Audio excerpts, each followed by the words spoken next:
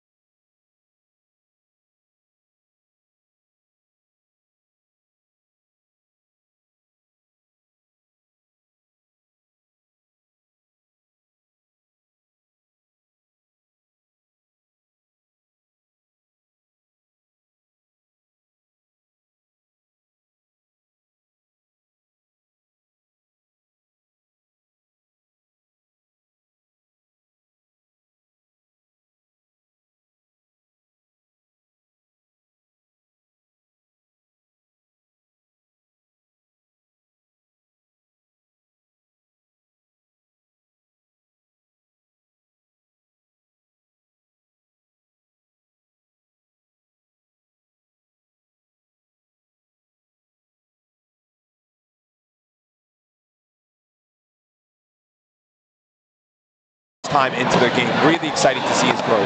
Yeah, you can see on their social medias, they're just showing, like they're drilling all day, every day. All day, every day, yeah. And they are so cute. And then another big addition for the drive this year, adding some championship experience with Stevie Petropoulos over here. She, I think, is going to be a huge addition to this drive team. Oh yeah, absolutely. I mean, Stevie brings not only youth, but come on, now championship experience, having won last year with the Montreal Lions. Yes, and I think you just see the growth in her game as well. I think last year, especially early on, the emotions got to Stevie very easily. Yeah. And we could see that kind of mental game start to unravel, start to spiral a little bit here. But as the season went on, as she got more comfortable in Canada with the CNPL, with her teammates, she became a force down the stretch. And it's going to be amazing to see what she brings to the table here with her new team to drive. Yeah, exactly, and it'll be so interesting to see just how these teams decide to open up in the first few rallies, Luca. I mean, they're going to bring either fire or ice. Absolutely. Okay. And it's going to be very intense the entire time. Jada, oh my gosh, God bless her. She is a cinnamon roll off the court, but on the court, she is a fierce competitor. She is all business. And yes, we are excited to see it all go down live here on season 4 of the CNPL. So good. Yeah, and if you're not here today joining us, folks, live at the Pickler, you can also tune in on YouTube to check out Court 2, but of course, Game Plus, we are broadcasting live to you on TV all day. Yes, and a big shout out to our sponsors here as well. We've got the Ontario Pickleball Academy, our official sponsor here, the Owl Ball, obviously the ball that the pros are playing with today, Club MD, TSS Pickleball, and all of our other amazing sponsors out there. Thank you guys so much. Your work and your dedication to the sport does not go unnoticed, so big shout out to you guys as well.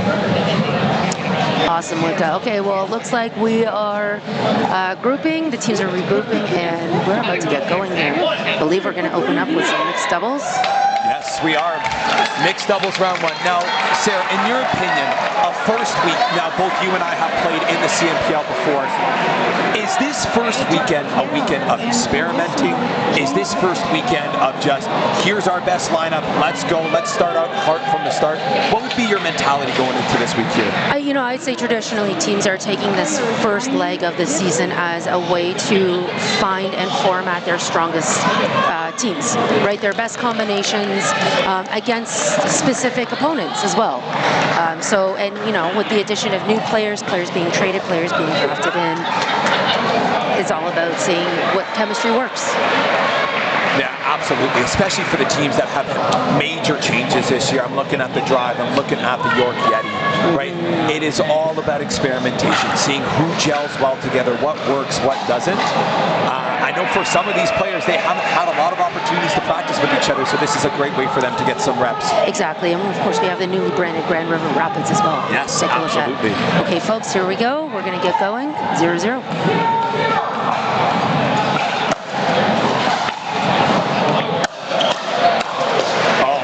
Wild start, hard and heavy. I think that's their bread and butter, Sarah. That driving crash is going to be lethal from 2.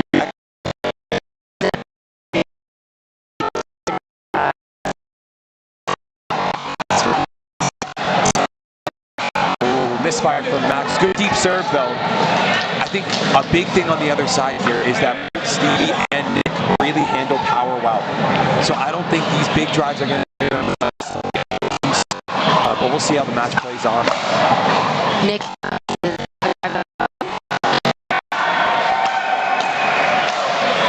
Oh, yeah. Yes, first overhead by Maxwell, kind of sitting high. Stevie able to underneath and defend that ball, but the next one had so much topspin on it. Oh, yeah. Neck court for Nick. With an overhead of her own. And as we thought, you know, with Rollins having a star earlier in the game. Oh, you know that one always comes back around. 100%. It is the karma of pickleball. And we see here, for all of our folks looking at home going, just all the players snap Toronto United. That is one of their team traditions of a net court winner. Snaps all around. Also common courtesy. Sorry, not sorry.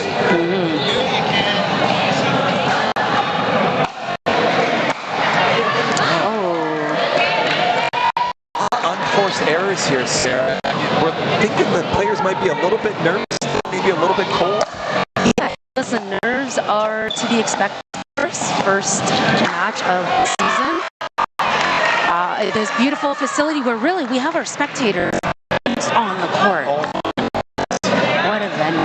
What a venue, what a time this is. We are looking at 1,400 people be at the Pickler this weekend watching the CNPL. So again, Fairness by Nick Trin.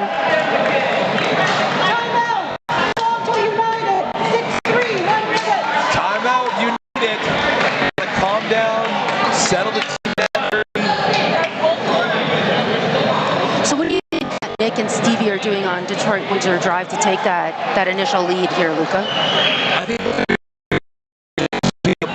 live, Sarah, and I think something all my out there make it hit another shot. Yeah. More ball. Yeah. It doesn't need to be free. It doesn't need to be a winner down the line that you're going to talk about for the next week with all of your friends. Just keep the ball alive. And again, we're seeing that success with the drive right here, right now. Yeah, I would have to agree for sure. And, you know,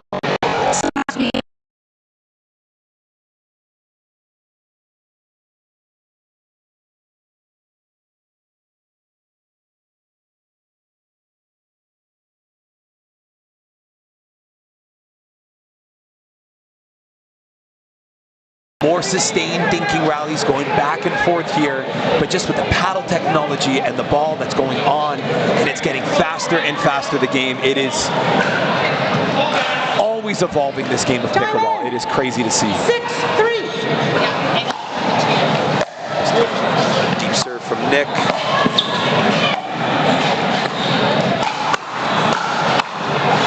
some nice defense. Yes. Nick Trainer playing with no fear, looking like a veteran out there. He lives for these moments, Sarah. He definitely looks comfortable right now.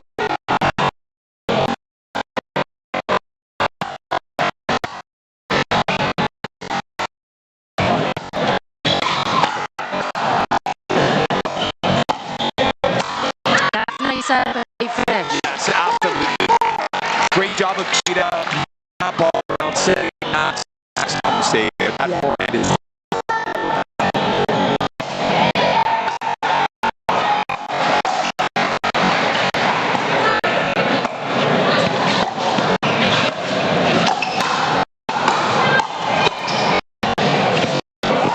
Oh, what a get.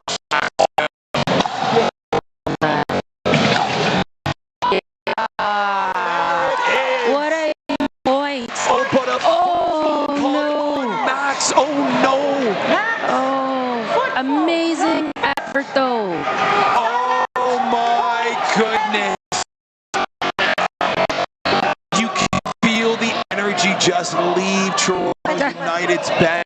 Oh my. A left foot fault called on Max. Max is coming up. A little chat about this with lead referee Joanne. Yeah, and Joanne is on it. Absolutely. Maybe, hopefully, we can get a replay over here. Out. But again, all of our referees out there, they are the queens of the court, and what they say goes.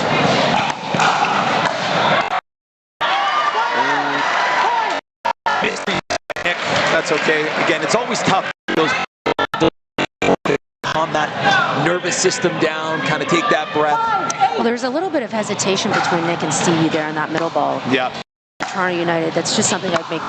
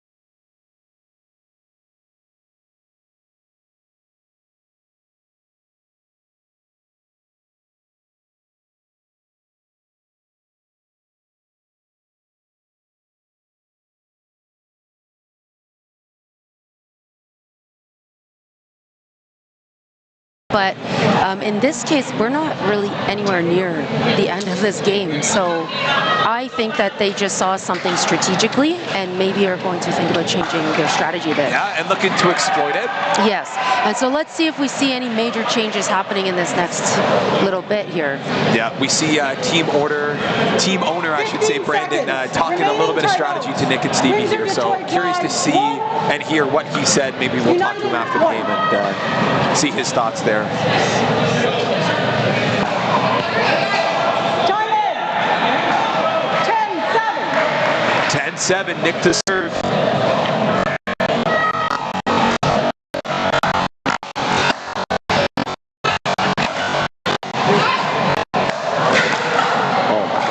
Tell me you got that. Oh. Good try.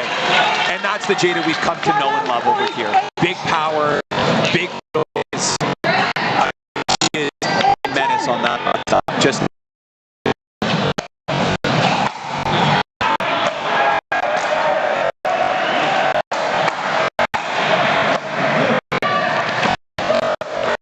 yes, well done. No fear from Stevie. This is a great battle on there. Oh, it certainly is. And what they're doing is they're really pushing back the team of Toronto United off that kitchen line a lot more. Mm-hmm. They are not giving them a free ride to the kitchen at all.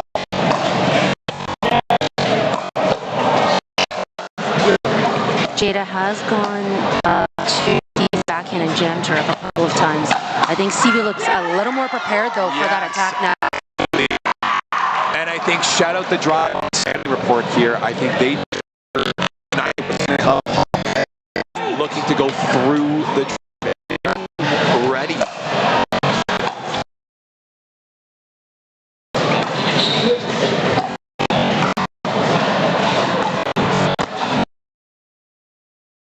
Max, good reset from Jada. Yeah, this is a solid defense. The trigger. And that is coming. Absolutely. She had me fooled there. And again, just speaks to the deception of Steve. same shot. You don't know whether she's going to hit a dink. You don't know whether she's going right at your chest. And that she's not pulling the trigger on every high dink as well. Also. 13.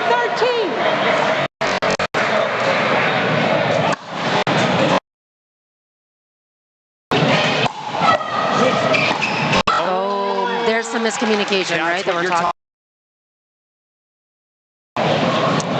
Well, has a little bit of work to do, trailing by 3.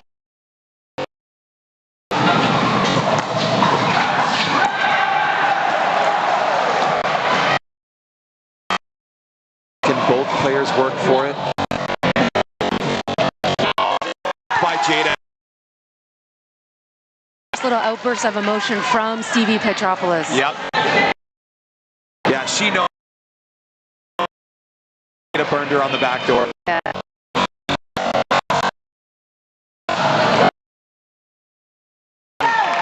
Great return, great setup. And then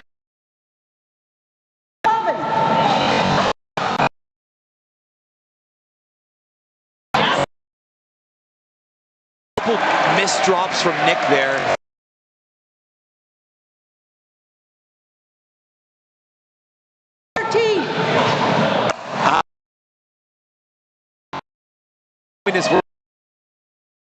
An overhead put away, a fancy.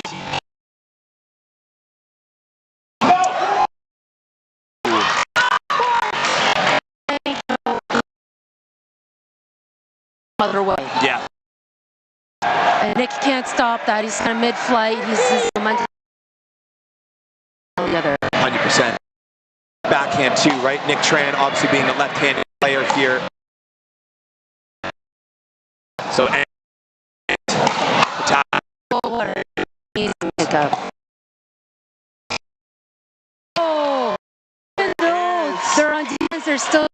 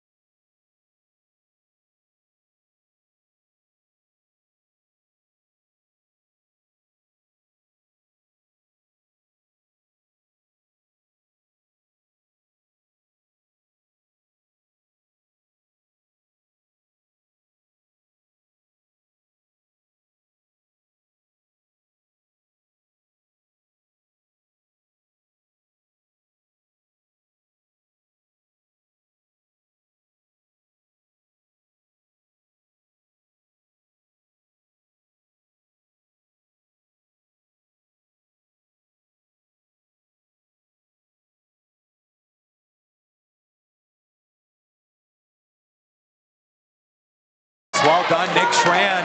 Do you think that Max is entering into the front of the court a little too early? I think so. Well, I think he and Jada are working off that driving crash, but Stevie's doing a great job when she's blocking that ball, Sarah, blocking it down at Max's feet so he can't do anything about it and forcing him to make kind of a hero shot. Yeah, exactly.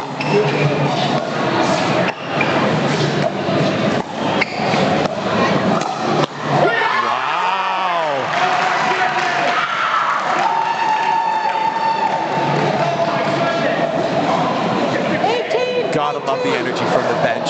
Captain Evan Holinski cheering on his team. Wow. Oh, snaps from United. A big net cord there, especially at the end of the game here. Oh. 19-18. Does not get closer than this for game 1, season 4. Oh, with an out ball being called that brings us to 19-19. So for all of our first timers that are watching at home, Sarah, talk about what happens at the end of the game and the freeze here, the dreaded freeze in pickleball. Right, so at CNPL we play games up to 21, and when a team hits the 20 mark, we'll just wait for this rally to end. Oh gosh, what a get. That was out, that was wide. Okay, so here we go. So with that big points, Detroit wins their drive now is 20 points. They have entered a serving freeze, which means they can only win this game to 21 on their own serve. If they don't win this rally, Toronto United will earn the 20th point, and they enter their own serving freeze. Yes. So it's a double serving freeze format that we use at CNPL.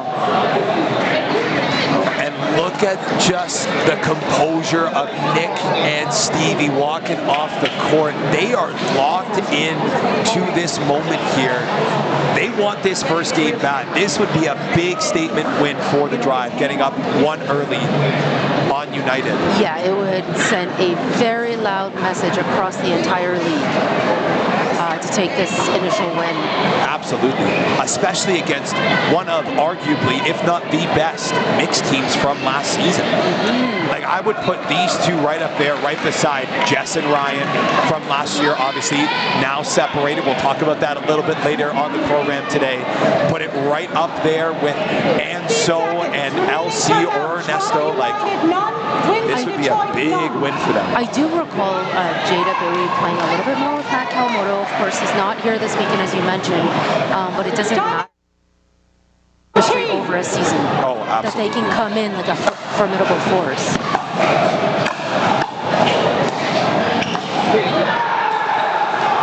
So electing to keep that ball right on Stevie. Yep. And great job slowing it down, getting up to the line. And an out ball from Jada. Jada showing a little bit of impatience trying to get that 20th point. Yep, absolutely. And a big statement win from the drive, 21-19. Wow. Oh my goodness, All wow. I can say is wow. Yep. This is game 1 though, folks. You know, there's another mixed team to come on. And we get to see Maria Kuklotsky for the first time in Canadian National Football League history. Yes, and if you know Canadian pickleball, Maria has been a staple of this game for years now. And this is her first season coming up to the pros up here in Canada. Excited to see what she has to bring because she is fiery on court, Sarah. Oh, I'm so excited to watch her play on the stage. I believe 2021.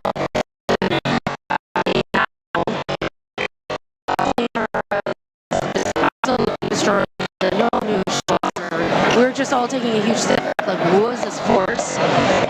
She did come to the tryouts of season 1 CNPL, and I believe elected not to participate. Yes, I believe she was, but again, opted out. I played a little bit in the States, if I'm not mistaken. Collected amounts of experience. Yes, and now she is back, ready to say, I'm coming back for my throne as arguably one of the top women up here in Canada. Yeah, absolutely. My first experience, I'll never forget it. It was last year at a tournament in the GTA Open, and If anybody has been to One Health Clubs, there is incredible towel service there. Why is this important? Because Marie only on that is always warming up in a towel. She took the towel off. But in One Health, she had 3 towels on, Sarah. One around the waist, one on the shoulder. That's hilarious. Yeah. What a memory. Yeah. Maria is based in Ottawa, and I know early on she was hitting a lot with Matthew Kawamoto. And when you get an opportunity to enter the highest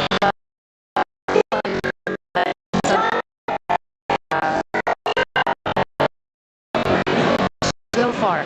She is going to go far. Not even legend. The Kawamotos are pickleball royalty. 0-0. Shout out all the Kawamotos. Here we go. Game 2.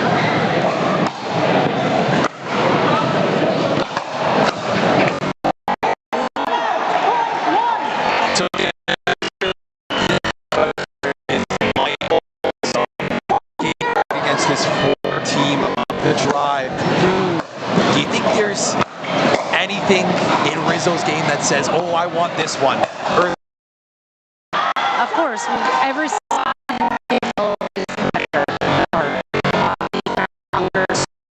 takes win for multiple reasons.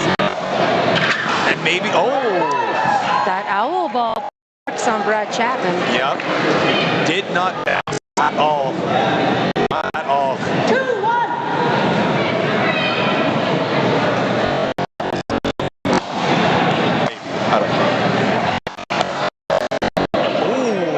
From Rizzo, but I like that early on in the game here. And I think he's got a message to prove to the drive saying, I don't know why you guys didn't bring me back. I am a competitor, but that being said,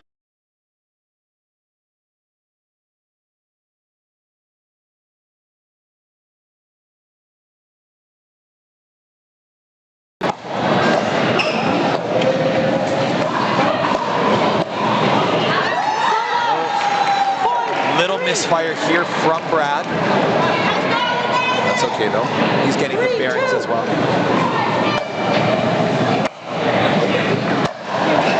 Oh, that is in. Michael Rizzo, great control over the ball. That ball had so much topspin, Sarah. It landed a foot in. 4-2. Nuts. Yeah, well in.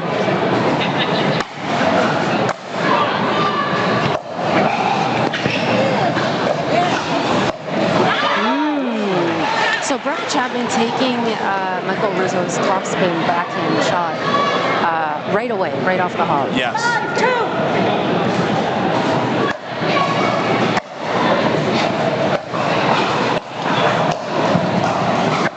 There's some options to take that. Yeah. A very different vibe this game than last game, that's for sure. So Brad plays pretty stoic. So yeah, he's that ice. We talk about fire and ice. Yep. He's the ice. I did not see that ball clearly enough. Call on the court stance. Side out, point 3. Brad calling the ball out. He was pretty prompt on that line call. Yep, I agree. I think I did see it out. I know it's tough with the fence kind of in our way here, but I did see the ball out. Point 6. It never helps when the next ball goes into the net. I know Michael Rizzo's on the back saying that ball doesn't lie. 6-3.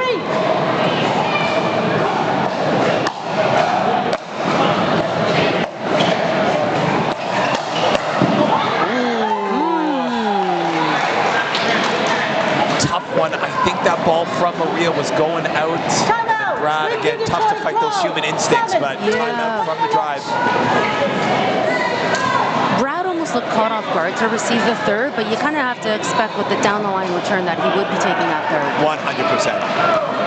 And you got to expect with Maria's game, Maria comes with power. She has power and pop on every one of her shots. She is not afraid to pull the trigger at any given moment. Not at all. Especially when she's playing a slightly more controlled defensive player like Brad Chapman, I think she's going to run with that aggressive strategy. Yes, absolutely. I think Maria likes her chances against Brad, and she definitely has the firepower to compete with him.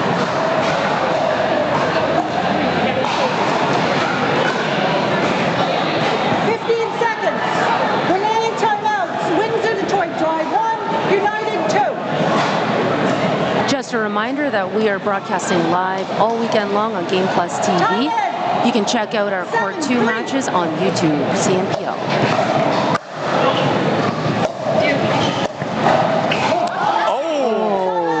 Swing and a miss from Michael Rizzo. He's smiling. 4-7. Gotta love a good banter back and forth.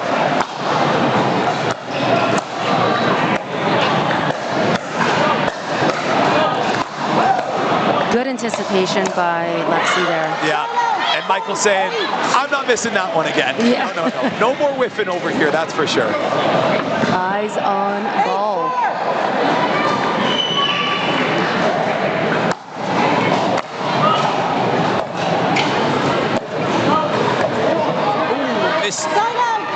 Mistake by Rizzo. Nice spot from Brad, though. Again, with all of these new areas, Sarah, I really love that middle thing. Cause a little confusion there. Exactly.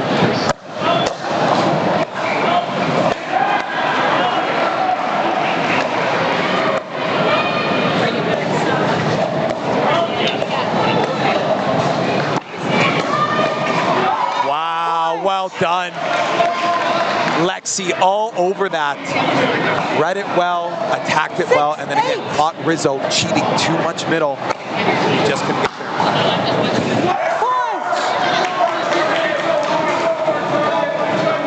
The Detroit bench is loud. It is loud, led by their captain, Evan Holinski. He is the beating heart, as well as their owner, Brandon Contrato, of this team. If I'm not mistaken, I think they make up the Detroit and Windsor part of the Detroit-Windsor drive. Yeah, I believe you're right. Yeah.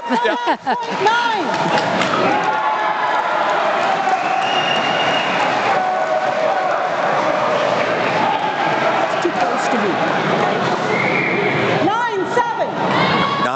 9-7. 9-7. United still holding an early lead here. Love that Tui by Maria. Oh, it's art, Sarah. It's art. You hang that in the Louvre. Oh! She's using a lot of slice on her defense. Yes. A lot of slice on that ball. And again, it just helps keep that ball low. Makes it tough for Brad to put the pressure on him. You see the error there?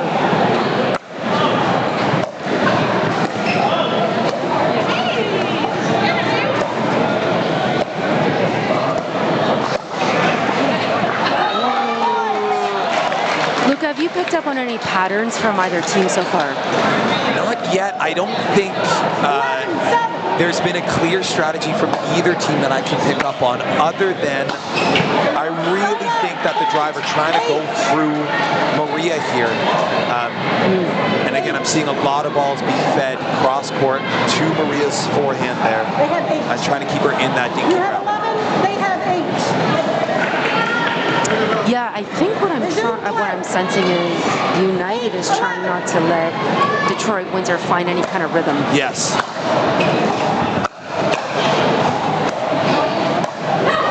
Oh, good lead from Brad Chapman. And that is one of the risks, of course, of not allowing a team to settle in is those aggressive low balls not staying in. Yes, absolutely.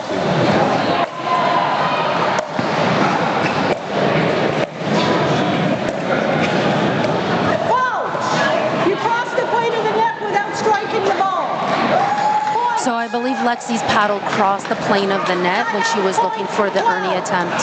Yeah. It's not that her feet crossed the net, so I believe it's the paddle. I believe it was the paddle as well.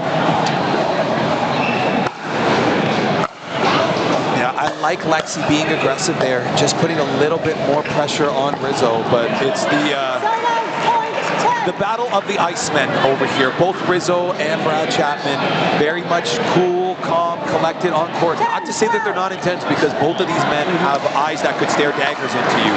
But again, very much calm, cool, collected on the court.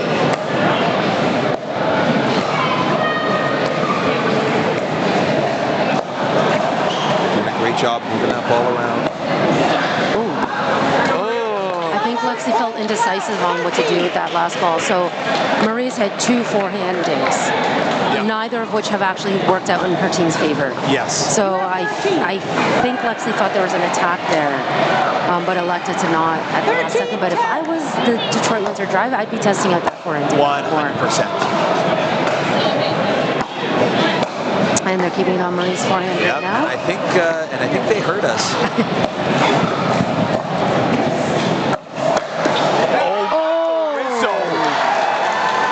Great court coverage there, coming all the way over, denying Brad Chapman that speed up down the middle there. Timeout from the drive. They want to cool things down. Yep, they definitely do. And Michael Rizzo picking up on that pattern immediately and just having nothing of it. Yes, absolutely. Doing a great job of covering all of his bases here, sliding over to cover that middle. And again, for all of my amateurs out there, you want to imagine that there's almost that little rope between you and your partner. You want to keep that rope that same distance all the way across the court. So if you're moving, they're moving. And if they're moving, you better get that behind if yours moving as well, because you need to cover just like Michael did. Yeah, and essentially, you should have all four players kind of moving towards the ball. No one standing still, no one moving away from the ball. Yes, exactly. 100%. We want nice active feet here, and I think that's something that all of the pro players here do at such a high level. They do a great job of getting low, using that lower body to help them push and roll all of their shots. It's not just with their arm, it's not just with their wrist. They're using every part of their body to help them be successful out on court. Remaining timeouts. Windsor Detroit drive, none. Toronto United 2. Detroit taking their full timeout. 100%. And again, smart play from them. Sometimes you take that timeout, you're allowed the full 1 minute on that timeout. Take that full minute to everybody listening at home. Why not?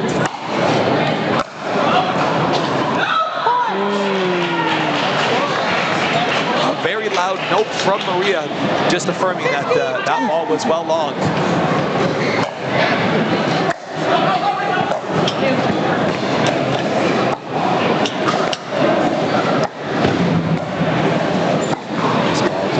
Job moving that ball around. Rizzo coming over. Ooh. These pickler nets are so not forgiving in any way. Absolutely not. They are fresh. This is a brand new facility. I think this is maybe the 5th or 6th time anybody has played on these courts, period. These courts are fresh, ready for our pros. And I just want to give a shout out to Carter Chin, one of the owners of the Pickler. Thank you so much for hosting the CNPL in our debut event this season. Absolutely, it's a beautiful facility. Love what they've done with the place, and big things to come here for sure. 11-17.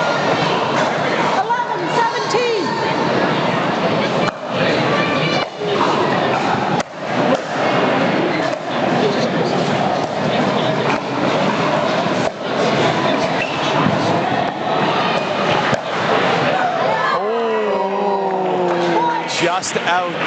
Unforgiving net cord. Unforgiving net cord. That might be the story of the day, Sarah. At least one of them.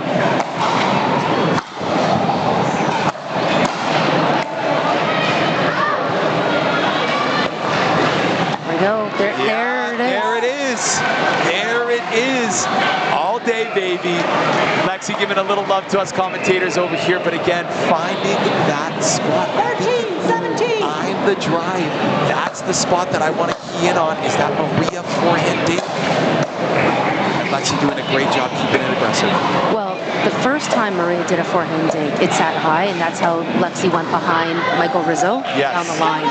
So now she's aiming to keep every other dink lower. Yes. Which is why they're kind of clipping the net. Yeah, 100%. 18-13.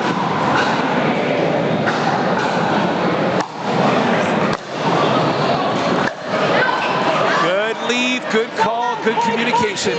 Love to see that from the partners there. Take that free point any day of the week. Absolutely. 14-18. It's definitely a close enough game at 14-18 where any team could take this game still. Oh, absolutely. Great reset from Brad. Nice spot. Look at how far back Maria is for these dinks.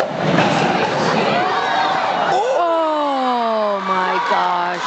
Michael Rizzo's first snap of the season. Wow, and a big celebration for the net cord. Toronto United love their net cords, I'll tell you that for free. 19. They just want to snap. They do. I see a poetry slam outing in their future. Oh gosh. For sure. Would you go to it? Oh, absolutely. Well done from Brad. And a little emotion from the Iceman, Brad Chapman, getting pumped in there. I like to see that.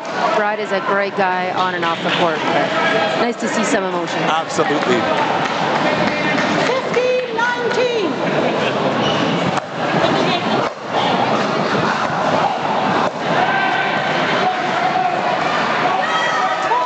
Luke, I'm telling you. I think we found the spot, I noticed Sarah. it right away. I think we found the spot. And again, if I'm the drive and I'm watching this game, I'm saying every ball is going to Maria's forehand. Yeah, there's definitely a timing to it. You don't want Maria to suddenly get hot on this shot as well. But right now, she's in her head on the shot. That she can hit 1,000,000 times over and over. Absolutely. But that's the beauty of pickleball, is that a shot that you practice 1,000 times over might fail you when you need it the most in a high-pressure situation. Yeah, that's pickleball for you for sure. And if I'm Maria, I think with that forehand dink, it's just try not to do too much, right? Just hit a couple back over nice and easy. Maybe just some flat little push dinks. Nothing too aggressive. Get that confidence back, and then you can really start to move and shape that ball like we know she can. Yeah.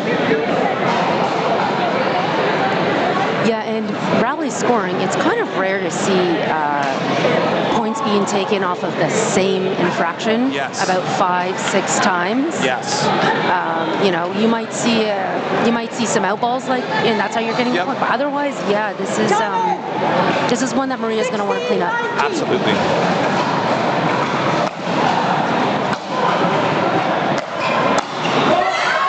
Forehand again.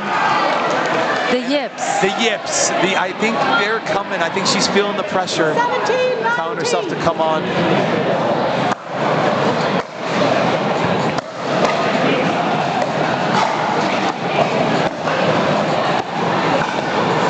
And when you stay, so when you stay further off the line in your dinking, you're giving the opponent so much more court to work with. So much more space. They have found it. And here we go, 18-19. The drive making a last comeback push here.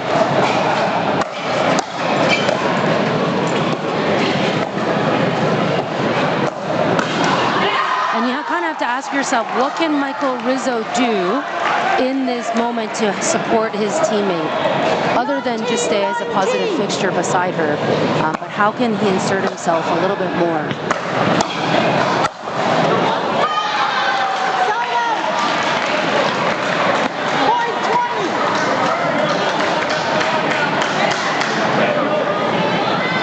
Here we go. We've got game point here, I believe. 2019. United big push here. Yeah, well, and despite these errors, they are on game point. Oh! My goodness, Maria. Oh, the hand might let her down, but the backhand, oh. The meatball was there. It was so there. 19-20. So for all of our fans watching at home, it's a double freeze. So if the first team gets to 20 and the other team gets to 19, they are stuck at 19. Toronto United second match point here. Here we go. 20-19. So nice return. Easy drive by Rizzo just to get up to the non-volley line. There's the forehand dink, but Maria's trying to clean it up. Can't get it down. Can't get it down. That ball was too high of hers, where she didn't know if Brad was going to pull down the line or to the middle. 100%. But the drive have found their spot, and they are going to do their best to hit every ball right there. Here we go. Clean.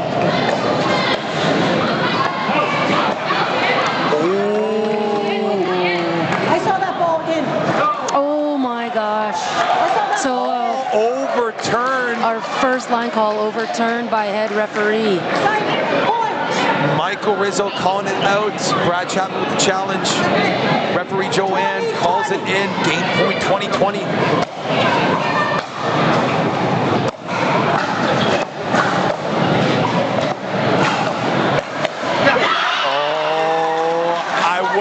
to see Lexi pull it. She elected to go one more dink, and Rizzo put it away.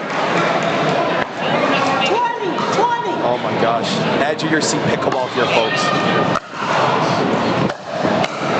Oh, God. Oh, and the body drive from Rizzo cleans it up. That brings our score here in the match to 1-1. Each One team apiece. taking, yeah, one mixed game. So now we have gender doubles to look forward to. Luca, what an onslaught for Toronto United, but they got through. Yes, they did get through.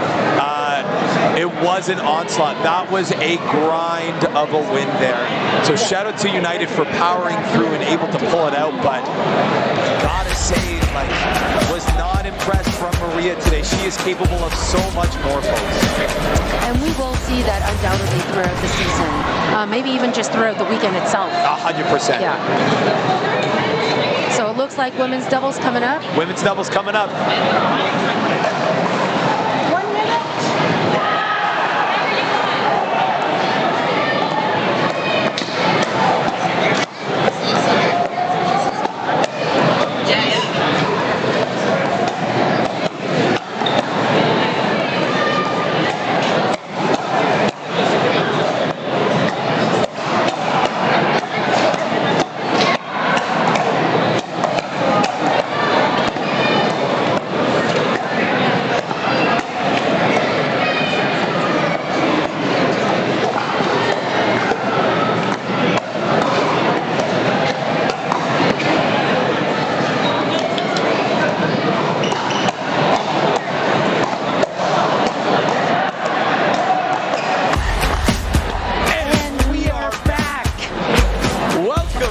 Ladies and gentlemen, to season 4 of the... Ladies are present And we are back. We are back. Welcome back, ladies and gentlemen, to season 4 of the Canadian National Pickleball League. My name is Luca, joined with my co-host Sarah here, and we've got an exciting match 1 of the weekend. The Detroit-Windsor Drive and Toronto United tied at 1 apiece here on weekend 1 of CNPL season 4. Sarah, it has been a back and forth slugfest between these two teams. It has, and I would expect nothing less. No blowouts as the competition is getting better and better with each season. Yeah. And again, nice and close, 21-20 and 21-19 the scores respectively. They are doing a great job. We're seeing some great pickleball here. I think this is going to be electric, like firefights galore. Oh, yes.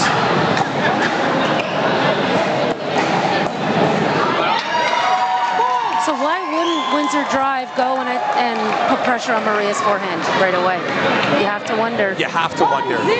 Again, I think it might be women's doubles is a little bit of a different beast rather than mixed, but I'm pretty sure if the Drive know what they're doing. Oh, unlucky. Those net cords. Unforgiving. Unforgiving. But again, if I'm the Drive, I'm going right back to the well, and that well is Maria's one. Absolutely, and just target that for right now. Again, as we know in pickleball, strategies and game plans change all the time.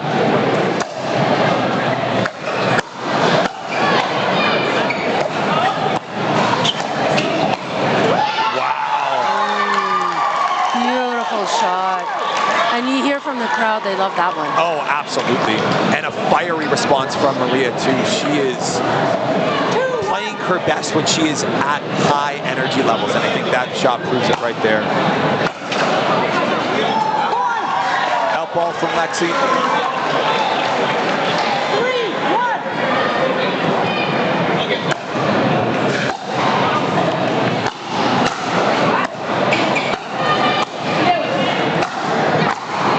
Solid defense. Maria. That was so cool to see right from the fence there, the incredible spin. Absolutely. And Maria, take a lap. She is in the flow right now.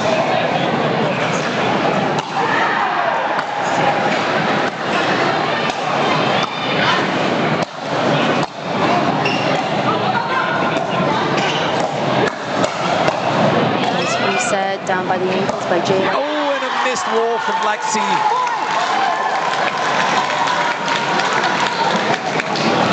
The these women are swinging it today, Sarah. Oh my goodness. Yeah, they definitely are. And a quick timeout being called by Evan Holinsky of the Detroit Windsor Drive, 6-1. Toronto United. Yep, calling that timeout. It's a good call from the bench here. And I agree, at 6-1, 5 points down, you want to slow down this freight train of Jada and Maria. Just goes to show you how different gender doubles is to mixed doubles. 100%. None of these women are afraid to pull the trigger at all. And they will pull it frequently, and they will pull it from anywhere on the court, really.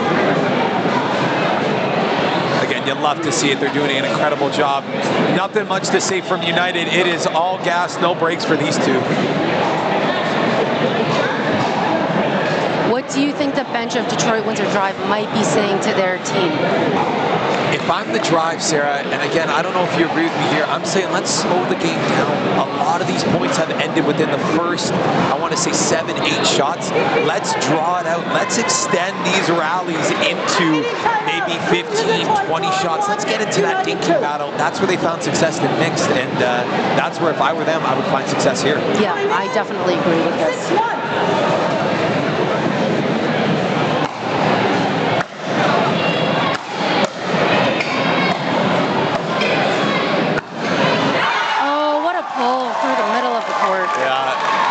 Jada's loving it. She's feeding into the crowd's energy here. Big smile from her. And again, both of the United women here are feeling the flow. Yeah. And Luca, I have to say, Toronto United playing, we've yet to see the presence of the Kawamoto fans in the bleachers. Where are they? Where are the faces? Where are the pom-poms? Where is Mama Kawamoto? I think she might be, truthfully, Sarah, cheering on her daughter, which is Jessica Kawamoto. We're going to see her later on in the program here today on her brand new team, the Northern Lights. Going to be excited to see how she gels with her new team as well. That's going to be an interesting storyline over the course of the season. That, yeah. And Toronto United just extending their lead, 9-1.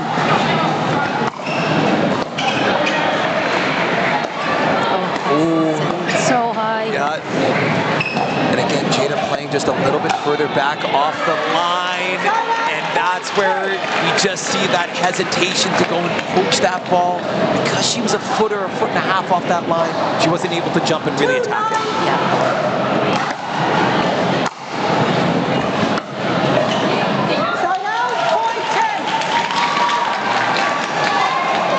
A little bit of an onslaught here from United. Just the Drive of not finding their rhythm this game.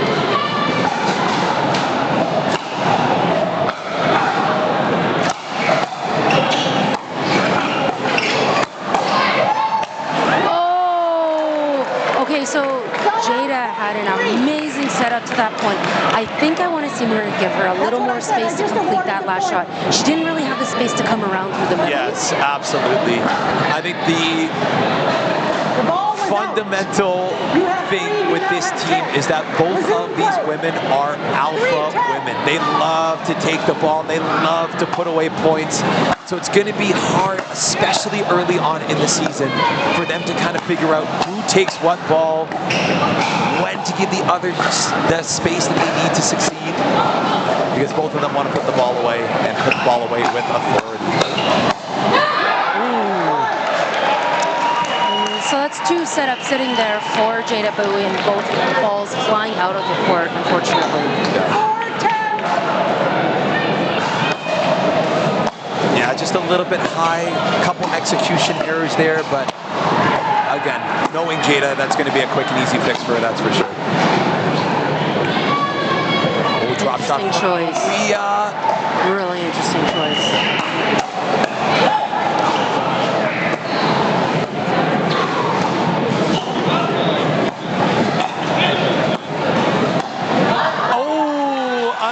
Unfortunate from Stevie, but I like that pattern from the Drive. I think they're getting a lot of success when we extend those rallies here. But great job moving the ball around. 11-4.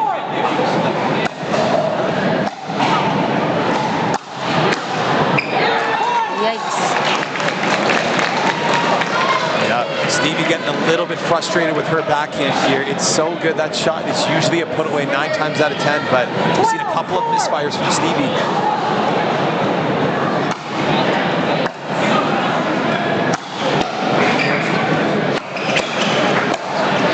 Oh my gosh, yeah. But you still see both ladies going for that shot. Both ladies, you can't fight instinct, yeah. And Jada telling Maria, listen, I got that, don't worry. Absolutely. 14-4. My overhead's pretty darn good. Unlucky for Maria. Yeah. But again, I think truly, Sarah, that's probably a good problem to have. If you have 2 women that are actively looking to put the ball away, not a bad problem to have.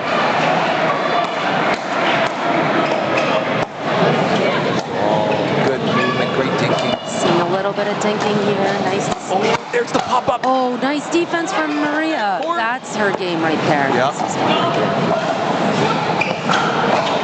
Look at this ball movement right now, Luca. Respect. Lexi Debo down the line. Painting it like Picasso. Well done, Lexi. 13. We'll recall the score. 6-13. Detroit want to catch up. They don't want to rely on their men's doubles match to get them into a singles tiebreaker. And they're one step closer with that next point. Yeah, absolutely. Again, if the ladies can get this done here for the drive, that would be a massive momentum booster for the men that have the chance to close it out in Game 4.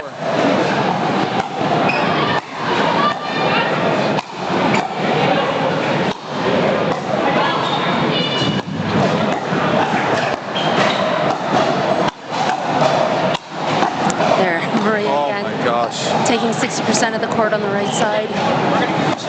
Good ball from Lexi, keeping it alive, slowing it down. Jada wants that ball. Jada wants to get in a little bit more. Yes. And I actually would respect that, you know? 100%. Yeah, she needs to get a bit more involved. Yeah. And again, I think that's what Jada's telling Maria right now, saying, listen, you can't push me off this far wide. Because again, I think Jada plays her best when she's playing free as well, and she is able to be big on all sides of the court. Side out point 14. 14-8 here, the drive, mounting a little bit of a comeback here, slowly but surely. 8.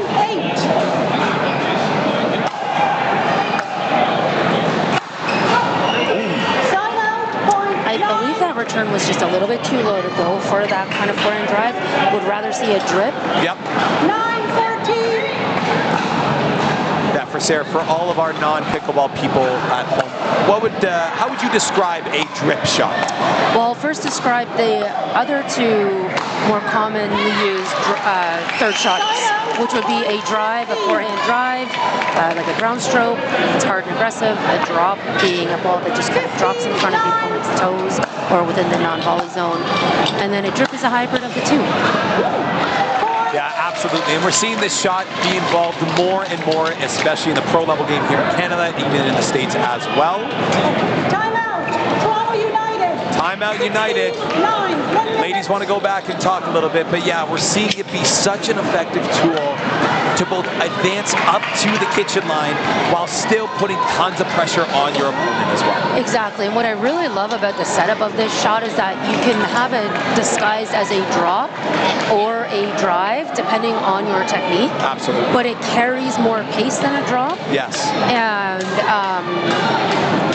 yeah, so it has more pace of a drive, but then with the descent of a drop. Yes, there we go. absolutely. You got this. But again, it looks like the United ladies are figuring out their chemistry here, smiling. You'd love to see good partner communication back and forth here. The bench is smiling as well and laughing. That's what I got to say about the United bench. They are always having a good time out here. Ricky and his guys always do an amazing job of keeping that high energy team level spirit up.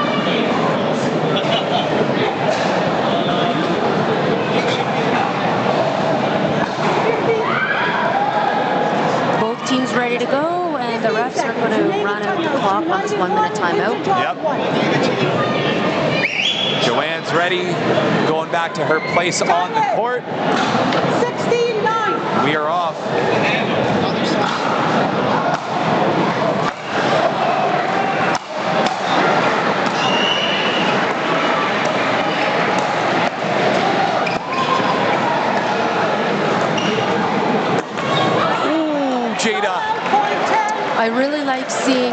way Lexi got low and used her whole body to execute that dink and put a lot of pressure on Jada. 100%.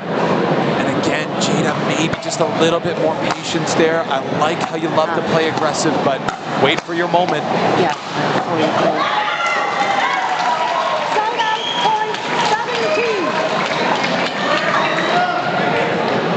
And Maria, such a competitor, such a fierce fighter. She puts that ball away and she is staring down Stevie, letting Stevie know, listen, if I get that ball's getting put away. Wow, Jada. An incredible get and just one shot too many, blasting that ball just a little bit far. Oh, hate to see it. 11-17.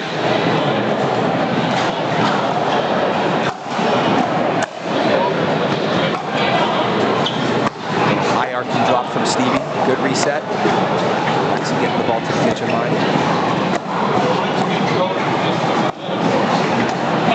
Good job from the ladies moving that ball around. Speed up. Oh, and a big finish. The opportunity was certainly there. Absolutely. I think Maria just not ready for that speed up from Lexi. Caught just a little bit off guard and the timing was affected there. Just seeing a couple of execution errors from United. A couple putaways that just have gone into the net. 13-17.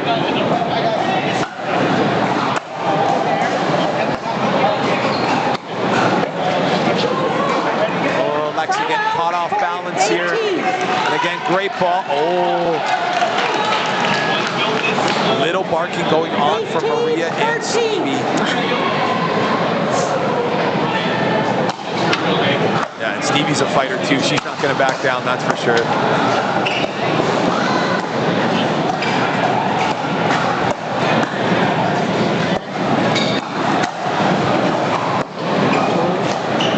Great movement from Stevie. Well done. Way to go.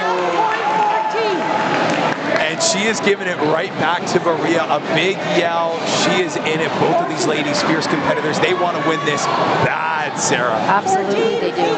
They want to win it for themselves and their team, of course. Oh, 100%. Looking like Kate Fahey out here with all the yelling and screaming that they got going on. Great reset from Katie Stevie. I almost said Kate. Oh!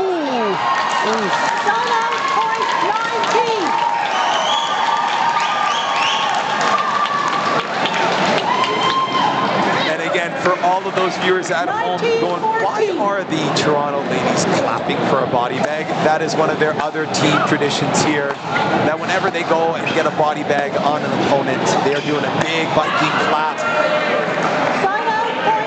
Jada self-talking, let's settle down. Yeah, 100%. 15-19. Drive, a little bit of work to do, 15-19. Missed ball from Stevie. And United game point right here. Game on Maria's paddle. 20-15.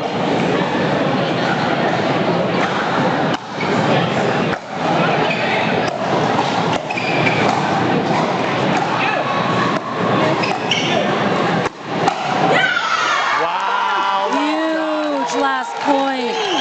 Well done from United ladies. Maria is pumped up. She wanted that win bad to avenge that mixed loss there.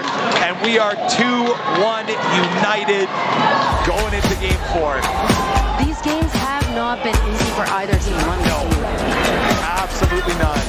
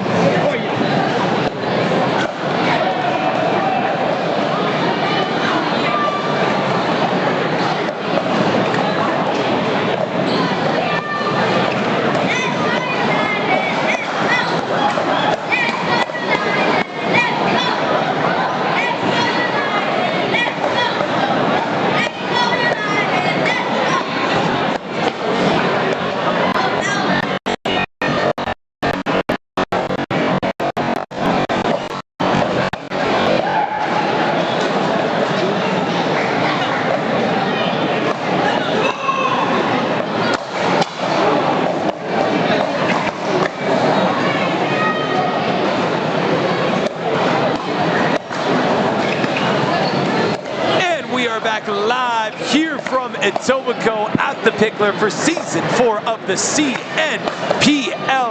My name's Luca, and I'm joined by my co-commentator, Sarah, and we've got Game 4 men's doubles for Toronto United versus the Detroit Windsor Drive. Sarah, this has been exciting pickleball top to bottom. This has been incredible so far.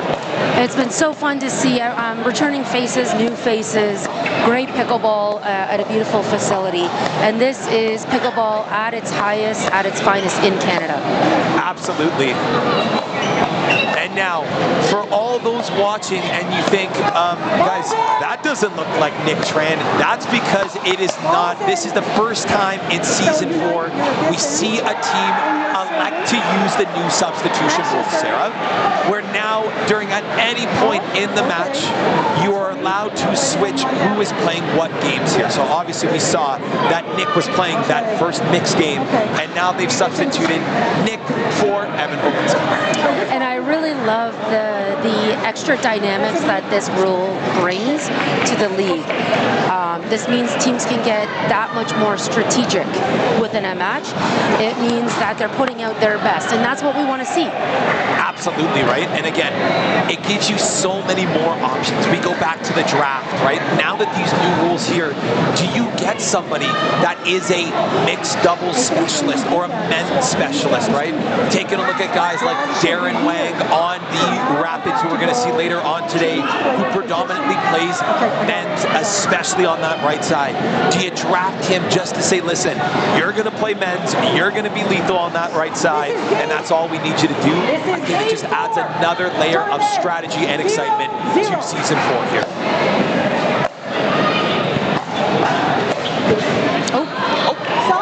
Okay, we need to work out the middle. Yep.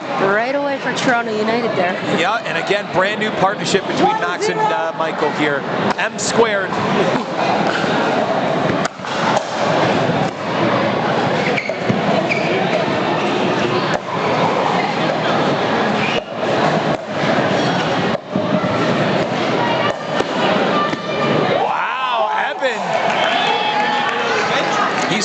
He's coming out hot. Yeah, he's pumped up for sure. 100%. We've heard him on the bench for the last hour and a bit, Sarah, so you know he has been waiting for his moment to get in here and make a statement on the drive here.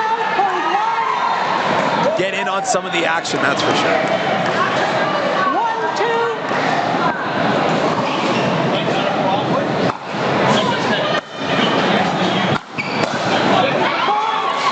So much dip on that drive from Max. Oh my goodness. That was a great drive. 2-2.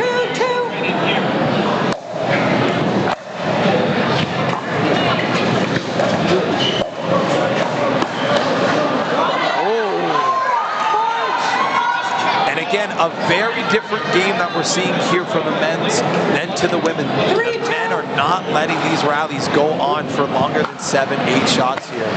The first second they have to speed up the ball, they are going to take it.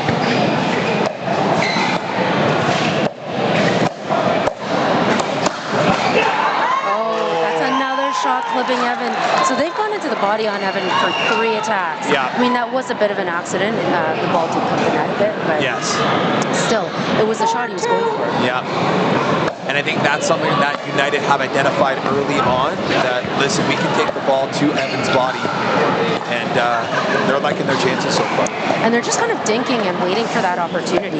Yeah. Moving the ball about until they get the chance to attack, and there it is again.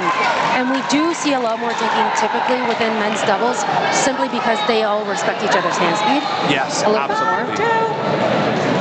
And again, there are moments where these guys are moving at the speed of light with their hands, and again, it's a blink and you miss it type of ball, that's for sure. Nice slice from Max, just wide though.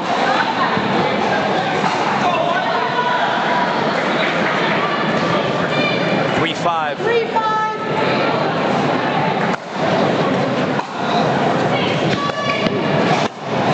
Let's roll by reset. That's okay. Ooh, and way out on that ball. Evan might have pulled the trigger, taking it right to Rizzo, and then again, just a little bit too much power from Michael there on that occasion.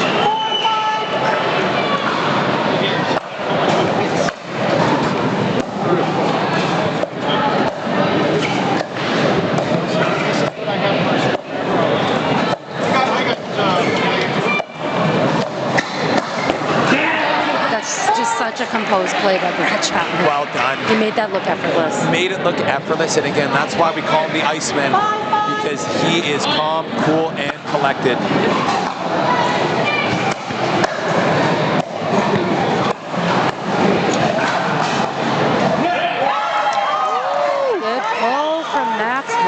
Yeah, and again, nice little speed up down the middle, super controlled, kept that ball low to the net, and again, exposing this new team, and again, figuring out who's got that middle ball.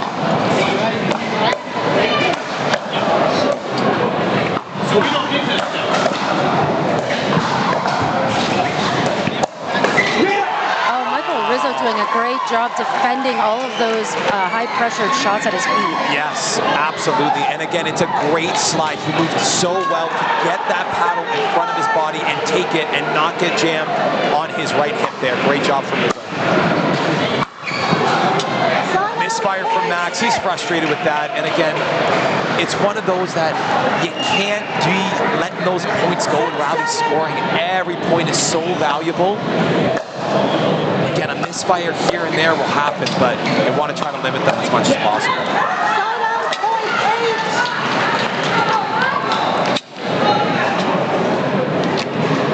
Tough to find a rhythm in this game so far. So far. Yeah.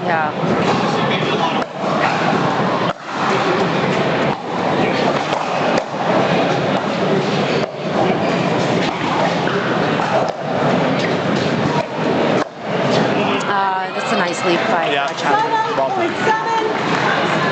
Timeout, Windsor, Detroit. 1 minute. Timeout here called. And I think this is a good timeout. This is a close game, kind of the closest game we've seen from the start of each one so far. Yeah. And again, what I would love to see here is a little bit more energy from both teams here. We are an hour and 15 minutes into this game here, and again, it's human nature. We see that energy starting to dip down a little bit here. Again, this is where the team dynamic comes into play here, Sarah. You gotta get your bench loud. You gotta motivate your players out there on the court, because extra energy usually leads to extra performance in play. That's right, and with Toronto United having just a slight edge at 2-1 for the overall match, they should be fighting to avoid the tiebreaker. Yes. And the Detroit Winter Drive should be fighting very hard to extend this match and get into a tiebreaker. 100%. And this dream breaker, if we get to one, would be electric between these two. A lot of singles players that train singles specifically on both of these teams here. Toronto United 2. Yeah, and you know, neither team necessarily wants to be putting pressure on their players to play longer than they need to. Correct. But sometimes that's just the case. And this is, again, match one. A lot of these teams have 2 more, even 3 more matches today as well. So again, it's a long day for these players here. Oh, and 2 missed returns from Toronto United, giving Detroit Windsor the lead. Yep. Safer return by Max Wild. Yes, 100%.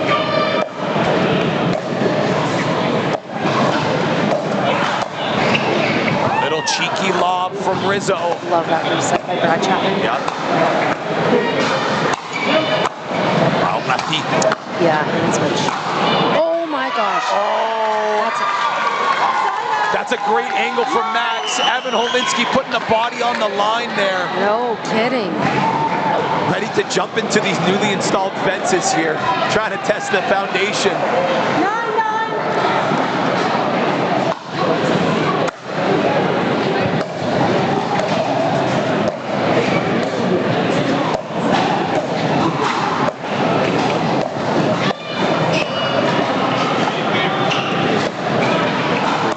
All these plays, a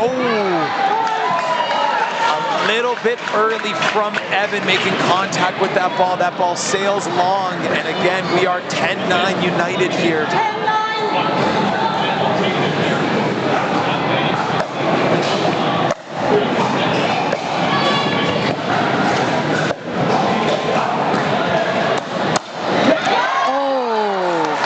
Okay, Michael Rizzo shutting down that lane and just saying that no. Came right back. Yeah. Again, Michael Rizzo, usually known for his backhand. His backhand's probably one of his better shots in his game, but his forehand said, not today, Evan. Gonna make him think twice before speeding up down the line again. Great reset, great defense. Just short though. Timeout, point 10. And on court 2, which is live on YouTube, we have what looks to be the London Smash versus the Grand River Rapids over here on court 2. Definitely check them out because they are an incredible teams, an incredible possibly championship preview. I don't want to reveal my predictions too early, but I'm loving both of those teams, especially how they're playing early on. They do have incredible depth to teams. Great job, great speed up from Max there, just really attacking Brad's body and making him pay for not moving his feet that over, popping up that dink, and again, taking that breath over here. 13-10, 1 minute. Shout out to his wife, Caitlin, the team manager for the Detroit Windsor Drive, pumping him up. And again, just such a great community that we have here in the pro pickleball space here in Canada. Absolutely love to see it. Yeah, so many of these players having played together against one another for easily 5+ years as well. You know, you see that depth with players like Ernesto Fajardo. Happy birthday, Ernesto, by the way. Yes, when we see him later on today, we might need to sing him a little bit of a happy birthday over here. Shout out to one of our oldest standing members in the CMPL, truly a veteran here, even though he's like 26 years old, 27. Yeah. But yes, happy birthday, Ernesto. So happy for you. And hopefully there's a little bit of good luck on that birthday as well. I'm sure there will be. You know, like I said, some players have been playing for a long time. I think it was in 2017 or 18 I first came across Ernesto in tournaments. And just seeing how his game has developed and what he's done for the sport in Canada is truly incredible. 100%. He had a stretch of, I want to say, around 2 or 3 years where he was the undisputed #1 Canadian male pickleball player. It was not even a question, Sarah. He said, who's the best in Canada? Ernesto Fajardo. Cool. But now, again, the game is growing, the game is developing here, and there's going to be a lot of great talent and a lot of great men specifically that are coming for that crown. 13-10. Big thing that we see here from the drive is a side switch. We've got Evan Holinski on the right, Brad Chapman on the left, going deep in the bag, trying to switch up the strategy and claw their way back into the game here.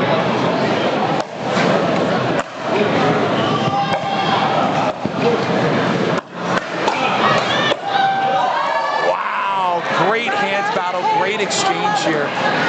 Sarah, walk me through, why do we think the drive switched up their sides and who's playing what side? Well, I think we just saw a piece of it. Evan Holinski's got a beautiful two-handed backhand covering the middle of the court. And it could just make their center a little more ironclad. Brad's got a beautiful backhand rolls. We just saw his, almost staying in. Yeah, almost just out. Yeah. Oh, it wasn't. It wasn't. Attaboy, Brad. 12-14.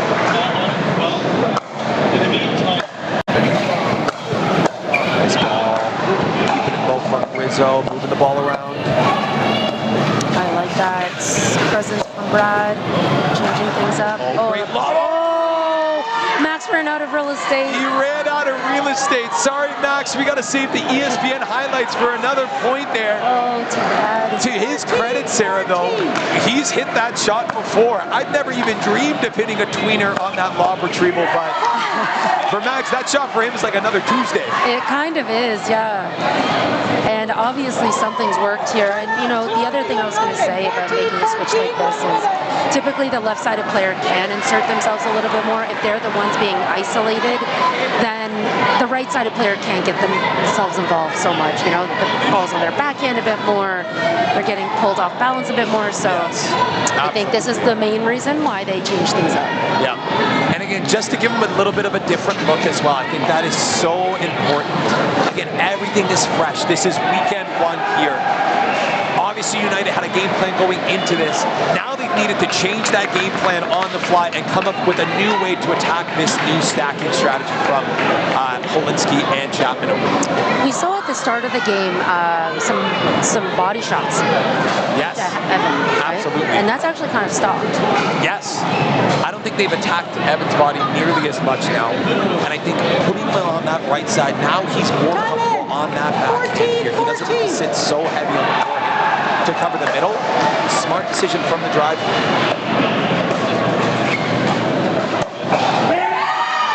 And instead, they're going right to Rizzo's body. They found that right hip, caught him in that little chicken wing here, and then Rizzo tried to do his best Gabe Tardio impression with that crazy backhand, but just wasn't able to connect.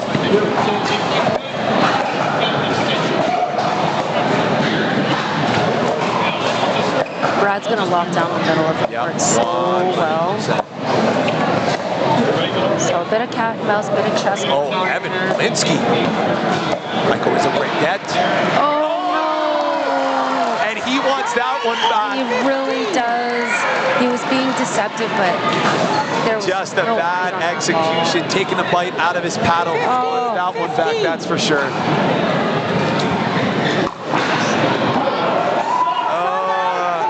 Matt's visibly frustrated. Michael Rizzo doing a great job to calm him down. It's all that Viking energy, Sarah, especially when it's tight. Yeah.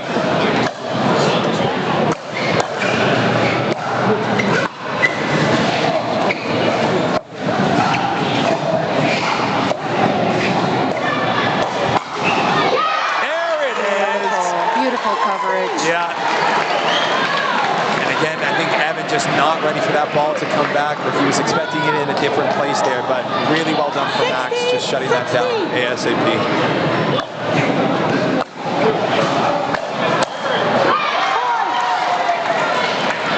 And now we feel the energy start to come back into the building here. We feel that United bench cheering them on. 17-16, it's a close one here.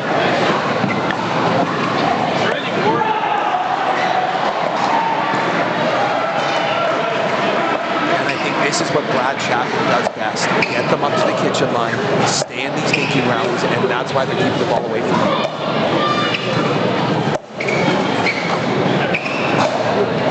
Confusion in the middle. And that confusion maybe just pulled focus away. I think so. Again, it's that half-second split indecision here that makes you hesitate and just came up short. 18-16.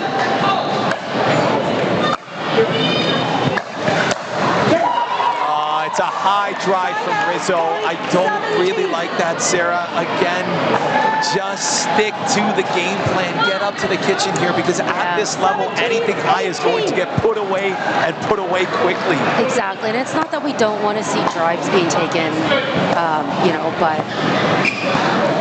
the drops were working for them. Yes. That's what got them a bit more of a lead. 100%.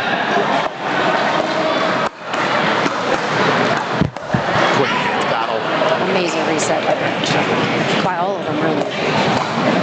Oh! There it is! And again, I think Toronto United saying just a little more discipline. The Winter Drive being slightly more creative. 100%. They are doing a great job of staying in those rallies, keeping their composure, making sure that everything is calm, cool, and collected, and it's paying off for them on the court here, Sarah. It really is. You are seeing it pay dividends. Yes, absolutely. It's incredible to see. Oh! Missed third from Mr. Max Wild, bringing the drive back into the game here. 18-19.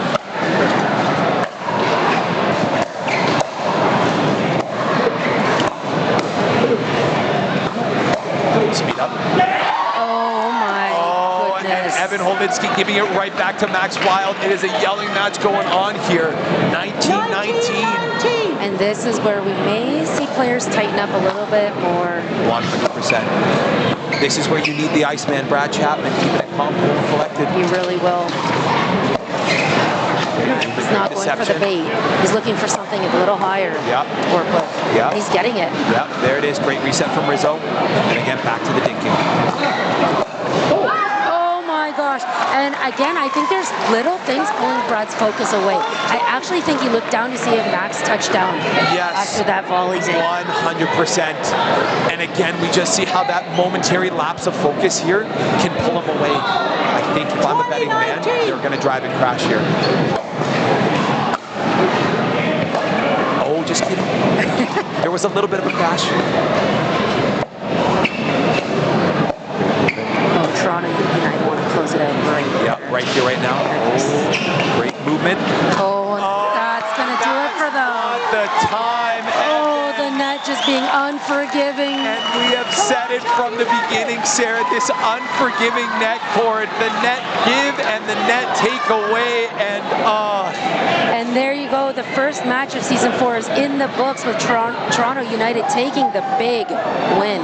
Big win from United here, and it's incredible to see a great job from all performers here. And again, it's a 3-1 win for United, but shout out to the Detroit Windsor Drive. They kept that game so close here. They really did. What a great effort by the Detroit Windsor Drive, getting the early win, right, in that first mixed game. In the books here, yes, I think we're going to have the opportunity to speak to one of these players here. It's going to be incredible to see. So more to come on the CNPL Season 4. Stay tuned. You're not going to want to go anywhere.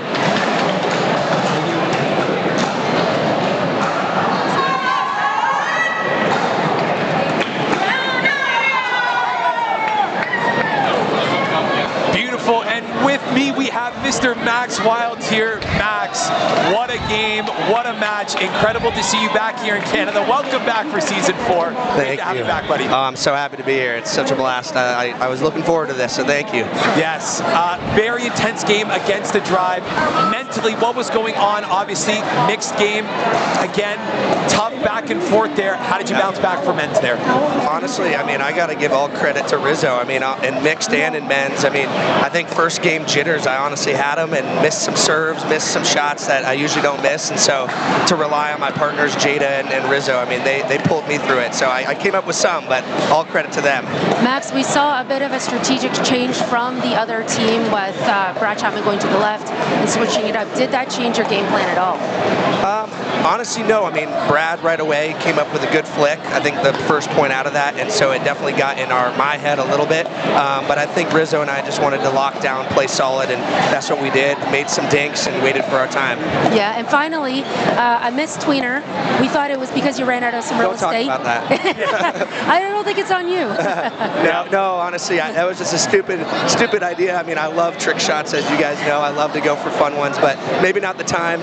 But I'll be trying them again this weekend. You absolutely will. Thank you so much for your time, Max. We will see you more on season 4 of CNPL. Thank you so much, buddy. Thank you guys for having me. Appreciate it. Awesome, and that wraps us up for the first match of the day, but don't go anywhere, folks. We're going to be right back for match number 2.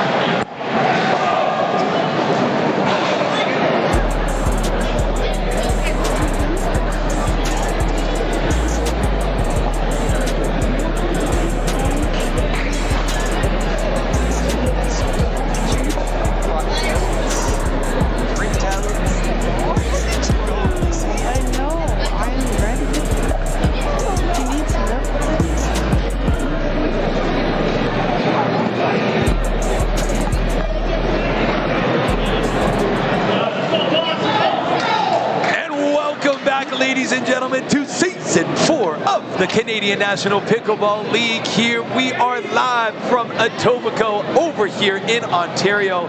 My name is Luca D'Amico, one of your commentators for today, and I am joined by my brand new commentator, Reese. Do you want to introduce yourself a little bit here, just as these ladies get started?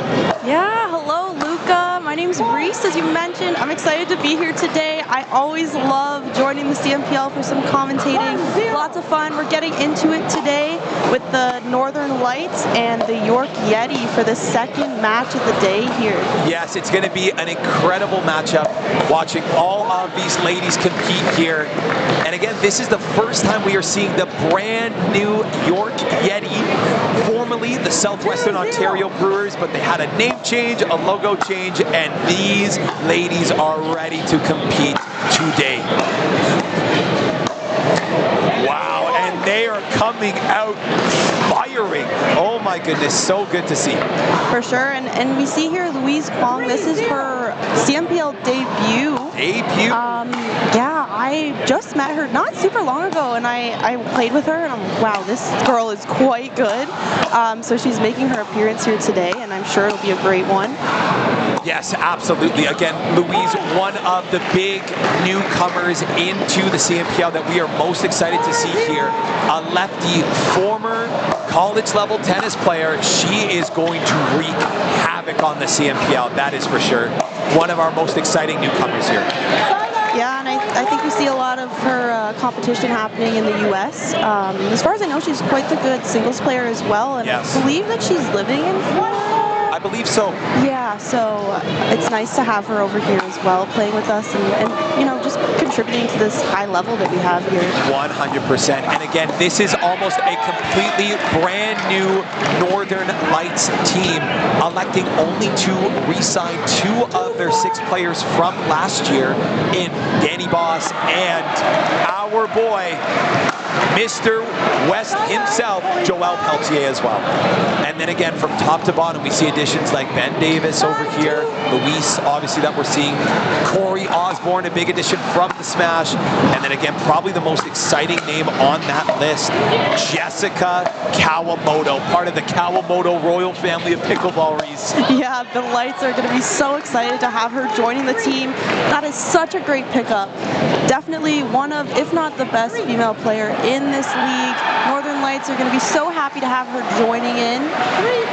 Yes, oh my goodness, I cannot express enough what someone with 10 years, 10 plus years of pickleball experience does to a team. Such a big pickup and a quite shocking moment on draft day, seeing her get traded like that.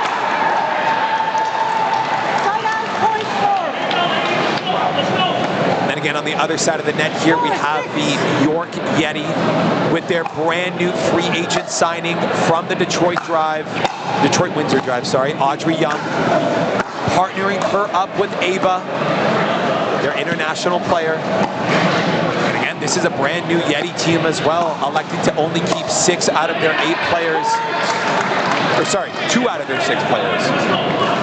Math is funky here, but again, great team overall. We like pickleball, not math. That is true. That is true. That's what we have the refs for. Yes. Shout out to them for doing such a great job. I'm sure they're excited to be starting the season again this year. We're lucky to have them.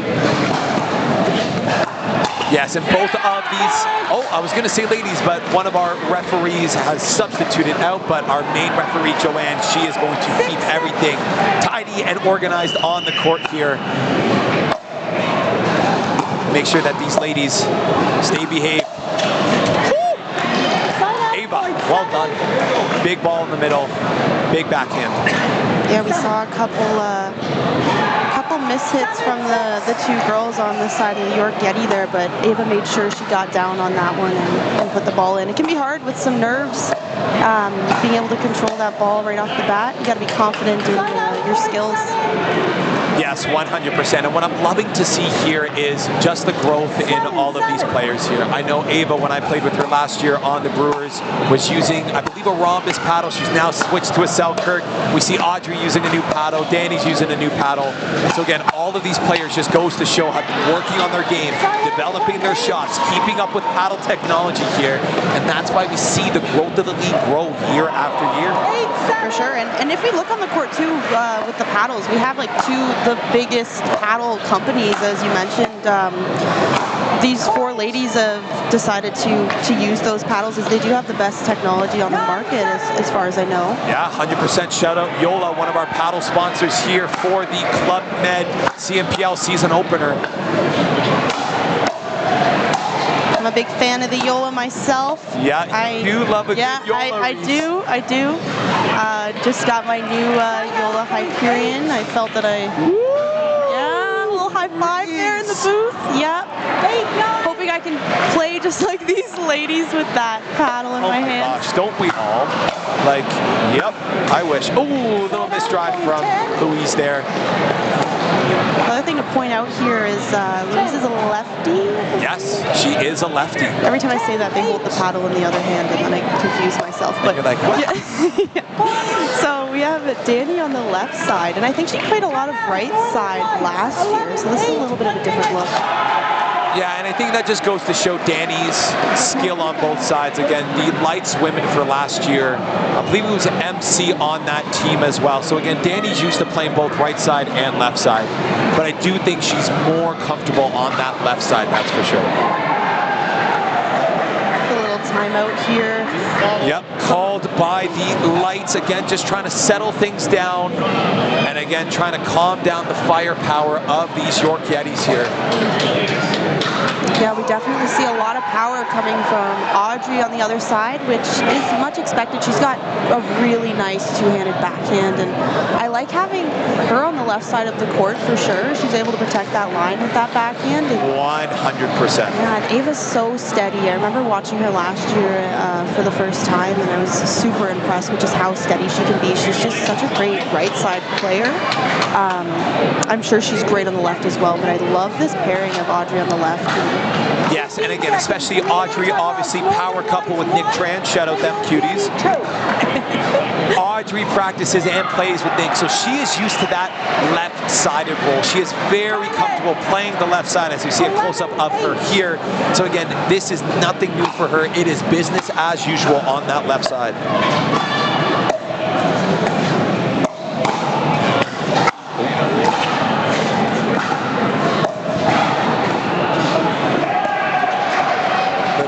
From Ava, ball back up, overhead, and a great angle from Ava, putting that ball away. I love that. You see the Northern Lights were getting a little bit comfortable in a softer rally there, and Ava says, I'm going to throw up the lob, and it ended up working in the favor of the Yeti. Yeah, absolutely. And again, we're seeing the lob be involved more and more in the pro game, especially if people are getting comfortable at the kitchen. That lob is there to disrupt the pattern, switch everything up. Exactly, and I feel Ava had that exact thought going through her head there. Beautiful two-handed backhand. What a nice angle from Audrey. Yeah, she made no mistake about that one. She put that ball hard and low away right to Danny's backhand. Tough ball for her to get there. It's like the spot we like to call the no-go zone. Definitely the no-go zone for Audrey on that two-handed back. Oh yeah, absolutely. And again, a low ball from Louise. I think a little bit of season one nerves coming from Louise Kwong over here. Oh, for sure. It's tough. I mean, you and I have both been there as well. It's, you know, there's a lot going on the court, a lot of nerves, lots of people watching. She'll settle in. Yes, just settle in. Absolutely.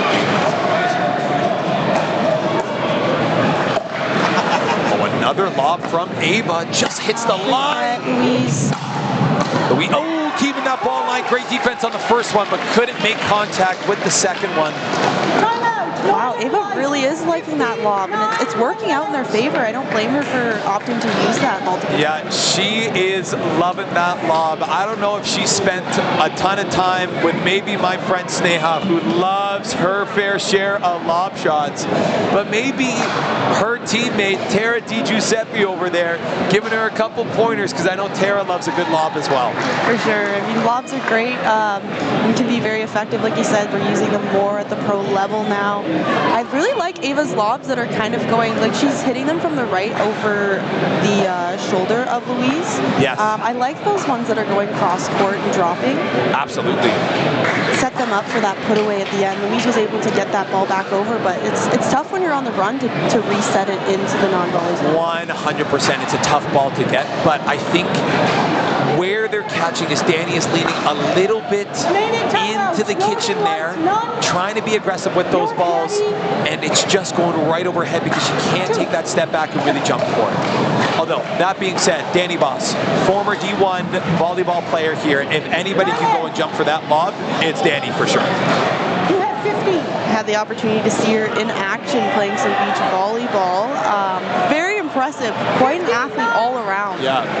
Well, that must have been a fun little side quest over there, Reese. Yeah, it was. It's fun to watch pickleball players play the other sports that they've come from or just continue to play. Yes, absolutely. Great ball there from Ava, putting it away. Very well done. 16-9. Again, a strong start from Ava and Audrey. They are coming out swinging. Side out point 10. Yeah, talking to the team last night for the Yeti, they are confident. I think a lot of people just from the draft have counted this team out. They have not counted themselves out. They see themselves as a championship winning team. And we see it right away from their women's pairings here that they are coming for blood. They are here to win this thing. They are not here just to lay down and be the victim of these lights here. I really like that you said that. I had this exact thought myself, that maybe the York Yeti would be seen as a little bit of an underdog, but just looking at each player individually, I'm excited for this team, and I really think they will do well. Definitely not counting them out whatsoever. No. And again, shout out to my dog over here, Kyle Hermetz, the team captain. He tells me all the time that the big dogs bark when they're down, and Kyle Hermetz is not one to stop barking. Great defense from the lights here, keeping the ball alive. Great job, Louise. Wow. Nice, Danny. Lights looking to work their way back up, and it looks like they have. But just pulls the trigger a little too soon. And Danny just missed it long. Oh, you hate to see it after a great defensive stand like that. It's so tough when you get up to that line to just stay patient. Great ball, Louise. Wow, a little lefty slide there, trying to get to that ball and making great contact. Oh, miss serve from Danny. Hate to see that. Sometimes when you're playing against a lefty, you see some different types of balls, and that might just be one of them right there. Yeah, absolutely. We love a good lefty, that's for sure, but they definitely give you some interesting looks, that's for sure.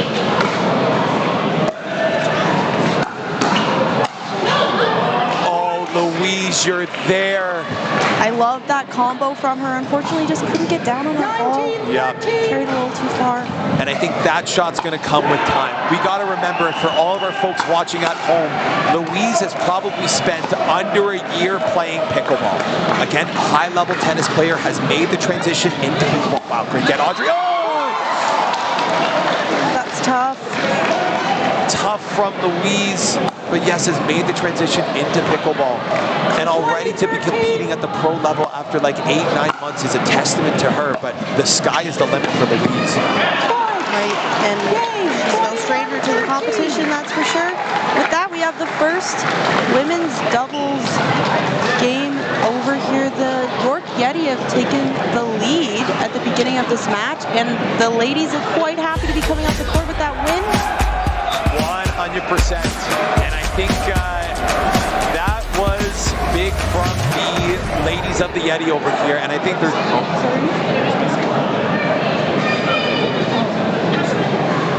Sorry, Kim Patrick.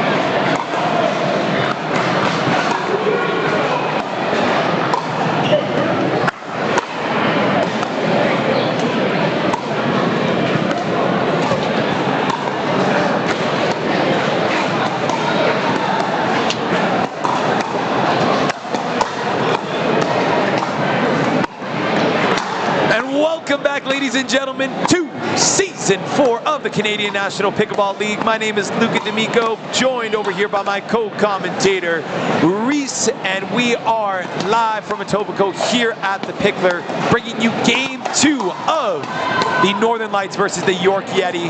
An incredible Game 1, Reese, and so exciting to see. Oh my goodness. Yeah, that was quite the ladies' game to start this off. York Yeti are happy going into this men's doubles Game 2 here. Yes, so exciting to see here, and this is going to be a absolute firefight of a match here. We have brand new rookie Ben Davis coming in and making his mark on the CNPL versus two veterans in the league, both of them coming in, playing for 3 years, Mikhail Gomo and Kyle Hermetz. Again, both of them incredible players here, and it's going to be very exciting to see this game unfold.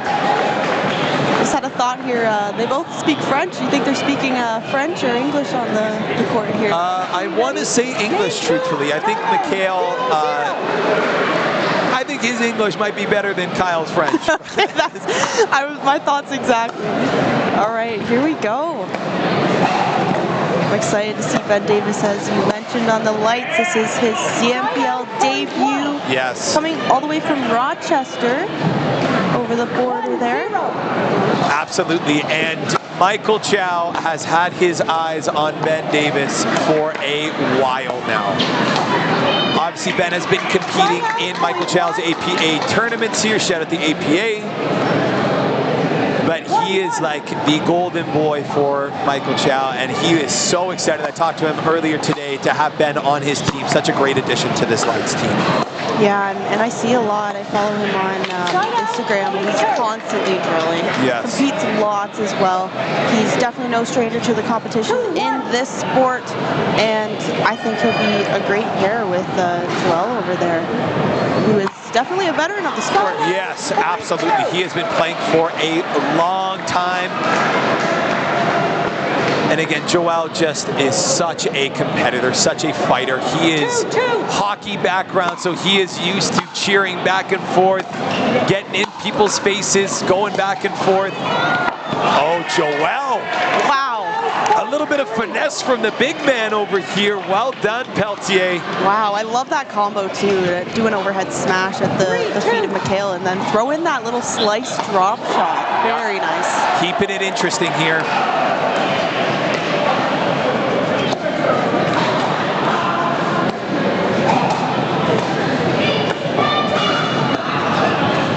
Good movement, good thinking.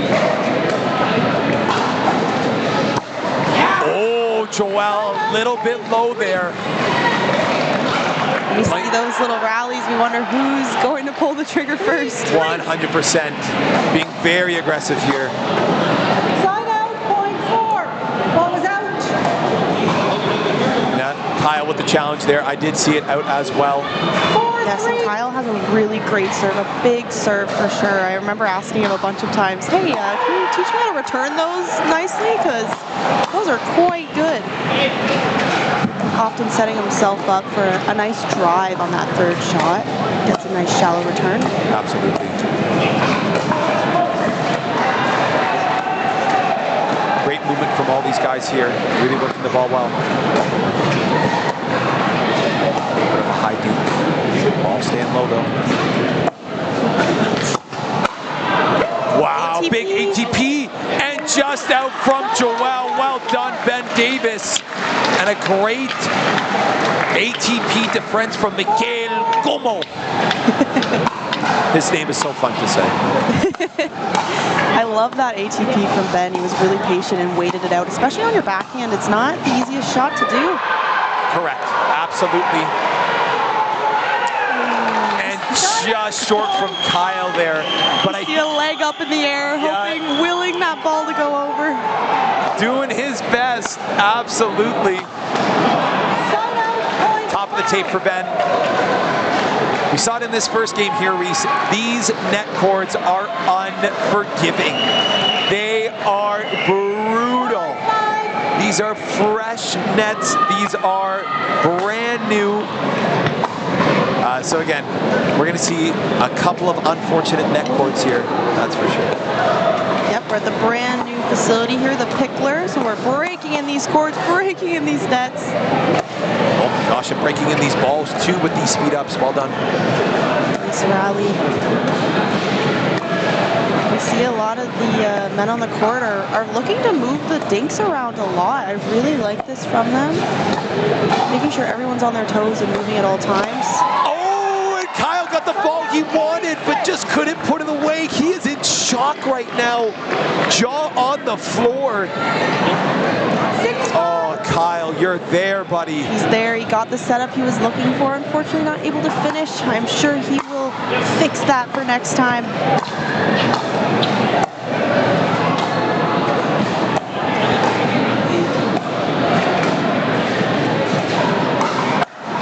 Oh, another misfire. Very characteristic from Kyle. He's usually very good at those balls. I've been on the receiving end of many of those backhand finishing shots, and it's very rare that he misses them, but too early on here today. Make that three. Commentator's curse. Sorry, buddy. You'll have to talk that out later. Yeah. All right, the Lights are happy to take a few of those errors. 100%, and they're coming out with an early lead here.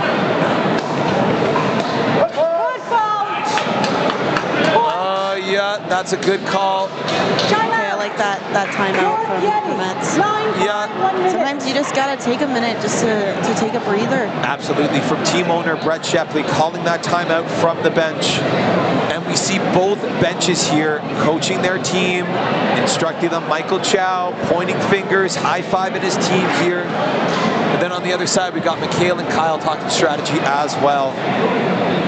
Big momentum turn in the game here. For sure. And for the York Getty, I think we're just looking to settle down a little bit and maybe be a little bit more patient. As you mentioned, Kyle loves those flicks from the abdomen area, from the hip area. They're quite good, but sometimes when it's just not working, you just got to take that little second to readjust, and even a couple more seconds before you take that ball. I'm sure we'll see that adjustment made here as they come back on the court. Oh, 100%. And these guys are veterans here. Both of them have played years of pickleball here in the CMPL, here in tournaments. So again, they know the adjustments that they need to make here.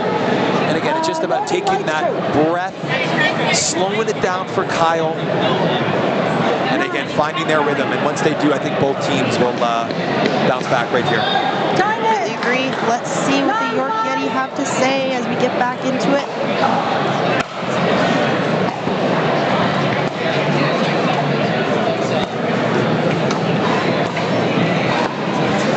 Kyle can move it. Oh, and Mikael a little bit too aggressive there. Trying to pull that ball just maybe one or two shots too soon. I see the idea from Mikael there. I mean, Kyle went over for that Ernie just in case and pulled well off the court a little bit. Ben did move to the middle and cover that quite well, even if Mikael was able to attack that. I think he would have been ready. Yeah. Weird little misfire from Joel there. Kind of lost his footing a little bit here. Maybe these brand new courts here at the Pickler are just too gritty, maybe for Joel. But again, beautiful facility that we're playing at here today.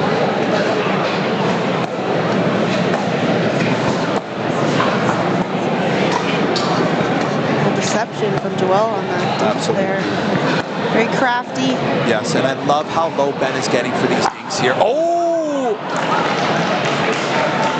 Joel calling the out ball on the McHale dink. Kyle Hermet's in shock that that ball was out, but Joanne calling and reaffirming that call in the court. Ball was out. And we see the lights here, 11-6, taking a 5-point lead.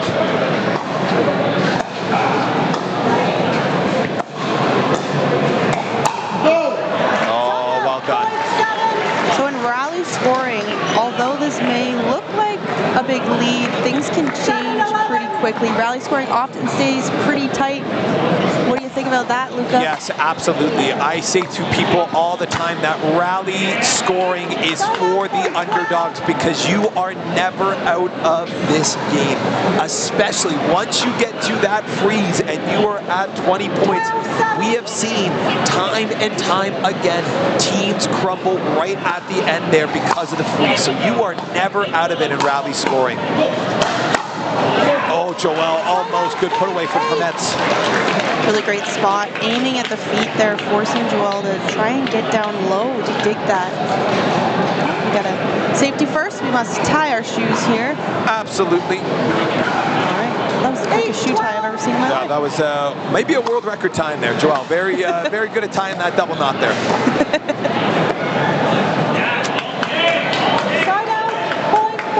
Kyle frustrated with himself. Not a dink that he misses too often, but again, he is coming off quite the serious injury here. So again, maybe just a little bit tentative moving, especially early on in this weekend here. Oh my gosh, McHale! Oh my gosh, great defense, but how the heck did Joel stay with that? Yeah, I was a little distracted myself when McHale went down there. Glad to see he's okay and bounced right up quickly. Oh my gosh, but McHale Gamal, obviously known for his defensive game. Call him the Great Wall of Montreal for how many shots he gets back, that's for sure. Yes, very steady, so good defensively. Puts his life on the line for that ball. Oh, 100%. And it just, oh, wow.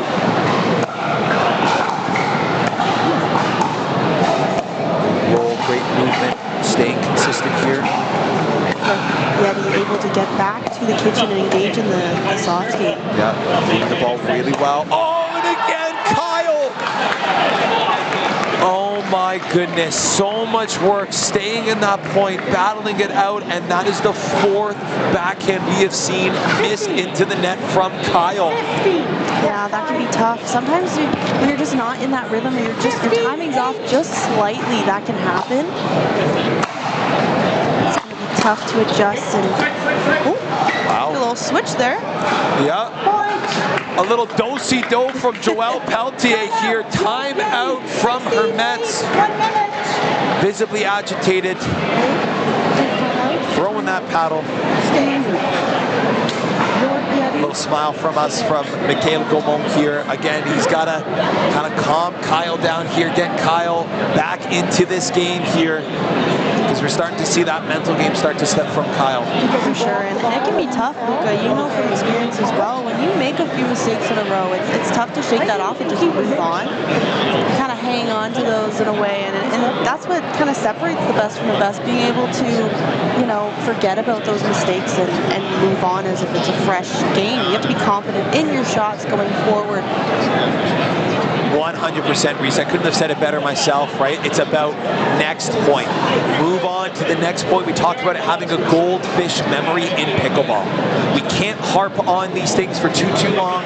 One breath, breathe it out, and then we're on to the next point here. But I think Kyle has not done that so far. He's playing a little bit tight. The mistakes of the past just kind of staying in his head here as we get ready to go. Sure, it's definitely easier said than done, everyone, to switch things and switch your mindset when you've had some errors. All right, let's see if this little timeout has been helpful for the York Yeti. Yeah. Nice ball. Oh, and a sneaky speed up from Joel. Again, they are just picking on Kyle here. Yeah, and we often see that in this game as well. When someone's making a few mistakes, you will see the other team go towards that player as they try to use that. Oh, Kyle speed up Nice package speed well. up of his own, 100%. And again, if I'm Kyle, the energy needs to be brought up. Kyle Hermetz plays his best pickleball, the captain of this Yeti team, when he is fired up, cheering, ready to go. We haven't seen that side of him today. For sure, and I think he will find that just settling in. Feeling more confident in his game and his shots will bring that out of him. He's lucky to have Mikhail alongside him. He's very calm, collected, very positive person to play with. Yeah, and those are just the balls that you need to go your way. And again, Kyle has not gotten any of those here. 19-9, a dominating performance from the lights here. And they are just picking on Kyle. And again, for all of my amateur players out here, in a tournament setting, maybe not so much in rec play, this is what you need to do to be successful. Soft serve from Joel.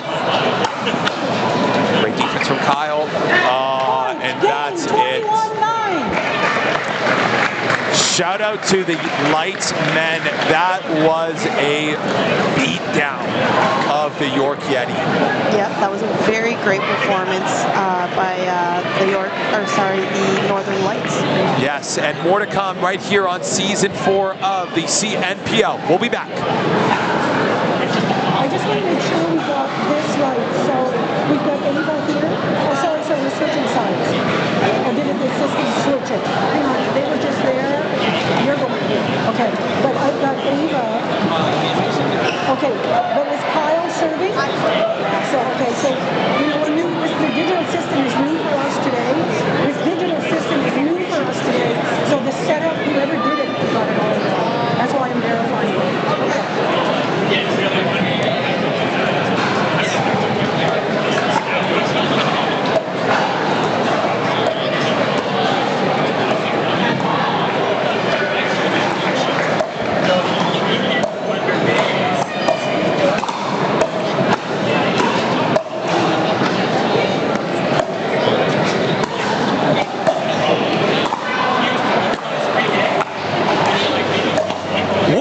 Ladies and gentlemen, we are live from Etobicoke here in Ontario, bringing you the Club MD season opener of the CNPL Season 4.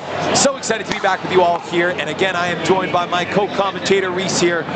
An incredible first 2 games from the Yeti and the Lights here, Reese. For sure, we have professional Canadian pickleball at its best here at the Pickler facility here in Toronto. So far, we have a game. The women's game has gone to the Northern Lights, to the York Yeti, and then the men's has gone to the Northern Lights. So we are tied 1-1 here. On to the first mixed. Yeah, tied up at 1 apiece here, and again, great displays shown by both teams here. And again, we've got our mixed 1 lineups for both teams. It's Kyle and Ava, the core of the Brewers playoff run last year, going up against a brand new partnership in Ben and Danny Voss. Before we begin here, just want to shout out all of our sponsors here for the Club ND season opener. Shout out Ontario Pickleball Academy, the Owl, bringing the ball here, Game Plus, our TV sponsor, DSS Pickleball, Yola, the official paddle sponsor of the CNPL. We have CND Pickleball Nets, and as well some of the best pickleball here in Canada. Let's get it going. Let's play some pickleball here, Game 3.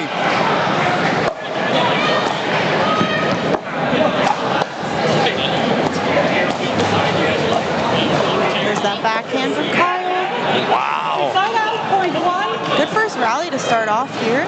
Great first rally, and again, both teams doing really well. Kyle and Ava obviously have history playing together. Played together last season. Found a really nice mixed partnership here. Oh, that's the Kyle we know and love. Beautiful ball from him, but again, Danny and Ben, first time playing together here in the CNPL. Really great overhead by Kyle. We'll often see those put on an angle as the defense at this level is very, very good. Yeah, absolutely. Again, we see here that one overhead is never enough these days, Reese. You need to be putting angles out here. You got to be hitting some very hard power powerful smashes. Oh, Ava. Wow, great spot down the middle. Down the middle, solves the riddle, and Ava has been picking that spot all day. We saw it in women's, we're seeing it here in mixed. And again, it's a great spot, especially for new partnerships that are still figuring out that middle ball. We say it all the time that the middle is such a tricky spot in pickleball to really attack and exploit here. For sure, and I think we might see a couple more of those from Ava just to see if that spot is in fact open and if there is some confusion there with this new partnership. And a little bit of a miss lob. Again, she was so effective with that in women's. I almost said mixed. But again, just misfiring here.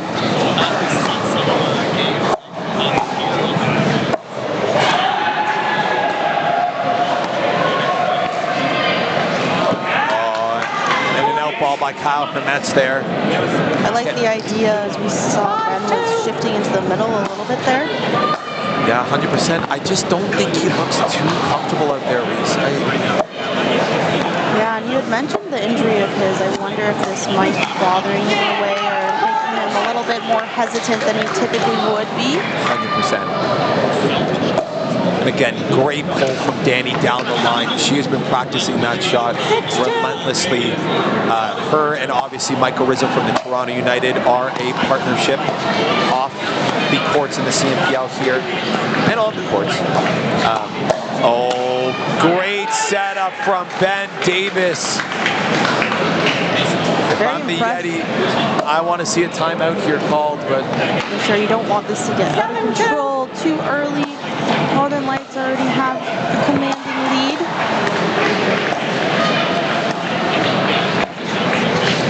Great job moving that ball around here.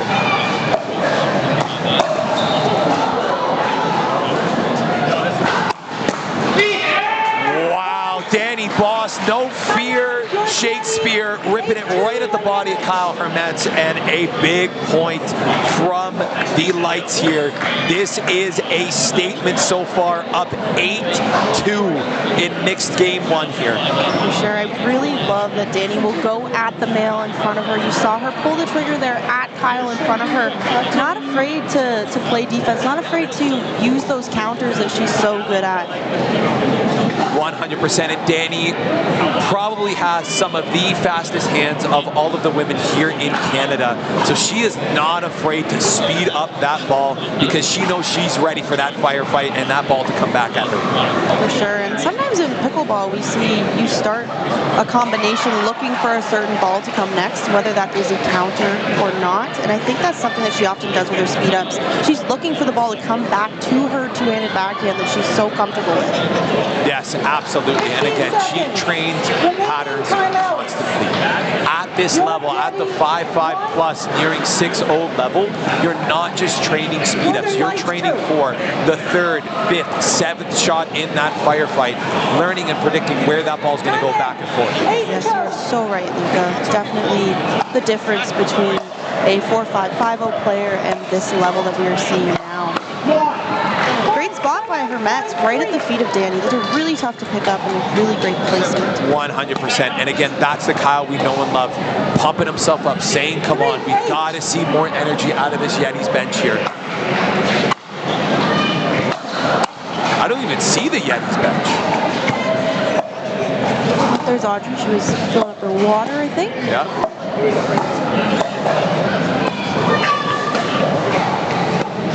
Wow, really quality dates from Ben and Danny here. Great movement. Danny again leaning it all on the body of Hermetz. Great spot from Danny. And again, she does such a great job of leaning in at the line, taking things out of the air, using that taller frame of hers to really put pressure on the other team here.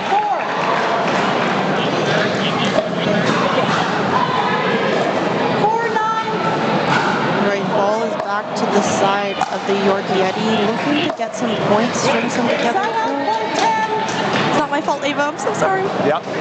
Commentator's curse. At this rate, we might owe the Yeti a dinner at this point. Or at least I owe you a dinner, Kyle. Sorry, buddy. Oh, what a spot from Ben, taking it right to the body of Ava, and then Ava just getting caught in that chicken wing a little bit there. Yeah, we often see the chicken wing situation where you get a bit tangled up and your arms all bent and awkward at your body. I like the choice of the speed up there. Ava kind of moved over on her line, maybe looking for that two-handed backhand to come back at her, but Ben decided to speed it right up with her body. Yeah, and again, the lights are just attacking Kyle viciously. Like, and again, this is not the Kyle Hermetz that we are used to seeing. It's definitely not an easy position to be in. No, that's for sure. Oh, Ben wants that one back, that's for sure. Knows that ball is going out, but just couldn't get his paddle out of the way. Sometimes human instincts win. Yep, it's tough, especially when you have reflexes as fast as he does. It's tough not to track that ball and go for it, but you saw the smile on his face like, oh, maybe I should have left that. Maybe I should have left that one. Oh, absolutely. Oh, good try. Good hands by Hermetz down the middle there. That was a tough ball to pick up. Yeah, absolutely. And again, I think he read Danny's ball very well there. Danny wanted to attack the middle after going down the line a handful of times, but Kyle ready and waiting in the middle.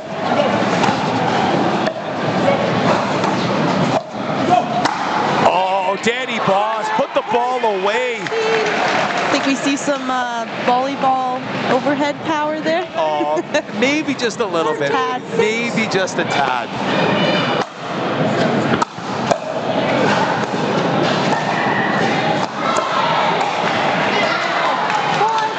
Danny. Okay.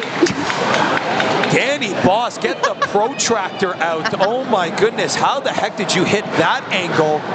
And again, it just goes to show the level of pickleball here. We saw an Ernie defense, and then an angled winner that maybe cleared the line by a fraction of a centimeter here. Oh goodness. 15-6. Very high level happening here. High level pickleball. Beautiful shots. The cover by Ben. Yeah. Oh. No Okay, way, Ben. Davis. Wow, talk about some defense. So good. And this is the beauty of pickleball, going 100 to 0, 0 to 100. All around.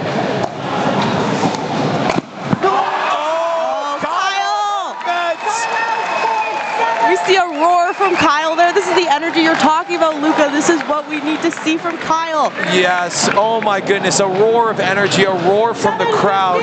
That is what we like to see. Incredible pickleball on display here. Beautiful, Ernie. Little miscommunication there from Kyle and Ava. Kyle trying to be a little bit too aggressive, and it kind of bit him there. 16-7. It's tough after a beautiful shot like that to kind of settle back down. Oh, 100%.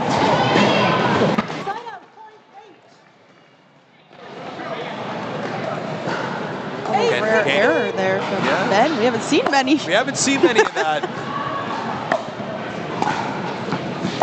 And again, I think a true testament to the player that Ben is here. Ultra consistent, but crafty as well. Displayed some really great defense. 100%. Couple of missed points from the lights here. I wouldn't mind taking that timeout, settling. Oh, no timeout needed. Just kidding. No timeout needed there. 17-9. 17-9. It's quite the lead the lights have. Yeah.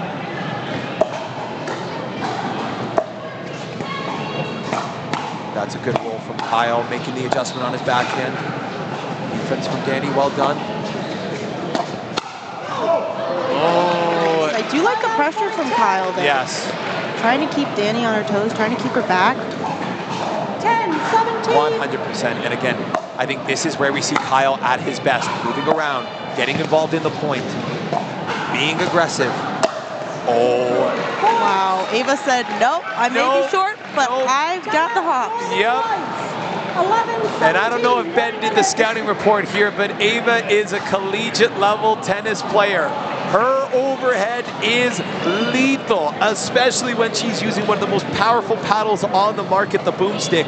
that is not a spot I recommend going, Reese. Definitely not, and I'm sure Ben says, I'm not going to do that again. Like, yep, noted. Tried it. We will make that adjustment. Yep. Absolutely. Yep, and that's what they do at this level. They go off the court and they say, what's working, what's not working, what do I need to adjust? Yeah, and again, I think this is where the strength of the lights comes into play here. They have two veterans of the sport here. One in their teammate, Corey Osborne, again, has been playing pickleball for a number of years, was a racquetball pro in his youth, and now taking on the Canadian seed. And then you have one of the OG members of Canadian pickleball, and Michael Chow, playing in gymnasium floors a decade plus ago with the Kawamotos. Again, they have seen it all in pickleball. So again, some great strategy elements on the side of the lights there that might give them a little bit of an edge during those timeouts. Right, we're back from the timeout.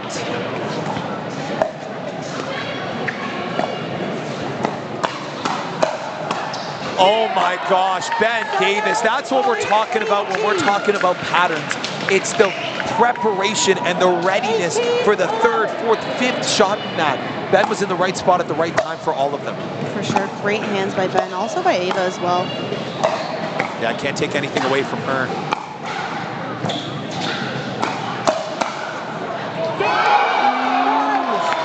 Wow.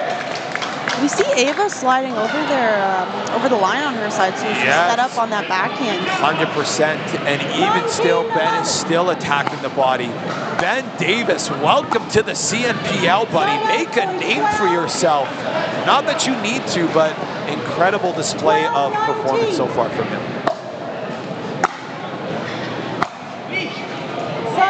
Good call. Yep, you see Ben communicating with Danny, letting her know to let the ball go. Even when it's high and it seems obvious, it's not easy, as we mentioned before. So having that reassurance from your partner is quite helpful. Always helpful. And again, here we go, game point.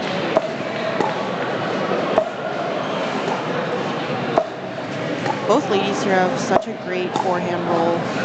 Yep. Great pickup. Oh my gosh, great defense from Ava. Ben taking it off the bounce. Kyle, nice reset. Working their way back up. Oh my gosh. Going down the line is Danny Boss. Great defense from Kyle. Oh, and a missed reset from Ava. What a great point from both teams. Oh, could not keep the defense alive. And again, we see the Northern Lights take a commanding 21-12 lead. Great display from Ben. Great display from Danny. And now they are looking to take home the series here very quickly. Again, lots more pickleball to come. Stay tuned. We're not going anywhere.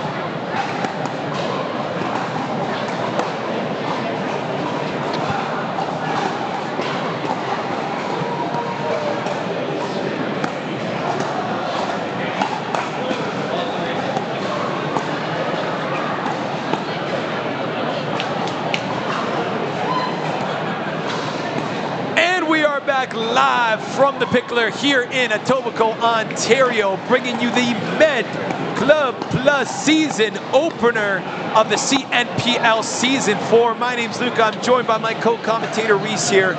Reese, what a battle we are witnessing so far. Yeah, this is some great pickleball we're seeing here, as expected at the Canadian National Pickleball League.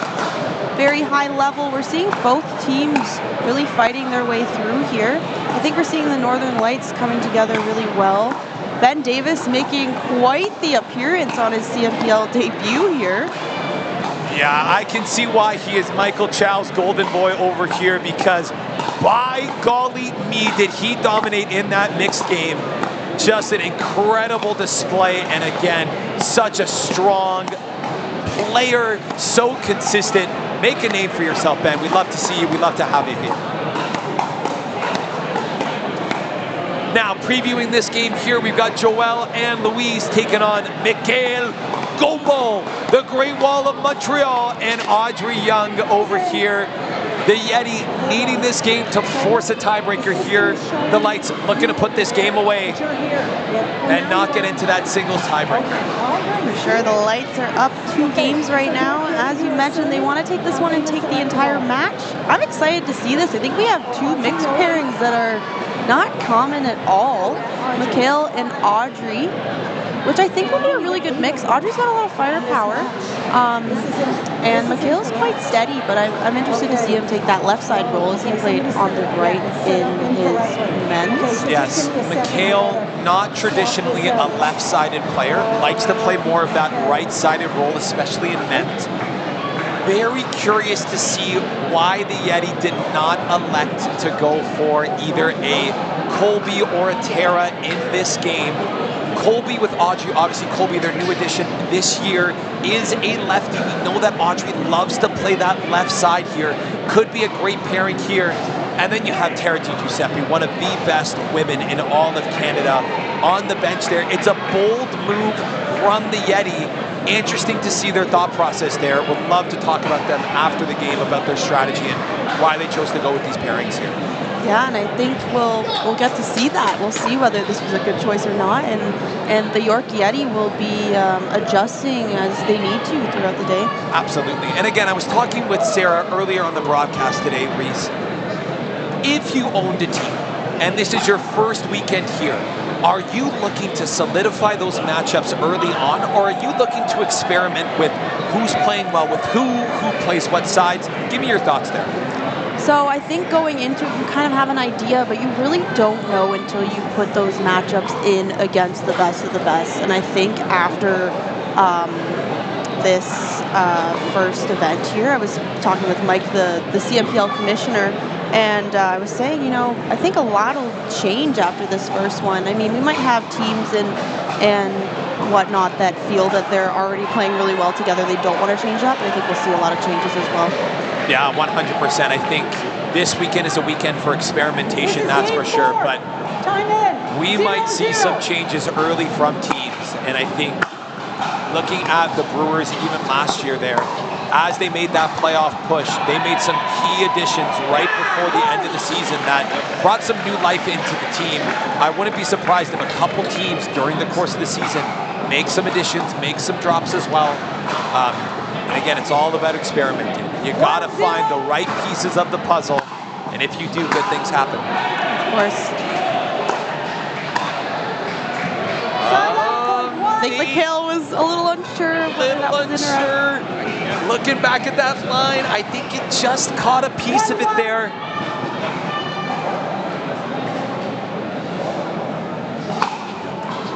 And if any of our faithful fans at home are wondering, where is the best cheering section in all of pickleball? Where is the Kawamoto royal family? Fun fact, they're actually in Japan right now. So that's why neither Matt nor Jessica can be here at this opening event. Otherwise, we would see Mama Kawamoto with her streamers and her cheerleaders and her entire cheering section cheering on their teams. That being said, we have quite the packed house here at the Pickle Room. Lots of people watching, lots of excitement and energy in the building today. Yes, an estimated 1,400 people in attendance here this weekend. It's going to be the largest pickleball tournament ever here in Canada, so lots to be excited about here. But a great start from the Yeti, really attacking Louise.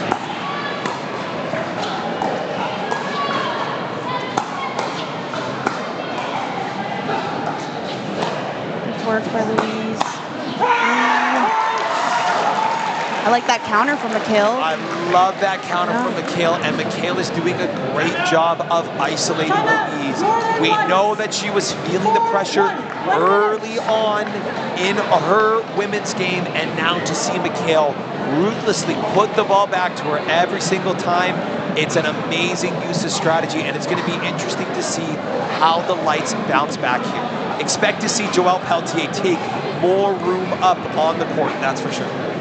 Yep, and we see Joelle coaching Louise a little, gave her a little pat on the back, making sure, you know, you're in it, you're here, you deserve to be here. This might be your CMPL debut, but you're going to settle in and you're going to kick some butt. 100%. Sometimes you just need those words from your team just to, you know how you play.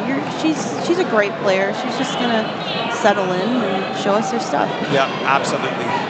Again, would love to be a little fly on the wall and hear what Joelle is saying to Louise. Imagine if we could get them mic'd up here, but with some of the words that Joelle uses on the court sometimes, I don't know if we're allowed to mic Joelle up, but again, I don't think he's saying those to Louise, but I've definitely heard him flown my way, that's for sure.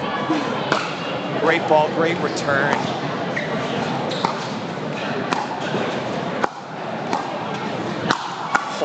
Nice defense, Audrey. Joelle going Superman, jumping for that. Oh, and a very aggressive dink from Louise just goes out. Great defense from the Yeti. I really love that idea. It definitely would have been a clean winner. Unfortunately, just a little bit too aggressive out the side. And it looks like defense is the name of the game for the Yeti. And again, they are just mercilessly attacking Louise here. Strike when the iron's hot. Quite the lead for the Yeti here. Yeah, up 6-2 so far. Lights looking to slow things down a little bit.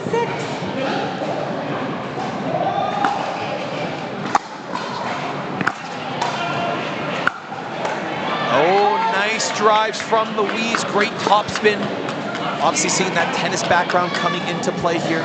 For sure, you see that ball come over the net low and it drops just as it comes over. Those are very tough to pick up. Great job by Louise.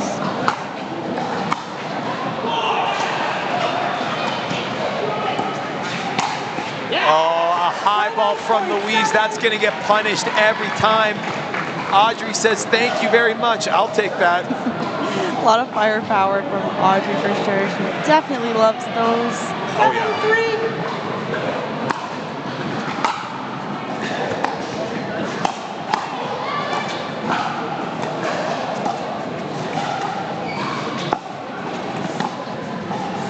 I think if I'm Louise, I'm looking to settle into this rally for sure. Yes, this is the pattern that you want to stay in. Oh, I see commentators curse Louise.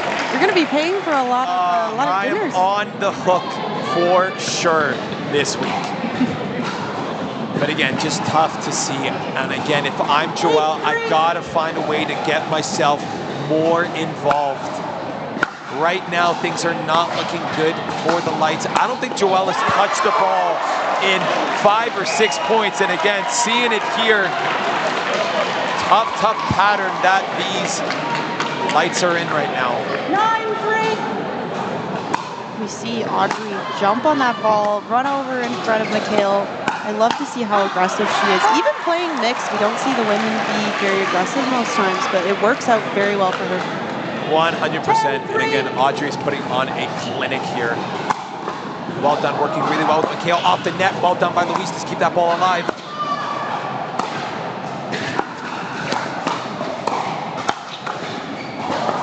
Oh, well done, Audrey. Ice cold, no pun intended for the Yeti here.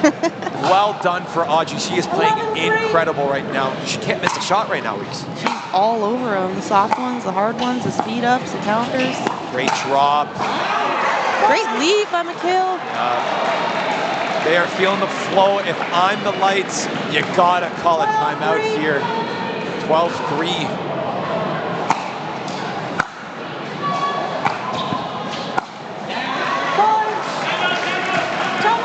Yeah, and there it is. 13-3. Like I said, timeout called by the Lights here. And they just look defeated. The game is not over, but they just look so dejected right now. Yeah, it is tough. Again, Joelle's being encouraging by the looks of her over there, which is good. That's important in a team sport like this. If I'm the York Yeti, I'm going to keep continuing what I'm doing. I mean, Louise is trying to engage in that cross-court dink rally, but unfortunately it's resulting in a popped-up ball across court that Audrey's able to put away. Yeah, and again, I think we're seeing a tale of two teams here. Louise and Kyle have both struggled in both of their games here, and we have seen the other teams attack that player relentlessly and to great effectiveness here.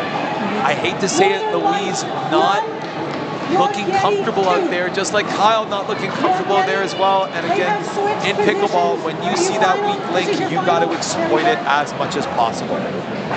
Big slide chain. I was about to say, Reese, things getting spicy over here. Okay. The lights going deep in the bag. I do like this. Joelle is so versatile on both sides, so I really do like this. Interested to see who's going to be covering the middle. I mean, Louise has such a great backhand. Yes. You know, she's going to be there for those as well, but I like giving a different look to the other teams. Okay. Absolutely, and there we go, new look, and it works out for sure. And again, we saw this a little bit as well with Joelle playing with Marie-Christine Salvas last year on the lights. They would go into this man on the right formation as well to decent effectiveness, I thought. Okay, so they've chosen to switch back here. Joelle is quite the good coach from what I hear, very strategic, so I imagine his thought process is, you know, we're going to give a different look, we're going to change some things up and throw off the patterns. 100%. We could see some changes again. Yeah, you're absolutely right. And again, way to stay patient, way to stay in that dinking rally. Audrey not moving from that spot. She feels super good about it. Yeah, I've been in some of those cross-court forehand dink rallies with Audrey, and it's very intimidating. She's just very steady, very stable. Yeah. You know. And again, so quick on her feet. Her footwork is so solid that she will get to that ball. Wow, Audrey. Have a game, Audrey Young. Incredible heel. Mikhail, like, just blowing out. He can't even believe it. His partner is just playing on fire.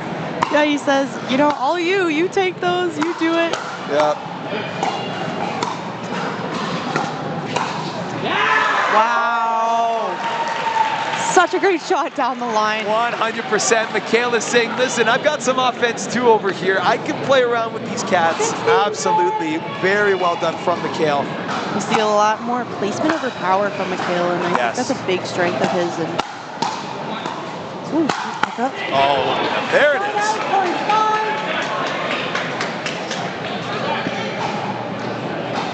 Very well done here, and we are at, electing to stay here.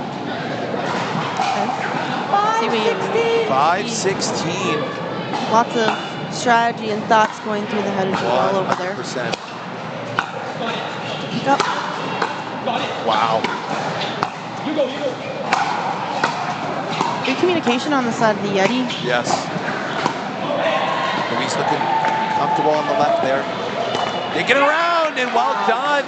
Great job, Louise. I mean, she's got a different look. Instead of doing that cross-court rally with Audrey that we mentioned is, you know, a really strong spot for Audrey. She's in front of her dinking. It gives a different look to her. 100%. And I think the big thing is that now Louise is dinking on her forehand. I think she's a little bit more comfortable with that shot.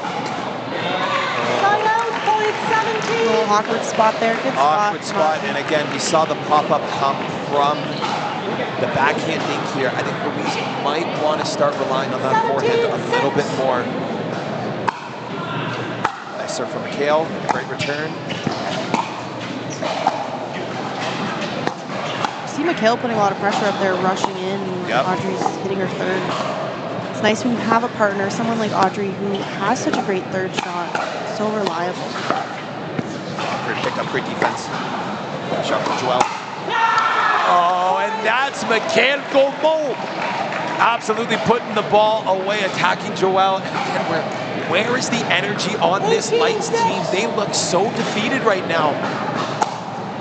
It can be tough too when you're trying so many different things and nothing seems to be going your way. Yes. You need energy here. This is where the team element. Wow, great defense from Audrey. A little bit too much spin for Mikhail to handle here. You have 7, she's serving. 7-18, here we go. 7-18. Need a comeback here.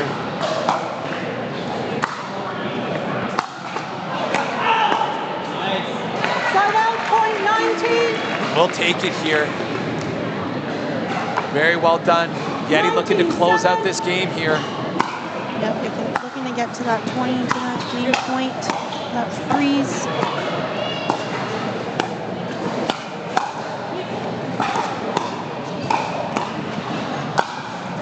Wow, Joelle, well done. The spin on that is crazy.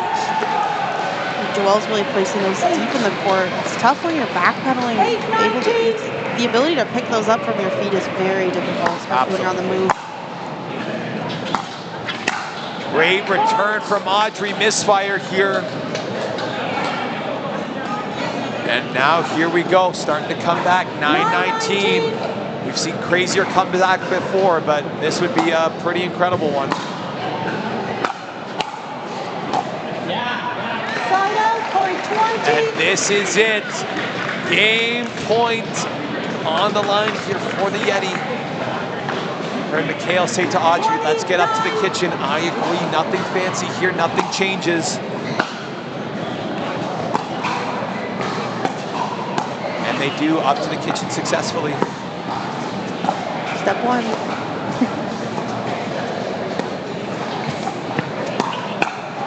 Oh, Louise! Really good spot by Louise when we saw Audrey Keeping run her over. cool, yes, absolutely doing a great job staying calm under pressure. That's incredible from her. 10, 20. Keeping these lights alive.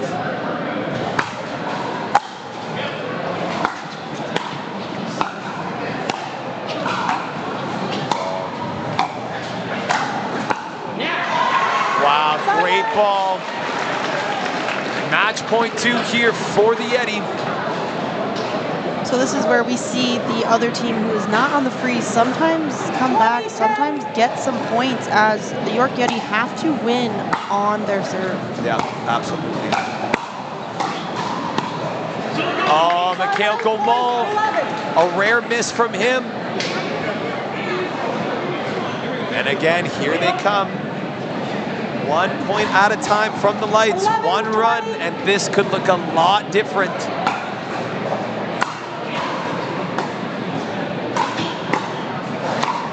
Yeah, Joelle looking to be more involved, but just taking up a little bit too much of the court there. Match point number 3 for the Yeti. 11.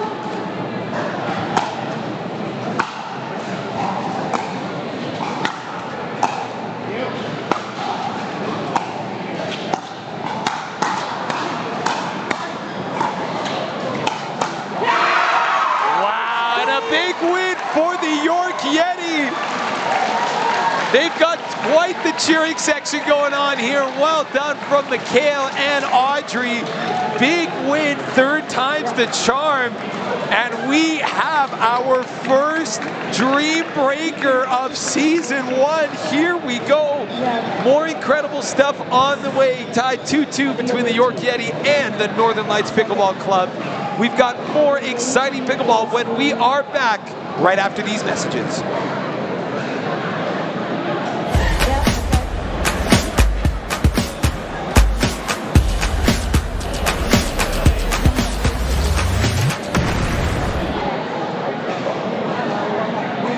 They actually were in it. We did it last year. It's still in the instructions, but we allowed it.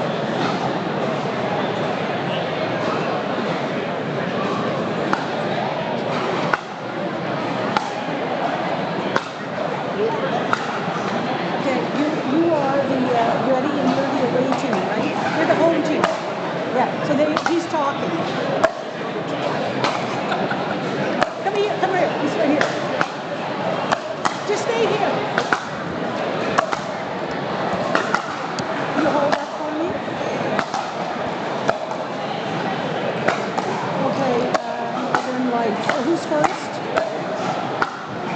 Yes? Yeah? Okay. So we don't have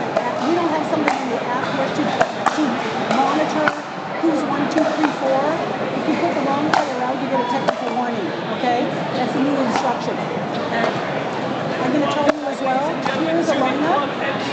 Okay, we don't have anything in the app to monitor who's 1, 2, 3, 4 in the players. But the thing is that if we send the wrong player out, it's a technical warning, okay? So excited to see this. It's a warning if you get two technical warnings, it's loss of points. Okay, so a dream breaker, something that us commentators are so excited to see, is when you have a tie in the match. So 2 games to one team, 2 games to the other, and we go to a dream breaker where we rotate 3 points. We go through every single player on the team. One team will set their matchup, and the other team will set theirs, and then we will rotate every 3 points.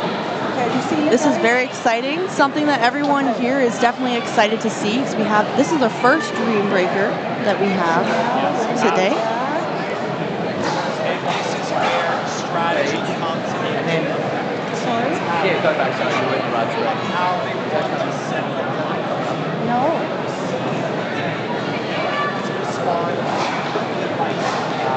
Anyway, So go back. start us off.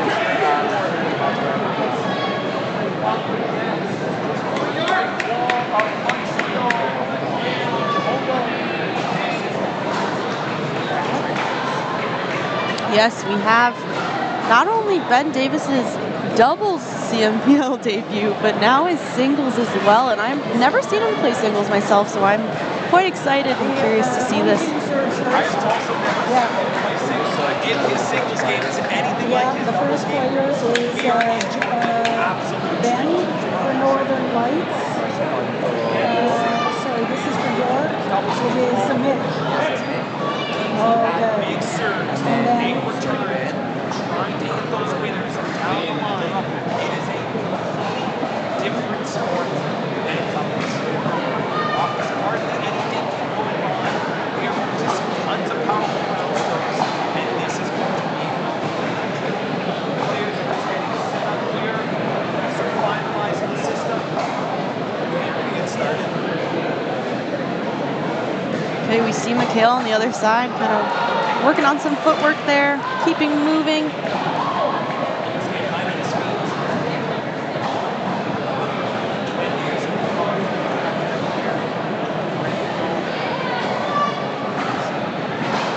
See Ben's using the Franklin paddle here. Let's see. First one I've seen.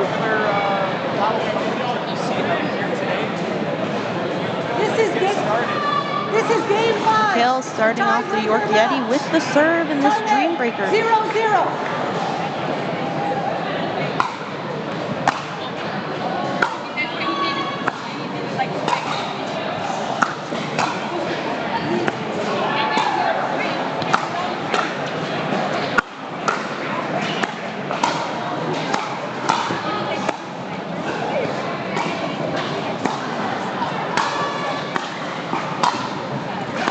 Wow, what a first volley.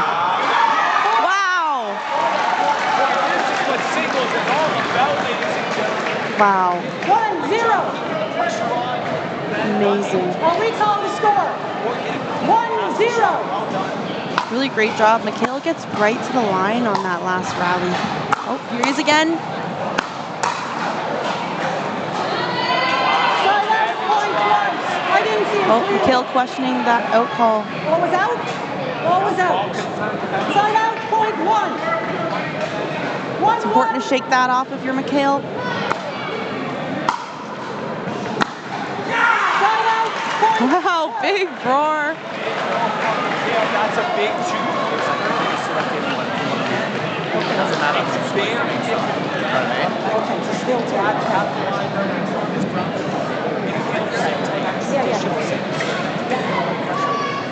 2-1.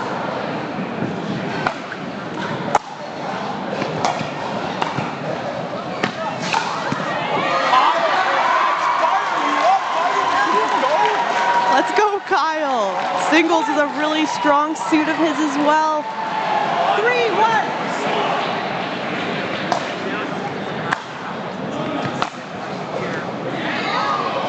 Side out. Ball was in. Ball was in. Point. Okay. Great job by our refs, making sure to see those lines.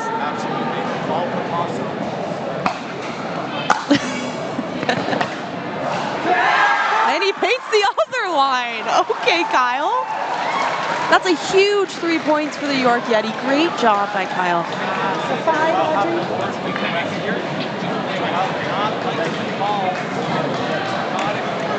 Louise? Audrey, you have 5?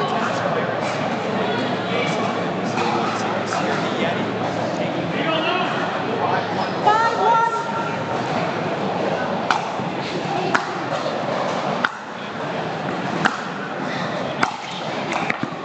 Good job.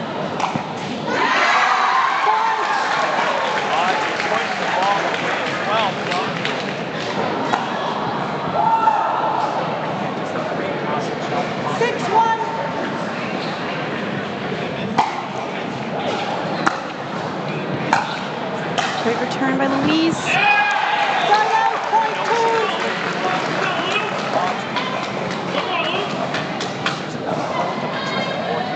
For sure, and we see Louise trying to get to that non-volley zone right away. Worked out really well in her favor, and she had such a great return.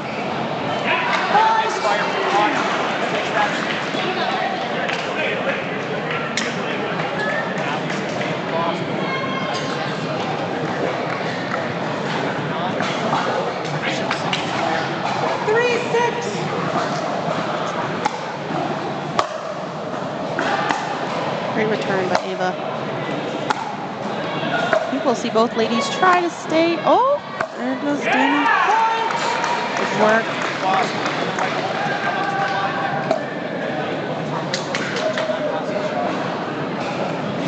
4-6.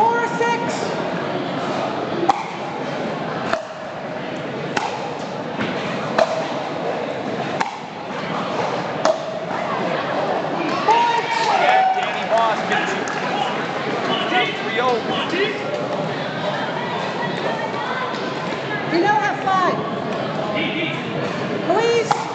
Louise, but I didn't call the score. The ball was not live, so I'm gonna recall the score. You have 5. The serving Danny from here. served a little bit prematurely. 5-6. Can be tough when you're in the zone. Wait for that score to be called. Timeout, point 7. Big 2 points from Danny Voss. Back to the top with Ben Davis at 7.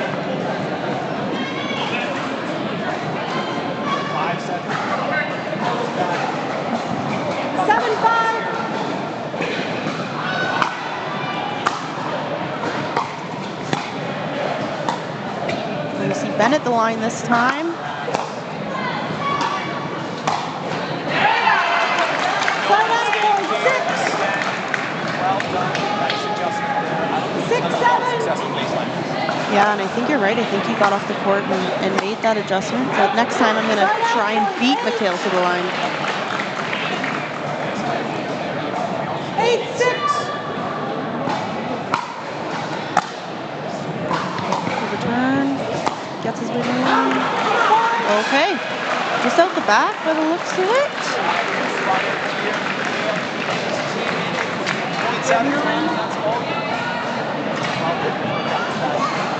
Kyle looking to paint some more lines, I'm sure. 9-6. Ball on court. I'll recall the score. Thank you. 9-6.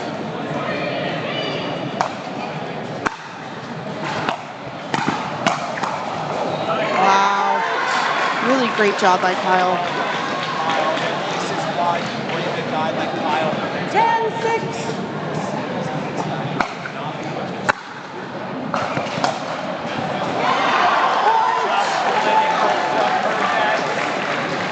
Timeout, change ends.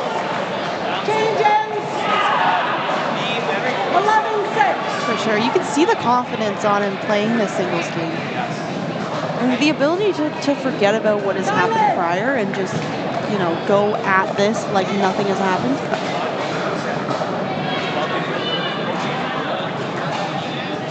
strategy. Big breath. 11-6.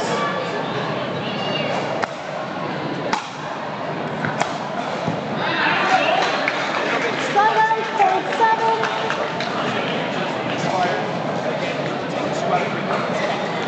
For sure, especially off such a great singles player like Kyle. 7. Right, the tennis players turn pickleball back at it.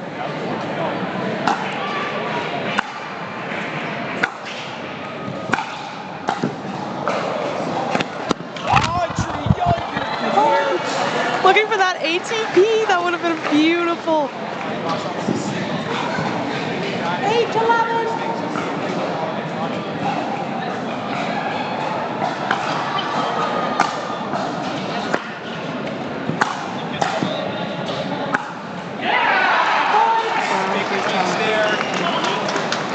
Louise is she's really trying to keep Audrey back. She does not want her to come into the line.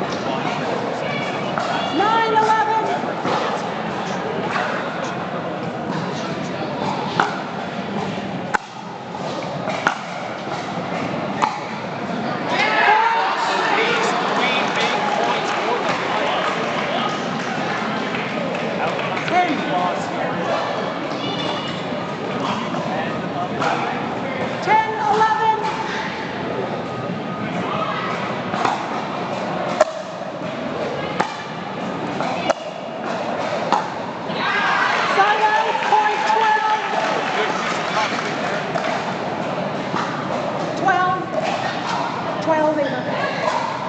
Really close dream breaker game here, which we love to see.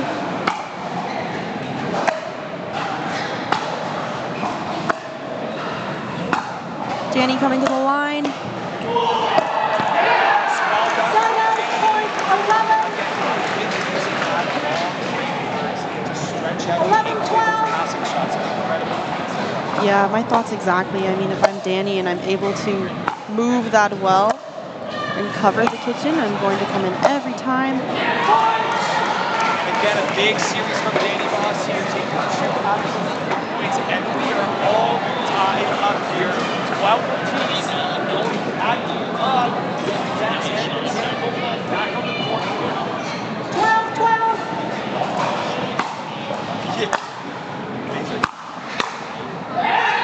Great drive from Ben, putting the pressure on. 13-12. Kale rushing in again. Wow.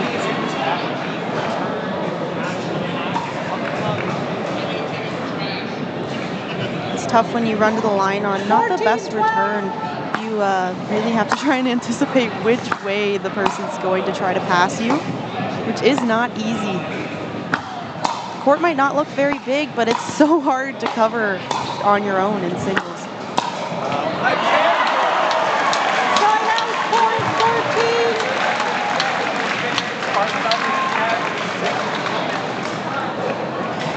Incredible so far, and we've got Captain Kyle. 13-14.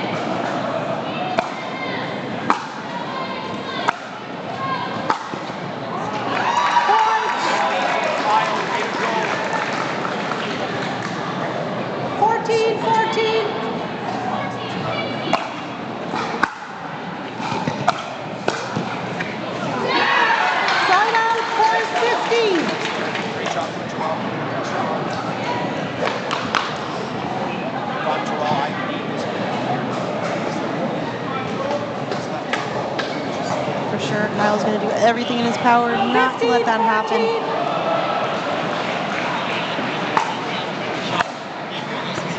Good return. Kyle made his way to the line. Beautiful shot.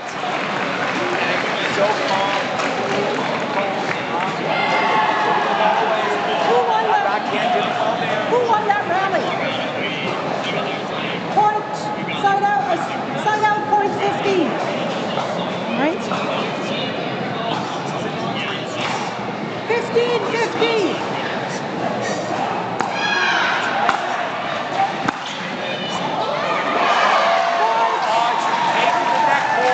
That's a tough ball if you're the lights. Love to see it if we're the Yeti, but on the side of the lights, it's tough. 16-15.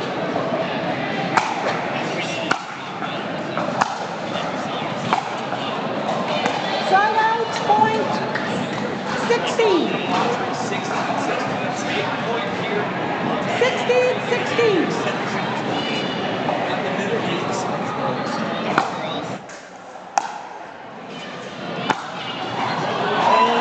Side out, point 17.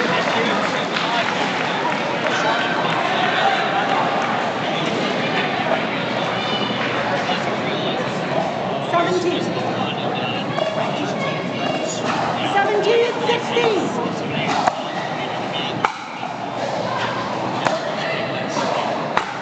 Shandy coming into the line. Wow. What a shot by Ava. Talk about Picasso. 18-16.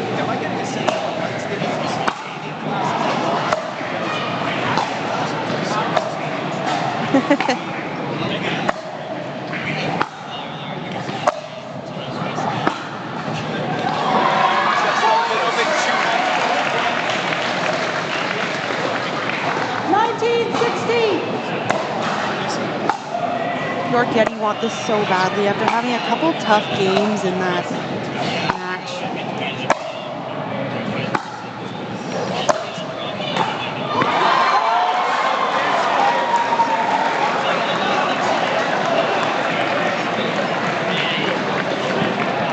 How low I am on battery. I have one in my bag.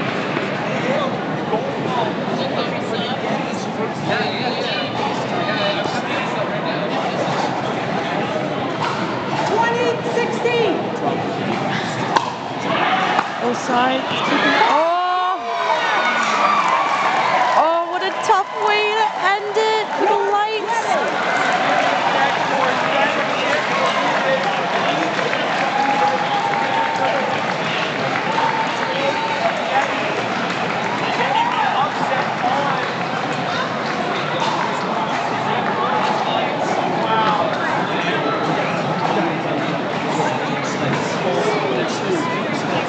You see the lights of the Yeti shaking hands, very encouraging of each other.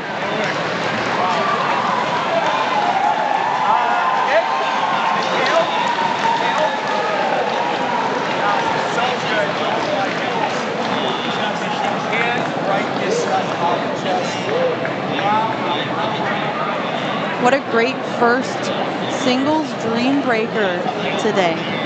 And we are going to be joined here by the highlighted player here, PIckleball. Absolutely.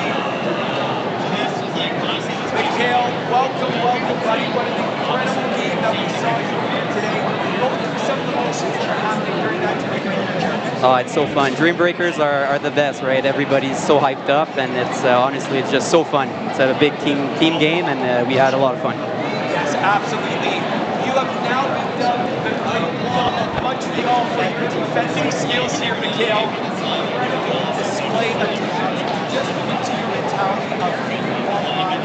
Just one of those players that It's rally scoring, so every point matters. So it's just for me being consistent and get the ball in play. And I trust my partners, to Kyle and everything, to finish up the ball. So I just trust my partners 100% and just trying to keep it in and apply pressure as most as I can to set up my partner. Absolutely. A lot of our spectators here with the York Yeti off. Have you guys adopted that underdog mentality going into this season?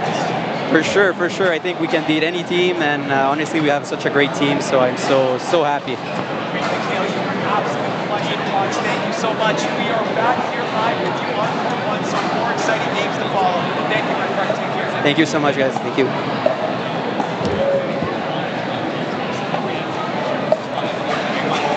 Incredible game from the Yeti. So good. Getting the upset on the Northern Lights. Incredible display. We are going to be back with you live right here on CMPL.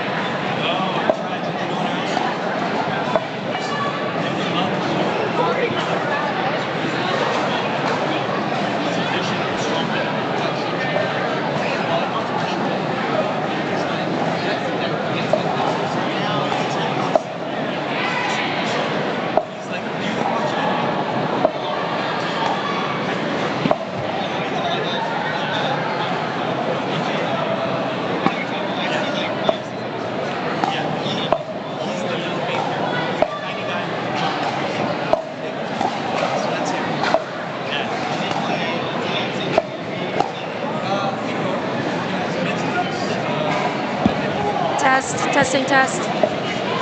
Hello, hello.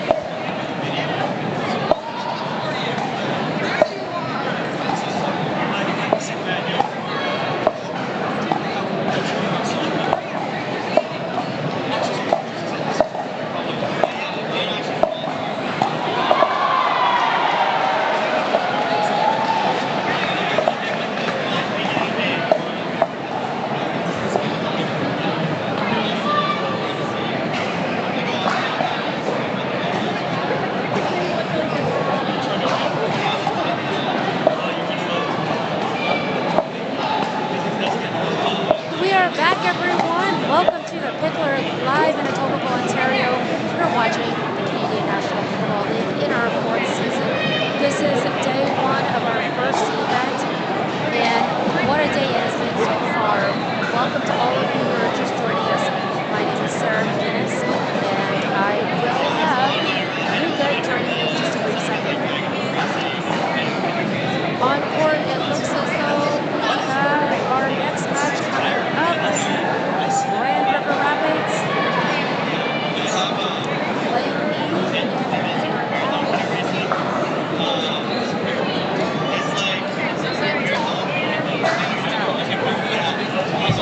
get these raised up. I want to take a second and just give thanks to our sponsors, to our tags, TSS Pickleball, Owl, and of course, she catches live all weekend long with the Plus team.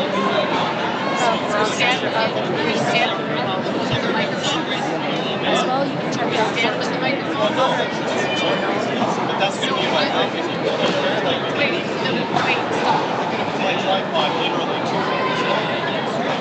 the rest just giving the lay of the land. Before we get going, we're going to start with our doubles.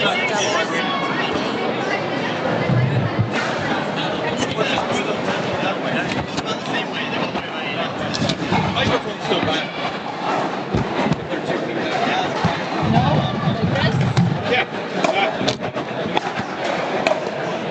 It's because this is blocking the sound. So if you put them right in there. Many of these players so far on court right now to us with a tennis background. Can I pull this? We may see that translate just a little bit in their gameplay styles. Heavy hitting, not too much dinking when needed. Luca, how's it going? Sarah, welcome back. Good to have you back here. We are set for another incredible game here between the Rapids and the Yeti. Oh my gosh, if I'm the Yeti, I don't know how I bring my heart rate down after that crazy dream breaker that they just played, coming out with the victory over the Northern Lights. Incredible to see here. I think the North York Yeti is just going to ride that momentum, and push the energy into this next match. Grand Rapids took a break, all right, so there's an advantage to playing back-to-back, of course. And I think we'll see that with the North York Yeti. Yeah, absolutely. And again, very interesting to see this team here and see how everything goes. We see the debut of Season 4 for Tara Di Giuseppe on the court. I can't lie, Sarah, totally biased here, but she is one of my favorite players in the CNPL. Love her game, and then love her even off the court as well. She is just an incredible human being, so excited to see her play here today. Tara is a very, very great player and definitely an athlete all around. Funny story about Tara, I used to play pickleball with her sister about 10 years ago. No way. And I just saw her today here at the Pickler for probably the first time in 9 years. Wow. Yeah. Oh my goodness, that is insane. Again, what a small world the pickleball community can feel at times, so.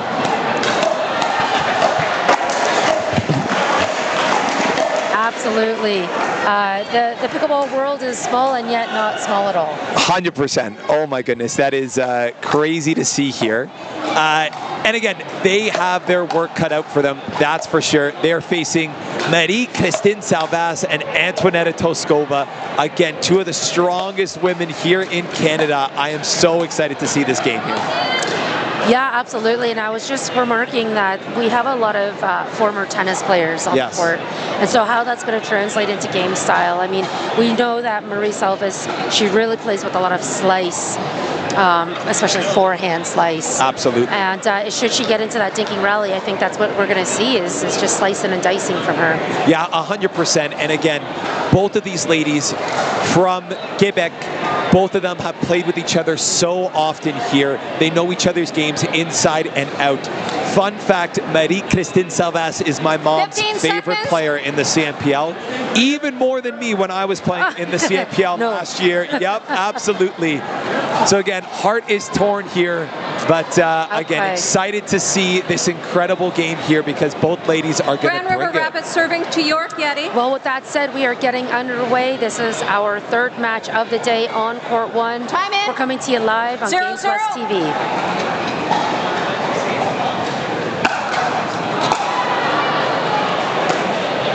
There's that forehand slice right away on the third shot drop attempt.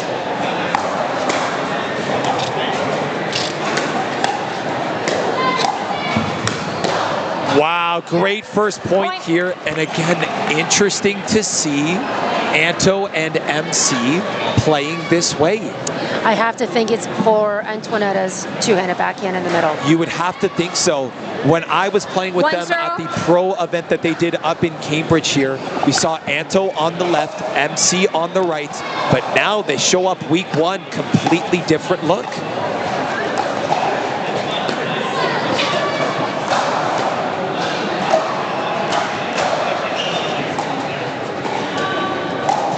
A lot of dinking going on in these opening rallies here. Yep. I have been on the other side of a Marie-Christine slice dink. She, ladies and gentlemen, will not miss that shot.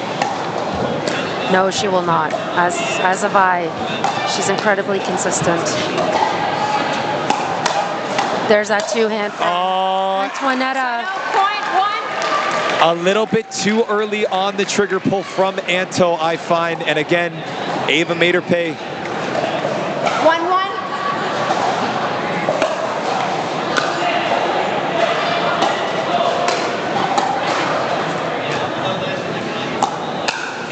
Oh, body bag. Again, I like how Tara starting out the game a little bit aggressive. MC ready for that ball, though Tara might just need to pick her spot a little bit better there. Yeah, she was definitely ready, and we don't really see a lot of aggressive play coming from Marie Salva. So 2-1. But she was ready to fire off, and I think that's why it caught Eva Callas off guard. Yeah, absolutely, right? And I think just that extra foot and a half, she stood back off the line, gave her that time to react to that speed up.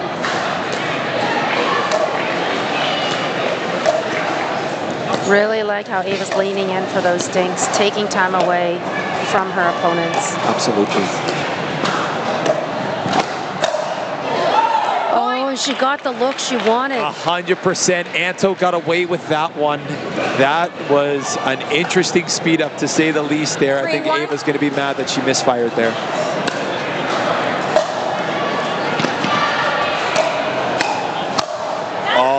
She's not missing that one, that's for sure. No, she is not. Side out, point 2. So the York Yeti in previous seasons was the Southwestern Brewers, newly branded this year, but still under the same management of Brett Shepley and Tara Di Giuseppe and Ava Callas both being on that team in past years as well. Absolutely.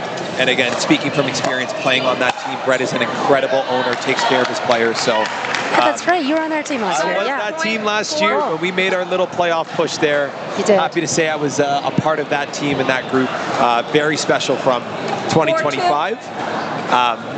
But they have a stud in that third male role in Colby Pierce. So very understanding why I'm sitting here and he is on the bench on the Yeti. I think it's a great addition that they've made for him. So excited to see his debut hopefully today as well.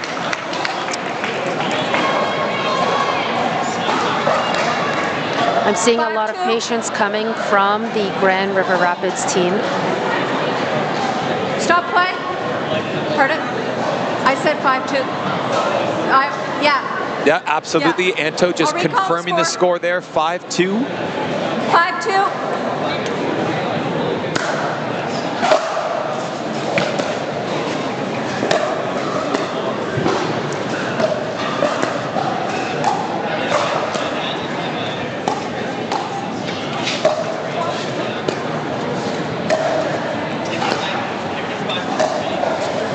Very aggressive thinking going on from all the ladies here. Lots of slice, lots of spin on this ball. Tara Di Giuseppe! That's a beautiful play by Tara. Really waiting for her right time, creating the right moment. 100%. And again, moving that ball around so effectively here, Sarah. Really working the point well. 3-5.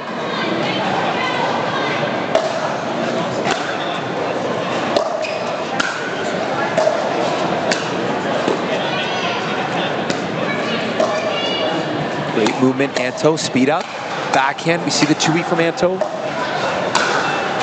Good defense and a good put away from Marie-Christine Savas. Yeah, she's saying she's got her own offense. Yep, absolutely. And again, just a perfect example of placement over power. Great angle on that ball to angle it just out of the reach of Di Giuseppe. Wow. Tara getting very low for that dink. Yeah. And that's one place, if you're the Yeti, you do not want to go. Antoinetta's backhand is registered as a lethal weapon here in Etobicoke, especially for this weekend. When she hits that ball, it's usually never coming back, Sarah. No, it really isn't. Side out point. And I mean, listen, this is one thing that many of our female players have this season is incredible power. 4-7. It's, like you said, though, placement over power sometimes does the job. Side out point. Misfire from Ava here.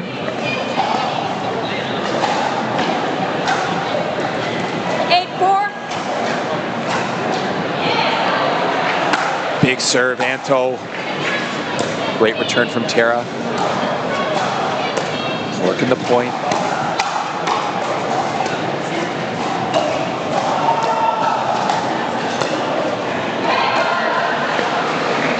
All four ladies moving the ball around. Wow, and that might be the first dink that we've seen Marie-Christine Savas miss, and I can't even blame her. I think there was a little miscommunication in the middle between the two ladies there. Caused her to lose focus for just a split second. And we have seen that happen just a little bit throughout today, and that also speaks to the fact that this is our first event of season 4. And, you know, new partnerships, new dynamics being ironed out here. Absolutely.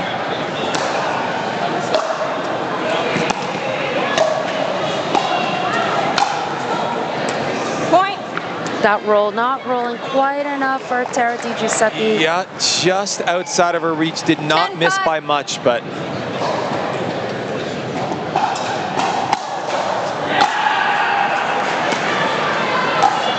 how low she's getting on those dink volleys. Point 6.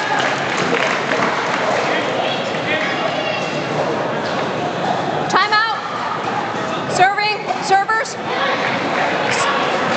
yeah, we got a timeout called here by the York Yeti, coming in here at 6:10. Don't let the scoreboard fool you here, folks. The Grand River Rapids are up in this game. Timeout called by the Yeti. Luca, what is one of the greatest things about rally scoring, would you say, that change, you know, really has made this game so dynamic? Yes, it is, Sarah, that you are never out of the game. With rally scoring, the game is always within reach. We've talked about that freeze early on in the broadcast here, that once you get to 20 points, you are stuck at 20. You must win on your serve. We have seen teams come back 10, 12, even 13 points for some amazing comebacks. So truly, you are never out of this game in rally scoring, and that's what separates this team format than your regular standard scoring. Definitely, and you may actually see just a little bit of a different strategy as compared to traditional scoring, where players are maybe not playing with really big aggressive serves. You can't afford to sleep in rally scoring. That's what I really love about it. Absolutely. Grand Rapids, 2. And again, it's this constant battle of how aggressive do you want to be versus how conservative that you need to be, because every miss is a point for the other team. 6:10. Coming back in here, 6:10.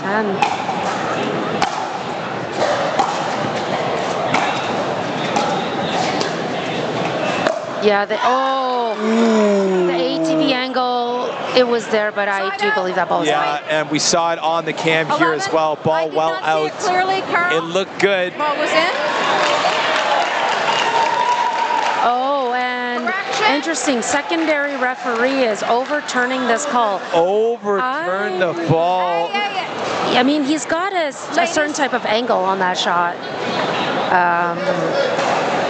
Anyways, the ref, every team is allowed to dispute a call. The ref called what he saw. Yep, ref made the call on court here. And again, referees are going to talk about it quick. And what could this do for a team when a call's overturned? You know, sometimes it lights a fire under them, and we very well could see that. We also talk about momentum a lot in pickleball and how we need to be riding the momentum in pickleball. And again, a point like that, a call like that can swing the momentum in the Yeti's favor here.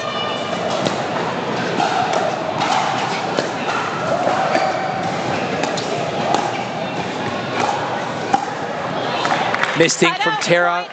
11. It was the right move. I mean, there was a big opening in the middle. I see exactly what she was doing. She wasn't trying to attack. Nope. Just roll through the middle. 100%.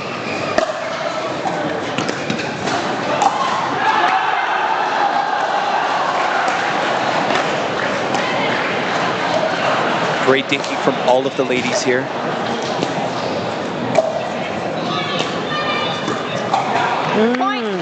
And a little short hop.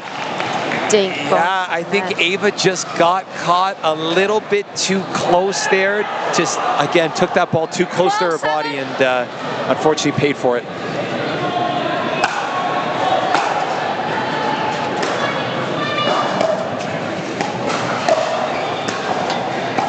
And again, Marie Kristin just so solid. Oh, great lob.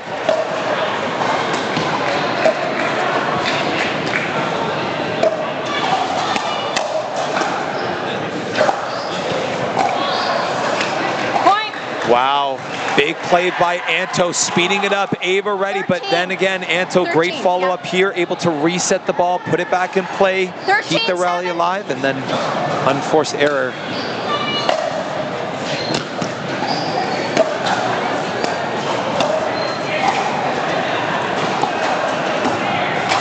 Every team kind of has a character to them, like a style.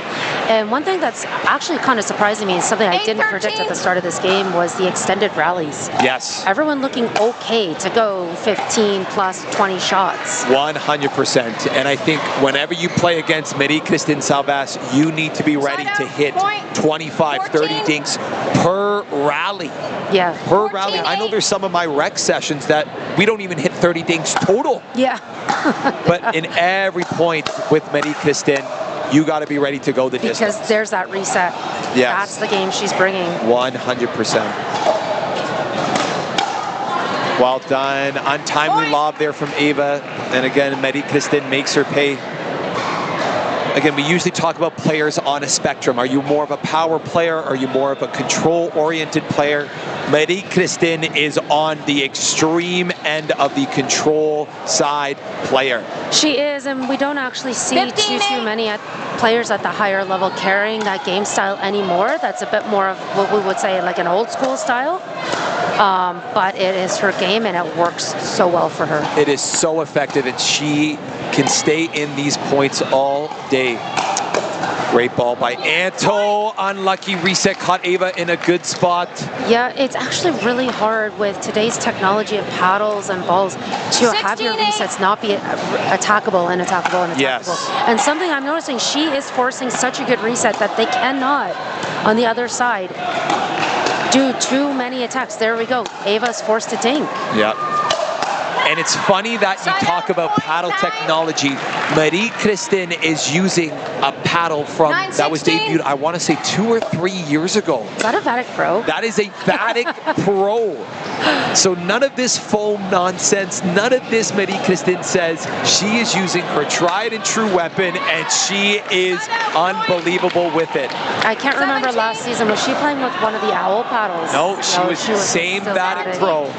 That's great. Yeah. You can get a Vatic Pro on Amazon. They're actually a great paddle. They are a great paddle. Yeah, rumor has it she came out of the womb with that paddle in her hand. Yep, absolutely. Because she has loved that paddle. It's not since. 18-9.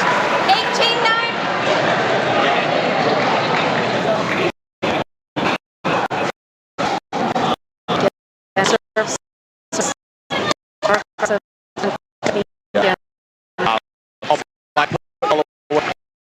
that, you know, someone who's as powerful and vibrant as Antoinette sometimes may want to see a bit more aggression coming from the left side. Yep. But I think Anto knows the game that MC plays, and she is content to stay there and wait for her ball. There it is. There. Oh, nice reset. Good reset, keeping it alive. Tara staying to the point. The net court. A little bit high, good resets. But Anto makes no mistake of it. And that's her one job, Sarah. When she sees that high ball, it's bye-bye birdie, and that ball is getting put away. 19-10.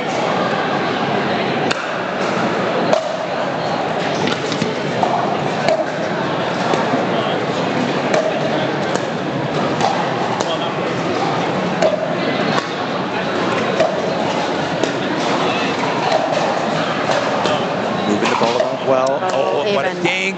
Not going for the ATP.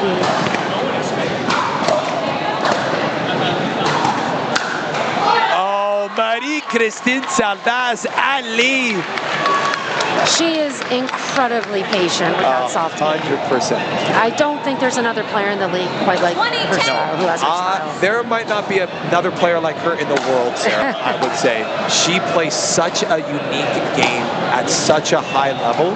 She is truly the definition of death by 1,000 paper cuts, and we see it here. We really do. That is a decisive win for the Grand River Rapids, 21-10 in this women's doubles game. Coming up next, we have men's doubles rolling on in. Again, guys, you can catch us all weekend live on Game Plus TV.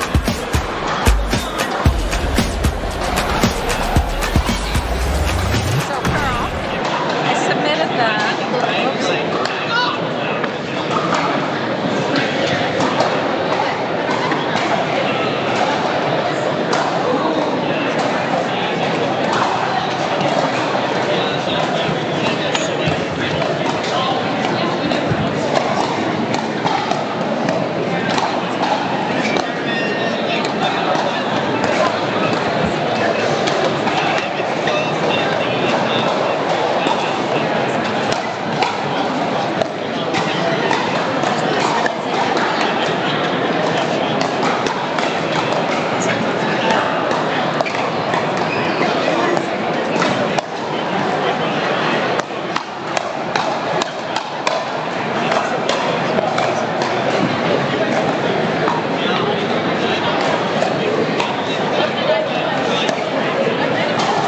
Welcome back, ladies and gentlemen. We are bringing you Game 2 between the York Yeti and the Grand River Rapids here, live from Etobicoke, Ontario in Season 4 CMPL Med Plus home opener. Incredible game so far. We love to see it. This has been truly incredible pickleball, Sarah, from top to bottom here. Absolutely, Luca. You know, fresh faces, new competitors joining this league every single season. This is our deepest talent pool yet. And that means, you know, the stakes are higher. With every season, the stakes are higher. And you can see that the community is buying in to this elite level pickleball. I see merchandise. I'm seeing consistent fans coming out to watch their teams. There are people with specific teams they cheer for. It's not just coming out for you know, highest level pickleball in Canada. They're coming out for a specific team. Yes, absolutely. And again, I think now that we have all of our teams solidified here in Canada, now is when you can get your jerseys, your swag, everything that you need over here. And again, soon to be released, I'm sure will be some merch from all of these teams here. Jerseys, sweaters, hoodies, ball caps, you name it.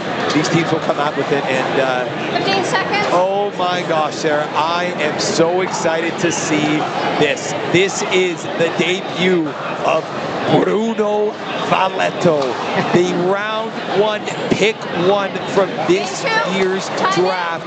I played against him in the pro event in Cambridge. He is a monster, Sarah. So excited to see him play. So he is playing the left side for the Grand River Rapids. And this is how I knew Bruno was a great player. When do we ever see Lucas Wong on the right side? Lucas, traditionally a left-sided player, but because of Bruno's talent and his skill level, Lucas has been pushed to the side, playing that right side supportive role. Yeah, great point. Absolutely great point. And man, they make that court look small. Oh yeah. And again, talk about another bigger player, Bruno Folletto, same kind of size and build as Maxwell that we saw today. The guy moves like a jackrabbit. Oh my goodness, he is quick on the court. And then yet on the other side, we've got Kyle Hermetz and Mikhail Gaumont, few of the most overall athletic men in this league. I mean, Kyle's incredibly fit, and Mikhail, coming from a badminton background, he is so nimble on that court, and you can see they're pushing the pace with these days. Absolutely. They're making those other guys move. And that's maybe what it's going to take. They're pulling them off, not balance, because, you know, Lucas and Bruno are steady and athletic, yes, but it's that they are moving them off their post absolutely a lot. And I think that is the name of the game for the Yeti here. You do not want to enter into a firefight match with these guys because they will make you pay every single time. Just the raw power that Bruno and Lucas are able to generate is incredible to see, and we're going to watch it on full display here. Yeah, I don't think I've seen more of a compressed setup for a put-away shot than what I just saw from Bruno. Incredibly compressed. Yeah.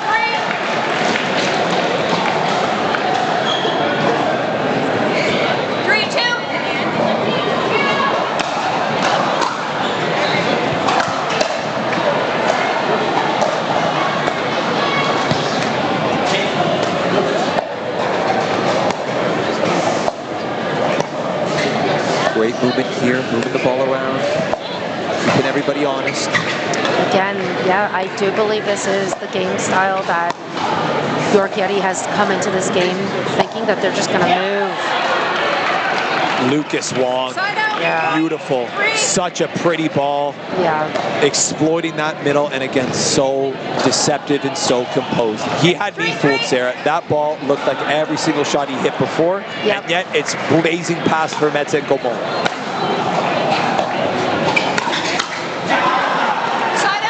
Yeah, and so, you know, one of the strategies of Kyle and Mikhail, if they are moving the other guys around, I mean, they're going to have to move too. Yes, absolutely. And, they may just take a couple extra steps than the others.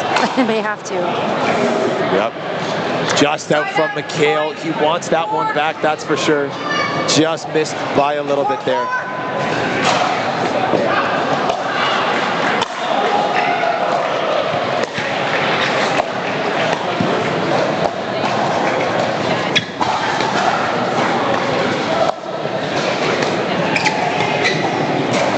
Nice ball, good movement. Look at how much court Bruno just took. Yep, and again, where is he? Back to the other side to cover the dink. He's going with a one-hand backhand slice quite a bit here. Yep. Oh, I like that bailout move by Mikhail. Yes, well done. Really nice play. Really nice play. Big chest bump from Mikhail Gaumont. That just speaks to Mikhail's IQ. In that moment, being able to toss the ball up into a defensive lob like yes, that. absolutely. And again, I don't think Bruno's expecting that. No, they were not expecting that at all. I think they were maybe anticipating like something they could go for an earning on. Yep. Good movement. See, Lucas not pulling the trigger. Oh. Wow. So, you know, Lucas did have that exact same shot, and he threaded the needle in the middle, right? Yes. And now, Kyle doesn't know where to cover. 100%. Yeah. And it's the mind games that Lucas plays so well. And again, it's because his game is so deceptive. Every shot looks the same, so you truly have no idea where that ball is going. Nice ball from Kyle. We're seeing that confidence come back into Kyle's game here. I think that single stream breaker has really lifted up his spirits. I know he had a brutal first men's game and a brutal mixed game as well. Wasn't playing his best, but he is now settled in here. Mikhail and Kyle having played on the same team last year, of course, with you. Yep. So there is definitely some synergy there. And, you know, that speaks for itself. This game is tied 6-6. Absolutely. And this partnership on the Rapids, this Bruno and Lucas partnership, this is one that's gonna need some love, and it's gonna need some time and some reps to get better. Lucas essentially needs to learn the entire different side of the court here on the right side. He does, yeah. Yep, because he would have played left side last season for men's and mixed. Yes. And again, traditionally when he plays tournaments as well, whether it's partnering with Mark or his friend Tyler as well, he's always playing that left side. So again, brand new skills for Lucas. Bruno breakdancing out here, could not hit the reset. He almost got it back too. That was a tough break for Bruno. He's gonna have to just walk away from that one moment. 8. But when I watched Bruno play, when I was doing my research in preparation for this event, the guy is a 100% player. He will put the body on the line for every... I think so many of these athletes will do that. I mean, one of the reasons I played in this first season was Izuko crash into the boards. Yes. You know, we saw Evan Holinsky take a fall already. Yeah. This means something to every single one of these players. 100%.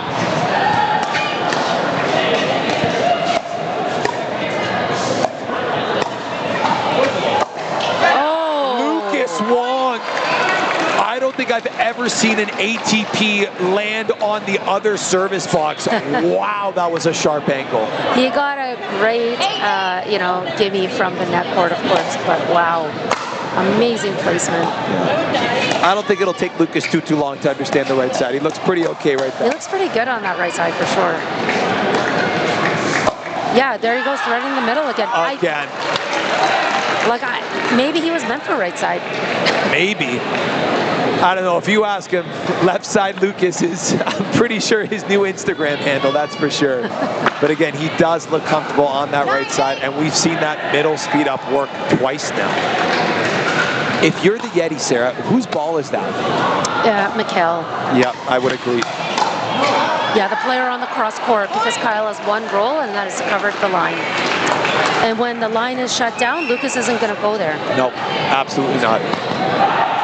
And again, we see the beauty of Bruno Folletto here, coming in, being aggressive on that ball. Bruno's slipping just a little bit. His footwear's, he almost lost balance there again. Yeah, a little bit. Would love to see the grit on his shoes there. Yeah. Yeah. Because the grit level is high on these Pickler courts. Absolutely. These courts are fresh. This facility is brand new.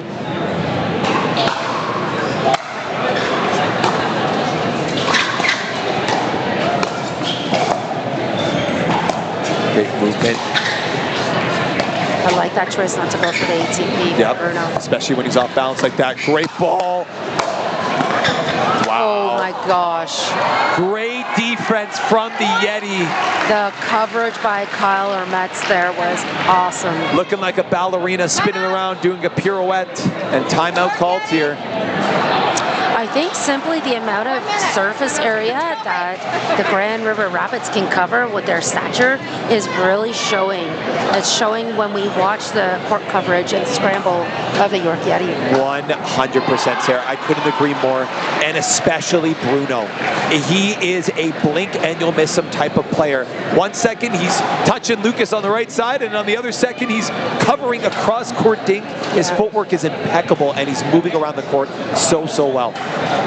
I mean, I have to think that the York Yeti have to stay on track and say, let's keep moving them. Like, at some point, it's possible that their legs are going to fatigue with all of that low gravity lateral footwork that they have to do here. 100%.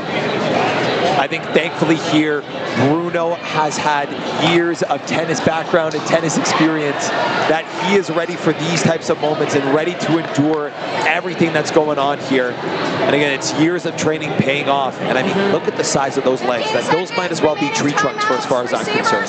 Yeah, he's in the running for the most tree trunk-like legs. I think Louis Charles Amiot had that title for many of our seasons here, but you know, don't be fooled by people who are, you know, larger in stature and height and have long gangly arms in pickleball. Like, they can do so much. Move, yes. They can move, and you think, okay, let's keep the ball low on them, but guess what? They're getting low, folks. They are getting low. They are getting to every ball. And again, you see the Grand River Rapids over here taking a quick 12-8 lead. Ball in play.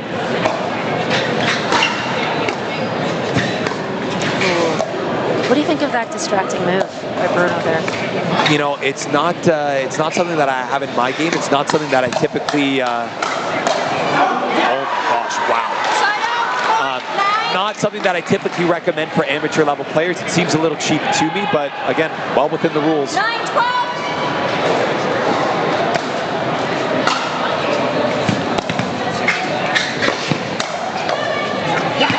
Great coverage. Yeah, Bruno's starting to get more comfortable in this environment, and he's starting to let his creativity kind of shine through a little bit here. And again, Bruno, just like Max Wild that we saw here before, he loves a good trick shot. So he is not afraid to go for some very creative moves. Wow, great defense. Good job from Lucas.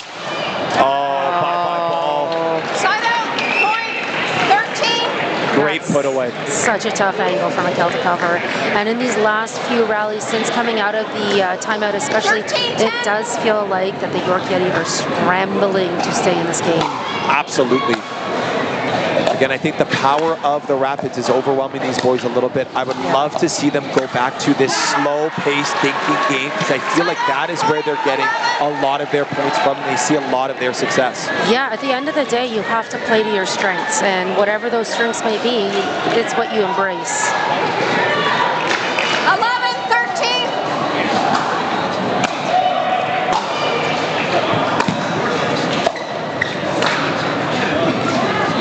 Rare misfire. 14.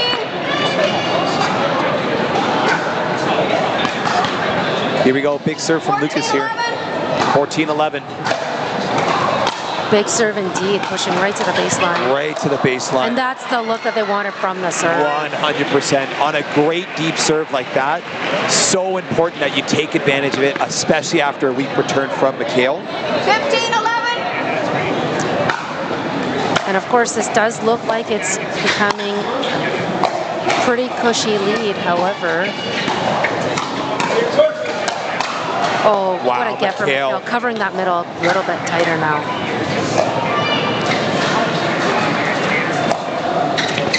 That's exactly what Bruno wanted. Yep. He wanted that ball back in his paddle. Yep.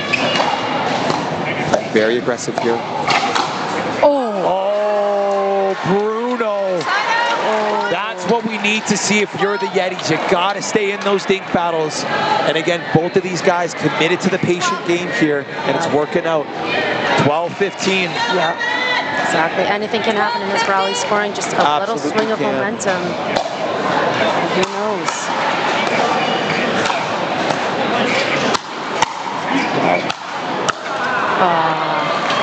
Great wall of Montreal. Mikhail Gaumont showing off his incredible defensive skills here. So good to see.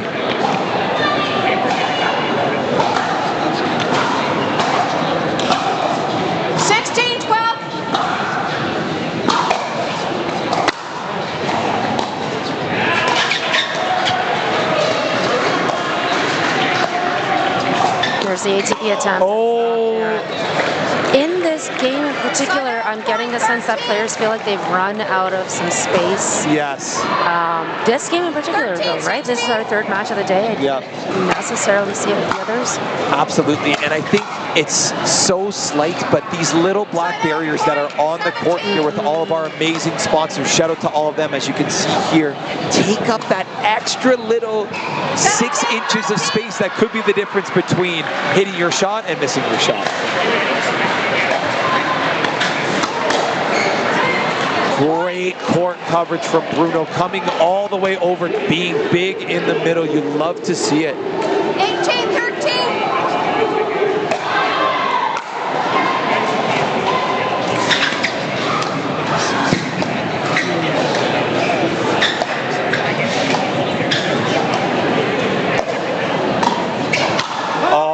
Mikhail Gaumont again, the athleticism of Bruno getting up there.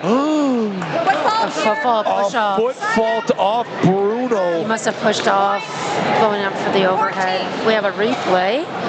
It'd be great to see. Otherwise, we are going to trust the Hawkeye of our two referees. Yes, absolutely. Over here. Over here.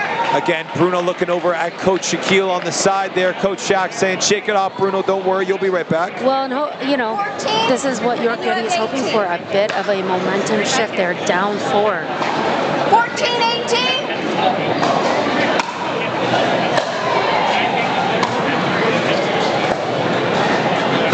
Oh, McHale, well done. Yeah, he wanted Stretching that. Kyle wide.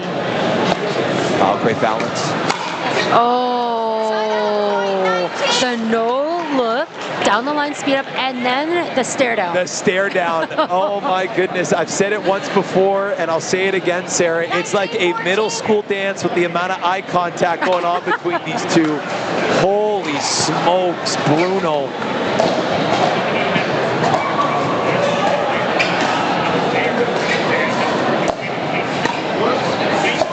Look at how low McHale gets for those things. So good. Oh, got caught, and McHale gives it right back. His I love reset to just see it. jammed Bruno. Yes, Bruno's caught him expecting a in different just the angle. perfect spot. 15-19.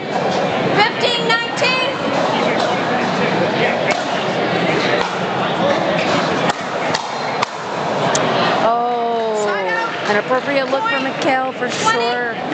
Hoping to close down that deficit by 1 more point. Yep, and we see here, we've got the Rapids game point 2015.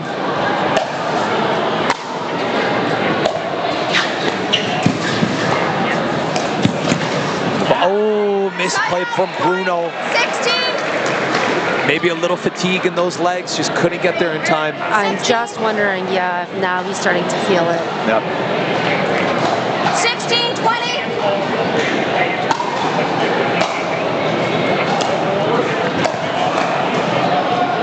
This hit from Kyle again. Match point number 2 for the Rapids. Expect to see a big serve here from Lucas. Can the York Yeti stay in this game and earn a 17th point? Ooh, risky dig pays off. And it works. 17. Lucas just a tad late getting to that next ball. Now is a time to stick with your game plan, York Yetis. Yes, 100%. Do not move off of what has been working so far. And a little bit of risk being taken by McHale Gomon, proving us wrong. Yep, absolutely. I guess McHale heard speed up. Yes, please. Timeout Rapids, and I like this timeout call from the Rapids here.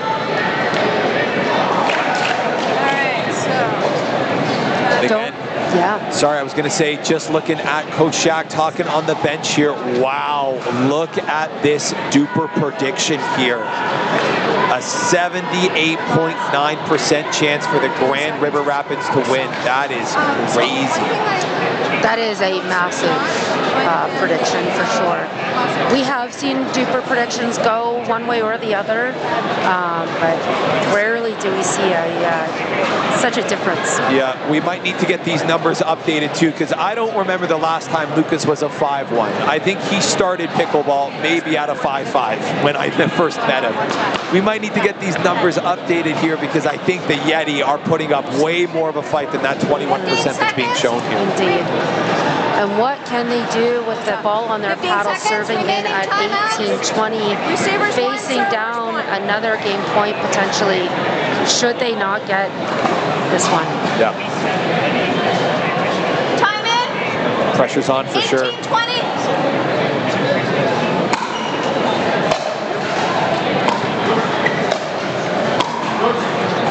Drops, getting to the kitchen. Yep, beautiful. There we go. Moving the ball around. Oh, Lucas Wong. Kyle just over-committing to that angle, just a little bit here. And again, just the patience from Lucas, waiting for that ball in the right moment. Great drop. Also gets there with time to spare. Moving the ball around. Ball setting high on purpose, but not taking the bait. Bruno looking for that counter.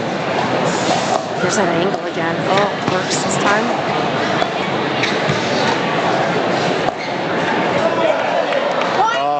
And Kyle missing the dink into the net. You hate to see the match end that way.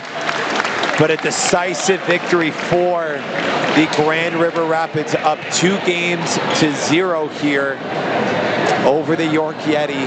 And the York Yeti have some figuring out to do. They have a riddle to solve, how to extend this match now into a singles tiebreaker. Stay tuned, everyone. Don't go anywhere. We will be right back for mixed game number 1.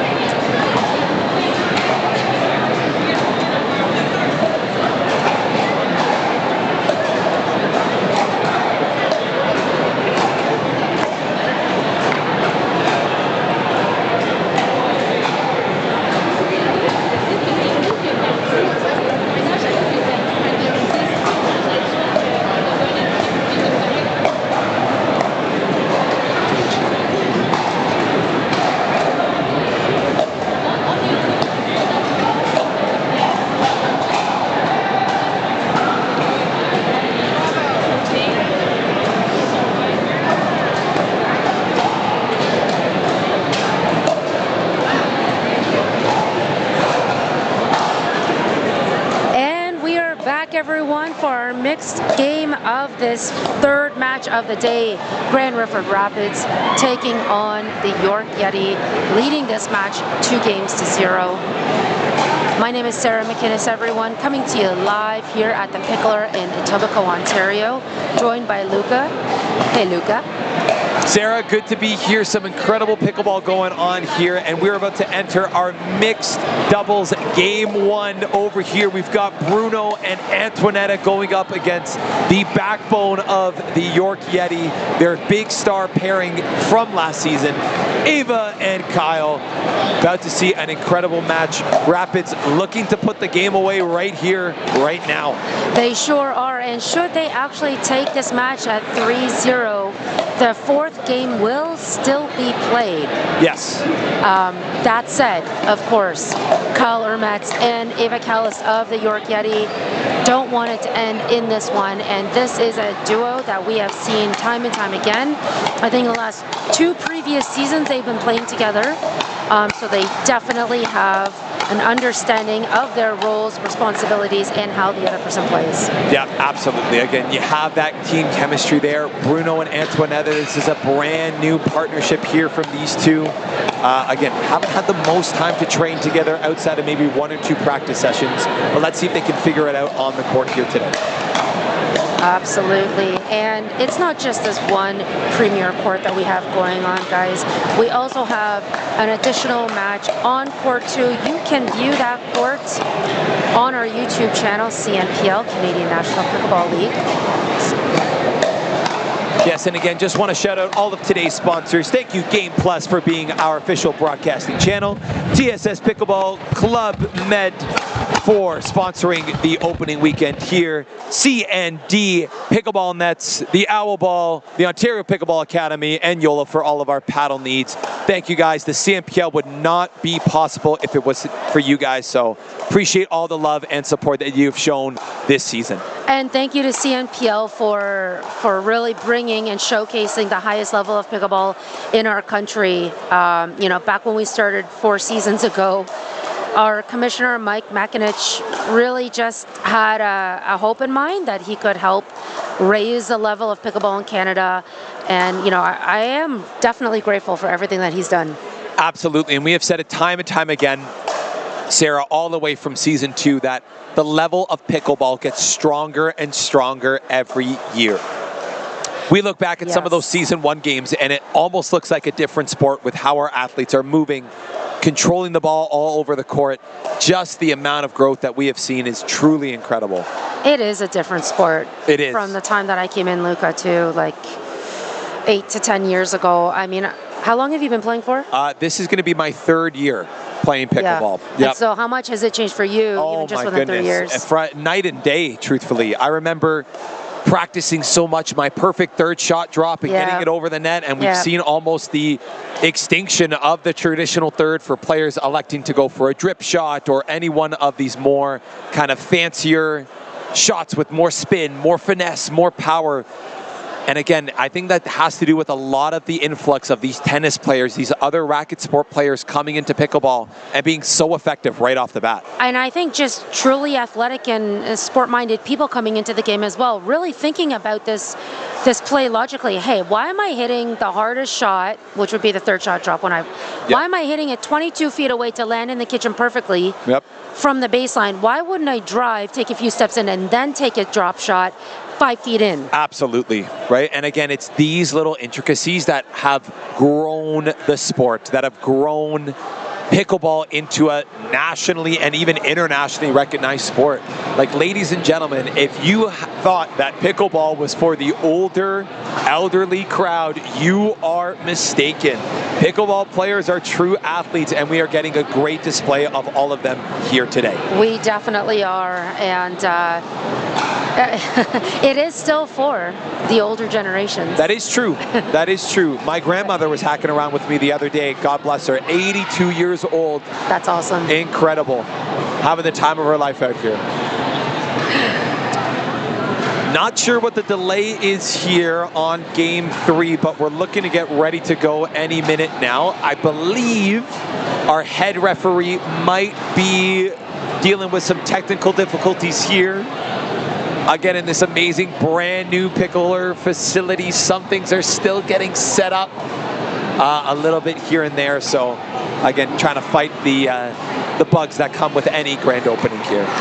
And so, okay, we kind of hinted that we wanted to make some early season predictions. Yes. Maybe now's the time. I think maybe now is the time. So Sarah, my first question to you would be, if you had to pick one team that is the favorite going into this season to win this entire championship in November, which team are you picking here?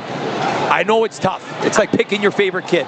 Well, I think statistically speaking, you kind of have to give some credit to two-time reigning champions, the Montreal Lions. They feel with their trades in the offseason that they have only built up a stronger team. Yep. So they'll come in, you know, not only having that extra confidence, but having 2 championship titles under their belt. They're going for the three-peat. And every single other team is looking at the composition of the Montreal Lions and looking at how they can defeat them. So to answer your question, I like the look of Grand River Rapids thus far. Really, eh? But I am going to go, I would love to say it's bold, but I don't think it's bold. Both teams that you mentioned there absolutely are favorites. I have them in my top half finishers this season. But I'm going to touch on a team that I think over the offseason has rebuilt their roster top to bottom and is looking scary coming into this season, and that is the London Smash. I saw Ryan Torrenson here today, and I was talking with him and chatting with him. He wants vengeance this year. The Smash obviously did not have the best end to their season last year, finishing near the bottom of the table, and this year they added 2 incredible females to their roster, and Anne-Sophie and Abika, a brand new rookie into the CMPL. yeah. Combine that with, again, arguably the best Canadian that we have, Ryan Torrenson. And who does he have on the right side? Maybe another top 5 Canadian as well, in Mark Clemenson. And if that's not enough, Sarah, the creme de la creme, the cherry on the top, they have 2 incredible backups in Xavier Richardson, also a rookie this year, and Nat Aria, one of the veterans here in this sport. Top to bottom, this roster is loaded. I think they're definitely top heavy. I don't disagree with you at all. When I look at, you know, where are teams stronger? Mixed doubles, singles, gender doubles. You know, I totally see what you're saying, and I guess only time will tell. Time will tell. But yeah, I think like that talent pool is deep now, and let's see how things go here. Yeah. We're back on, folks. Game 3 of this match, mixed doubles coming up. Ava Callis and Kyle Ermetz taking on Antoinetta and Game 3, Bruno. time in. And Bruno, 0-0. here we go. Going to be a good one here. Rapids looking to close it out. Let's play some pickleball.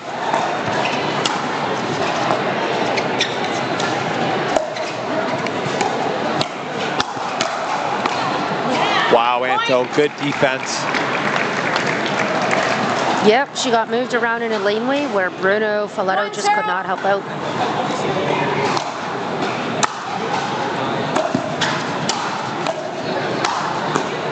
Wow. That Great is- balance from the big Side man out. there. Point 1. And I think a big thing that Bruno does so well is he finishes points. He uses that entire frame to swing through those overheads and absolutely crushes the ball. It is very tough to defend those shots. Whew. Bruno hitting the deck again. Point. He's getting very familiar with these new courts here at the Pickler, Sarah. He has been on the 2-1. floor twice now in this match. Oh, goodness.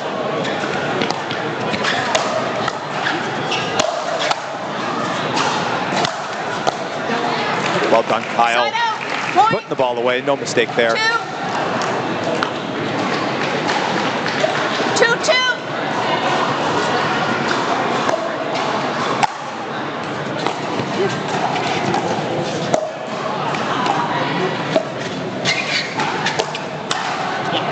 Oh, Side out. Bruno. Point 3. You can just see that Ava Callis is completely alert, having Bruno 3-2. Folletto on the other side of the Yep. net court. She needs to be thinking speed up at all times because Bruno is not afraid to hit insane body bags. I've been on the other side of one of those shots. I think I've still got a bruise from that Side moment there. Point 3. Nice ball from Ava hitting the net cord there. Cheeky little point. The Yeti will take anything they can at this point. 3-3.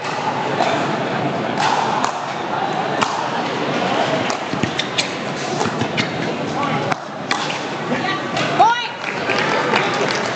Yes, they certainly will, and they've grabbed just the tiniest early lead Point here. 3. Yeah, Anto getting jammed on that speed up there.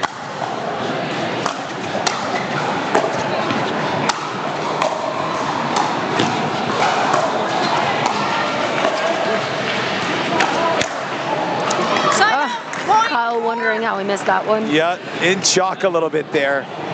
I think truthfully just a tad late on that speed up. You hate to see it, but happens to the best of us.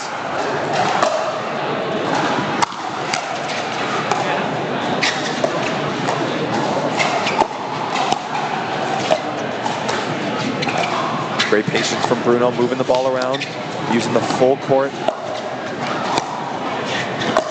Yeah, that angle is definitely there for Ava. Yeah. And she loves that shot. Oh my does. goodness. That running little forehand ATP, that is something from her tennis background that comes so naturally to her. 5-4. Yeah, and it's hard to defend that one because she's sending the ball deep. Yes. Deep and with pace. Again, she is not holding back on the, oh, speaking about not holding back, she Side wanted out, all of that point. backhand. 5-5.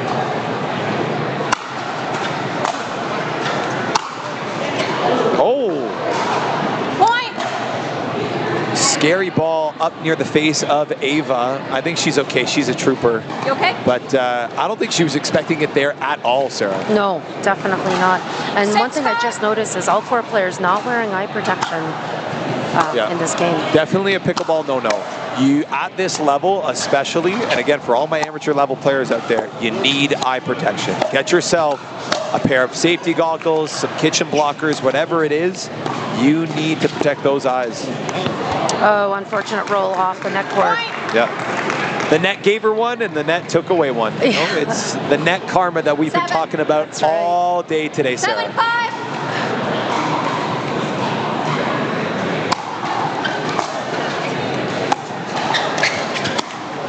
Oh, misfire from Bruno. Bruno's mad that he missed that too. He really is, and Kyle had just kind of given up, like throwing at his leg.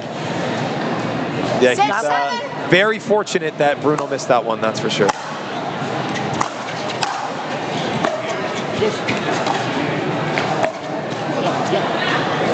Side out, point 8. Bold of Ava to go for such an aggressive angle on that dink there. I know it's tough. Hindsight is always 20/20, but tough to see. You know, if you're just getting into pickleball, you might think, okay, there's one kind of forehand dink. Folks, there's multiple kinds of forehand dinks depending on the ball you're receiving. And, you know, that top spin rolling dink, Ava Callis is a specialist at it. Sometimes if you're taking that ball outside of your stance, it's a really tough shot to execute.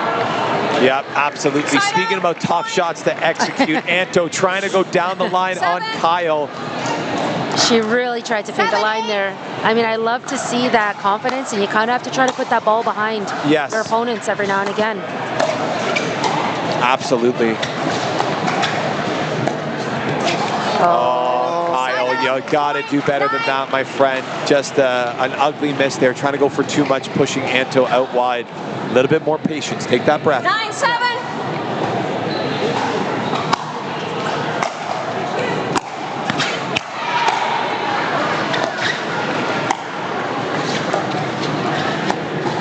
Good movement. Oh, nice job disguising that dink. Kyle surprising Anto with the speed up.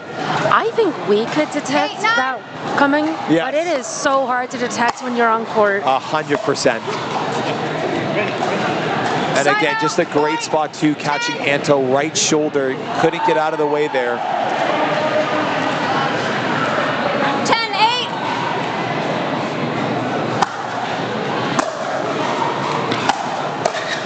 Beautiful drive by Antonetta Toskova. Yeah, and that's the name of her game. If she can work off the forehand and backhand drive, she is going to be her most effective here. Yeah, and so even if York Yeti pull through in these next two mixed matches, forcing a tiebreaker, it's a singles tiebreaker, and Antonetta would be right in her comfort zone. Oh yeah. Point. It's funny, as stacked as a team on paper as the Rapids are, they don't have a ton of singles players on that team, or natural-born singles players. Obviously, Anto, former tennis player. Bruno, former tennis player. Absolutely, they can be effective. But Kristin Salvas, that soft game of hers is not going to be the most effective in singles. And then I know Lucas as well, not a big singles guy either. So ideally, in a perfect world, they get this game done in regulation time. Don't even need to force that dream breaker there. Exactly. Mine was screwed up from the very beginning. We see a timeout here called by the York Yeti. Both Kyle and Ava talking with team coach and owner Brett Shepley over here, and Tara talking some strategy. Sounds and looks to me, obviously we can't hear with our headphones on, but we're talking more about court positioning, awareness, moving around. Kyle doing a lot of the talking. I mean, the depth that he brings in terms of team pickleball experience is quite exceptional, and I really believe that even though he's right in it with every rally, he is so aware and observant of what's going on. Oh, absolutely. You wouldn't think that a guy like Kyle, throw you a little cheeky one there, would be that intelligent, but you're sometimes you're wrong, and I usually am. God bless you, buddy. You're doing great, and again, just goes to show you about the depth of the strategy needed to compete at this level here. Definitely. Let's see what York Yeti can pull off here. Absolutely.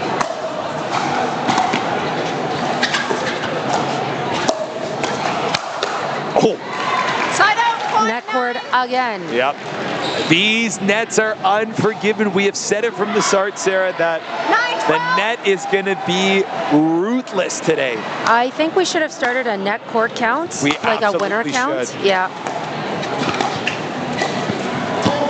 Side out, point 13. Kyle just missing it here, hitting the tape, and again, falling just short. Unforgiving net strikes again. Rapids up 13-9. 13-9.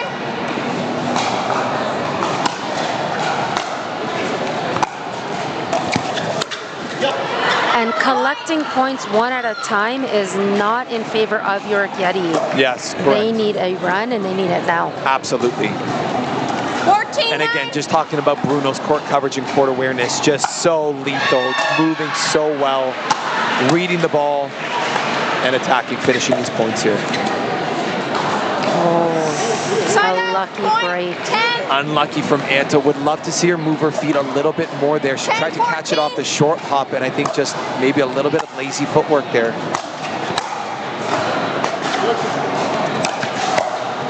And maybe that's something that York should be capitalizing on just a little bit here, is the footwork of Antoinetta. Yeah. Looks like they did, actually. It looks like they did, and again, keen-eye viewers here would see that from the digging of Ava and Kyle, Anta was getting pushed further and further back on the court here.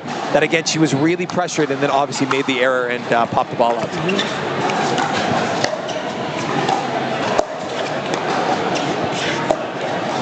Side out, point, 15. Again, I like Ava going back to that spot just a little.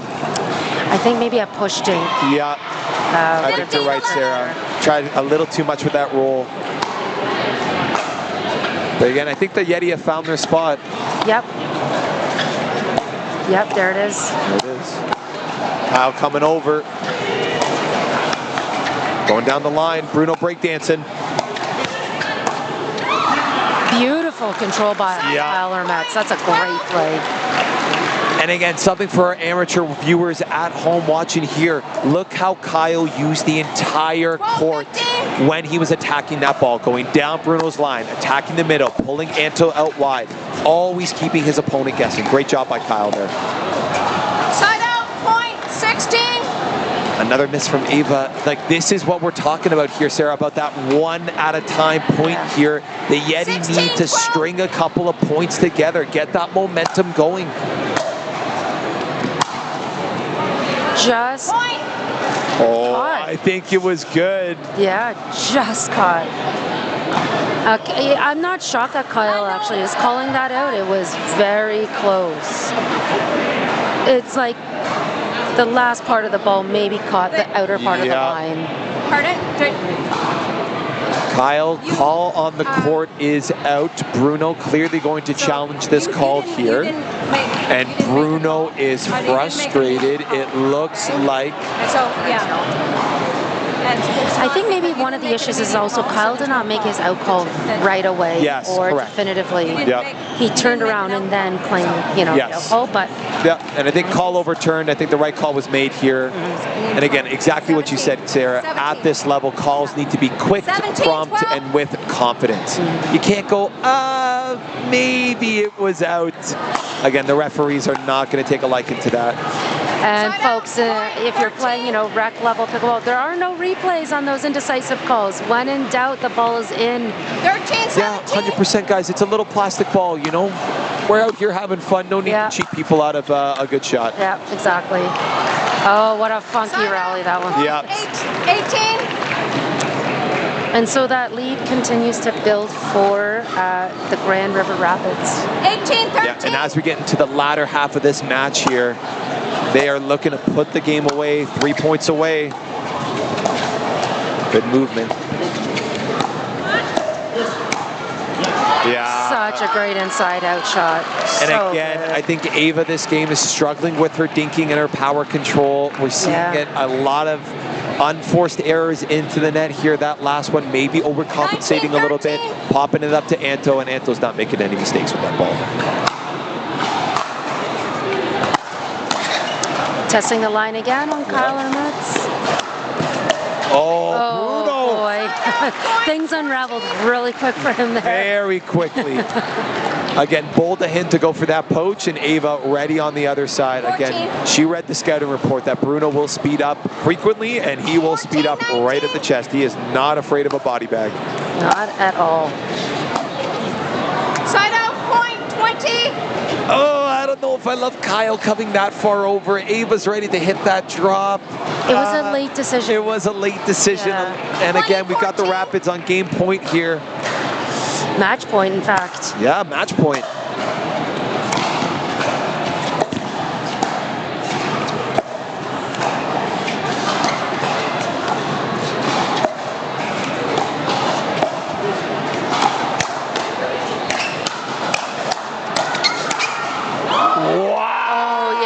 got it. What a great way to end the game. What a finisher. And match. Grand River Rapids with a decisive win, the strongest win that we've seen today. Yeah, absolutely. 21-14, an absolute showing from Bruno. Grand River takes it 3-0. Absolutely love to see it, and an incredible last point here. Both of the Rapids players very excited. Absolutely, and don't go anywhere. As usual, we will have our post-match interview. We'll be right back, folks. See you soon. Okay, 1 second.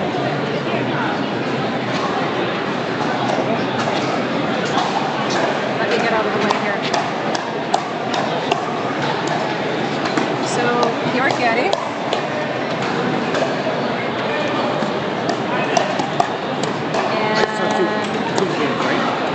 Yeah. So Mikhail's coming out and Jacob's going in. okay. Alright. So there's those two. So have it right, Tara. Oh, just a second. Can you change it? Tara. We had a second. Tara. And welcome back, ladies and gentlemen. We are live from Etobicoke, Ontario, bringing you the season opener for Season 4 of the CNPL. My name's Luca, joined with my co-commentator Sarah here. Sarah, we've watched an incredible game so far. The Grand River Rapids take the match 3-0, and we're going to go be playing this last game. Really a formality here, but good to get some reps for some of these players. And I'm just going to go. Yes, exactly. Grand River Rapids, as you can see, taking this match in 3 straight. Got that? And like we said, formalities of just playing. But this also gives a great opportunity for the other players of each team to maybe get used to some combinations, iron out some of the kinks, that sort of thing. Absolutely, and we see here the debut for 2 brand new players on brand new teams. On the York Yeti, we've got Colby Pierce ready to go, ready to make his CNPL debut, and then making her debut, coming back for Season 4. We've got the Brazilian nightmare, Carolina Hack. Sarah, there's no way I can be impartial this game. I've got 2 of my favorite humans in the pickleball Yeah, space you do. Playing competing against each other. Like, you do. I can't choose here. Well, it's maybe better than that. This doesn't count for anything. This one Yeah, you particular know game. what? I think so. I think everybody should be called the winner, and we can just call it a day from there. Okay. But yes, obviously, Carolina working at Raleigh Pickleball Club in Mississauga, as well as myself. We are the co-directors there. So again, love seeing Carol, love working with her, and just an incredible human on and off the court. I'm so excited to see her play and her game. She has been working on it tirelessly, so Definitely. incredible to see here. And one interesting thing that we're going to see in this matchup is that we have Carolina playing likely the right side as she's a lefty, but then maybe also Jacob Pierce of the York Yeti, a lefty player as well. Yes, absolutely. Playing right side. 15 seconds. And again, we're going to see BLT live and in studio. Big left Tara for this game. One of my favorite things to see when she steps on the court is her play the left side. I cannot wait for this game. This is going to be absolutely incredible. You do not want to go anywhere if you're watching this game, that's for sure. Quick shout out to our sponsors, Owl Pickleball, the official ball sponsor of the league this season, TSS Pickleball, Club Med, and Yola. Thank you very much, everyone, for being a fantastic sponsor of the Canadian National Pickleball League. And you know, what's different this season is each stop there will be a host team. Yes. And in this case, being in Toronto, we have, of course, Toronto United hosting this event. They're doing a fantastic job. I think they brought in some extra fun beverages for our spectators, and you know, all around showing off with their merch. They've got bags, they've got shirts, sweaters. It's really great to see. Yeah, absolutely. Again, shout out to Toronto United for putting on an incredible event here. You will find us next in a couple of weeks when the CMPL comes back, and our next stop is Windsor, Ontario. It's a little bit of drive from Toronto here. I'm sure the Windsor team will appreciate having that section of the season being in their backyard there. Definitely, definitely. So who would you say is a player to watch out for this season, Luca? In general, I think I love a lot of our newcomers here. I think my favorite player to watch, and we will see him, I think, later on this afternoon, is from a team that we have not talked about at all today, and that is Armand from the Owls. He made his debut last year. The guy had some incredible runs down in the States for the PPA, going deep into main draws for singles. Played him and McConnor against Alshon and Patrick Quinn in the PPA. So he has got tons of experience down in the States, and I'm so excited to see him on our stage here again up here in Canada. What about you, Sarah? Well, I actually would have to agree. I'm really excited to watch Armand Giamaggi play out this season. He is electrifying, and he brings so much energy to his team. I mean, my eyes are open now to Folletto. Yep. Bruno Folletto. Interesting to see his gameplay, and I think he's really going to support his team as well. I mean, on the female side, of course, we have Louise Wong coming in for the first time this season. She's got a solid team behind her, a veteran team, so really curious to see how she does. Yeah, absolutely. And then again, I think for me, my female player to watch out for this year is on the London Smash. Abika, I think, is going to make quite the name for herself. I followed her on Instagram. Oh my gosh, you should see how this woman trains. She is an absolute beast, Sarah. Yeah. And here we go, getting started here.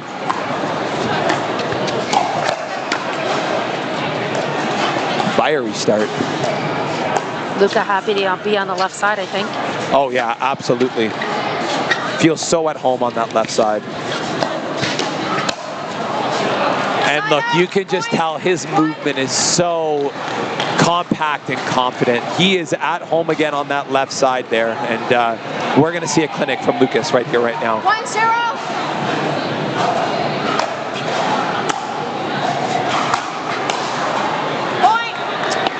Misfire there from Colby. And again, tricky playing with the lefty. That middle is always going to be up for grabs with both forehands there, but I think right decision from Tara conceding the forehand to Jacob. If you're just joining us on Gameplay Plus, welcome everyone. We are in the tail end of our third match of the day, but exciting stuff. We still have 3 more matches to go. Right in the middle of the day. Nice little roll there from Colby going down Lucas's line. Little pop up from Caro there. Great touch. 2-2. Yep.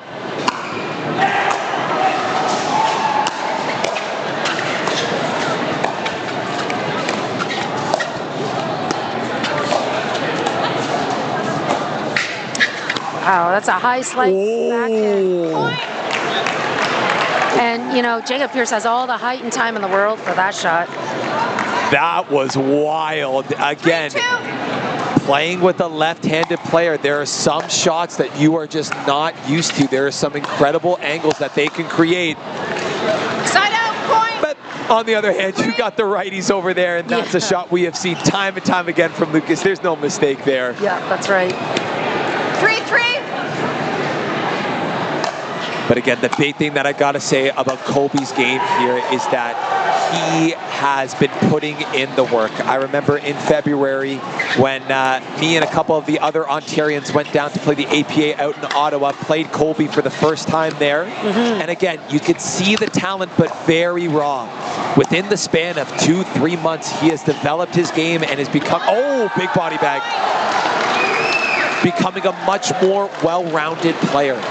Being more comfortable with those soft shots. Obviously a big tennis guy. You'll see that big tennis swing coming out, especially on his drives there. But again, has now adapted to the sport of pickleball a little bit more.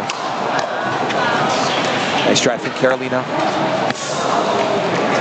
Side out, point. A little bit too aggressive there. Would love to see her just be a little bit more patient. 4. 4, 4.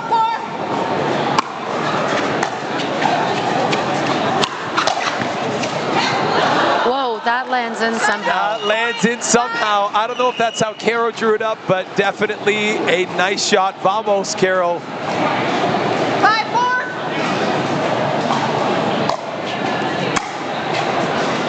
Nice to return from Tara.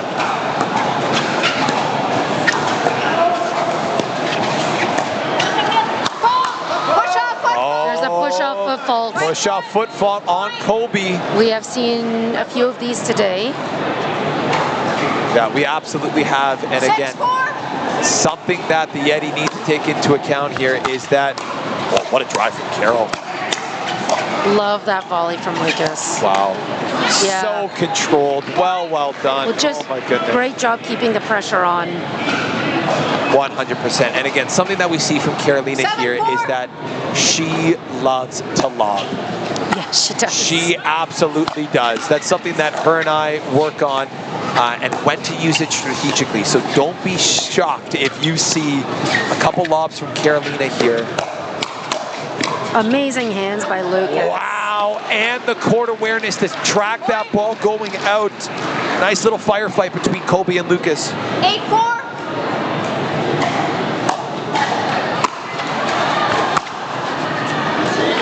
Side out, point. 5. Yep, misfire from Caro there. Again, we haven't seen Tara touch the ball too much this game. No, you're right, we have not. 5, 8. And interesting that Lucas came back on to play with Carolina in this game that doesn't account for much or anything because the match is over. 9. But we also have Darren Wang on the team of the Grand River Rapids. Yeah, we have not seen him take part today, truthfully. 9, 5. Not too sure why that is. Maybe they're saving that secret weapon for later on in the season. Point. But again, I think Darren is a specialist type of player. We are going to see Darren most commonly playing the right side in men's. And I'm sure he'll get some reps this weekend here. But Rapids not elected to use him so far here. Nice ball from Tara attacking Lucas there. 6, 10.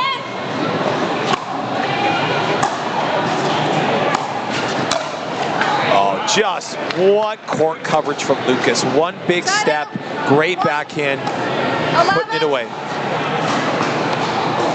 11. 11. Little serving mishap here. 11. Lucas to Tara, 11-6. 11-6. Big serve. Point. Miss hit from Tara. Didn't catch it clean on her paddle there. Luca, this is the first season where we have had spectators really be up against the fence of our players' court. 100%. I have to wonder if this could impact some of these players, right? Yeah, Whether absolutely. it energizes them or adds pressure to them. 100%. Again, we see another lob from Carolina. Perfect spot there. Timeout called from the Yeti. And yes, I absolutely agree, Sarah. This is the first time in the CNPL's history that all of our fans and spectators can get this close to all of our players. I'm pretty sure Lucas and Carolina can probably smell the gum that people are chewing on the sidelines there.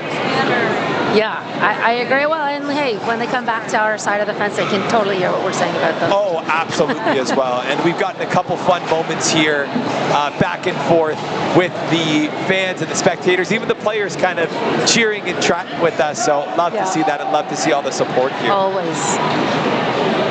Wowza. Taking a look at our duper prediction here. I was not expecting this. Holy smokes, 81% to 19. The Rapids have over the Yeti. That is a high predicted percentage for sure. Yep. And I hate to say it, it looks like Duper's right on this one. The Rapids are in full control here. But I'm liking what I'm seeing from the Yeti. They're just not being able to execute. in those big moments there. I think Colby's been on the losing half of a lot of hands battles with Lucas, but so have a lot of people in the CNPL. Oh! Amazing. There it is. Look at that. Big smile. Nice setup from Tara. Absolutely love to see that. Colby hit the Ernie finish.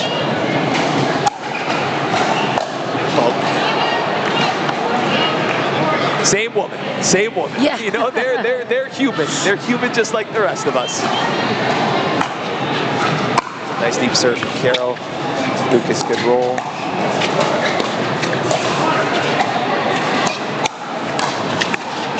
What a great get from Lucas.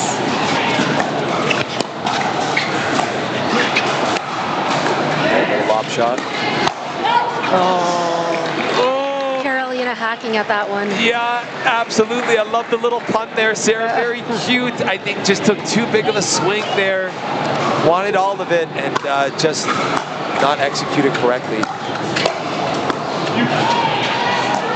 Good eyes from Carol. Good court awareness.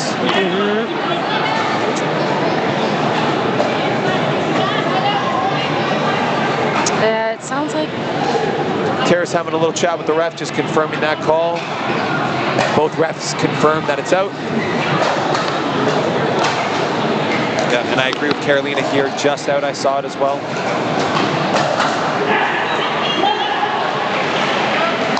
Wow, and we just love the support of the crowd here. Again, coming from a little biased standpoint here, so many of our rally at Sherwood Village members here coming out to support Carolina. Like, the pickleball community, Sarah, is truly second to none. Wow, good it's ball. like your second family, really. 100%. And again, just the love and support that's being shown here for all of our club pros. Again, just so special to see.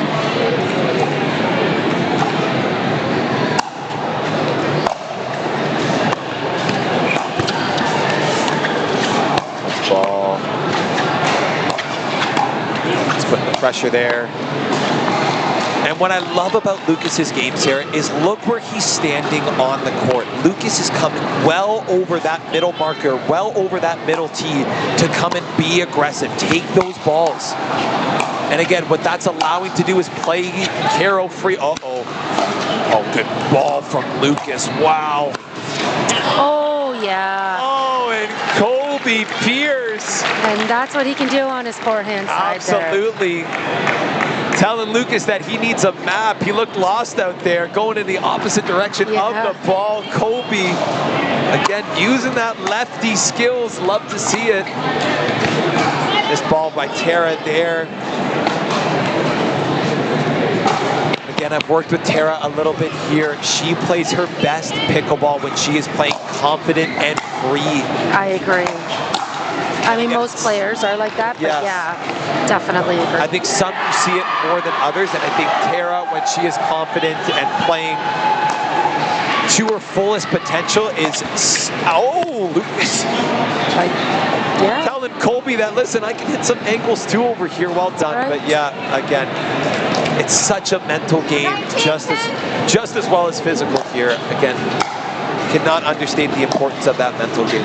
Oh, there's another angle by Lucas Wong showing both sides. And Tara going, what the heck was that shot? She has seen it when she has partnered with Lucas so many times before. Yeah. And that's where we see that little friendly rivalry going on there. But I don't think she's been on the other side of one of those shots, that's for sure. Game point here for the, Side out, point. Sometimes the ball hasn't come up. That could just be, could be a court issue, could be a ball issue. Yeah, but it happens. Yeah, misfire there from Carol, but again, well within the budget. The Rapids have built themselves quite the lead over here.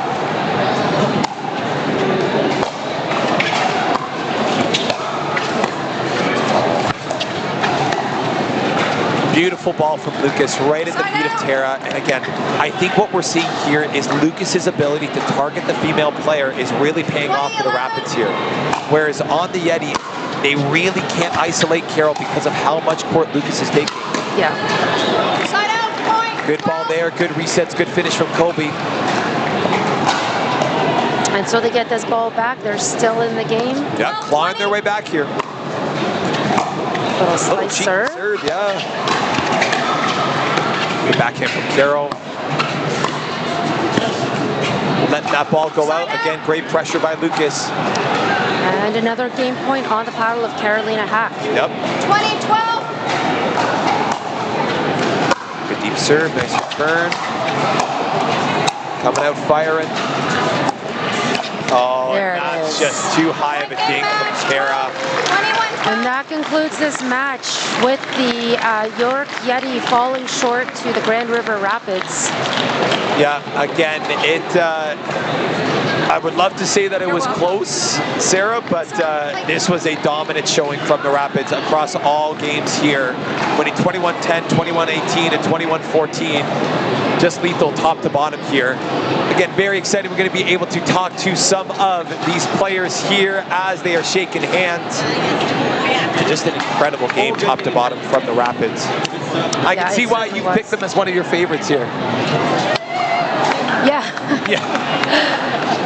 Hey, listen, it's hard to tell in early season, but you know, we've got a lot of players to look out for. We have a lot of teams with new compositions. Anything can happen. Absolutely. Yeah, so we're going to have the opportunity to speak to the captain of the Grand River Rapids, Mr. Lucas Wong himself. Excited to see he's coming momentarily. Poor guy, got to give him a break. He has played his heart out for the past hour or so.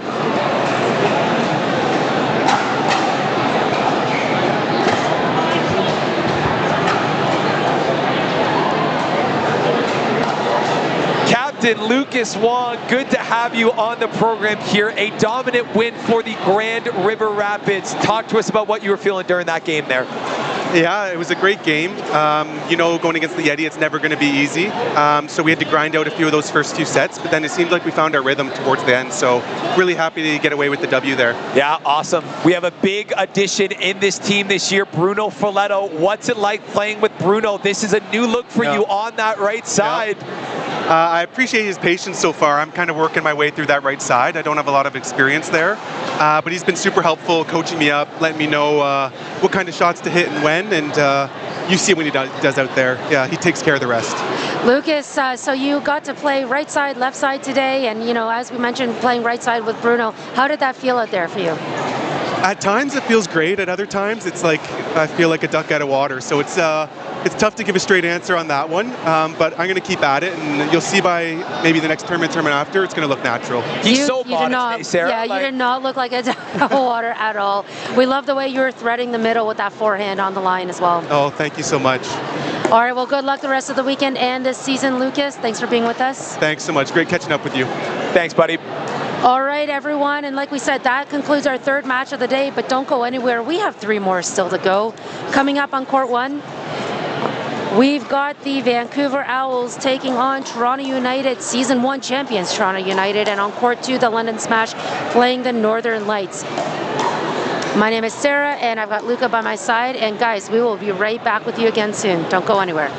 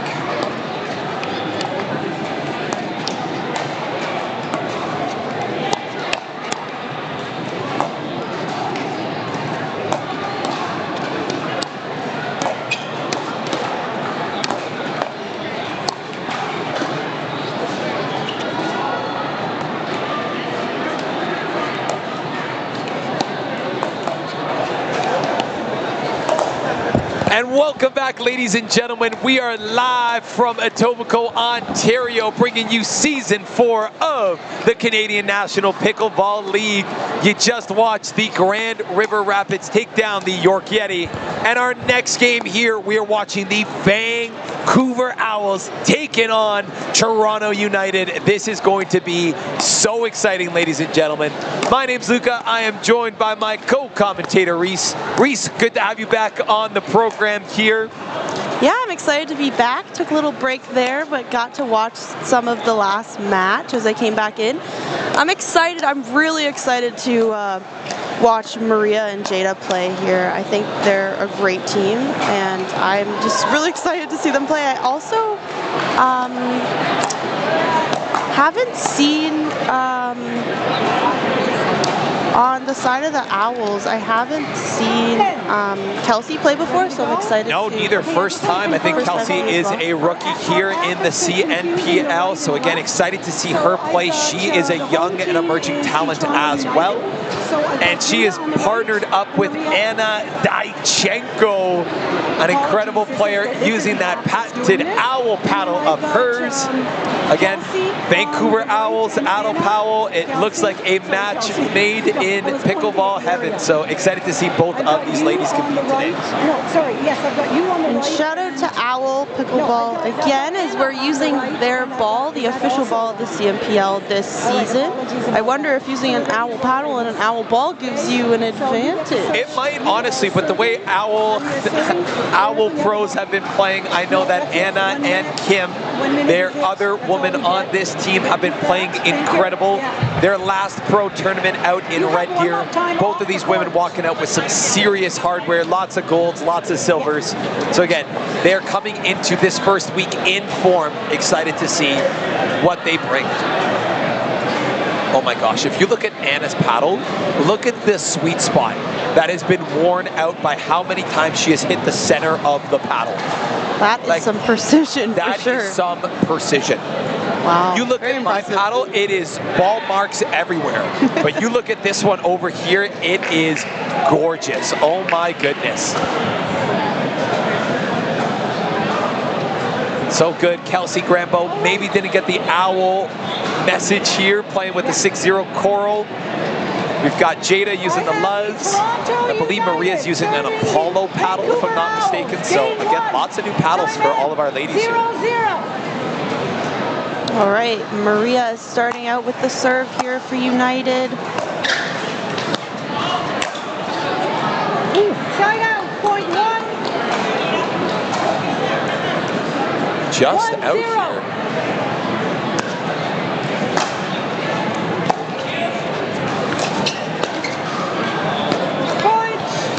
Oh, nice little touch. Anna Daichenko starting off strong. Little net cord. Love to see it. 2-0. There's that unforgiving net that we talked about earlier. You're just usually hoping it goes in your way, in your favor. Oh my gosh, Maria. Locked and loaded. Locked and loaded, and she is coming hard for Anna, which is crazy to see. No holds barred, that's for sure. Setting the tone early. 3-0. Oh. Side out, point one. Rare missed third there. Yeah, nice return from Jada. Nice and deep there. Really, again, getting that ball to skid on these brand new courts here at the Pickler. Anna Daichenko, nice ball. Great shot down the middle. Sometimes down the middle is where to go. You think you want to work the outside of the courts, but sometimes just going down the middle causes some confusion, or you open up a little bit of a gap there and you're able to put the ball away. Yeah, 100%. And again, Anna Daichenko, a very unorthodox player. A lot of her shots do not have the same form that we see a lot of the other pros in Canada use. And I think she uses that to her advantage better than anyone else in the CNPL. The angles that she's able to create with her arm motion and just the shots that she's able to hit, truly some unique stuff that we see from Anna.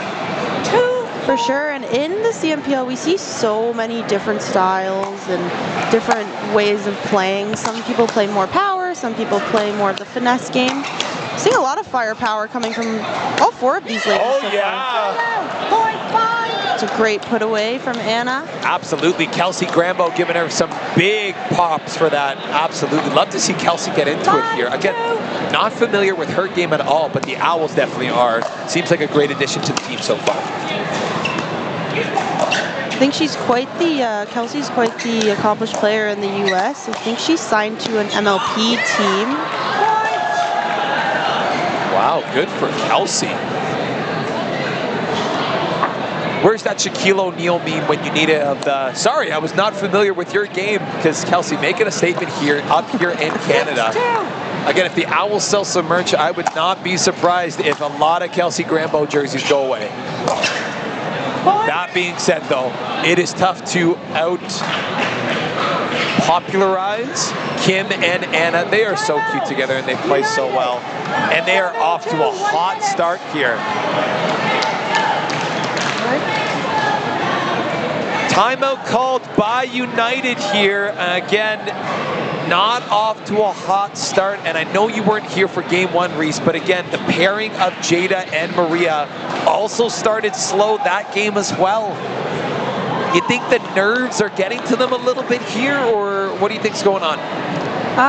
Yeah, I think, I mean, going up against a team, like, they're familiar with Anna. I think maybe the both of them would be. Maria might be familiar with Kelsey, as Maria plays often in the U.S. as well. But just having these different matchups, I mean, Jada and Maria are a newer team, so they're not as familiar with each other. And then you're playing against two players that you might not be quite familiar with as well, which is a new pairing on this side also.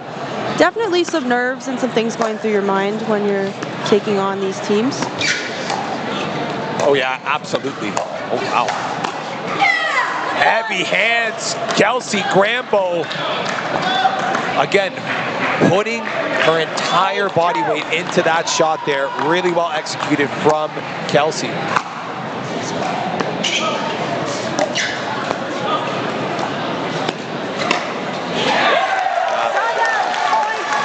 I think the net maybe gave a little extra second for Jada there to put that ball away.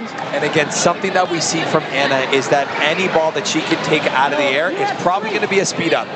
Something that I have been on the other side of, and it is so deceptive. So again, Maria's and Jada both need to be on their toes at all times, getting ready for all of these crazy shots that might be coming their way. Oh, what is that angle? And Chenko, get the protractor out. Little inside out overhead smash. Inside out overhead smash into the kitchen, out on the other side. She worked both sides of the court there. She put 100%. A dink over to the left side of the court and then put her smash all the way to the other side. Very good. Wow, and I see Jada getting a little bit frustrated with Maria. I think something that they struggled with early on in that first game for United was this middle ball and how much of the court each one is taking up here. Both of these women are alpha women, Reese. They love to be in control. They love to finish the point. And again, we're seeing that disconnect. Neither one of them looks too comfortable with the role they're playing right now. Yeah, I completely agree with you. I was able to catch a little bit of their first match and them playing together. And you're right, they're definitely both playing an alpha role. With Jada on the left, you'd think she'd like to take the middle a little bit more, but Maria has such a great two-handed backhand and lots of firepower behind it, so I can see how there can be a little bit of an issue in the middle there. Yeah, hopefully they'll work this out as they play more together. And they will, I think. Again, this is a brand new partnership. Jada and Maria obviously have not played together at all, maybe outside of 1 or 2 practice sessions, so this will be something that definitely grows over time. We have not seen the best of Jada and Maria. Nice serve from Maria here, nice and deep, good return, Kelsey. And a misfire from Maria.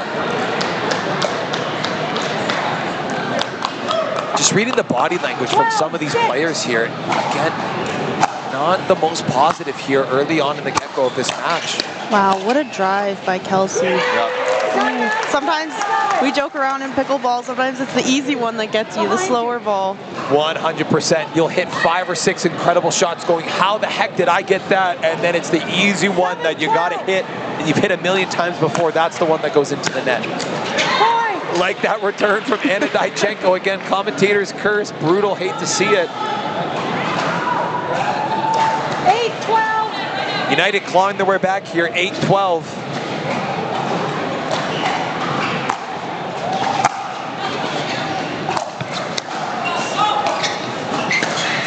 Wow. Fault called on Anna Dychenko. Stepping foot into the kitchen there. And again, great pattern. You see Anna reaching to take a lot of those balls down the middle as she really comes over top of that ball and really puts a lot of topspin on it. Absolutely. She's also got quite the reach and quite the length to use. Oh my gosh, Anna Dychenko ready for that speed up. She really likes that. Yeah, she loves that angle. Yeah. Oh my goodness. Just a second. But just the way she's able to contort her body here to crack that angle is crazy. An extra point. You actually have 13. Very deceptive. Difficult for United to read that. And I have a feeling if they were to go take off on that angle, she might switch up where she's going to play. Yes. And this is why being as unorthodox as she is such an advantage, because now Jada is going to be second guessing herself of where that ball is going. Is it down the middle? Is it going out wide? Again, so many different elements to see here. What a time, what a sport. Not too sure what the refs were chit-chatting about here, but we're going to get started. We're 13-9, Owls in the lead here. Anna to serve. Lengthy conversation on the side of United. Yep.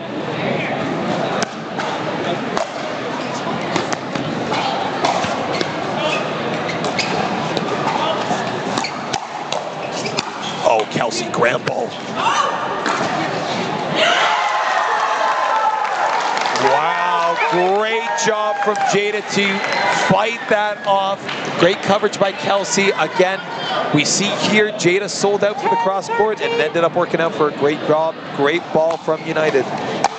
Yeah, we see Jada speeding up the ball there and going from offense to defense back to offense in order Kelsey, to get well that. done. Side out point 14. 14.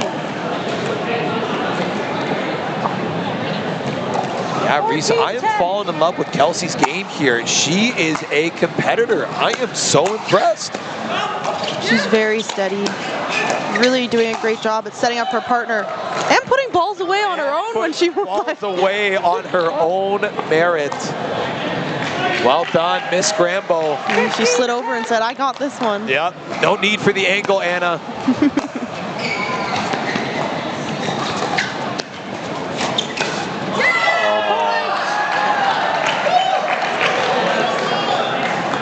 Maria getting frustrated. Jada looking to the bench for some coaching, for some support here. 16-10. Again, this Owls team is a tough one to crack.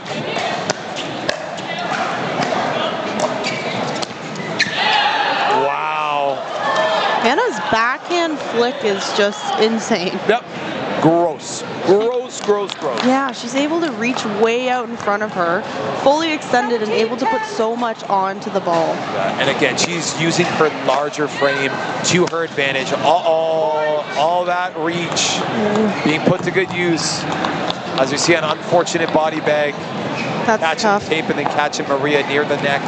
It's tough when you're down and a ball comes off the tape and hits you. It's And the bounces aren't going your way. a little extra frustrating. Yeah, and you can see United begin to get frustrated here. The team is unraveling. Good timeout here, but it might be too little, too late at this point. So Reese, you and I have both been in these situations where nothing is going right.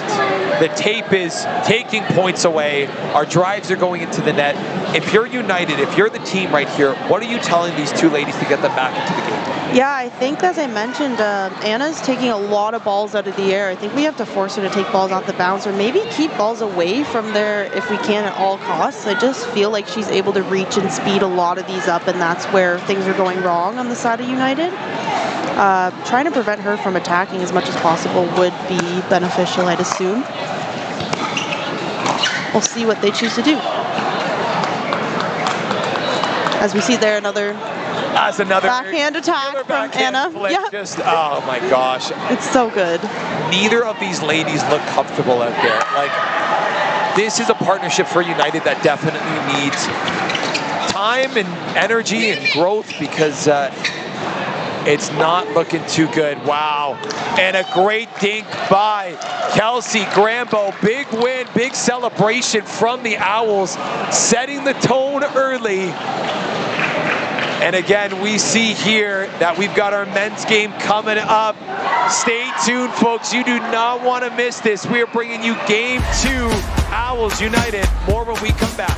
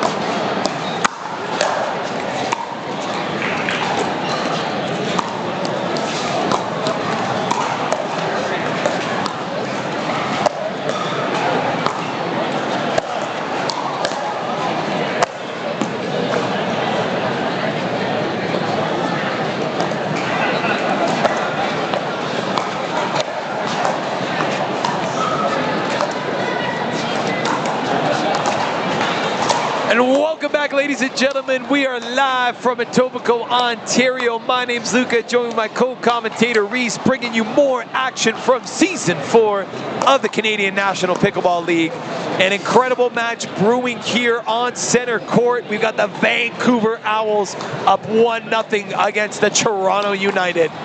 Reese, takeaways from that first game there between the Owls and United. Yeah, that was a very dominant performance by the Owls, by Anna and Kelsey. I think we saw a lot of emotions and a lot of frustration going on the side of United.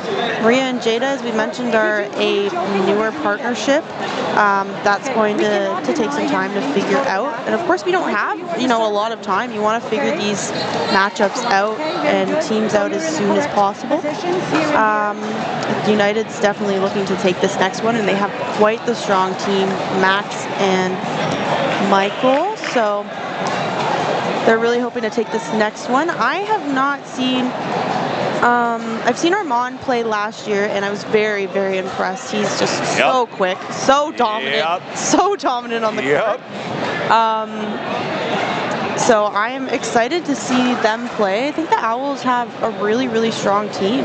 100%. And again, Armand Jiwamaji was my player to watch this season. Again, both him and McConnor have been putting so much work in together. Again, you got to remember, Reese, a couple months ago, these guys were playing Patrick Quinn and Alshon in a PPA main draw. It's going to be so exciting what they have here today. I can't wait for this matchup.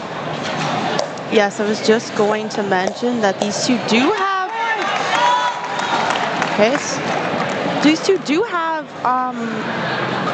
experience playing together in the PPA, as you mentioned, against some of the best of the best. I expect to see a really great matchup here. Oh, absolutely. And again, this might get loud early. We know that Armand, definitely a loud player, thrives on energy, uses that energy to pump himself up and get him going. We know that Max and Rizzo can give it back as well. So again, it might be interesting. Tempers might flare here. For sure, and I think Max is a very crafty, exciting player to watch as well. Well done there from Max, keeping the pressure on. United up 2-1. Just wanted to point out as well, McConnor is 16 years old. Yep. So we have, and Armand isn't very old either. I mean, we have quite the young average on that side. Yeah, 100%. It is electrifying to see these two play, and again, 16 years old. The kid probably got his driver's license a few months ago and now is competing on Canada's biggest pickleball stage.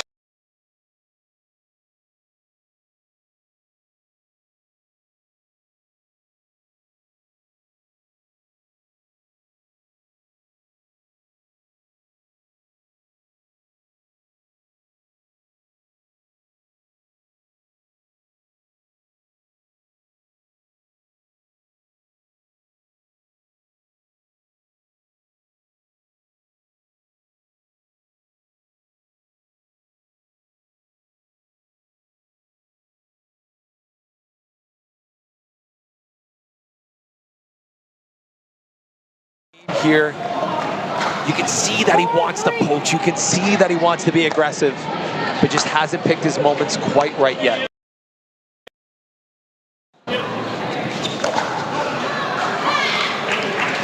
Great resets by Max. He was looking to make his way to the kitchen and did not have to do so as McConnor forced the ball out the back.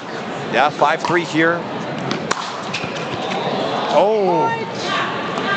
See the fans trying to catch a ball over here. Yeah, Max a little confused about what Toronto hand signal to use there. He went for the Viking clap and then went to the snap, and oh goodness, it's all these team traditions here that are always fun to watch. Side out, point. Missed third from Rizzo into the net. 4-6.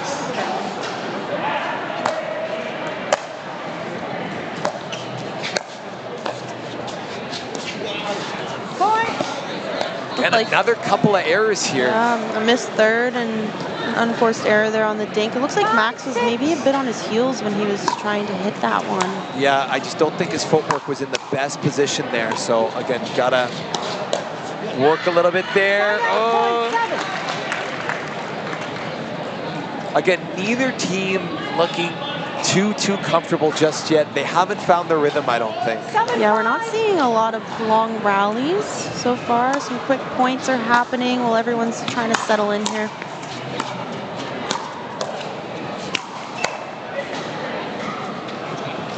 Side out, point 6.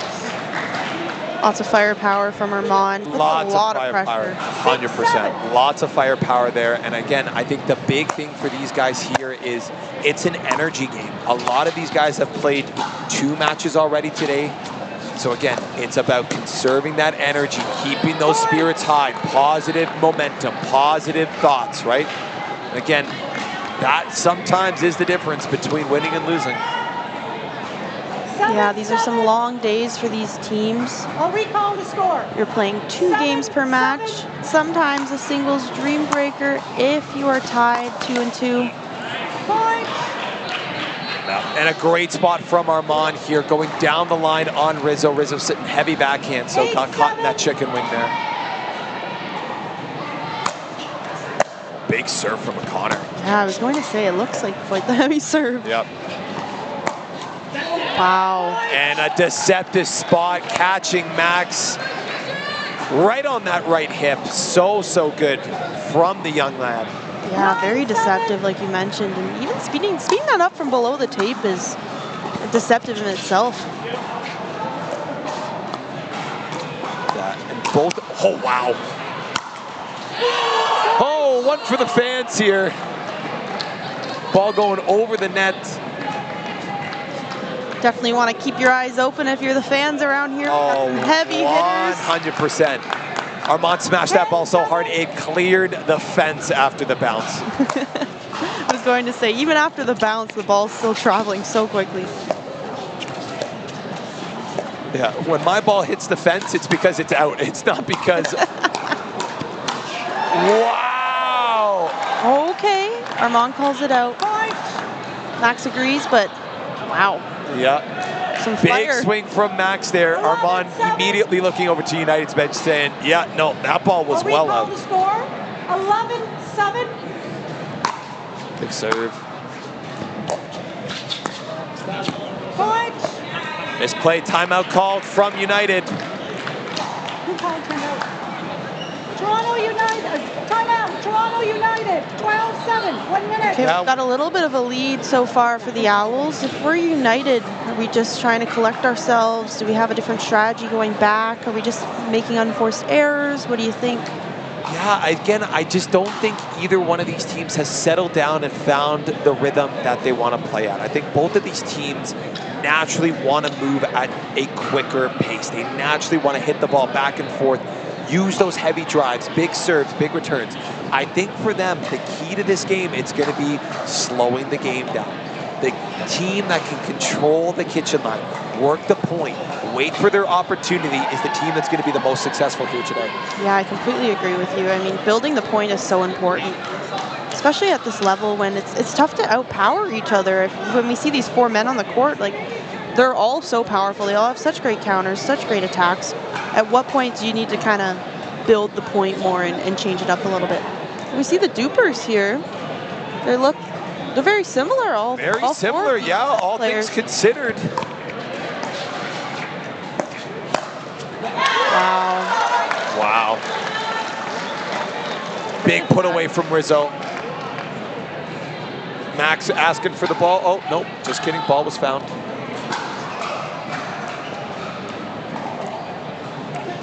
Head referee Joanne fiddling around with the iPad there, the scorekeeper's tablet.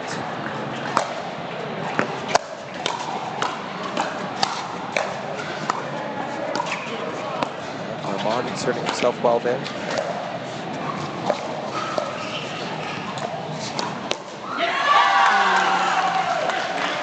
Connor wants that one back. Yeah, 100%. Big Max Wild there, taking it right to the body of McConnor there.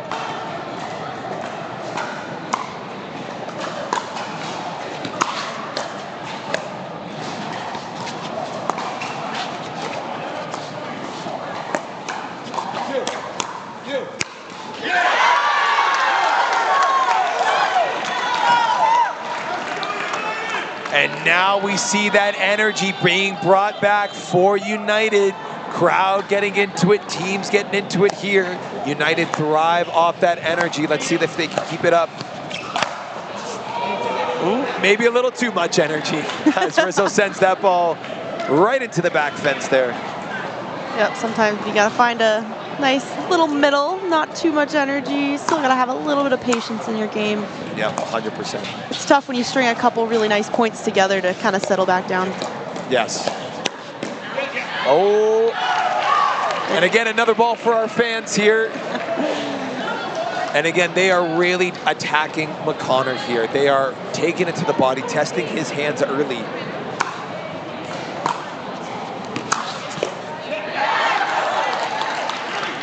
We're seeing a lot of third shot drives. Yep, absolutely here.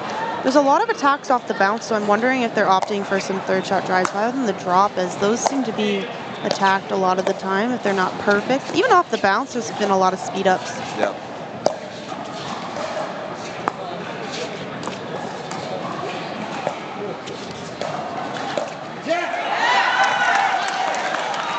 Yeah, another mistake by McConnor there. Again, if I'm the Owls, I might want to call a timeout here. Get the kid, get the nerves, settle down. 13-13. Yeah, the Owls have given up their lead. They're now tied, 13-13. I agree with you. If we make a couple more mistakes, maybe taking that timeout before United gets ahead. Yep. And again, you see here, United has made their game plan very obvious. We are going to go through McConnor dive and just go right to the body there. Let's see if this 16-year-old can hold up, though. He's doing all right so far. A couple points that he probably wishes he had back. Wow. Wow. Wow, wow, wow. Max Wild. So good there. We're seeing some of the fastest hands here for sure. 100%.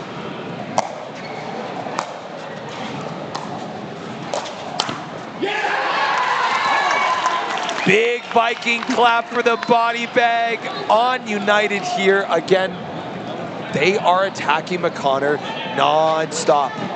Owls calling a timeout, just as you thought, Luca. Yeah, 100%, and I think it's the right time to do so, Reese. I think you gotta figure out something. They're attacking McConnor. They're winning so many points off of those speed ups, off of those patterns. You gotta do something to slow it down, take the pace off, calm the kids' nerves a little bit here.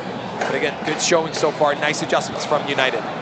Yeah, I agree. I mean, even just to stop the momentum a little bit with this little break and having this timeout might be a good thing, since the momentum has shifted over to Toronto United as they have taken the lead now. Yeah, absolutely. And we definitely feel the crowd cheering on United here, willing them to victory. United obviously sponsoring this first event here. This is their home event of the season.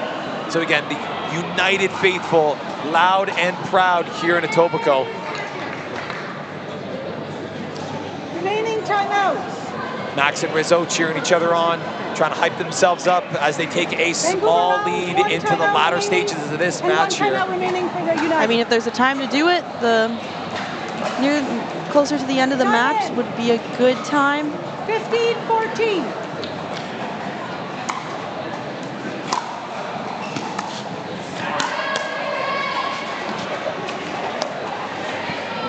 Side out point 15. You know, something about Armand's game, Reese, that I have admired so much is the amount of deception on all of his shots. You truly never know where that guy is going to put the ball. Yeah, I was thinking the same thing, and honestly, with both the men on the side of the Owls, they both have a lot of arm and wrist and hand and body movement happening at all times.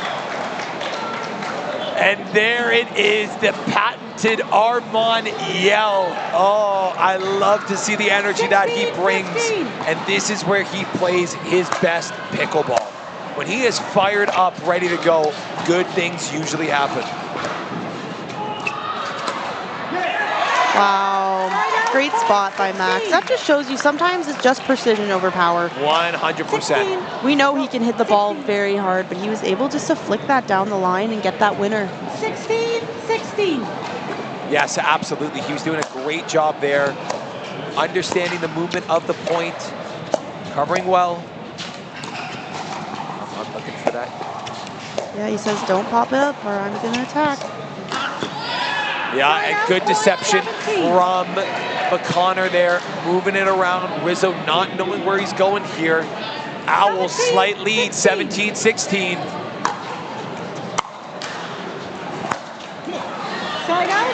Oh, McConnor wants that one back. Just hit the tip of the tape. Oh, hate to see it. Yeah, it's tough. You definitely don't want to be missing serves or returns or thirds at this point in the game. And as we say that, again, another missed ball into the net. Again, maybe that youth is starting to take shape a little bit here. Some of that inexperience might be coming out.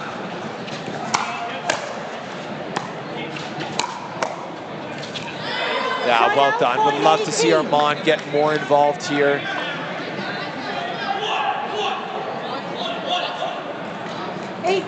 Firing himself up.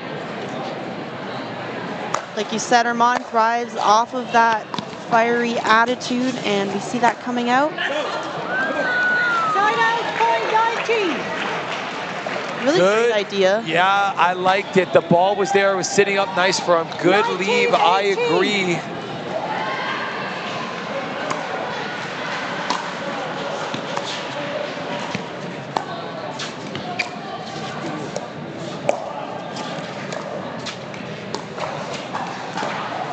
I like those dinks down the line from Rizzo, keeping Armand honest. Yep, absolutely. Wow.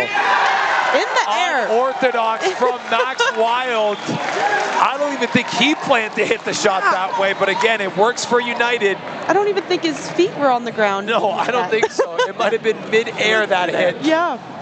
We do see him flying around quite often. 100%. Nice ball, good block. Oh, bad execution, bad reset from Rizzo. It looked good initially though. That's tough. Rizzo's had a couple errors on his forehand there, trying to reset the ball. Yep, absolutely. Yeah. Armand looking at the court, seeing that the ball did not bounce, and I do have to agree that ball bounced very dead there.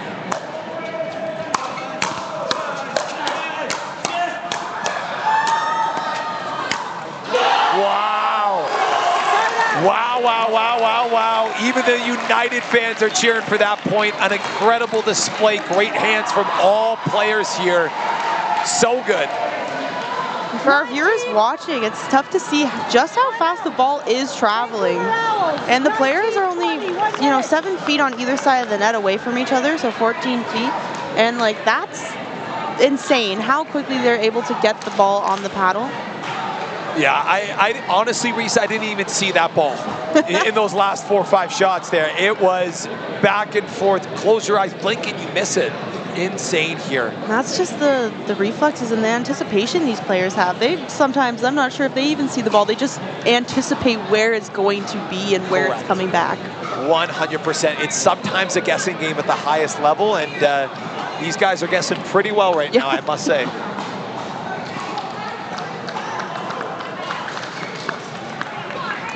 Max cheering on Rizzo here. Owls need a point to get off the 19-point freeze here. Trying to put the pressure on.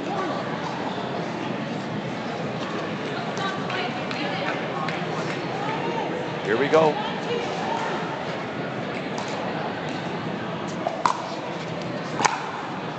Electing to serve line. Good drop. Resets there.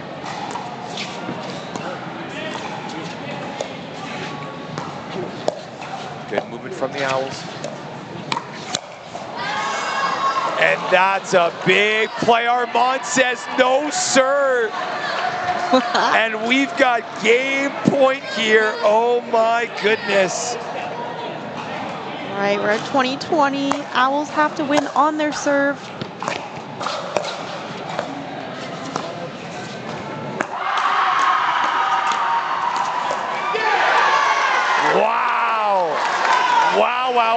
Wow, what a battle. United takes the ball back. And again, match point 3-4 United here. Third time's the charm, hopefully, for them. Great point, could have gone either way. We hear Max saying, come on, right now. So they want to take this game, not going back and forth any longer. Yeah, moving the ball around well. Wow! Big point from Rizzo on the ATP. What a way to finish. Yeah, that, talk about going out with a bang.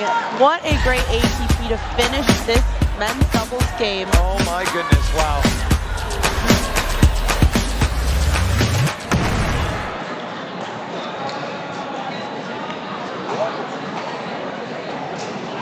Damn. Okay.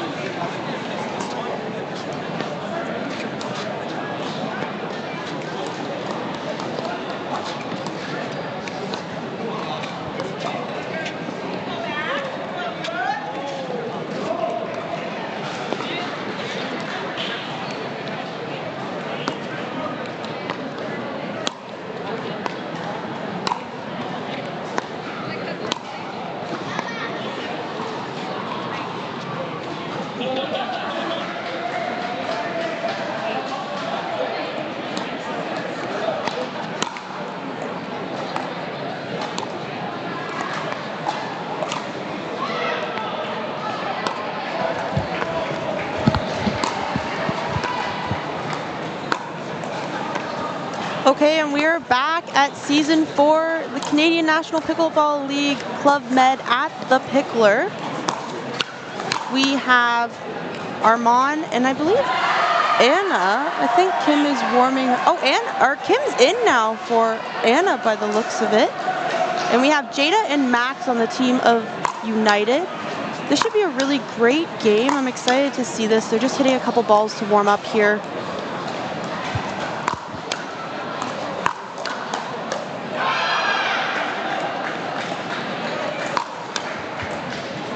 See all four players warming up with the Owl ball, the official ball of the Canadian National Pickleball League.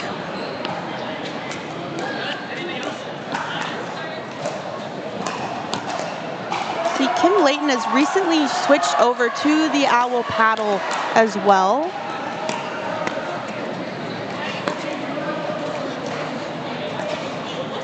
We see ref Joanne getting everything sorted out here for this next game. So far, we have a game on either side won. The first women's game went to Anna Diashenko and Kelsey Gambro. I swapped you out. I swapped you in. Yeah. And the men's doubles went to Max Wild and Michael Rizzo on the side of Toronto United. Okay, very good.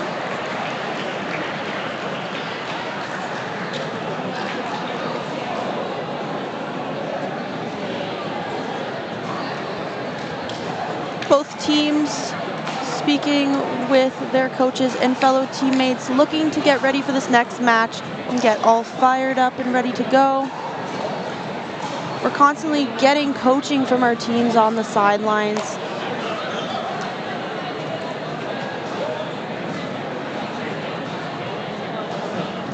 For some reason, it's putting him as a server. And it's 0-0. Toronto United coming off a really great win in that men's doubles game. Both teams were stuck at the 2020 freeze, and United was able to get the ball back, and Rizzo was able to finish it off with a ATP winner. I'm joined here with Luca.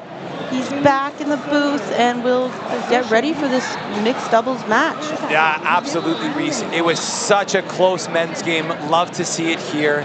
And we are putting together a team that I am excited to see. We've got Kim Layton, a veteran of the sport here, a proud mama, and the newest addition to the Vancouver Owls lineup here.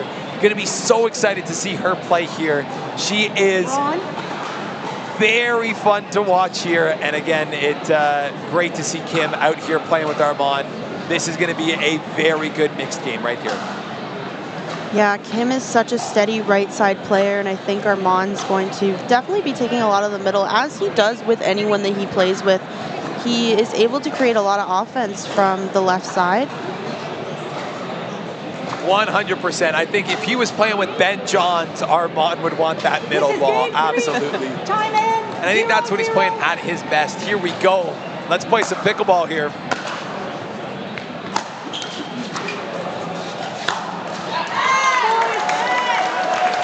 Bye-bye ball. That ball's not coming back from Max Wild there. Yeah, I think I myself may have just like ran off the court perhaps, but it seems like Max chose a little bit more precision over power, as we had that put away. Absolutely. I don't think he would have slept well if he didn't put that ball away. Nice cross-court speed up from Jada. Yeah, ripping it right at the body of Kim Layton. That's a good spot there. Kim just a little bit late with that brand new owl paddle of hers.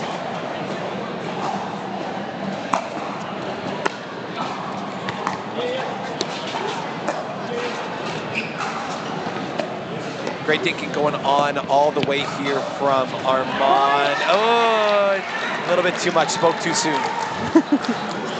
Some great cross-court thinking from Kim. We see Armand trying to insert himself there. 3-0.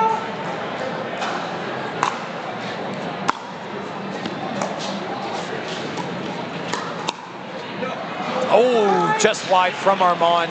Max coming all the way over to take that. Definitely a risky speed up, especially when you leave the entire other side of the court open, but it worked out in his favor. Yeah, absolutely. And again, all players trying to find their legs here. See all of them kind of hopping around in between points, trying to get into the rhythm. Oh, nice. Oh! Side out. It looks like it dropped and hit Jada's foot. On the foot. You see her smiling. She's laughing. She can't take it too seriously, but oh my gosh, Jada. Sometimes these things happen. I mean, you got to laugh about it. You have to laugh about it, absolutely. Put a piece of carbon fiber on that foot, Jada, and use it as a paddle. I think there's technically a rule where you have to be like holding it with your hand, but I don't know, maybe.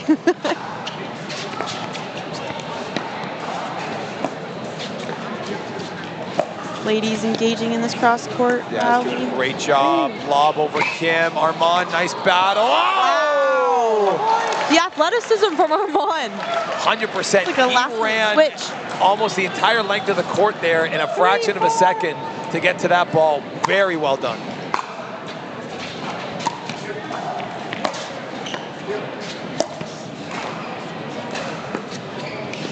This ball, good movement. Oh, mistake by Kim. Jada just putting so much pressure on those dinks here, really forcing Kim to move laterally. She's got such a great topspin roll, as we've talked about earlier. Ooh, rare missed return. Yeah, a little bit too much there. Armand just didn't think I had the best footwork there. Just kind of ran through a shot a little bit too much. Max wanted all of that one. How do you feel if you're Kim and Max comes running at you about to speed up a ball on his forehand? Listen, I'm pretty sure it's human nature that if we see a Viking charging at us, we run in the other direction. I don't know how Kim Layton stands there and shows no fear as Max is about to drive the ball right at her, but I think that's just mom power. Yep. Mama bear power. Mama bears aren't scared of anything, I'll tell you that for free. 7-4.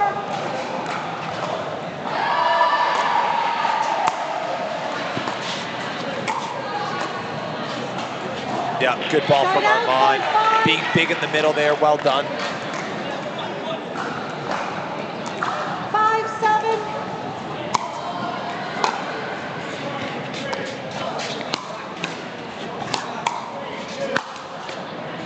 Ooh, almost. Timeout, point 8. See Kim trying to get those resets over to Jada's side.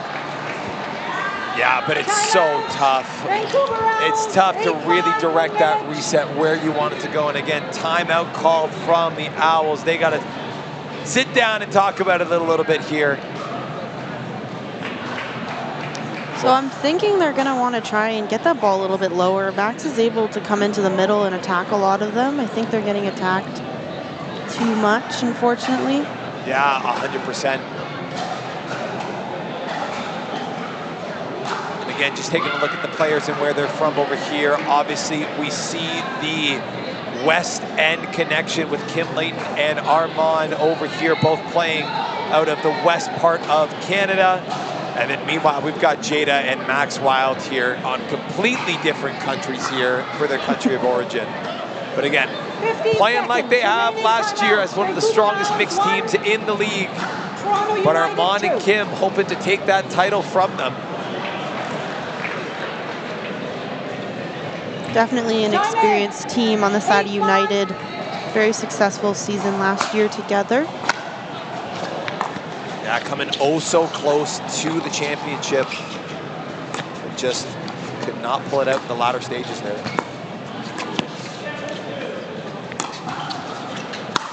Woo! What an overhead. That was like almost a sideways swinging overhead. Yep. As soon as I saw that ball go up, Reese, I said that ball is not coming back. Armand was all over it, read it well.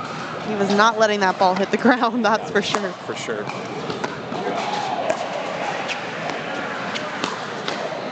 Oh, good try, Kim. Almost on that reset there.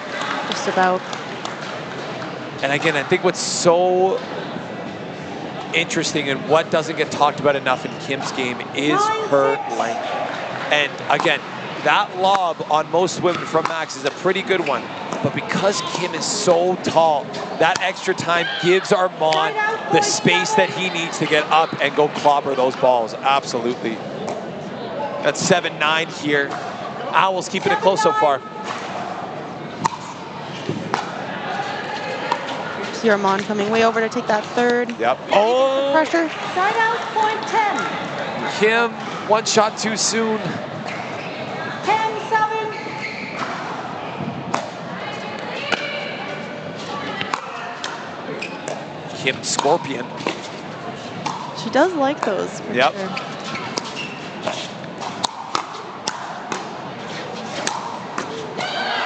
Wow. Great pressure from the Owls. Yeah, well done from Armand. Very aggressive, moving the ball around well. Again, he's finding his rhythm. 8-10. I think that was a really great job by the Owls, trying to keep Jada and Max at the back of the court, as they're not as dangerous back there as they are at the line. Yeah, absolutely. Again, as we see here at the kitchen line, it's where Max and Jada want to be. And they're getting there very frequently here. 11-8.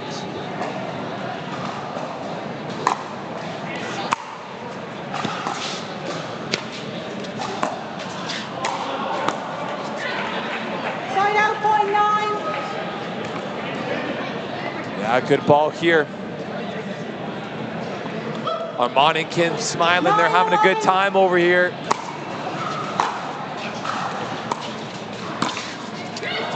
Ooh, looked like it went over and then went back. Yeah, the ball thought twice. And said, no, never mind. Yep. Owls happy about that. Yeah, Owls will take any point they can get at this point. Yeah, well done from Max there. Righting that wrong, that's for sure. Again, being such a big presence in the middle there. 12-10. Nice little shovel drop from Max. Getting up to the line well. Wow!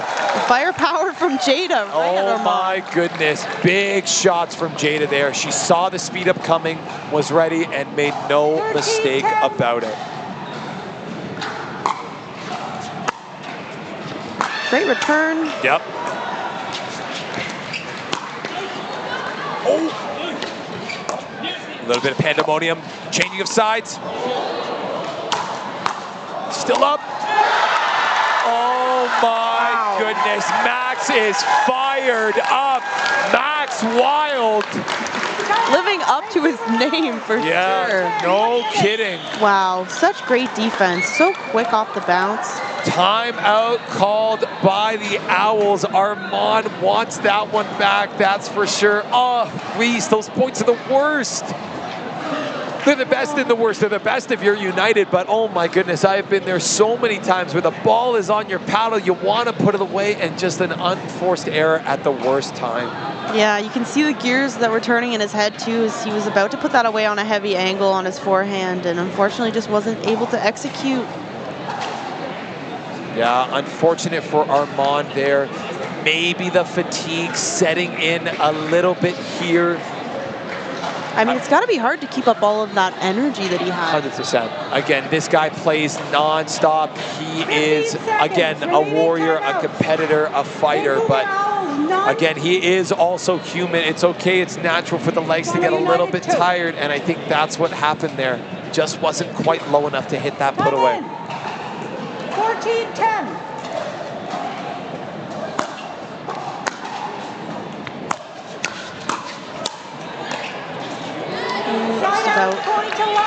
Good cover from Jada to go behind Max there, but unfortunately wasn't able to get the ball back. Yeah, absolutely. And again, something that I want all of my amateurs at home to realize is look at the use of that timeout by the Owls. United, the whole crowd, everybody's pumped up. The Owls take that timeout, slow the game down, and then get that point right back. If you're in tournaments at home, ladies and gentlemen, you gotta use your timeouts. Wow, great spot by Kim on that backhand. Kim Layton, lethal down the line, making sure Max stays honest over there on that left side. 12-15.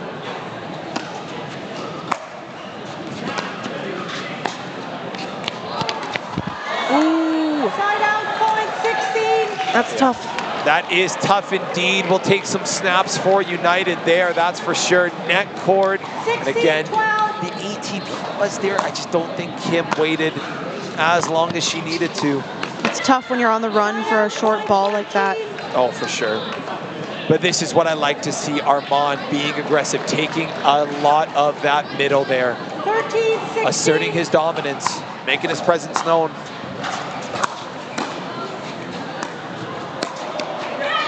Yeah, beautiful.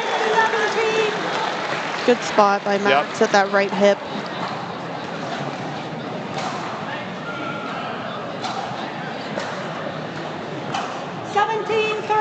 United looking to close this game out here. Nice drive. Oh! Side out, point 14. Right to the body. Armand, no mercy there. Well Definitely done. an awkward spot. 100%. Not too sure if Max was ready for that one. Yeah, sometimes you get a little tangled up there, and sometimes it's just purely self-defense if you can't get out of the way. Oh, good cover. Kim read it just a fraction late.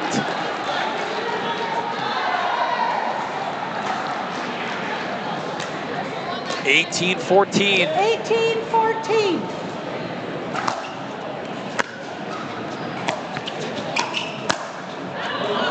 That's a good lead from Armand. Disciplined even in the latter stages of the match here.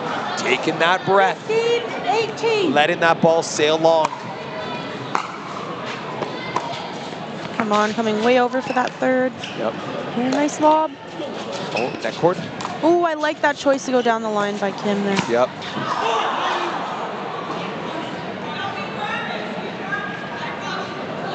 No interference. You see Jada saying it was definitely long, I promise. Excuse me, no out calls are to be made by people off this court. You did. You just said it was out. Wow, little back and forth going on between our head referee Joanne and Maria of United. Joanne taking control of the situation here, confirming that the ball was out.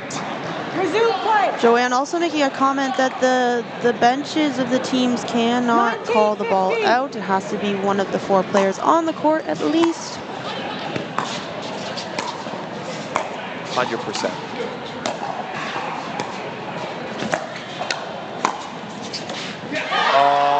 Unlucky. And again, poor Armand, the brain is starting to go a little bit. The mental game is starting to unravel here. For sure. It's important not to let something like a confused out call affect you on the next point. Yep. Got a big mental reset here. Nice ball. That's it. Great finish from Armand. Armand got all of that ball right down at the feet of Max Wild. That ball's not coming back.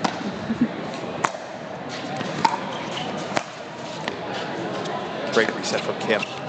Right at the feet as well. Oh, Kim late, not the time to lob. Again, a little bit of panic setting in there, I think.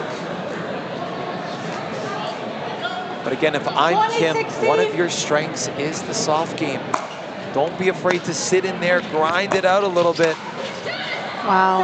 And Armand will do what he does and take over, take that middle. 100%. Mounting the comeback here, 17-20.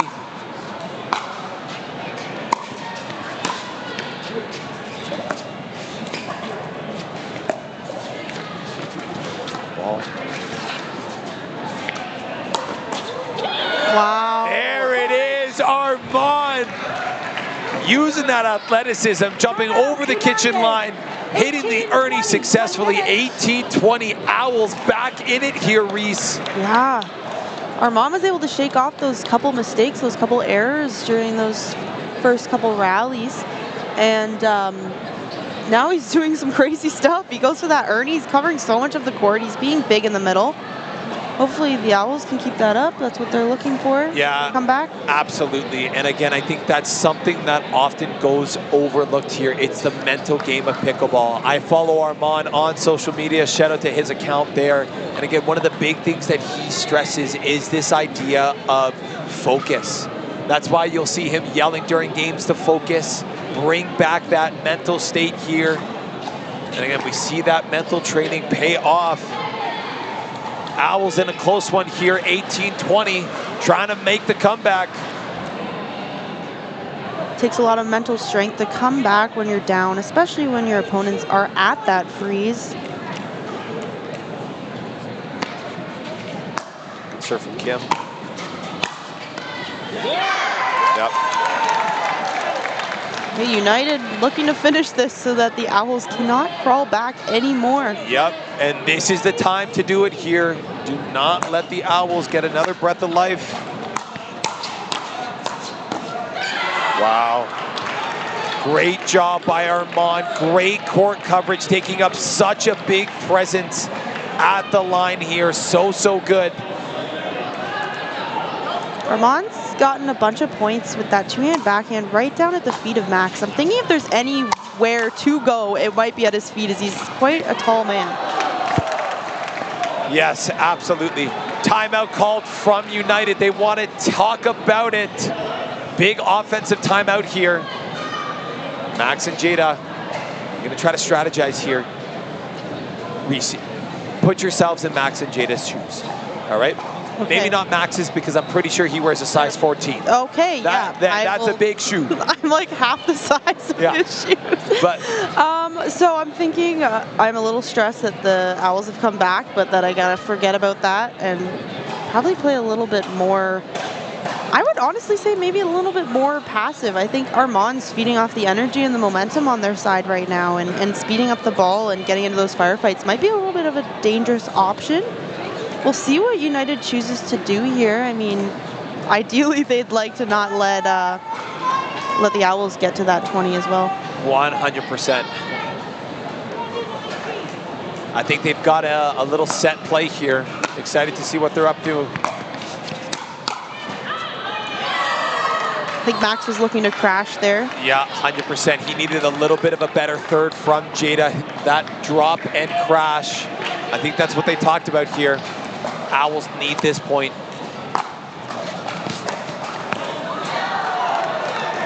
Armand trying to do too much. And again, take that breath. Calm down, young fella.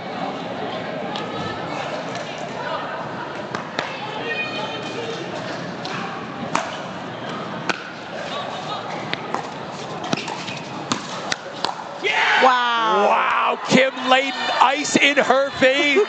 Such great hands. The Mama Bear on the prowl. Here we go. I love how she slid to her right so that she's been sitting on that two-hand backhand when Max sped it up. Ooh. Unlucky. Again, I know it's so tough in these moments here, but the team that gets to the kitchen line first, I swear, is going to win the next point. We've seen so many back and forths here.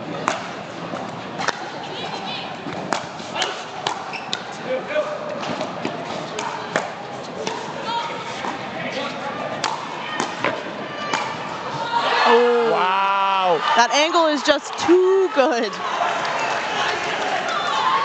You hear Armand yelling, focus, focus. This is the moment that he needs here, right now. Again, that sense of frustration kind of setting in on the team of Max and Jada here. Yeah, they've let the Owls come back. I think they were at game point 2015. Yep. That's the ball that he needed. Well done, way to get up to the line. Oh, good defense.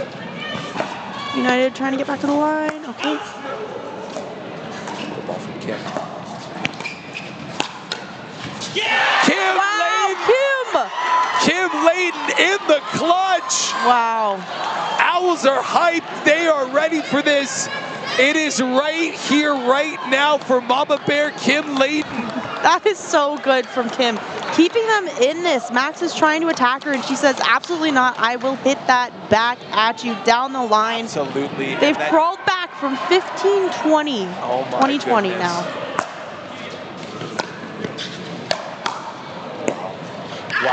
Wow. And the Owls coming back from 15-20, taking over United 21-20. What determination from the Owls. If I'm United, Reese, I'm thinking, what the heck just happened here? Yeah, the momentum switched. All right, we'll be right back for the next mixed doubles game. Stay with us. Wow.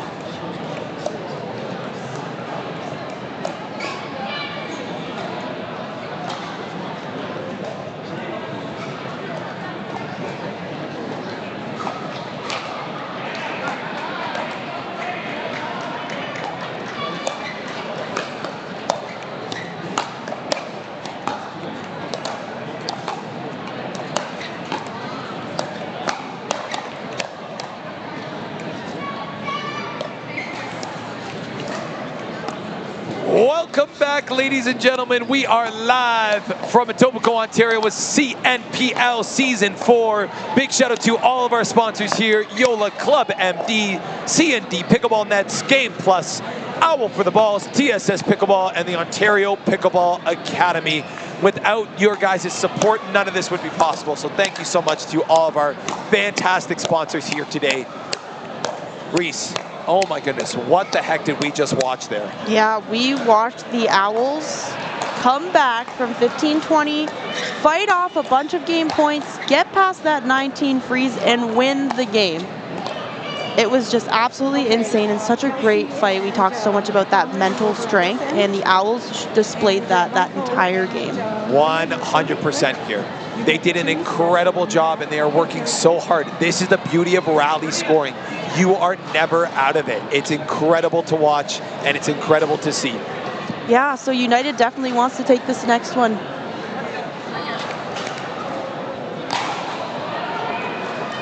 All right, up next, we've got McConnor here playing with Kelsey Grambo. I think a first-time partnership for these guys as well.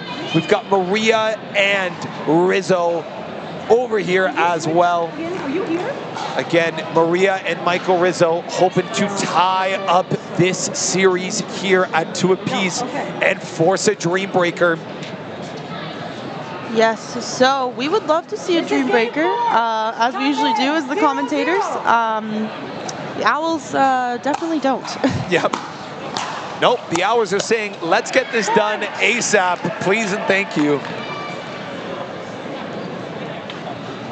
1-4, correction. 1-0.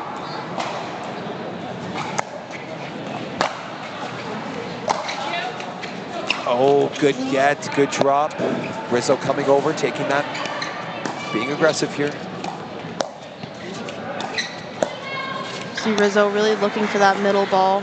Wow, great move from Kelsey Grambo. And again, great dinking from all 4 players here, really using the entire width of the court to their advantage. That ball is flying left to right. It's incredible to see.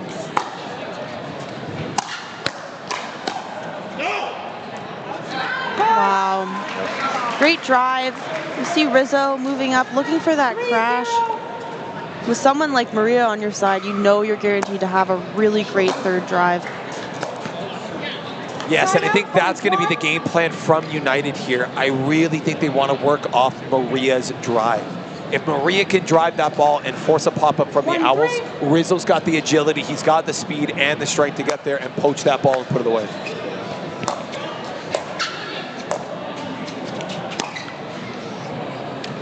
Maria flirting with that line over there, giving it a little wave, but just on the outside.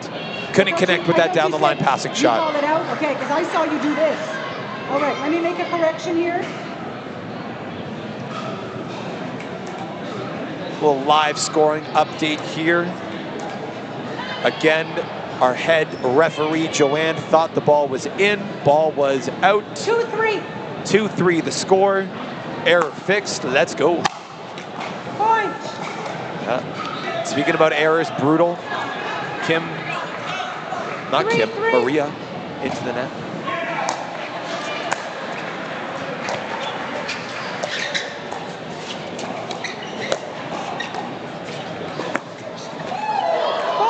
McConnor, a little cheeky ball there, getting the ball right past Rizzo, going down the pipeline in the middle there. Yeah. Again, reading Rizzo's movement so well and burning him on that aggressive play. We've seen Rizzo go for that Ernie a couple of times now, so I think McConnor maybe has caught on to that and said, nope, I am not giving that to you. Yeah, 100%. Point. Great job by Kelsey, really pushing Maria back with those dinks, pushing her back into the court here. Yep, and we've talked about, like you said, how you're at the advantage when you're at the line. The first team to get to the line is often winning a lot of these points. Wow. Woo. Ball just danced on the tape there. Oh my goodness, dancing.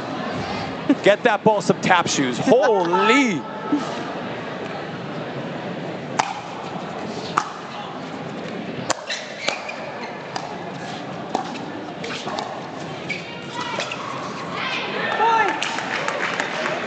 A lot of unforced errors we're seeing from McConnor so far. Yeah. Hate to see it, truthfully. Again, I think he's just trying to go for a little bit too much here.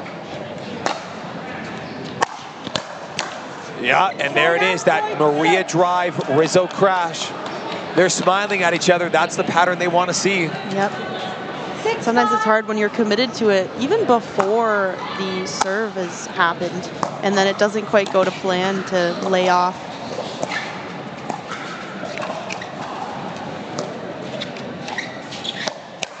Oh, big swing from Rizzo. Poor timing there. That ball sails well long. But again, for all of my fans watching at home, look how low all of these players are getting for their dinks there. They are using their entire lower body, moving the ball, stretching the ball, hitting it. Woo! Okay, Rizzo took that one in the face, I believe. In the face.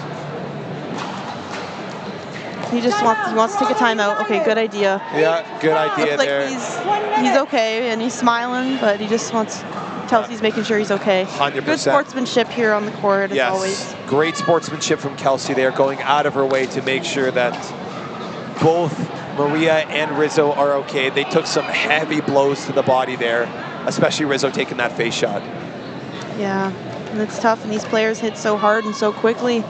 You always want to make sure you try to get out of the way, but sometimes it's tough when it's coming at you that quickly. 100%. And again, poor Rizzo. Again, PSA to all of my pickleball players out there, you need eyewear. Protective eyewear here is essential, especially with how fast the ball is moving, the speed of the game. Make sure to pick yourself up a pair of kitchen blockers, sports safety glasses. Last thing you want is the game that we all know and love to be the reason that you're wearing an eye patch for the rest of your life, you know? An eye patch, yes. Yep, it's very important. I'm a big advocate of safety glasses as well. It's just not worth the risk. Nope, absolutely not. And you might actually play better too now that you're not afraid that the ball's going to contact you up in the face there. Safety first, as they say. Yep. Wow. Maria Straight down from Maria. Right at the toes. Yeah, staring down the 16-year-old. 7-8.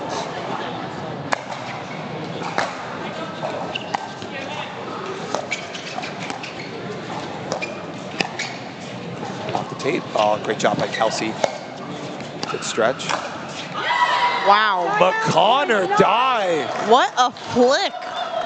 Where did that come from? Yeah, that was beautiful. And on such a good angle. On top no of it. kidding. Rolling across his body, picking that spot. Something's in the water out there in BC, I'll tell you that for free.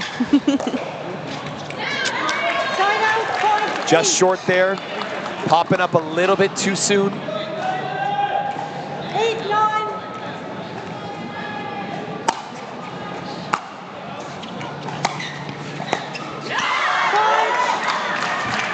Yeah, Kelsey, little misfire there. Let's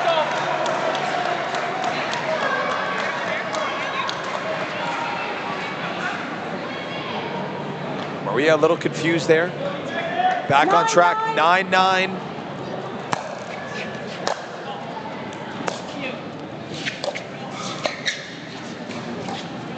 A little deception from Kelsey. Yep.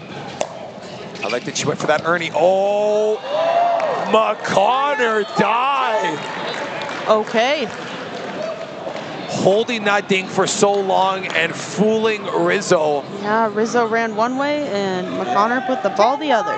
Yeah, get that man a map. He looked lost out there on that last one. Oh, same guy, same guy. Unfortunate from McConnor to see one great shot and then one not so great shot. It did have potential.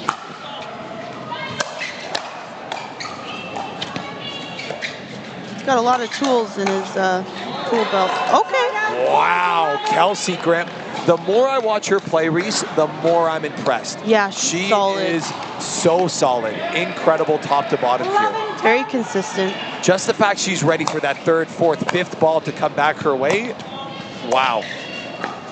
Doing a great job on that right side. She's got very good touch, good control over the ball. Yeah, moving the ball around. Moving it around. Rizzo shaking his head saying, listen, I don't care where you come from. You cannot speed that ball up to my backhand. I'm going to put that away. Yep. 11-11. Rizzo definitely likes those balls down near his belly button area. He really likes to flick those ones. Oh, yeah.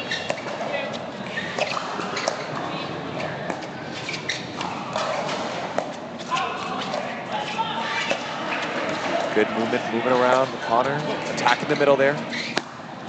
Little confusion from Rizzo and Maria. Net cord. Definitely don't want to have any dead dinks in the middle there. Yep. Great job moving it around. Crafty 16-year-old over there. Yep. Wow, great patience. Good pull from Kelsey. Grambo getting into it, trying to fire up her team for this last little push here. Yeah, it looked like maybe Maria was a little, wasn't expecting that at all. She seemed a little off balance and caught off guard. Yeah, a little bit tentative there from Maria. Not like we're used to seeing, especially on that backhand.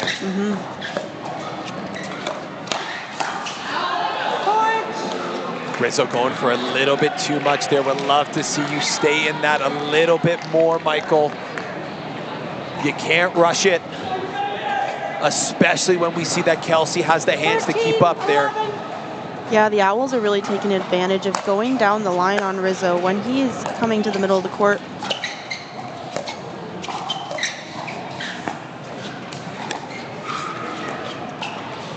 See Kelsey putting it down the line. You got to keep the man honest and engaged. Wow. Wow. Connor, good movement. He quite literally just ran away from it so it could go out. Yep. Really good. Said toodaloo chow, see ya. I'm out of here. Yep, that's sailing and I know it. Yeah. Nice little run for the Owls here. Oh, commentators curse. Kelsey, yo, my bad. I said that you guys join the dinner reservation. Yeah, join the dinner reservation. Kyle's already there. He's probably racked up a $400 tab already there. Brutal. 12-14.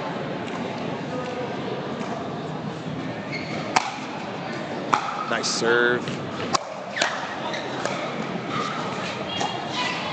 Ooh! Yep, just out there from Kelsey, but I like the idea. Good look for sure. Just a fraction out.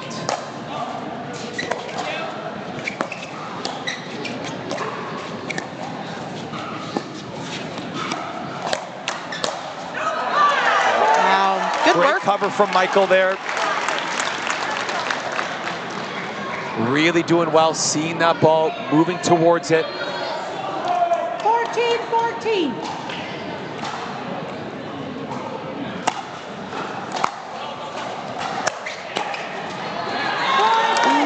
Nice spot, caught Kelsey high on the backhand here. Timeout called by the Owls. Yep, you see the bench signaling timeout. It's good when you have the bench behind you too. Sometimes they can see things that you're not seeing on the court when you're in the heat of the battle. It's good to go back and, you know, what are you guys seeing from over here? 100%. And I think we see that now. We see Armand chatting away with Kelsey and McConnor. Yep. Absolutely. Captain Armand, Jiwa, Magi doing a great job trying to rally the troops here. And again, just great overall performance. As we take a look at some of our player profiles here, again, Michael Rizzo, born and raised here on Ontario soil, coming out of Brantford. We got the 16-year-old phenom, McConnor Dye, out of Richmond, BC. And then we've got our two American players here in Maria and Kelsey. Again, so much talent, Reese. The pool is so deep this year. Top tier talent from top to bottom. We've got players from all over the place too on the court as well. Kelsey from Australia. Maria's from Russia? 15-14. I think so, actually. Yeah, and then we've got two Canadians. Ooh. Wow. Michael Rizzo's fired up. 16-14. United up a couple of points.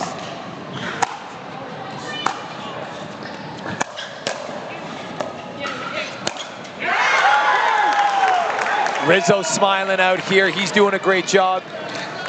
Keeping composed, staying contained. 17-14. Keeping that ball alive, one shot at a time. Side out. Just as I said it, Rizzo, you're invited to dinner as well, buddy. We'll add another to the reservation. Yep. 15-17. The poor Moxies that we're going to after this. Holy.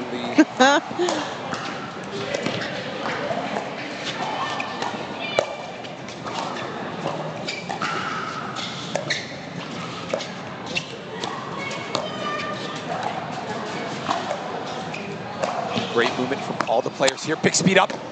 McConnor dive, puts it away. Unlucky off the net cord. Those are so tough. So tough. Just give the other team just a little bit more time to react. Absolutely. 16-17. Kelsey Grambo up to serve.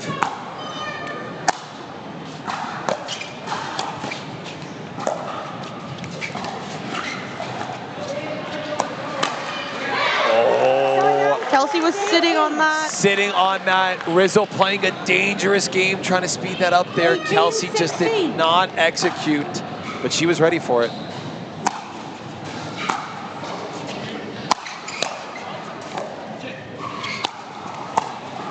Great pickup. Yep. Such a good reset, too. Oh, Maria's coming to your dinner there, Reese. She can start racking up your dinner tab. We're going to need a big table. We are going to need a big table. 17-18, McConnor to serve.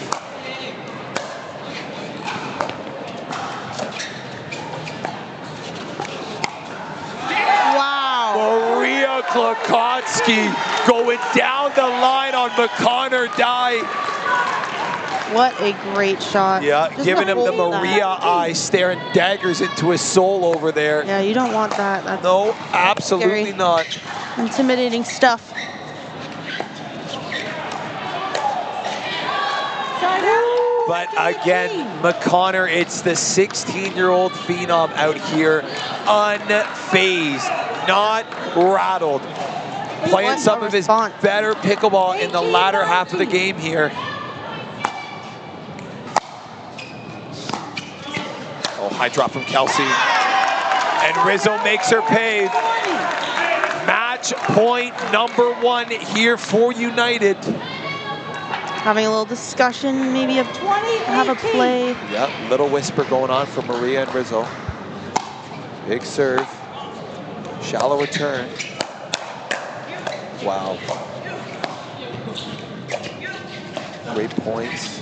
Good pressure on Rizzo's backhand. Wow. Those are crazy. I don't even know how some of these balls are landing. Nuts. The ice in that kid's veins to go for these shots on match point is absolutely absurd. Yeah, that just shows the confidence. And to have that confidence at just 16 years old is amazing. Is wild. Playing free. A little bit too much to chew there for McConnor. Okay, United looking to finish this off. Match point number 2 for United. 2019. Nice serve from Maria. Great defense from the Owls. Good reset. United looking to get back to the line. Yep, and they do. Wow! Michael Rizzo putting the exclamation point on the game. Ladies and gentlemen, we've got a dream breaker here. Wow, what a great game. What a great game. Get fired up, Rizzo. That is so incredible. We will be back very shortly with more exciting pickleball action. Do not change the channel. Dream Breaker United Owls coming up. Next, okay, who is away team is on. No.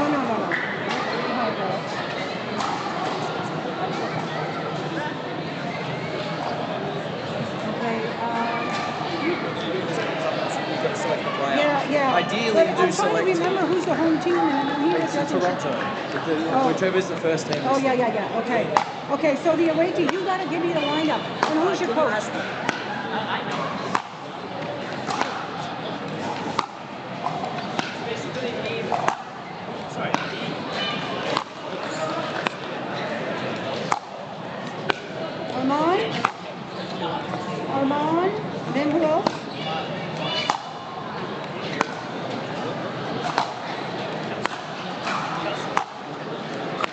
him. Okay?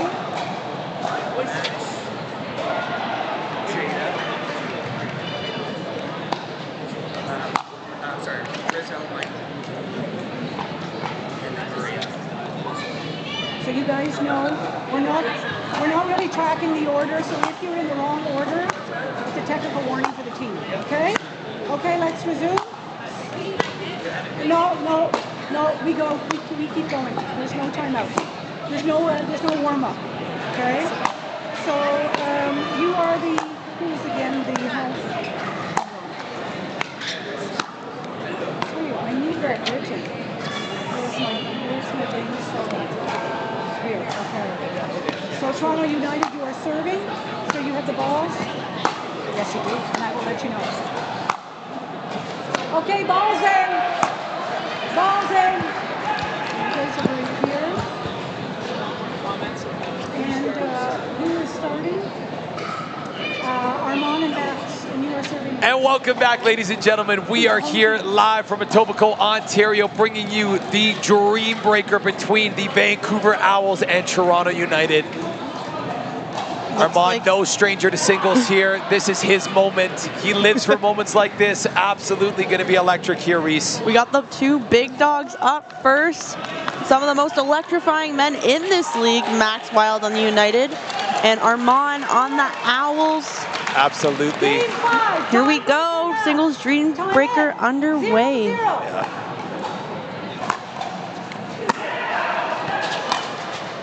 Yeah, Armand has played with the best of them.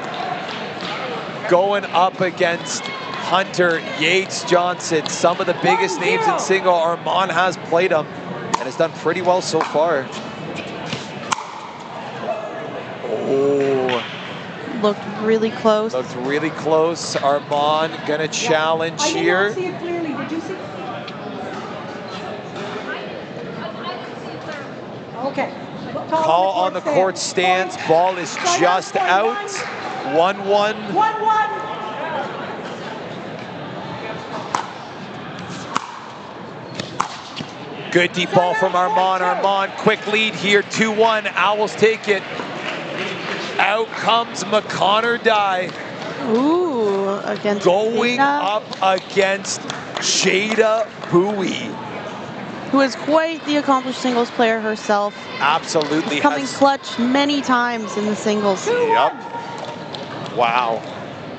Was not expecting that. Nice ground strokes from both of these players here. McConnor, big first point. Look at the determination in his eyes there. He wants this, and he wants this bad. 3-1. Nice serve. Big serve, big return. Yep.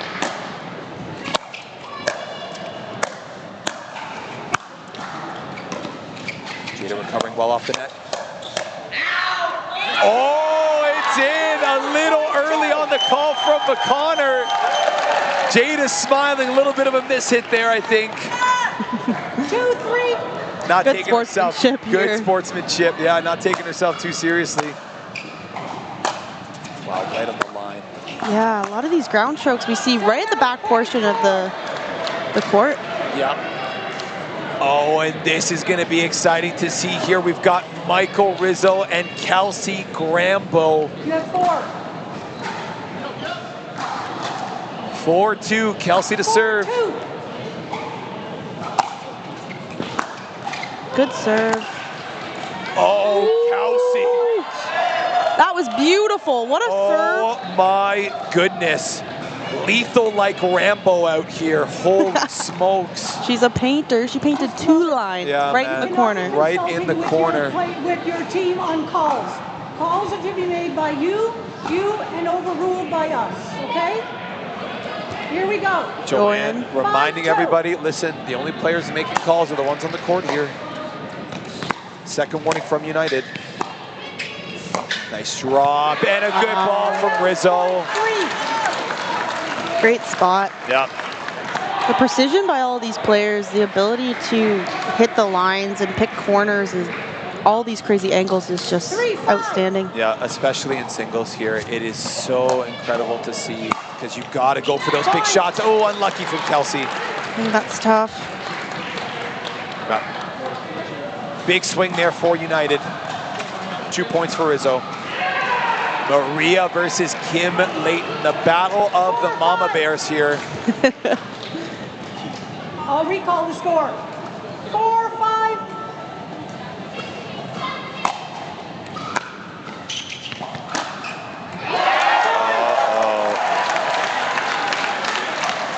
Yeah, if I'm Kim Layton, I want to keep the ball away from Maria's backhand as much as possible. I want to keep it away from Maria everywhere. Just in general. Yeah, there's just no mistakes from Maria here. Very accomplished singles player in the US as well, in the PPA even. 6-5.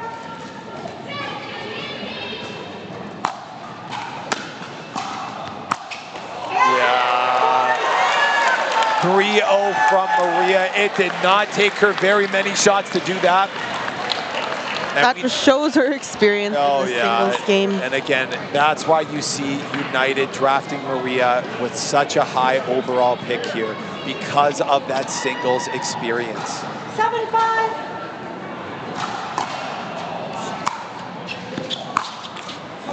Side out, point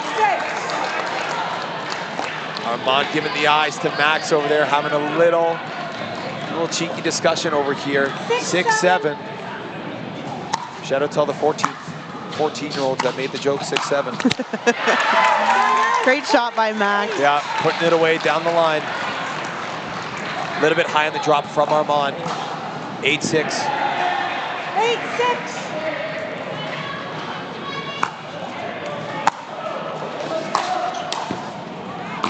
Wow. Wow. Big play from Armand. Way to keep that ball low, skidding hard.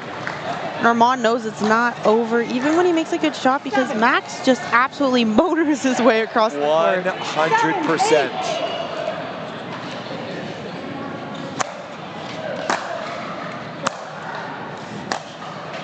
Wow. Oh, Jada. That is just too good. Oh, Jada. What a spot right in the corner.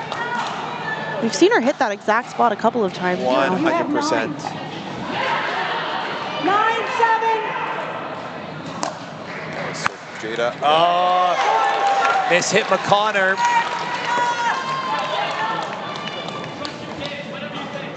10-7. Armand giving him encouragement from the sideline here. Big serve. Wow, I don't know about that serve. I think he hesitated a little bit, Reese. Yeah, I did see a little bit of hesitation. He almost stopped before the ball came back and wasn't sure. Yep. It's tough. You got to call it as quickly as possible. 100%. So tough to see, so tough to call. Michael Rizzo here trying to put some points on the board for United, trying to extend their lead. Correction, 11-7. Nice ball. Oh. I think she had him down the line. That is a tight call. 12-7.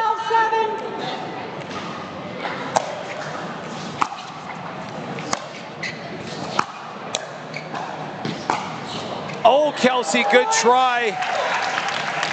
Rizzo calm, cool, and collected here. Looking for the three-point sweep. 13-7. A little bit of an easy serve. Coming up to the net. Kelsey Grambo down the line.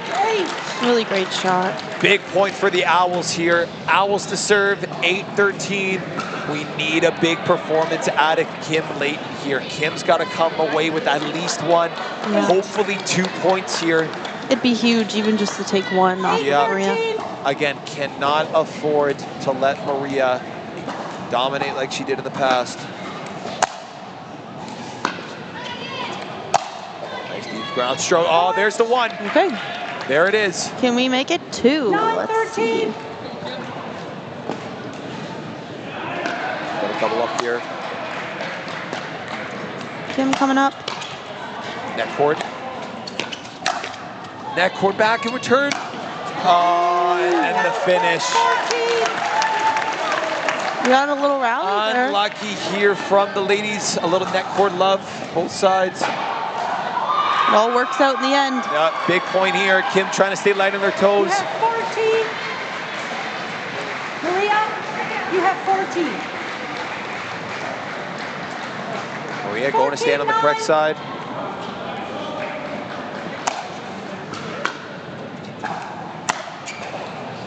Nice pressure. Oh, you can't give it to the backhand, Kim. Bad things happen. Keep the ball alive. She took one. She did take one. Now it's big from Kim. Let's see if Captain Armand can get in here. Now is the time, Armand, to show everybody what you can do. But Max Wild's definitely going to have something to say about it, that's for sure. 15-9. Serve. Oh, well done from Armand. Good setup there. The shot quality from Armand, just pulling Max away off of the court, opening that whole side up for him. 100%. Oh, Armand, that's two big points there. The precision. Yeah. Unreal. Max doesn't look too bothered by that. He knows that that is just an incredible shot from Armand. Holy smokes. 11-15.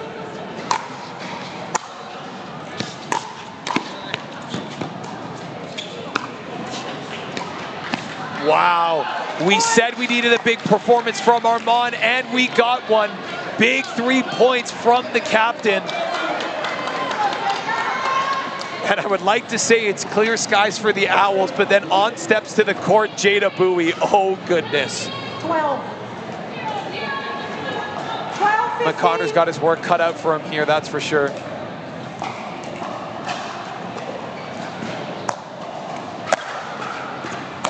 Nice ball.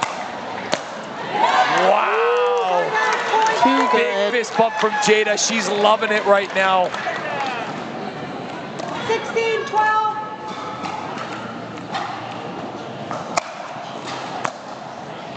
Oh, wow. McConnor getting there, putting it out on the line. Two big diving points. Oh my goodness. Wow! Jada Bowie. Has McConnor on the run the entire rally. Oh my lunging at all times. 17-12. You can really tell who's in control of the point. 100%. And oh goodness. A big 3-0 swing from Jada. So good. She is loving that. Michael Rizzo here stepping up. Looking for a chance to win it here for United. Could be a big swing in the last couple points of this match here. 18-12. Easy serve from Rizzo. And a missed return, Kelsey Grambo. I think the weak serve tripped her up. 19-12. Sometimes just changing the pace of your regular serve does throw off the opponents. Yep. Good deep ball. Wow, that ball did not bounce, and now Michael Rizzo stepping up. Game on the line here. Could be a big win for United. Match point for the United. And he does it. 3-0 sweep for Michael Rizzo. Calm, cool, and collected. Shouted out the United faithful over here. A big win from Toronto United in front of the home crowd. Love to see it from Michael Rizzo. Great performance by United. And again, Rizzo just holding that forehand so well. Burning it down the line, right past Kelsey Grambo. Great performance here from both of these teams.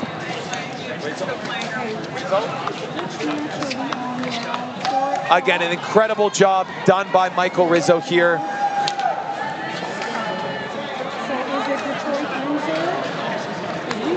And again, we're going to get him right on the cameras here shortly.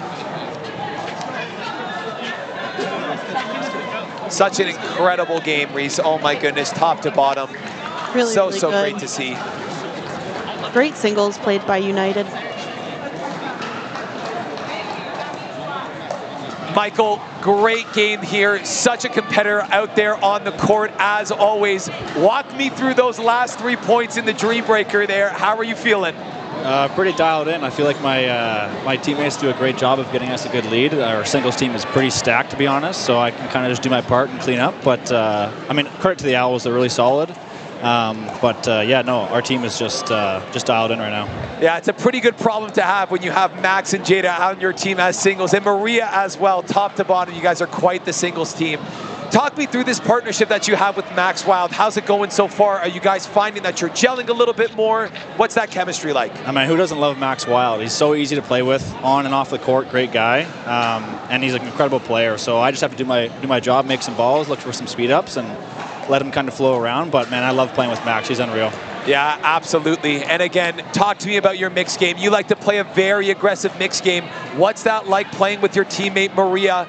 Talk to me about that partnership there. I feel like I'm repeating myself. My teammates are too damn good, but no, Maria is so solid. All I got to do again is just make balls, look for some opportunities, but she holds down the right so well, and when my opportunity comes, I'm going to take advantage of it, hopefully.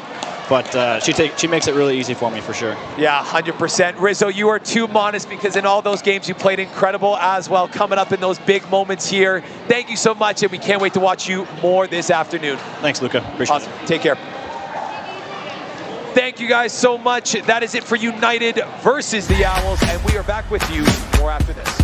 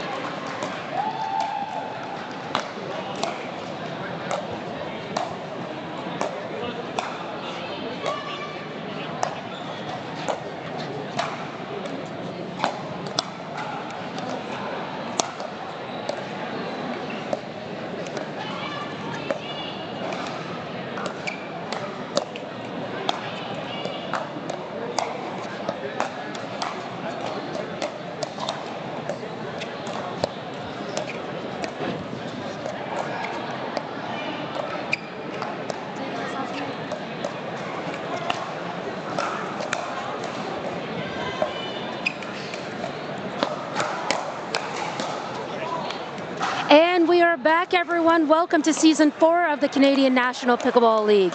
My name is Sarah McInnes alongside Reese George. We're bringing to you live from the Pickler in Etobicoke, Ontario. Detroit Windsor Drive coming up against the Vancouver Owls. Reese, how about that last tiebreaker situation? Yeah, that was really exciting.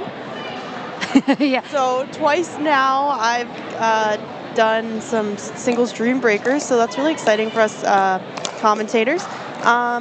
Yeah, such a great singles performance by United. Really good singles matchups from both teams. We even saw some male-female matchups in the dream breaker, which we love to see that as well. Just speaks to how good the quality of singles really is on both teams. Oh yeah, like it's not always that we would see a mixed gender matchup in singles. But you know, there's always one home team and one away team, and I believe it's the home team who gets to set up their lineup against the away team. So in this case, you know, it's a very strategic decision to match up a female versus a male. Yes, and I'm wondering how that that loss for the Owls will affect them going into this next match here. Hopefully they're able to shake that off and just continue and carry on. Yeah, I think like all teams, you know, anytime you're playing a back-to-back situation, you almost have to just draw a blank canvas and come back to, you know, your game plan, your strategies that you work on in the off season and just focus on execution. Yeah, you're completely right. I mean, easier said than done. We've both been in that situation. You got to forget about what happened before, but it's tough. I mean, obviously, no one likes to lose. We all want to win, and you can't win all the time. Unless you're like Annalie Waters, maybe win 99% of the time. But yeah, so it's tough to forget about what's happened in the past, but for sure. New match, new game, you know, same shots that you're used to, and just got to have that confidence. Yeah, absolutely. So we have seen 4 matches today on our championship court. Of course, this is only day 1 of 2, and this is only event 1 of many in this 4th season. Coming up, like I said, we've got the Detroit Windsor Drive taking on Vancouver Owls, and on the second court we have London Smash taking on the Montreal Lions. You can always go to our YouTube channel to check out that secondary match. Following this one, we have the Northern Lights playing the Grand River Rapids, and again on court 2, York Yeti playing the formidable Toronto United. Reese, do you have any early season predictions, either team, player? You know, I've been asking myself that same question so far. I haven't been able to really see all of the teams play yet, so it's kind of hard to make that decision. But I am really impressed with just the level in general of play that I'm seeing, and a lot of different matchups and people from all over the world even. So I'm excited to watch more and kind of figure out what I think. I know there's some teams who are thinking they're more of an underdog and whatnot, but I think people will really be impressed with the players that we have this year. I think every season, yeah, we've seen more depth coming into the talent pool, of course, and it's you know, it's just a product of how Mike and the team of CNPL have been able to raise the stakes as well every season. Better venues, more on the line. I mean, and then you've got history to fight for. We have defending champions trying to repeat this season. Yeah, for sure. I mean, it's definitely more appealing. The league is more appealing every single year that goes by. I mean, even just the broadcasting and the technology and everything that we have here, the stakes like you mentioned, and of course there's prize money involved, and each player is being paid to be here. It's definitely something appealing for players that are competitive and enjoy competing in tournaments already. Exactly. It's pretty special indeed to be a part of something like this. Kind of paving the pathway for Canadian pickleball at its highest level, and kind of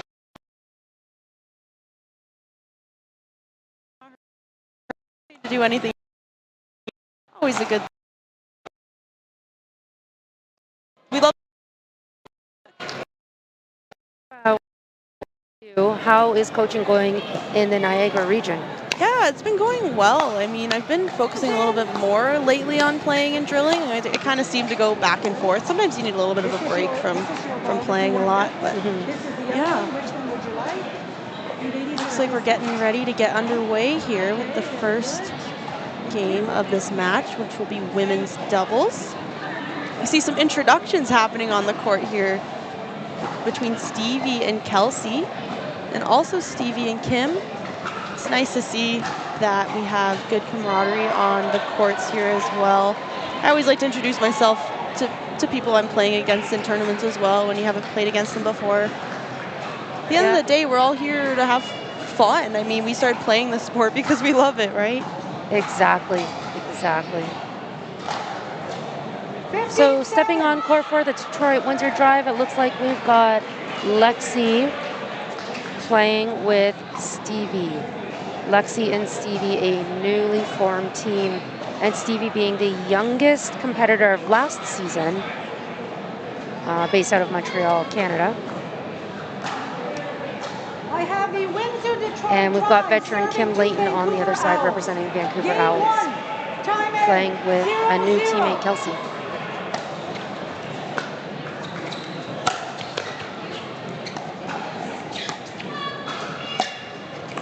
Wow. Oof. Such a high quality backhand roll cross court. Some of the angles we've seen today are just unreal. The ability to produce such an offensive shot and on such a heavy angle.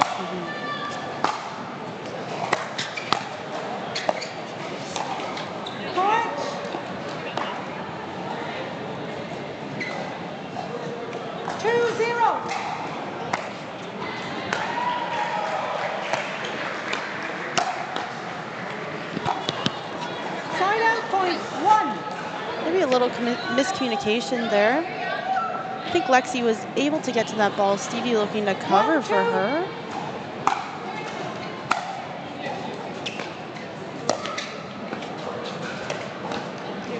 Oh, nice dig there. Whoa.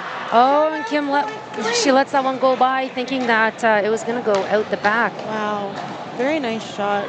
Stevie able to kind of shape that ball and have it come back into the court.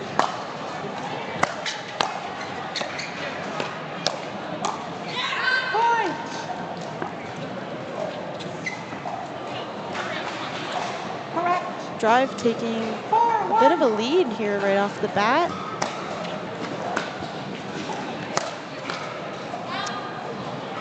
Oops, I think maybe Kim just took her eye off the ball there. Thought it was a pretty easy shot to handle, perhaps.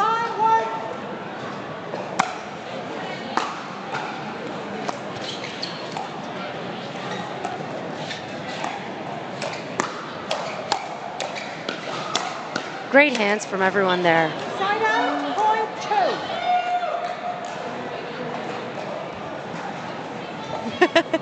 See Lexi smiling. She says, whoops. Usually she has that one, no problem. Side out, point 6.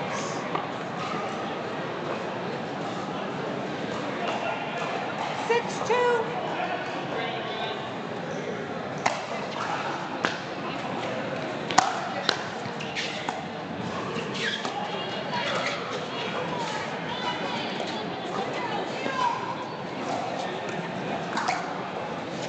Nice switch. Yeah, it was a good switch in the end. There seemed to be maybe a little miscommunication thing again. Oh, great shot by Lexi. Initially, it looked like both players wanted to run down that ball. They figured it out.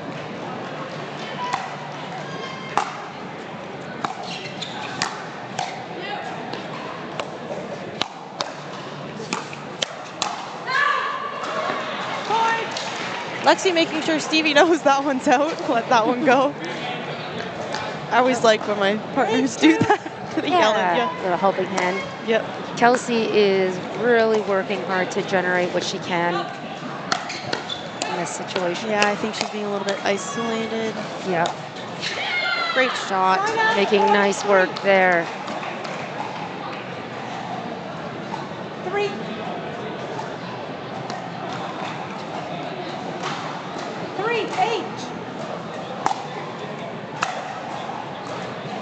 So Reese, you called the last match that featured the Vancouver Owls. What is one thing that Kim and Kelsey, this new partnership, works well, do you find between So actually in the last one, Kelsey played with Anna.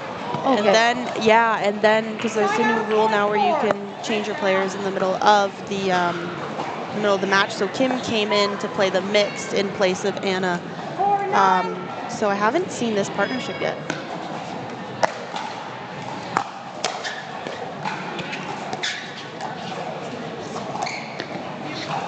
Good cover. Side out, point 10. Drive putting on a lot of pressure. They are, and it looks like the Vancouver Owls are overhitting and almost trying to keep up with that pace. A lot of the time, players are trying to mimic each other, right? So it's important to still play your game. And like you said, I think there's a lot of overswinging and overhitting and a lot of mishits, I would say, as well. Yeah, so far there have been a lot of mishits, yeah. So in our first time out, let's just go ahead and thank Joanne Van Bergen, one of our head officials of the CMPL. She's been with us, I think, pretty much every single season.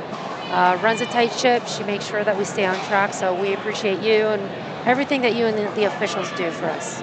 Yeah, very lucky to have the referees that we do here, making sure that everything runs smoothly, watching those lines.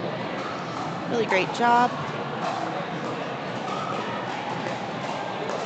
And let's take a second to thank our sponsors as well. Owl Pickleball, the official ball of the game.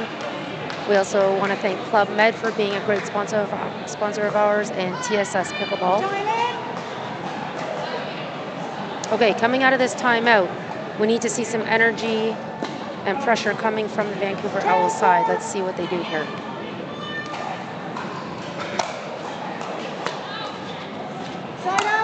Good timeout for Vancouver.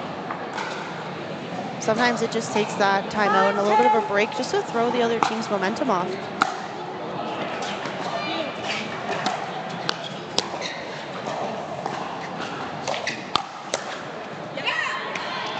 Lexi finding all the right spots right now.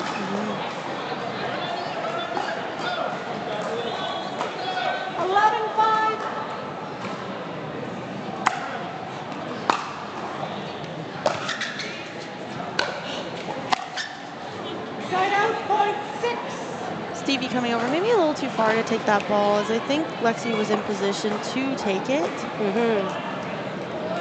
Sometimes it's tough when you see a ball, you're like, I want to take that one, but having that self-control to leave it for your partner is difficult.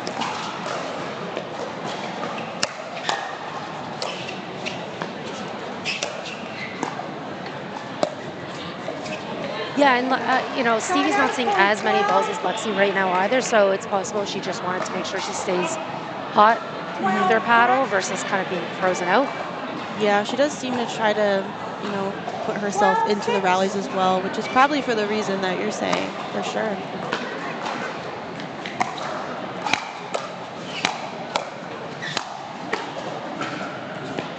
It is pretty clear what the Owls are trying to do here. And playing Lexi quite a bit. I mean, she's handling the pressure magnificently. Great dig and defense from Lexi. Yeah, really good. Showing some great athleticism. I was chatting with her earlier, and she's done a lot of work off the court on her fitness. She says she's been doing an insane amount of push-ups, quote unquote. Just lots and lots of push-ups. I feel like it's paying off for her right now. It's the push-ups. The push-ups are working out right now. Yeah, I might need to try some of those. Maybe just doing one would be a good start. Side out, point 7.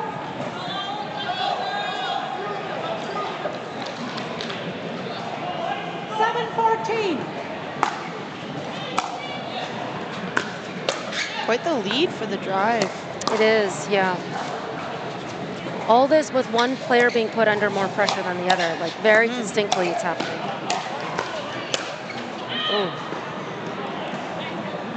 Gotta wonder if you're the Owls, if you do change your strategy, if this isn't working. Yeah, it did look like they put more pressure on Stevie and then kind of did their final attack. So at this point, when you've tried, you know, both your strategies, what do you do now? Where do you go? It's also at this point, you know, the bench, I would think, are picking up on some other strategies that they could touch on.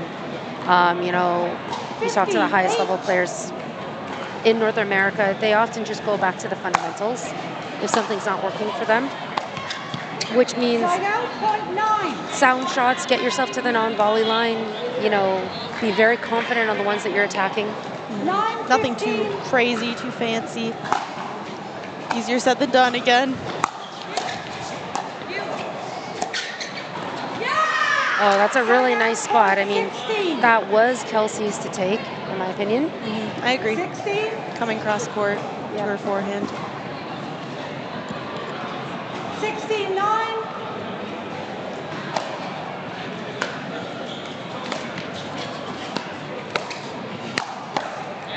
Side out, point 10. 10-16.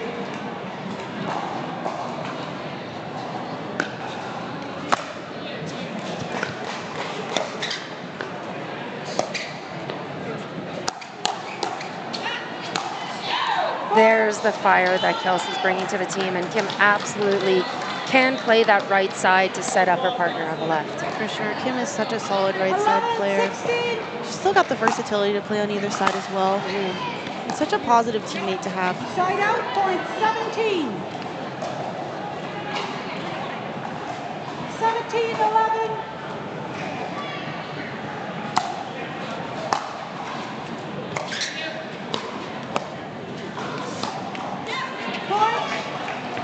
I'd say the Windsor Drive are actually giving both players on the Owl side equal chances, equal touches. Yeah, I agree with you. I mean, it's just the unforced errors, unfortunately, are almost beating yourself in a way.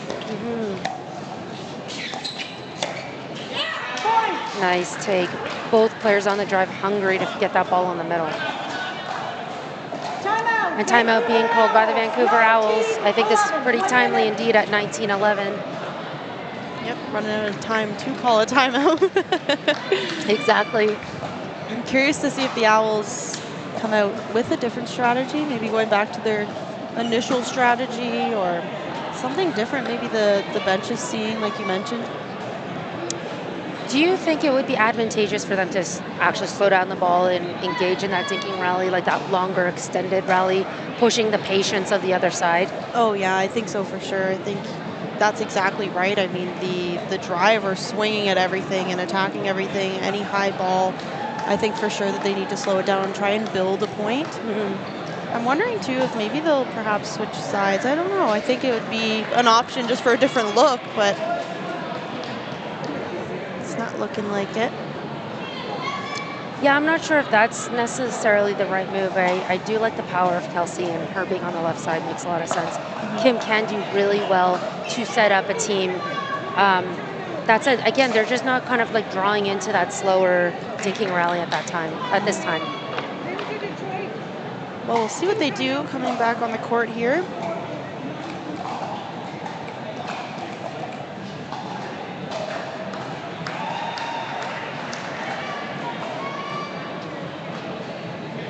Time in, 19:11. Okay, let's see what we can do here, 19:11. That's nice pressure. Timeout, point 12.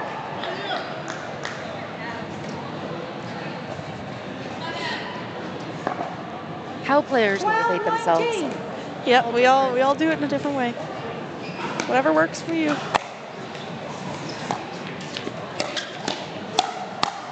Wow. Great counters by the Owls. Oh, the offensive lob not going there for Lexi. And 2 quick points for the Vancouver Owls. This is what we need to see if they want to stay in this game. Good timeout so far. Yep.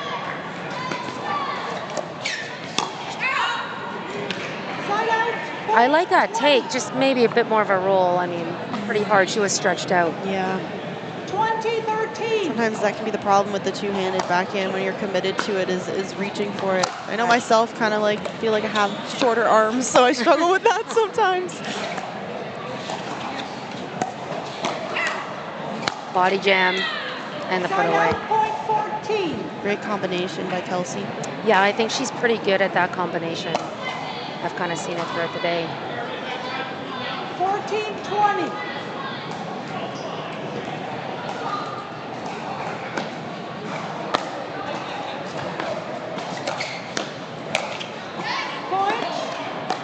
And at this point in the game, patience over anything else. If you're the Windsor Drive, you want to close this out with as much of a gap as you possibly can. Recall the score. Ball on the court here. Yeah, at the Pickler, there are 10 indoor courts here. We're sitting on one of them. Yeah, we are, aren't we?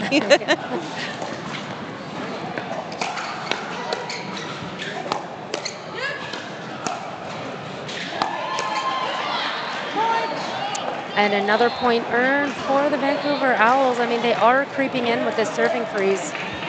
Yep, definitely stringing a lot of points together, and we see that a lot with this rally scoring and with the freeze.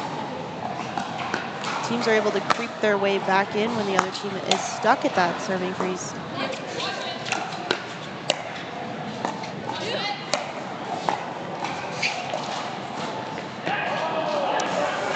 Oh, I don't know if she needed to do that lob at that moment. It's tough. Sometimes when you feel the pressure, you throw up that lob and it doesn't work out in your favor. Yeah, and what a crucial moment of the game. I mean, that brings game point back onto the paddle of Lexi, and wise timeout being taken here by Lexi. She made the call herself, I think. You know, an offensive timeout trying to close out this match here. Yeah, Lexi definitely likes to take those offensive timeouts, even if it's just to regroup and get some advice from your teammates, because of course we know the game's never over, especially with the rally scoring. Right. And just a reminder, everyone, we do have another match being featured on our secondary court. That is, I believe it's a London Smash taking on the Northern Lights. Looks like a good game over there. I would think so, yep. I say that like they're not all really good, but you know. Okay, ladies are getting back onto the court here. Windsor, Detroit, 1. And Vancouver Owls, none.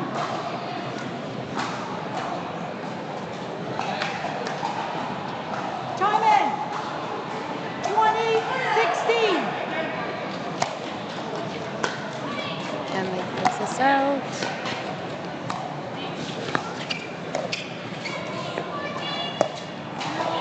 Owls are not done yet.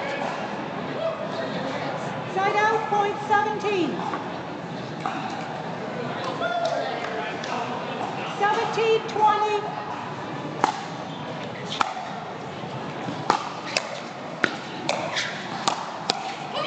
Wow, I'm actually surprised that Stevie Petropoulos was hesitant in that moment. I know that it looked like Lexi maybe took one ball heading towards Stevie and maybe that threw off the timing.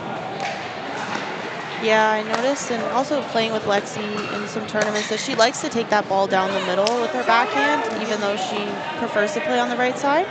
So it can be a little bit confusing at times. As long as they have that figured out, they should be okay.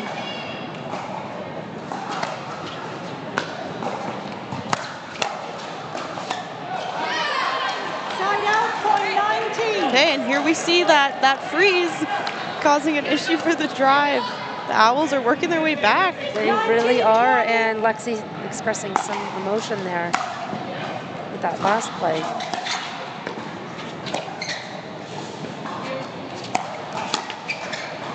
So many networks today, Reese. So many. I like that lob. Stevie decided to take that one. Side out. If that went over, that slice defense would have been trouble. It would have picked up so aggressively.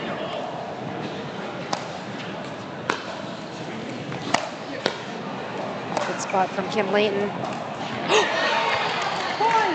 A little bit shocking that Kim just took that long attempt out of the air. Yeah, you could see Kelsey was even a little bit unsure of that. I thought maybe the ball was going out, and it's possible that Kim realized the ball was going to stay in and decided to take it. But here we are. That closes the books on game 1 with the Windsor Drive taking the win. We're going to go for a quick commercial break, but come on right back to us, folks, for game 2. Evan, are you on the right? Okay, perfect.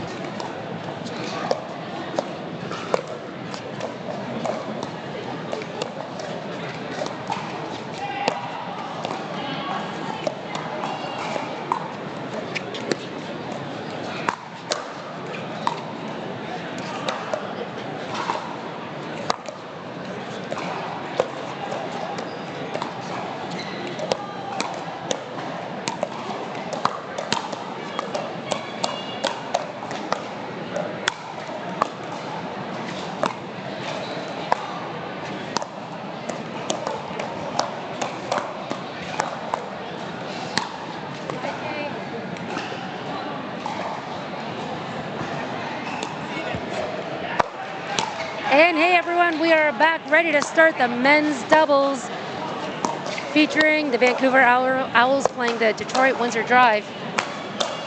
Yes, and we just had a really great first match. The Owls were able to come back and unfortunately weren't able to take that first game.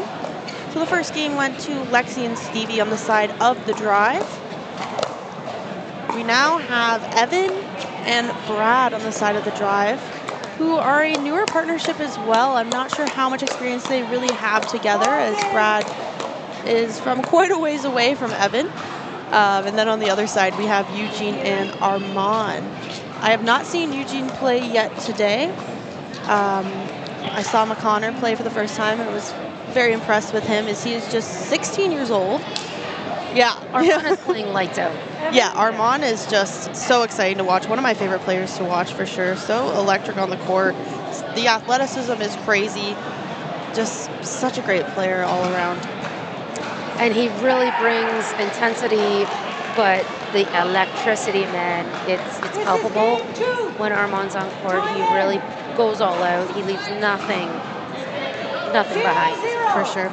So I do think that that's going to be a lot of pressure on Evan Holinsky and Brad Chapman.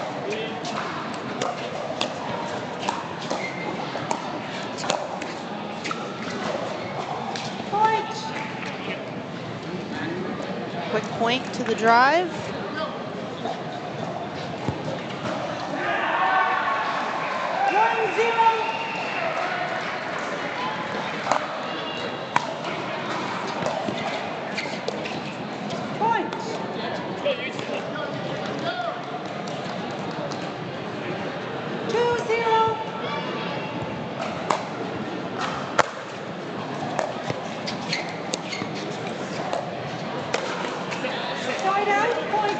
Such great pressure right down at the toes of Evan Holinsky. That's so hard to defend. Yeah, Armand's just got such great precision. He's able to use precision and power at the same time when we often use one or the other.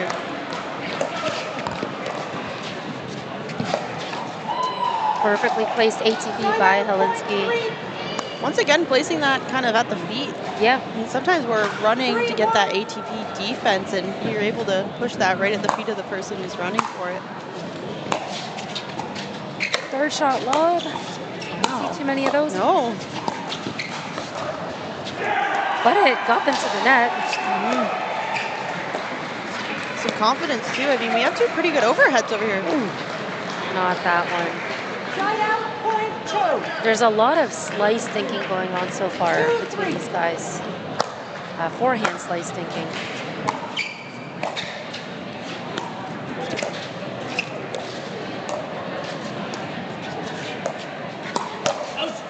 Any thoughts about Brad playing on the left side? I really like Brad on the right, personally. I really think that Brad is an exceptional right-sided player, given his composure and ability to make plays. His dinking has been exceptional on the right side. But earlier today, I watched he and his teammate make a switch, and he played left side, and he was able to support in the same capacity, and then his right-sided teammate was able to use his two read just a little bit more fluidly. So just going with what was working before. I think so, yeah. And I think that's what this first event is all about, Reese, and we've seen it in other seasons, that teams are just figuring out their makeups, right? They're trying to figure out what's working, what they might want to improve upon. Yeah, for sure. I mean, we got a long season ahead of us, so try and figure that out as early as possible. Yeah. And, you know, being that this is a league across the country, and we have a big country at that, with really expensive airfare, Reese, how are some of these teammates able to form those connections if they're composed of players in multiple provinces? Yeah, that's a good question. I mean, it's not easy. Like you said, it's very expensive to fly across our country, and being part of a team where you have some from one side and one from the other, like it's difficult to get together and get that practice in that you would ideally want and need. I think a lot of players are trying to. Sorry, that was amazing. Yeah, that was amazing. Oh my goodness. That deserves a replay for sure. Yeah. 7-4. So I think some players try to maybe travel and get in a tournament or two, like while they're traveling, so that they can also practice with their team, maybe play a tournament with one of their teammates as well. Trying to kind of make a little trip out of it or some sort. And other teams aren't able to do that at all. So good point. It's tough.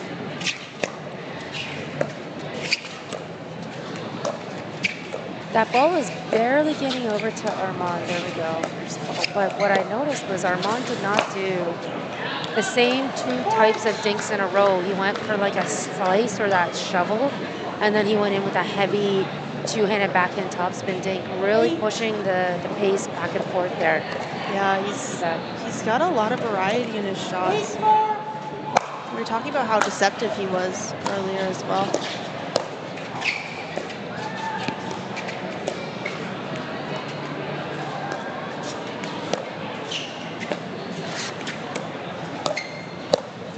Oh, yeah. Wow. And that's what you can do with just a little bit of height. Yeah, yeah. You're right. He didn't really even need to bend his knees. No. He's like, I got this. The confidence, too, with that shot. Love it. Nice, deceptive, almost inside-out type of drive by Armand. He's picked up so much experience playing in the States recently, too.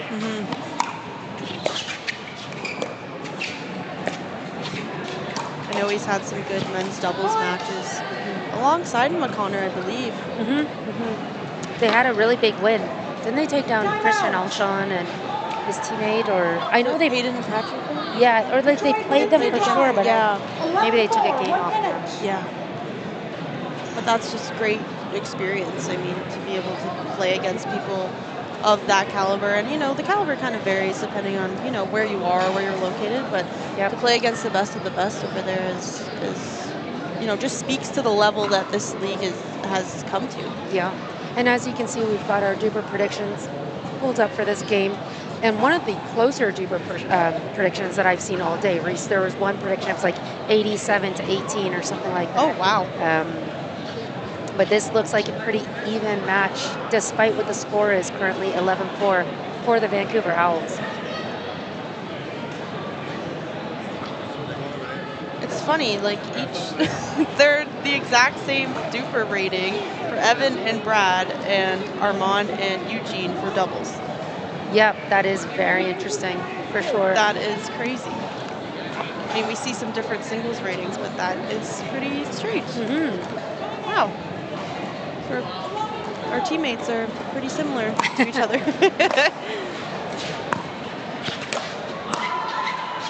Nice cover in the middle by Armand. Wow. He's kind of just toying around a little bit. He's so deceptive, too. And you kind of sometimes wonder, why is he encroaching on, I'm using air quotes here, his teammate's side of the court? Well, first of all, at a higher level pickleball, you almost eliminate that center line once the serve has happened. It's not about sides, really. But also, I think Armand created quite a bit of offense, and he just wanted to finish off that point. A lot of these players have combinations that they use as well. So once you start that, you want to finish what you started. Yeah. It takes good chemistry between partners to be able to understand that and leave the middle ball at times, and sometimes hop in there to take it when need be. Right.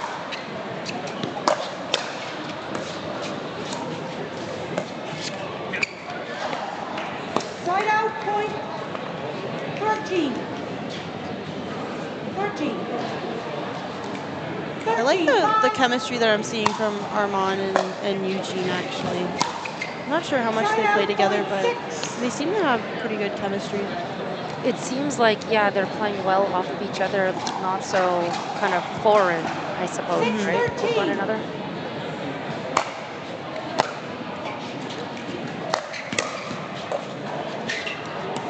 See, even just the communication there for Eugene to get out of the way and let Armand take that. Exactly. It's pretty quiet on the side of the Windsor Drive right now. Yeah, I'd like to see maybe a little more energy. I think they both thrive off of that, although Brad can be pretty quiet. Brad is a quiet player for sure, but one thing it maybe is doing to the other side is it's also keeping Armand pretty quiet. Yeah, that is true. Usually he's pretty loud. We heard one little roar, one of his smaller roars, and that was about it. I think if this game gets a little bit closer, a little tighter in score, we will see a lot more emotion out of Armand. Wow. There's a bit of emotion coming from Brad as he takes control of that point. That's one of those really nice combinations that we were just talking about, too. The speed up down the line and ultimately ended up getting that pop-up for the overhead. That's right.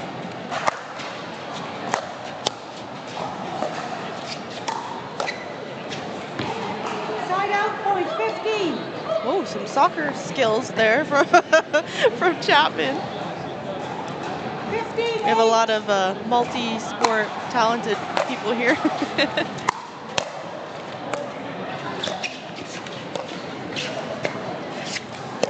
There's that slice thinking again. Yeah, he really likes that, eh? Both Eugene and Evan taking that Side out point slice 9. thing. Normally you'll see one of the player receiving the slice dink to throw in that topspin, but yeah, we're just seeing that back and forth. Yeah, they're both cutting that ball aggressively. And the way the ball bounces and sits after you kind of like slice does set you up for topspin. That's why we're saying we're a little bit surprised to not see it happen. Yeah. I know when I'm coaching, I'll talk about like the response to a slice dink, and often, you know, we want it. Woo! Okay, the ball went flying at us. We just said a little spooked for a second there. Everything and everyone is okay. Brad's apologizing. I think everyone's apologizing. Yeah, we're all not intentional. We'll just make sure everyone's awake. Yeah, we're just, yep. You better be paying attention, everybody.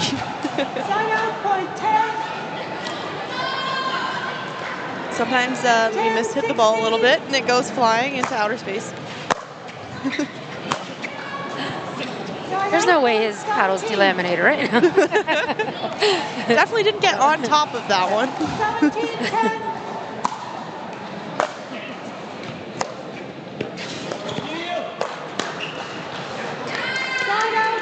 I think that ball did catch for Helenski. Did look like it. Nice tape.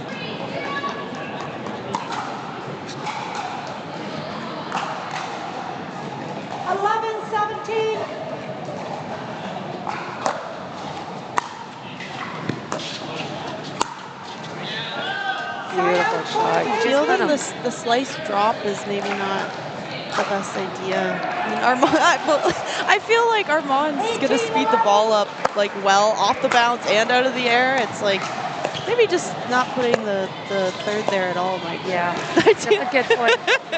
Really nice love from Evan. Yeah, right in the corner. Good lob retrieval from Eugene. This actually might not be a bad strategy for the winter drive if they pick up on it, is to move Eugene around a little bit more. I mean, it's not that Armand can't cover the whole court. He's certainly comfortable. But then just I'm kind of wondering when and how Eugene's coming back up.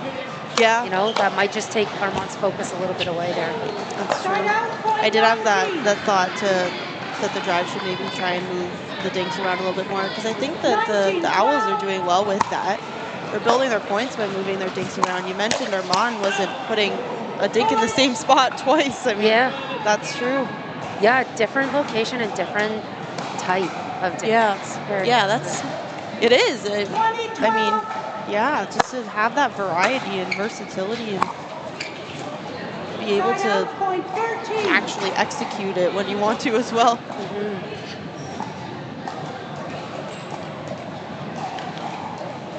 13-20.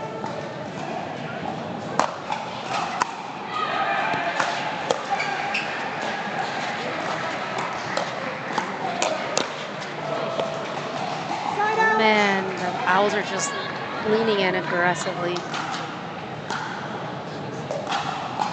Taking every ball out of the air when they can. Love to see it. 20-13.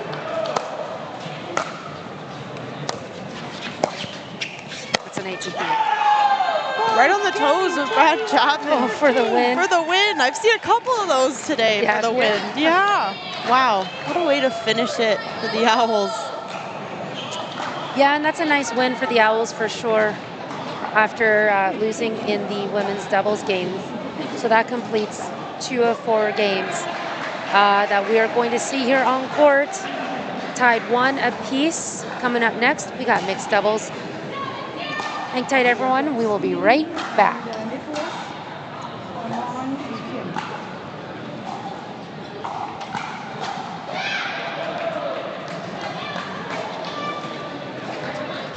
Stevie, are you on the right or left?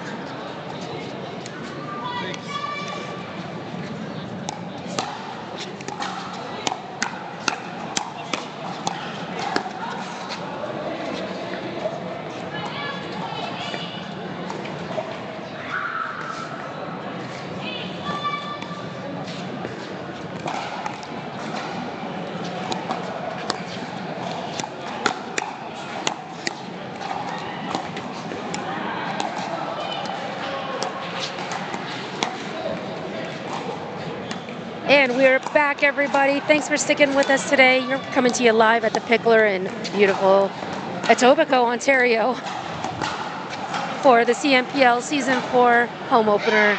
My name is Sarah McInnes, and alongside me I have Reese George. Hello. We are back, breaking down the game as we know it. And Armand Maji is back as well, having just won his men's doubles match. Yes, and we have a game that went towards the drive and a game towards the owl side. So each team looking to take this next one. This is going to be an interesting matchup. So Nick Tren has been substituted into this match. He did not play men's doubles previously. And Stevie did play women's and got the win, but they're all fire. And Armand is completely all fire, but I think Jim's a little ice.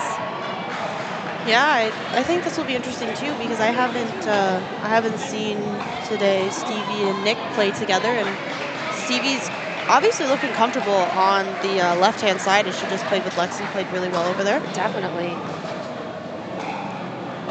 So I can't see how it could be a bad thing, but of course we've got a really good pairing on the other side of the Owls.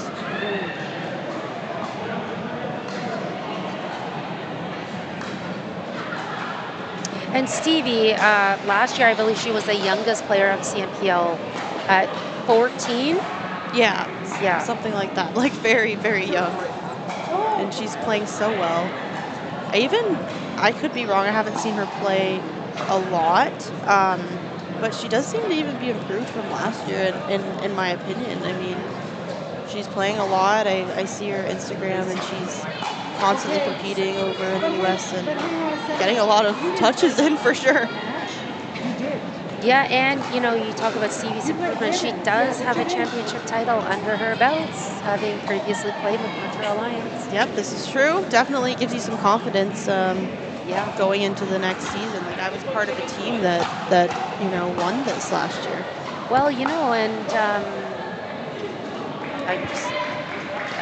playing with Ernesto and Fajardo and Louis Charles of the Montreal Lions, she must have learned so much under them.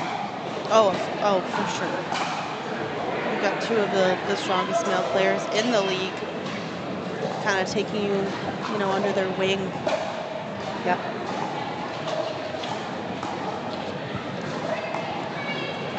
Okay, so Lexi's playing with. Yeah. So there's been a change up. Interesting. Or maybe they're just warming up. We don't know for sure. We're not sure. Yeah. Stand by, everyone. We also do not know. You'll know when we know. We'll figure this out as a team. It's nice to see they're trying to stay warm, though, regardless.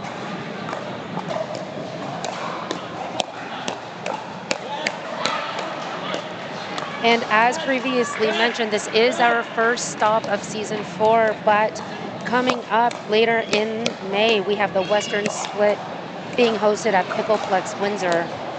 The Eastern Split in June is happening at the Atlantic Pickleball Club in PEI. This is the first time CMPL is truly going East Coast. Very, very exciting. Later in June, we've got our mid-season event in Guelph, Ontario. July, we have the Metropolitan Split in Newmarket. Central Split in August in London, Ontario. Season finale, Burnaby, BC. And then the championships, location to be determined later in September. This is our biggest season yet, Reese. Yes, they've added on some stops and events for sure, like making it more enticing, like we mentioned before, to be a part of this league and to try out and to get involved in professional pickleball in Canada.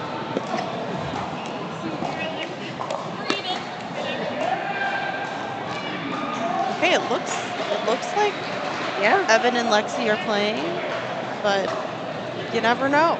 So this is a very strategic move. It's possible that Windsor, they must like their odds, not just for this one game, but for the next one as well. So Stevie and Nick will obviously play the second line of the Vancouver Owls. And I'm thinking that they really are anticipating a tiebreaker. That's a good good prediction for sure. And we will see how this goes. We've got a very accomplished team on the side of the drive, with Lexi and Evan having tons and tons of experience together, competing in tournaments quite often. And then very steady Kim on the right side, very fiery Armand on the left side. I think Armand's going to work pretty hard in this game. He's going to take up a lot of middle when and wherever he can. I agree.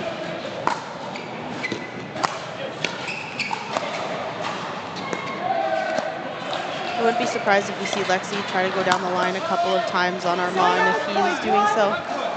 And a football being called on Armand.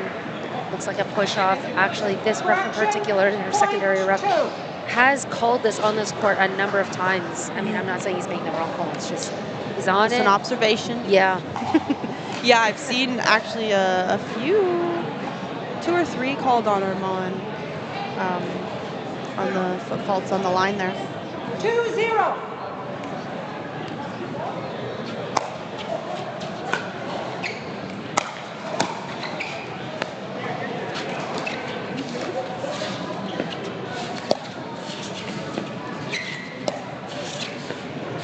There's a high dink by Kim. She knew something was coming back at her. And, you know, if I was the Windsor Drive, I'd be saying, good choice so far in making this last second change. I agree. 3-0. Evan also taking a lot of court.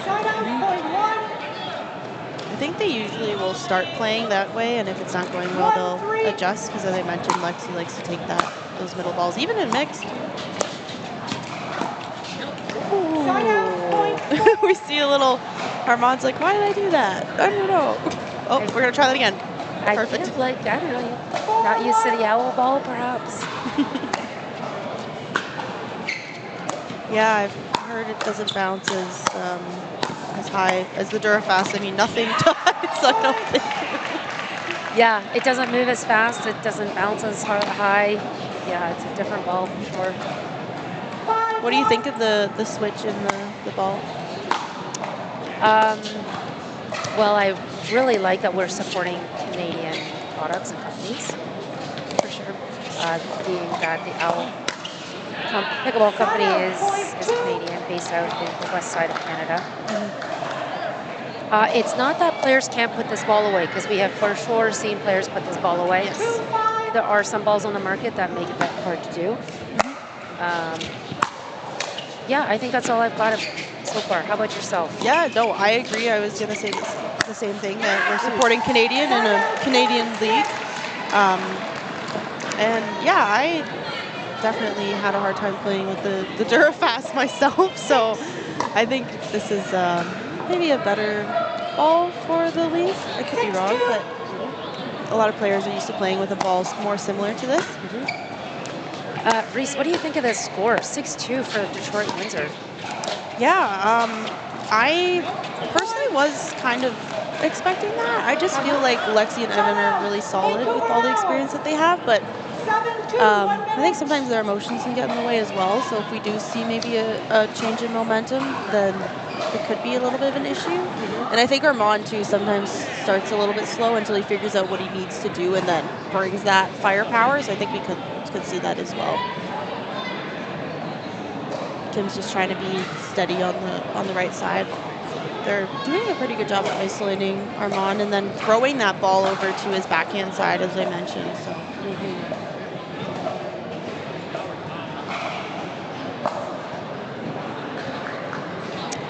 Okay, so an important timeout being taken here with this 5-point deficit on the Vancouver Owls side. I think it's a good idea to take the timeout early for sure. 15 seconds, remaining timeout. Vancouver Owl 1 and Windsor Detroit 2.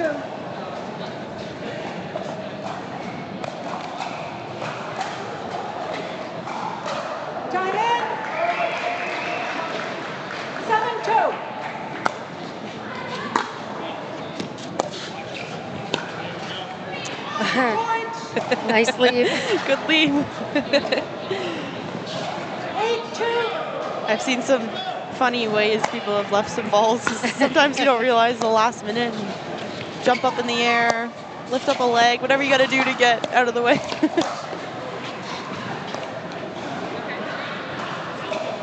Did it hit your hip? Did it hit your body? Evan generates a lot of power from down there. Point. 9-2.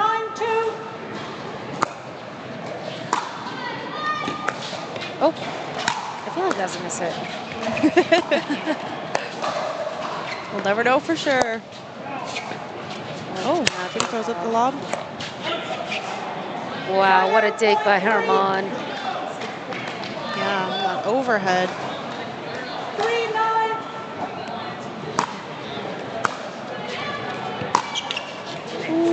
Oh, he wants that one back. Top of the tape. And I was saying this with another match, but this is a time where the team not in the lead really needs to string together multiple points if they have a fighting chance of staying in this game. For sure. They seem to accumulate really fast once you start. Yep. Some crafty hands by all four here, and that's a good discipline made by Herman. Especially since she has hit a bunch of those, to be able to leave the one that's going out is tough. 4-10.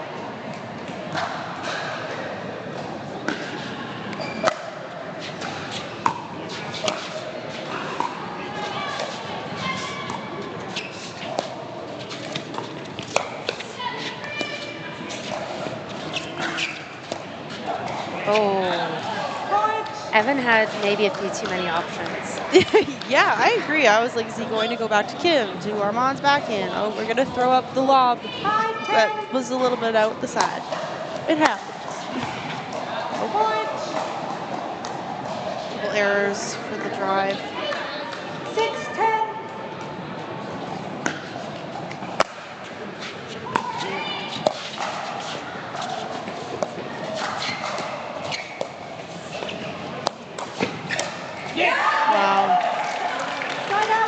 Wow, great play. There's a lot of synergy between Polinsky and Yep. 11-6.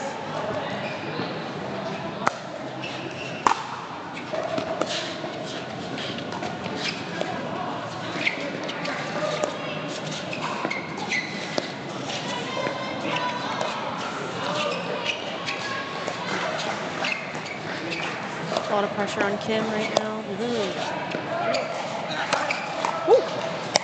what a pickup by Herman. Wow, so many lobs we're seeing here. We're talking about the lob making a comeback in pro pickleball. Late in the day, lobs. Oh, wow. One of our better rallies of the game. Wow. Huge rally. Great job by all players. Some great defense, some good lob retrievals, good lobs.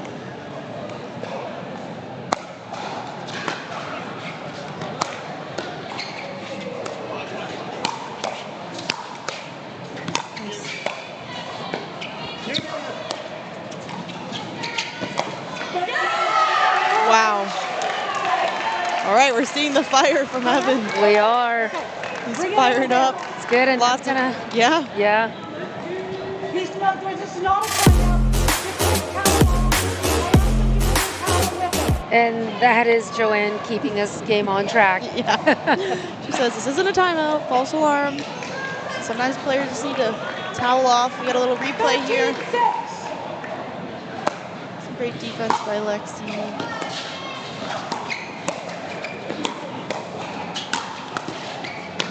Armand flying around the court. Timeout, point 7. Literally. We knew he was going to put it all out there, though, for this game. He's going to work hard, and yeah.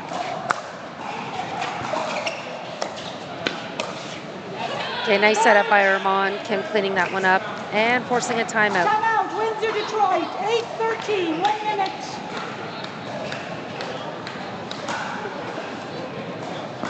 And I think this is just a simple momentum break. for the drive. They don't want to see that lead close down any more than it is right now at 5 points. The drives seem to be very strategic with their timeouts.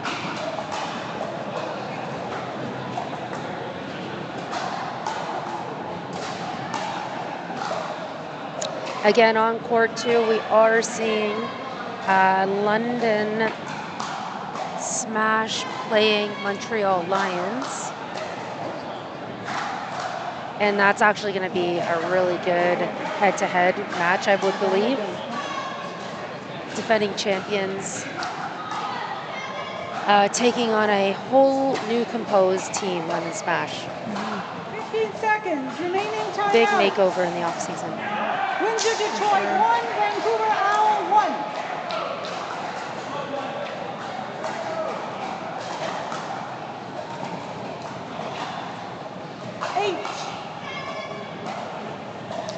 And there has been a bit of a gap in terms of the league without the presence of the Kawamotos today. Yeah, definitely.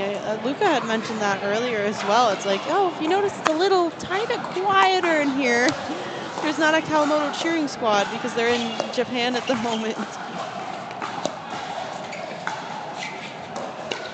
Oh, Kim has that point on her paddle. She will definitely want that one back. Looks like she's going for a little scorpion situation there. Yeah. And for someone as tall as Kim, she really has to get low to execute that scorpion. Lots of knee bending. Wow, Lexi's really gotten Herman down the line a bunch of times there. Yeah.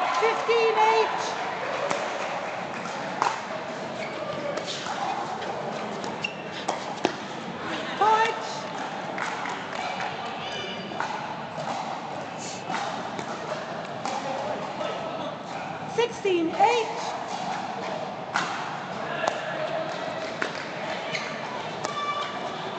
Side out, point 9.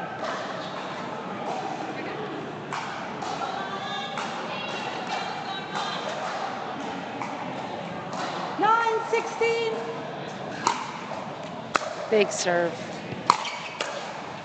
from Armand. Probably releasing some frustrations there through his last 2 shots. To the lob again. Oh my gosh. It's close.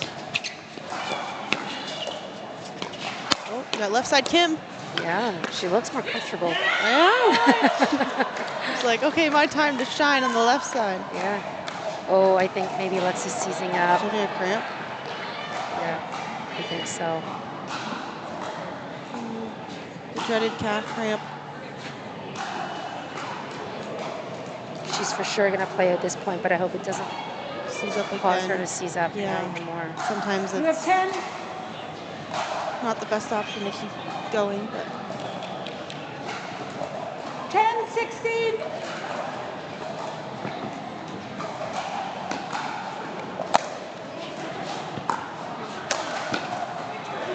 Side out, point 17. 17-10. This lead has stayed quite big. Yes. 17-10. The driver hoping to keep it that way, I'm sure. Point. Timeout. Vancouver. Armand is 18-10. frustrated after that miss. And so the final timeout being taken from Vancouver.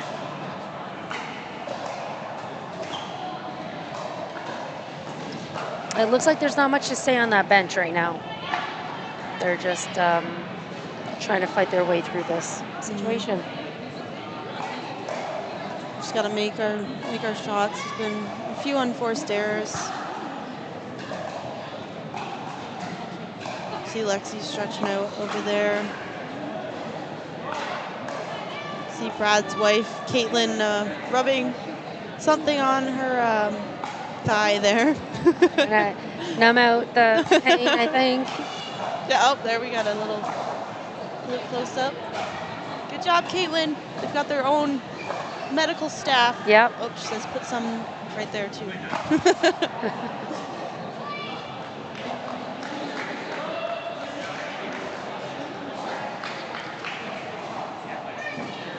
Look at the duper percentages here. Ooh, yeah. Doesn't seem to be going that way so far.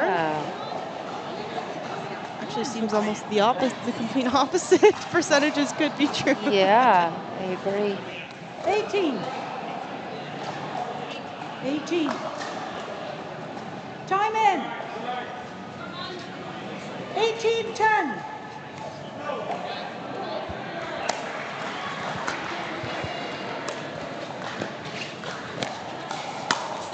Oh.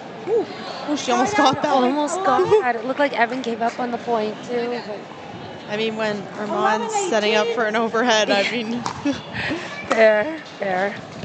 It's a little scary. Side out, point 19. That's tough for Armand. Kind of a routine reset for him. Yeah. Armand is for sure frustrated in this game. 19-11.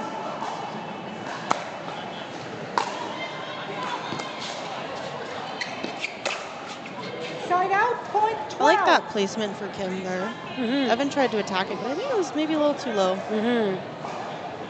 I think it was moving a little bit 12-19. Slower than, and that's why he went for the attack. Yeah, could be. Sometimes a little slow ball gets to you. 20.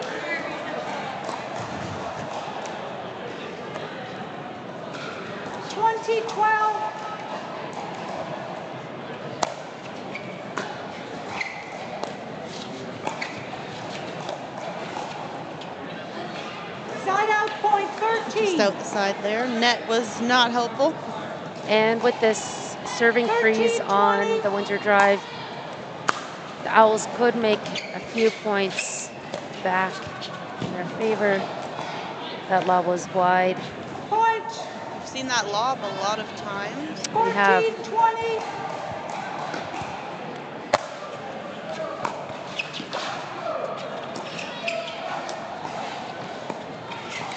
See Armand taking lots of court. Yeah, I think Kim should stay on the cross, setting up, you know, trying to give Armand a look. Side out. So Lexi will sit there and do that all day for sure. Okay, game point.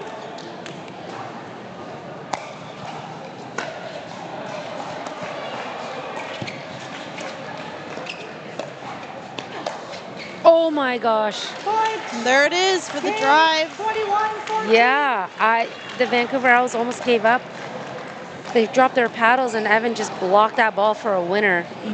So with a very strategic change in lineup, all of a sudden Windsor Drive are in the lead 2-1. Unbelievable. So that is going to make for a very interesting mixed game number 2. We're going to take a quick break, folks, but don't go anywhere. We're coming right back for you.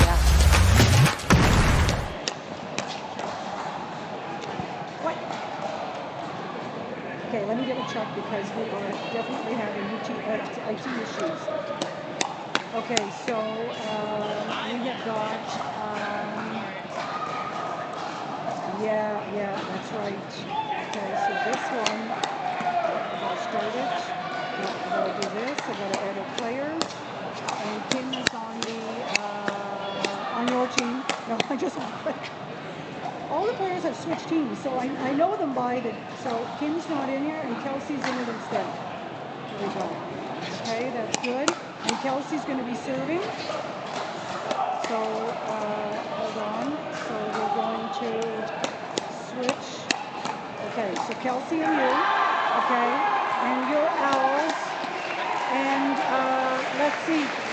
Hey everyone, we are back coming to you live at the Pickler here in Etobicoke, Ontario for the CNPL season opener. My name is Sarah and joining me alongside me is Reese, and we are calling this match the Vancouver Owls playing Detroit Windsor Drive. The Drive have a small lead, 2-1 games. And this is our second mixed game of the match. And we see McConnor coming in here. So the Owls have opted to play all 3 of their men in this match thus far. Yeah. I like that. I mean, that's what they're here for. You bring a full roster, play a full roster. Okay. First event, you know, who knows? Lightning might strike. You find the most amazing compositions. Yeah, that's a really good point. I like that you said that for sure. I mean, especially for the first event, bring everyone out, let everyone play, try different pairings. I think it's a really good strategy. Yep. Reese, in this warm-up, I mean, we've both been here, but you more recently than I for the CMPO.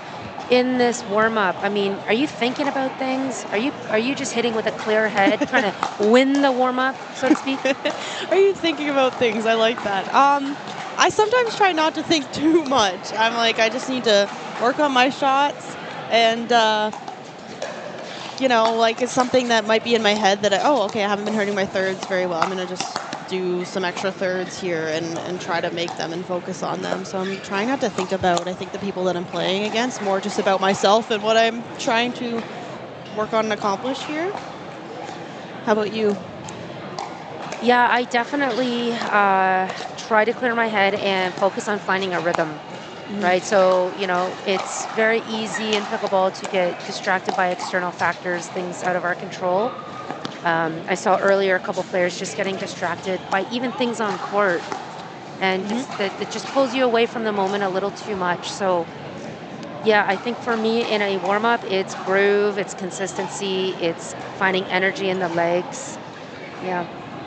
Yep, that's much better than what I do. I'm just like, oh, my thirds weren't very good in the last game. I'm just going to keep doing those. But yeah, that's good too, though. But I like that for sure. And like you said, rhythm and getting in the groove is a big part of it. I don't know about you, but you feel like sometimes you just kind of flow so well, and it's like, how do I get into that? I mean, people talk about the flow state and whatnot. It's like, how do I, you know, achieve that? And if you, in warm-up, feel like your touch is going well, I mean, you'll very likely carry that into the game. Exactly, yeah, that next level of focus, that pickleball zone, like that zone in pickleball, it's so crucial. You don't know about it. You almost don't even know it exists until one day you play lights out. Yeah, that is a good way to say it, for sure. Well, let's see if the Vancouver Owls can't find that zone right now in this must-win situation. This is youth versus youth versus youth versus youth. Time in. 0-0.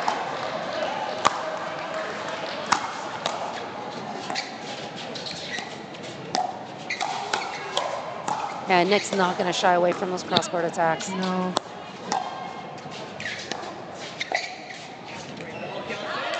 And you'll see here, we have McConnor on the left, but we have Nick Tran on the right side of the court, as he is a lefty, which is going to give the Owls a little bit of a different look.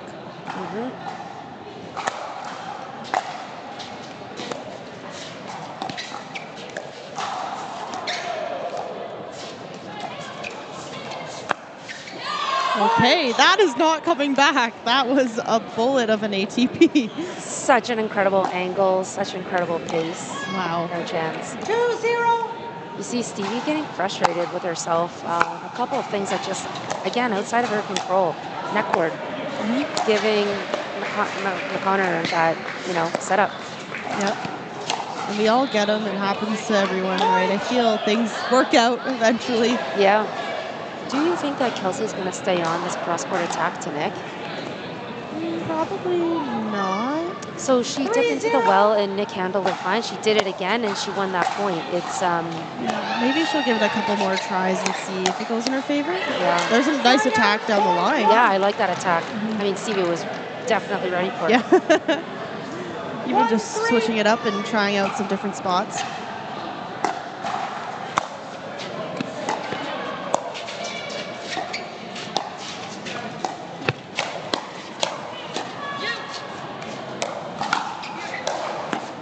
Defense. Oh, she's there. Oh. That's a tough one. I love that fire coming from the Vancouver Owls team. 2-3. Side out, point 4. So this is Nicholas Tran's debut in the CMPL, as well as Kelsey. I have not seen Nick play, but I'm very familiar with his game. Really great guy on and off the court. Such a nice person. 5-2.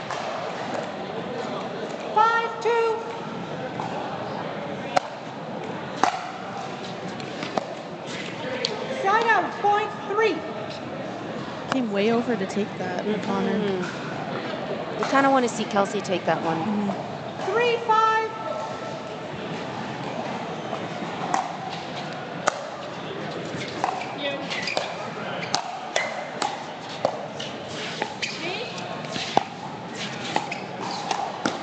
Wow. Great job by Kelsey, pulling Nick Tran out wide and opening that middle up to attack. Exactly. So if she wants to attack cross court, pulling him off to the side maybe is a good way to do it. Timeout. Windsor Detroit drive. 6-3, 1 minute. And our first timeout being called with a score of 3-6. There we go. Oh, 14, 16, 20. Kelsey, you look really good for your age. Yeah. I stand by my youth versus youth versus youth versus we're youth sticking with comment. that. Yeah. Yeah. Kelsey from Australia. Yeah. Very cool indeed. We've got players from all over the world now. It's nice to have the some international players incorporated as well. 15 seconds. Remaining timeout. Windsor Detroit drive 1. Vancouver Owl 2. Time in. 6-3.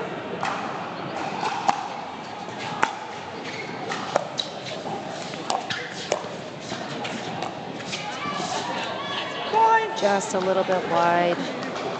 Yeah, you see some frustration from Stevie, as you mentioned before. 7-3. Nick was looking for that paddle tap and to give the encouragement. I think maybe Nick crowded her on that last shot just a little bit. I mean, it looked like he was hunting for the ball. Yeah. Trying to just support. I mean, Lexi's tossing her hands up in the air. She's very frustrated, but you don't want to give that signal out to the other team either. Yeah, that's true. Not to your team or the other team. I'm wondering if Stevie's maybe having, or both of them maybe having some miscommunication down the middle because they're not, like Stevie's probably not used to playing on the left and mixed. Yeah, and with a lefty. Yeah, so you see her coming over to take that as she normally would on the left side. But, you know, Nick's got his forehand there as well. 9-4.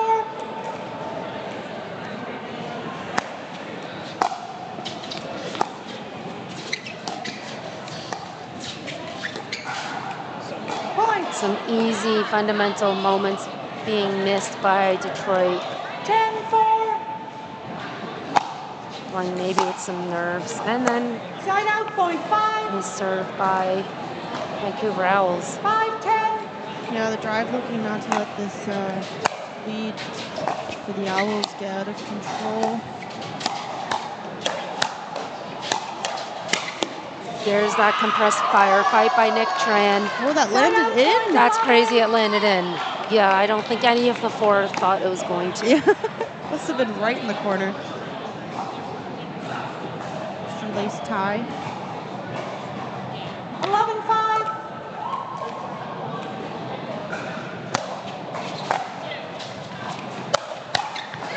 Wow, what a drive.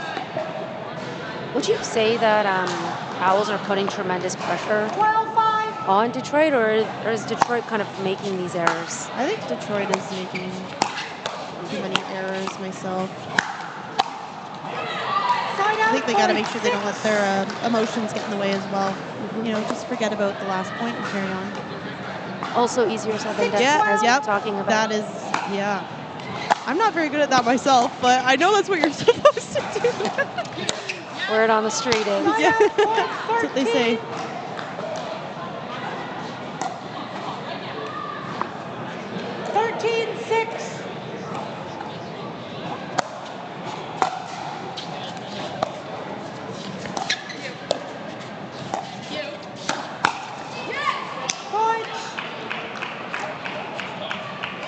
I was saying to Luca, and we can maybe start this tomorrow. We should count how many net cord winners, like how many winners come as a result of net cords.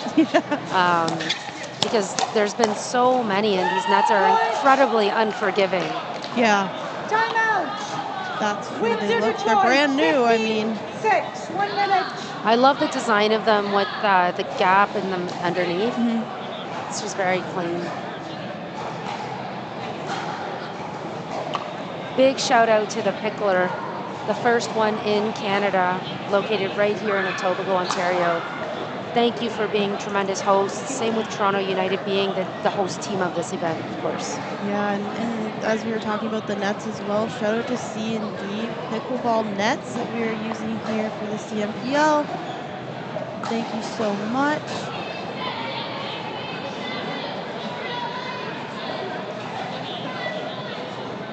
Reese, is there, I'm going to bring this question back around, is there a player in particular that you've got your eye out on? Well, I really like watching Armand play, so I just like, in general, enjoy watching him play. But I have my eye on. And Vancouver Owls too. I haven't gotten to see everyone play yet, and some of the newer players as well that I haven't seen. I saw Bruno play a little bit, and I was like, whoa. Bruno is fun to watch. Yeah, so I would like to watch him play a little bit more before I make, these decisions, but lots of exciting players. It's fun to see Maria Kukotsky. Oh, yeah. I saw her play singles, and her singles was nuts. That was exciting. Yeah. Wow. Her singles game is so good. Yeah. I mean, that's my first impression of her was 2021 Nationals. She's playing singles.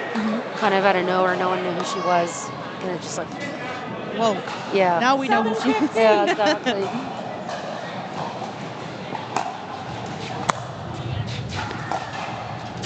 Thunder? Maybe some thunder? We're here. Up next, the weather report. Nice. Good job by Stevie.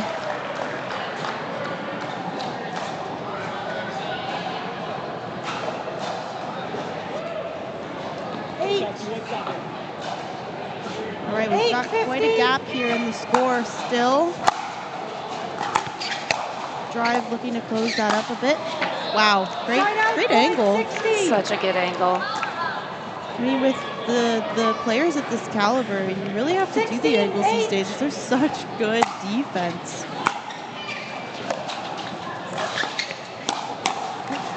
Oh, over her head. Oh my gosh, and that's crazy because it wasn't a clean look that he got, but that off-pace shot just was enough to throw the Detroit team off their pace. It's a great court coverage on Connor there as well. Basically ran around Kelsey and then came back up to the front and finished it off. McConnor's doing a great job making the guess. 18-8.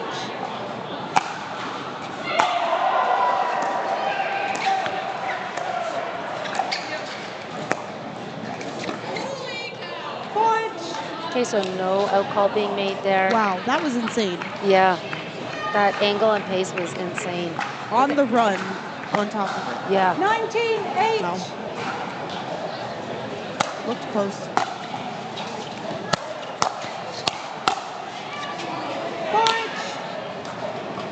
Okay, and just like that, the Owls are at have a huge lead. Yeah. 28.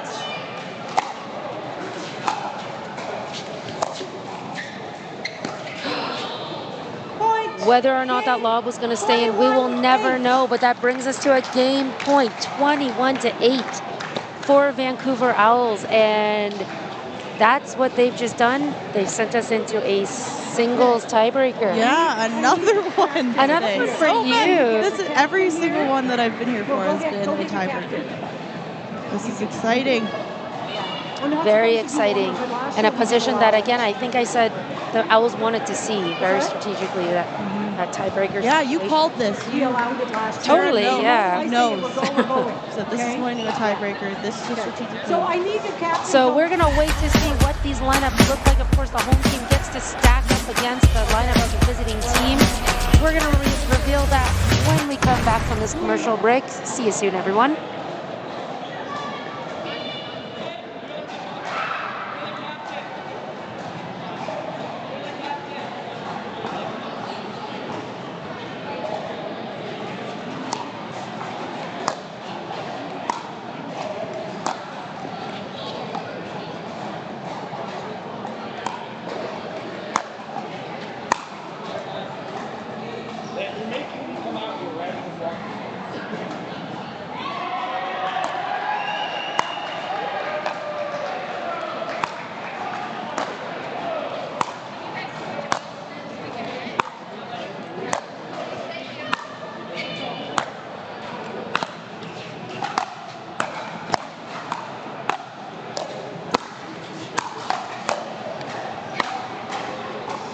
And welcome back, everybody. We have a singles tiebreaker on our hands here at the CNPL season opener, season 4. We don't know the exact lineups, but we do know the 4 players who are going to be engaged in this singles tiebreaker situation. Yes, this is true. I'm curious to see, since both teams have subbed in and out some players, to see who will be playing in this singles tiebreaker. We've got some really good singles players on both sides for sure. Yeah, and many of these players have that tennis background under their belts. Like for sure, McConnor, he has some very strong tennis elements and techniques. And youth on top of it. And so much youth. So much. Stevie coming from tennis as well.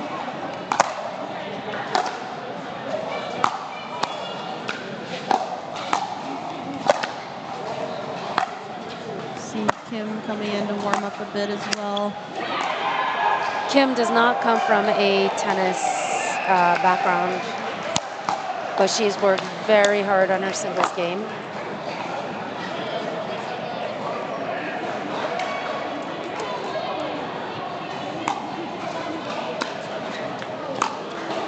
Do you think one team has an edge over the other coming into the singles tiebreaker?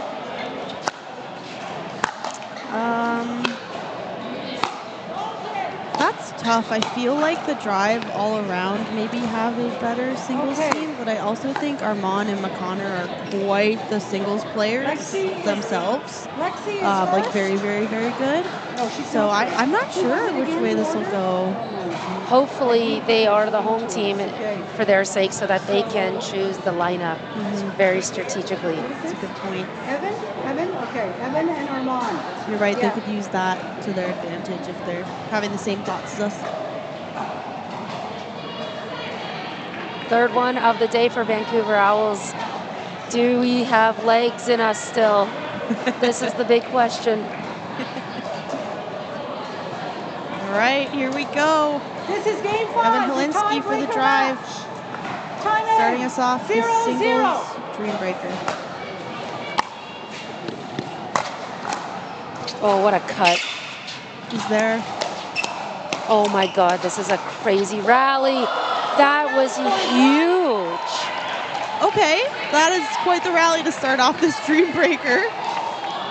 Really great hands. I mean, we had a hands battle. Unbelievable hands battle in singles. Yeah. Oh my gosh.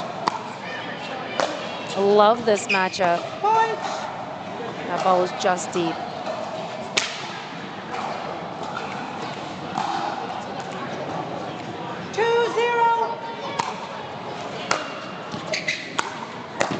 Armand going 3-0 in that head-to-head, despite him just telling us he's tired. Yeah, saw no evidence. We couldn't tell him when he's not tired. I can't imagine. Like Superman. 3-0.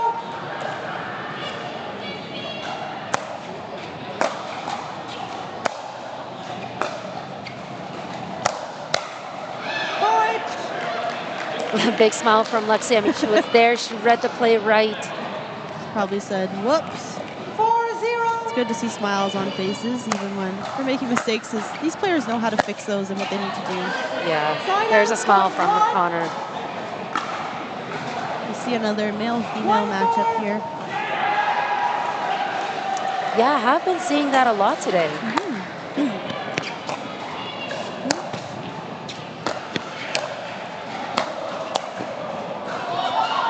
Oh, and there's that cramp from Lex. Yeah. Oh, she really just did not put any weight down in that follow through there. That's not good. Sometimes it feels okay, but it almost always is going to cramp up again.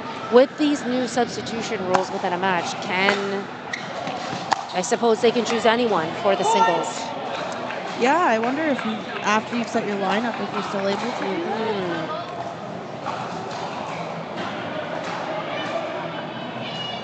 6-1.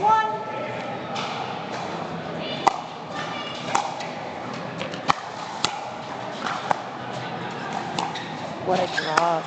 Oh, the drop drive combo. I like it. Yeah. I've seen her hit that line a bunch of times today.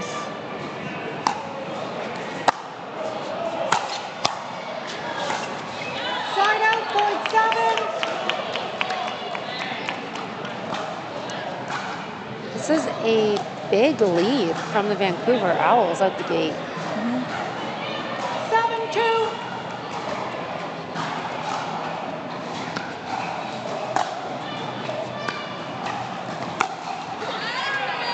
That's a big point for Kim. I was just going to say, if I'm Kim, I'm like, oh, I would like to get even just one helpful to contribute against someone like Stevie.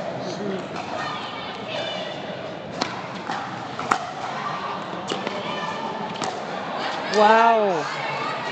Kim is playing singles pickleball very smartly against an ex-tennis player. Kim just went 3-0. That's huge. That's huge for the Owls. Definitely not what the drive we're wanting there. 10-2. Good serve from your mom. Oh yeah, you had to wonder if that Yeah. was coming. Unbelievable draw by Armand to put that pressure on Evan Linsky. Armand 4-0. 11. 1 minute. Timeout. Actually, not really 1 minute. Oh, we're switching sides? We are in a switching ends when one team hits 11 points. That just seemed so quick. It did. That's a yes. quick 11 points.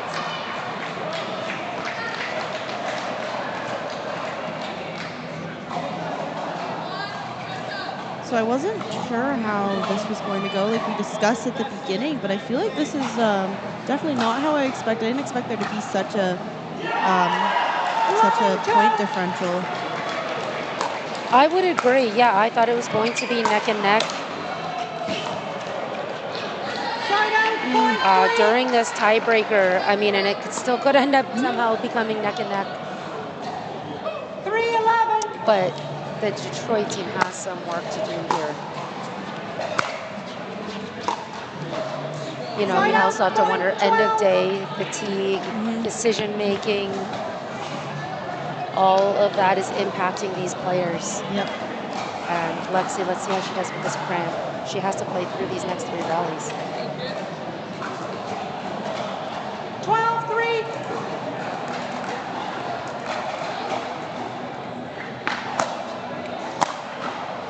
She's running really well. I mean, she's struggling a little maybe. Hustle hard. Yep. She's determined. You're 4. And you have to know, like, McConnor has to know that she's got some leg going on. I think he's just gonna, try to push her around a bit. Oh, wow. Yeah. Side out, point 13. 13-4. It's tough playing someone injured and then, knowing you still have to go all out. Lexi's absolutely, it's a pain. Switching. She's off. She's off. Definitely in some discomfort.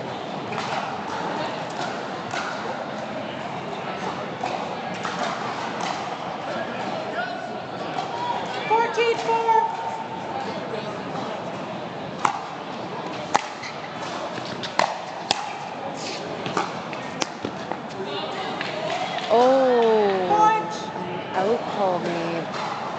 It's tough to see from here. Yeah. 15-4.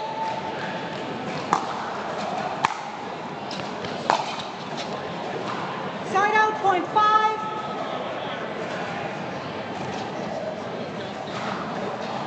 5-15. 5-15. Really good round for Nick Tran there.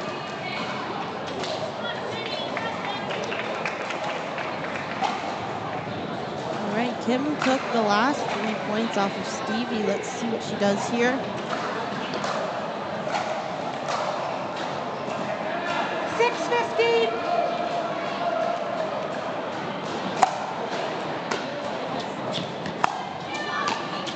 Oh, there's definitely a foot fault. Maybe an entire foot. It's tough when you're on the run trying to grab those. That was such a great shot by Stevie. It was a great shot.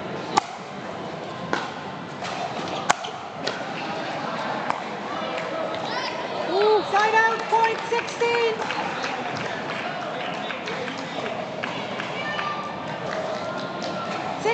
Seven.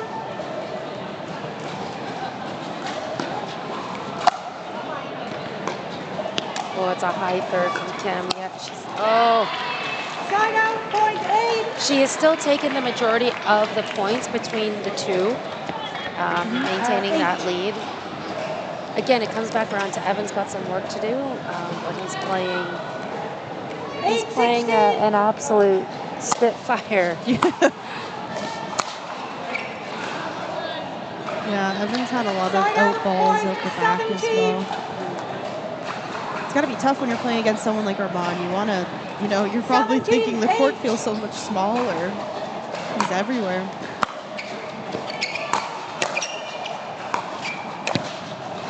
Good shot. Oh. Side out, point 9. Wow. A very composed round there for Evan Helinski.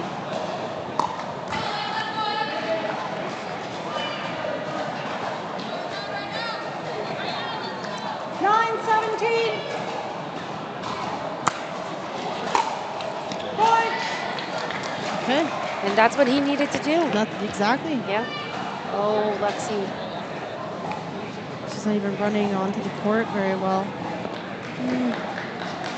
Hopefully she can push through these. Yeah, what could her strategy be in this case? 10-17. That's tough. I mean, she doesn't... I don't know. Is it better to go up or stay back? Probably stay back. I mean, stay back and draw. Yeah. Or drip. Yeah, it's not a lot of options when you're not able to move much. I mean, there's a lot of movement involved in, that's a good strategy. that's one way to do it. Just have the other team serve it into the net. That's one strategy. Not sure if she planned that one, but.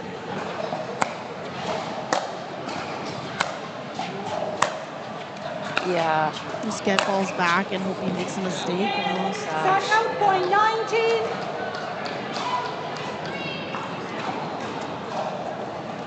This is a big round here, as this is the first round where the Owls could close out this entire match.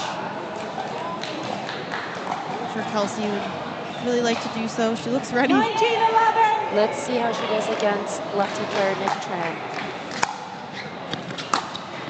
Playing his forehand, maybe kind of forgetting his or his old habits. Yeah. Can't do your regular shots. Yeah. I like that Nick didn't overhit that ball. He's like, I just gotta, she's off the court, just put it over here where she isn't. There we go. Now she's remembering the back inside, I think. Oh! So I mean, yeah, great go back to the backhand if she can. Really great shot by Nick. For his debut, this boy's looking very composed. Yep.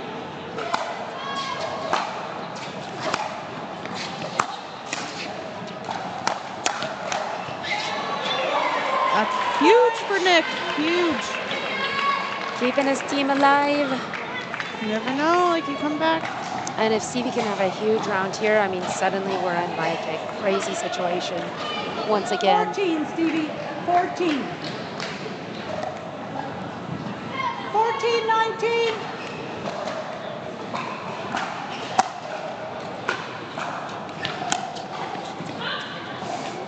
Side out, point 20. Wow. I didn't see it clearly, did you? No, Paul on the court has to stand. 20-14. I'll recall the score. 20-14.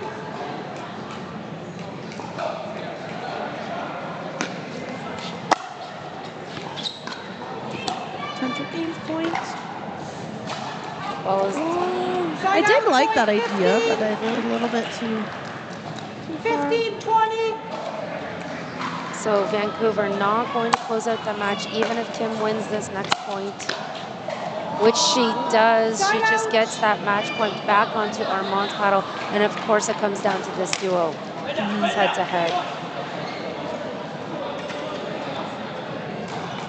Let's see if the Owls can close this out and take the match.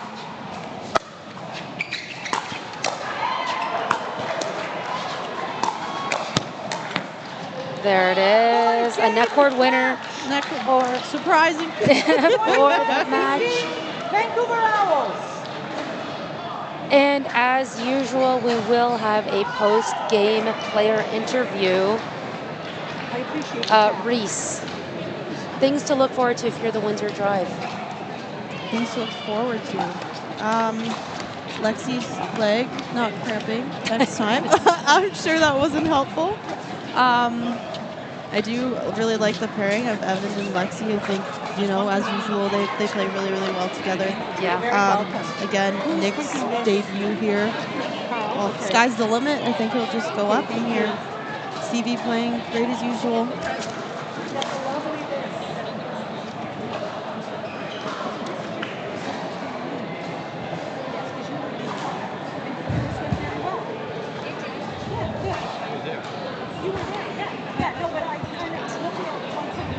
Armand, oh my gosh, what a match that was, and indeed your third singles tiebreaker you went into today.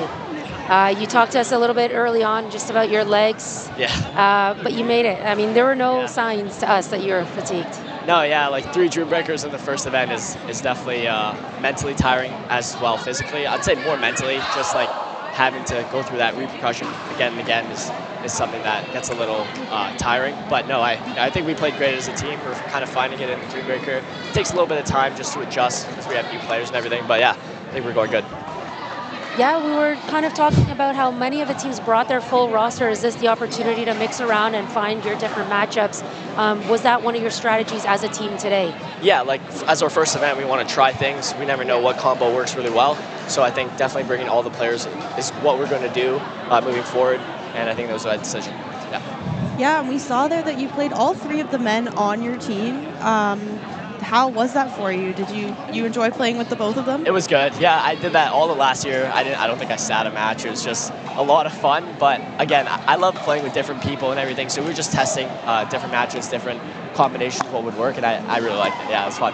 Yeah, well, you're looking great out there. One of my favorite players to watch. So we wish you all the best in your upcoming matches. Thank you so much. Thank you. Congratulations. Best of luck. Thank you. Thanks, guys. And that will do it for our second last match of the day. But don't go anywhere, guys. We have one more match to go on day 1, court 1, season 4 of the Canadian National Pickleball League. We're going to take a quick break, and we will be right back with you.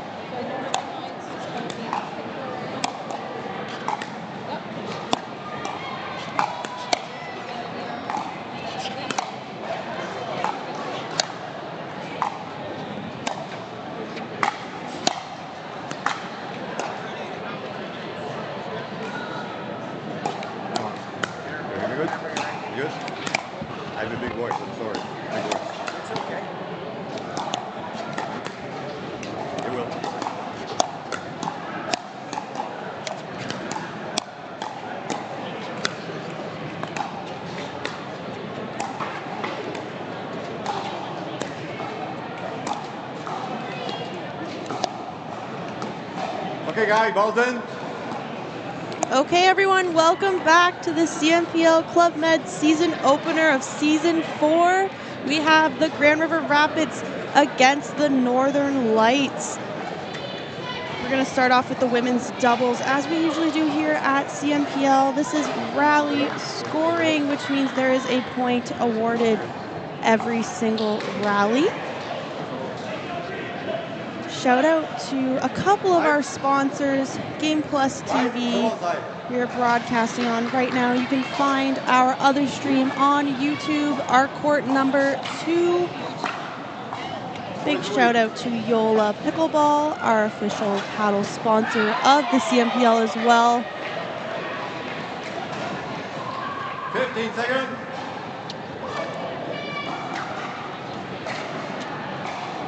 Up to start, we have women's doubles. We have Antoinetta and Marie Christine against Louise and Danny Voss. This is Louise's CMPL debut.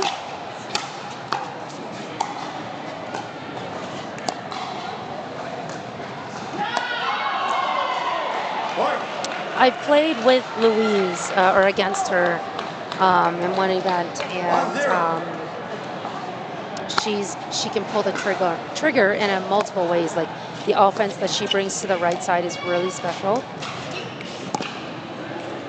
Yes, Louise being a lefty, definitely see some different things here. There's got to be some nerves playing her first event in the CMPL. Yeah, I think she settled into the day quite well. 2-0.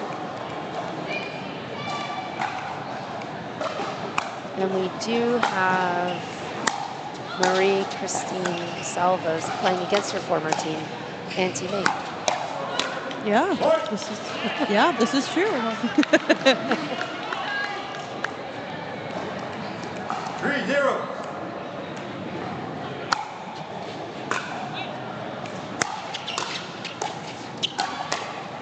Wow, that's a nice shot by Toskova. 1-3.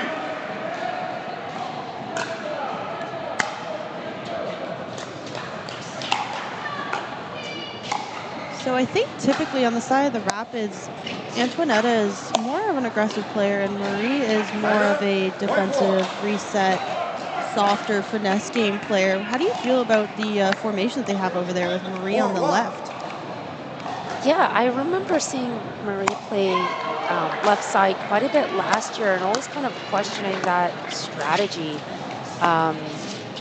She does slice pretty much all of her dinks. And you just have to wonder if because of that, balls are going to go through the middle a little bit more and they don't have to rely on her forehand to close or to take that pressure because of Toskova's two-handed backhand. That's a good point, actually. We don't know either. It could be just down to maybe she has a preference on the left side and Antoinetta likes the right side.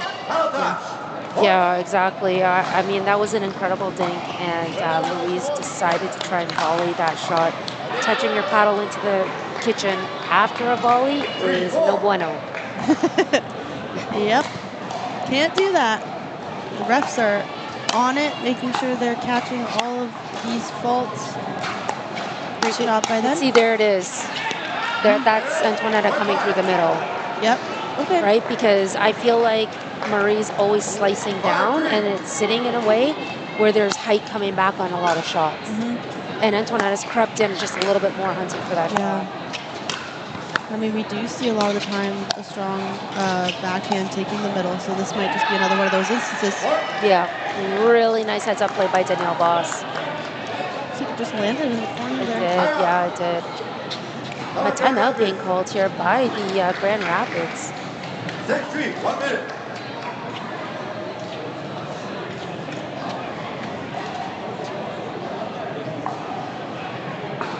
So we have two power players in Wong and Boss. And a really kind of like power player in Toskova, but then a complete touch player with salvas.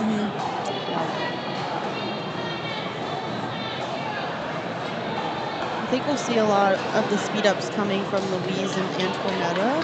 I think Danny does a really great job at countering balls. She is speeding up a little bit more as well, but I really like when she's countering.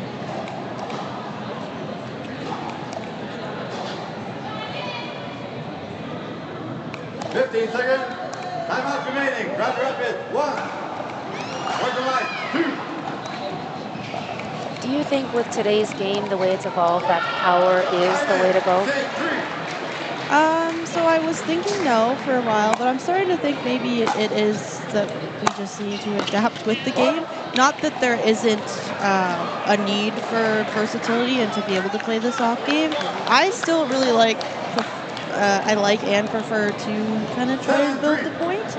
And I would consider myself not really a power player compared to a lot of these players. I feel I don't have this caliber of power. And much prefer to play the soft reset game and counter. I like to counter and consider myself better at that. But definitely the game has changed and a lot of people are implementing more power into their game.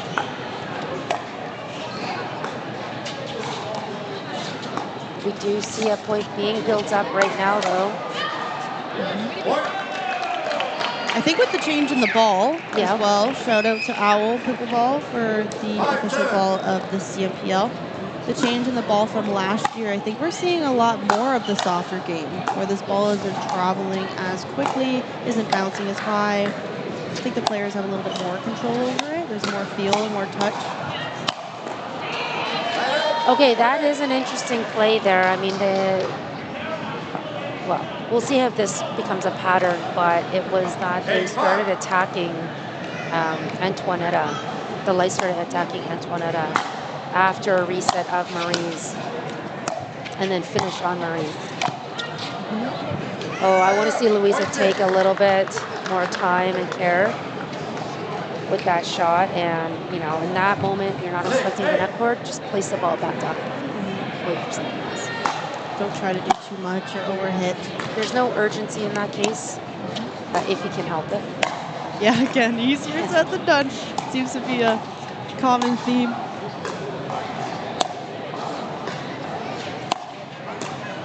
Slowly making their way up the court, the Grand River Rapids, another reset. That's really nice reset. Yeah, volley. And there's the finish. Yep, and she comes in the middle, and yep. You know what you're talking about, Sarah. It's all a guess. I tell you, it's all. It's a good. Yeah, good guesses then.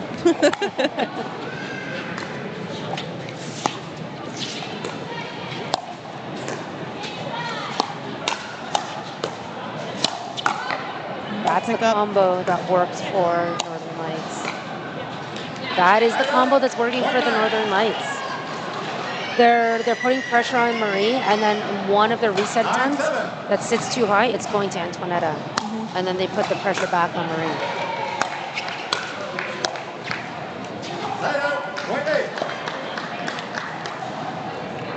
Got a close game here. 8-9.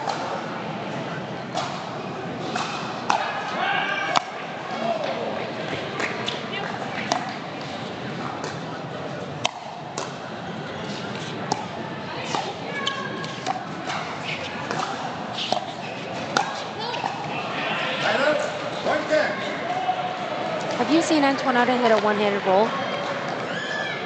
I don't believe so, no. Have you? No, I don't think so either. Yeah, I don't think so. She's committed to the two-hand. She is. Under all circumstances. 9-10.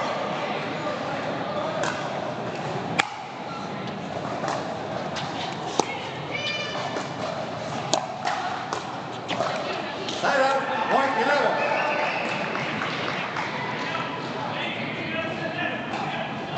11-9.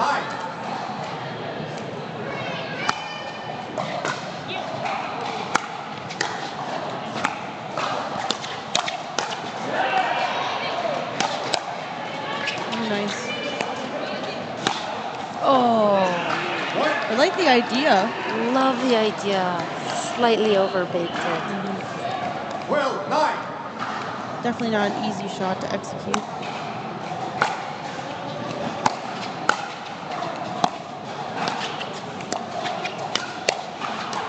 A lot of pressure going to Louise right now. She's holding up really well. I'd say she's holding up well enough where you might want to test the hands of Danielle a little bit.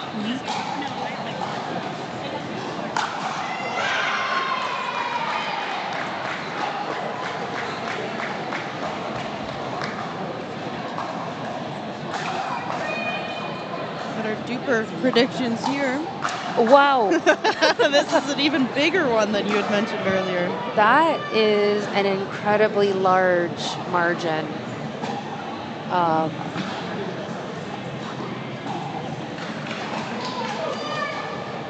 Yeah, and we have the lights with a commanding lead so far. So Yeah. maybe they saw these duper predictions and it fueled the fight here. How did the margins get that large duper when there's two 5.4 players playing 5.18? You're unsure. We're unsure. But the lights do not care. They are That's right. Playing some good pickleball.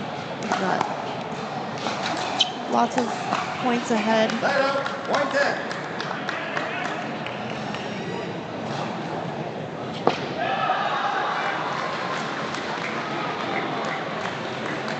10-13.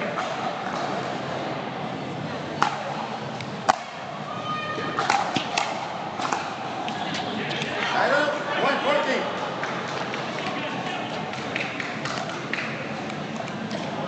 Here's some encouragement from the bench of the lights.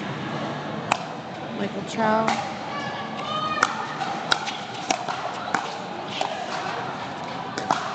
Still staying on Louise Wong. There we go.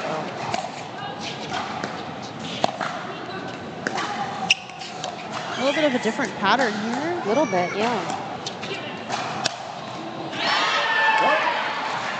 Maybe Antoinetta forgetting that Louise is a lefty in the direction that she's not that loud. We have seen that a couple of times now. Is that something that you notice right away when you step on the court, personally, if someone's a lefty? I would like to say yes. And I think sometimes I do definitely notice it. I mean, I notice it, but sometimes still play like they're a right-handed player, and I'm like, oh, they're a lefty. Like, I gotta keep telling myself I can't do that usual shot.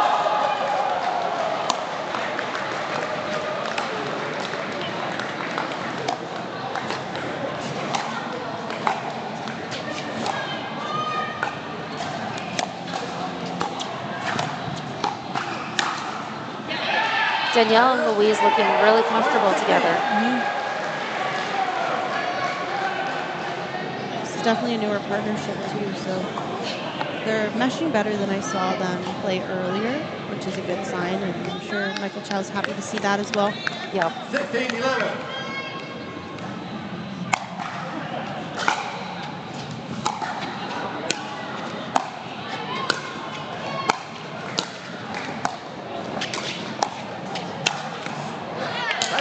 That's a good change-up by Marie. Really good heads-up play. And so definitely the pattern is for actually Antoinetta to finish on her backhand. She's able to finish on her forehand there. Yeah. She's got the power on both sides for sure. I wonder if she prefers her backhand though for the putaways.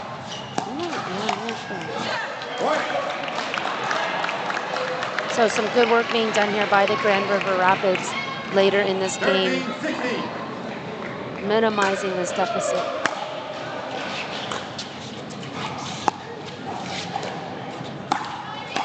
Oh, that's like so unfortunate. That's one of those ones you're talking about where it goes off the tape and you just need to take that extra second.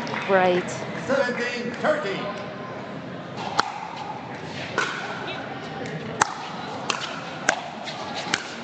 Yeah. Good placement by Marie. That is something she certainly has in her game, is impeccable placement. 14-17.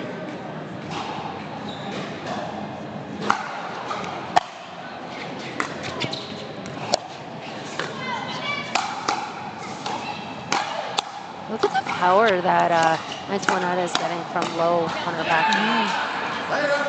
I think she knew that last one should be a reset attempt, but she was in the thick of it. She's committed. 18-14. Serve too short. Side out. Point 15. TSN turning point? 15-18.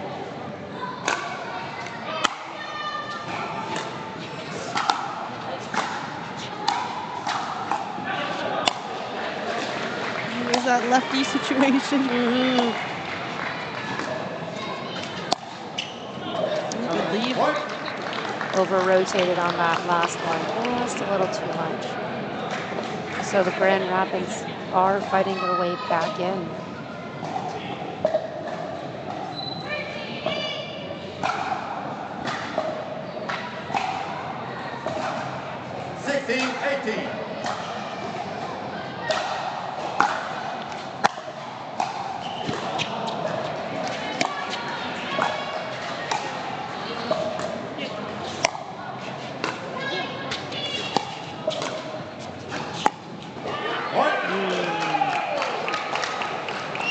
Okay, so timeout? Yeah, timeout being called. 17-18. 1 minute. The Rapids have made a comeback here. Light's feeling some pressure. And we do see in that scoring freeze such situation that we have at CMPL, teams can fight their way back in. First team to hit 20 points must win that 21st point on their own serve. The next team, when they hit 19 points, they must win the final 2 points on their serve. Rally scoring can be challenging for this reason. If you lose momentum just for a minute, the other teams can call back. Sometimes it can be hard to close out too when you get to that 20 freeze. Do you have a preference, rally scoring versus traditional? 17-18. I prefer traditional, I would say.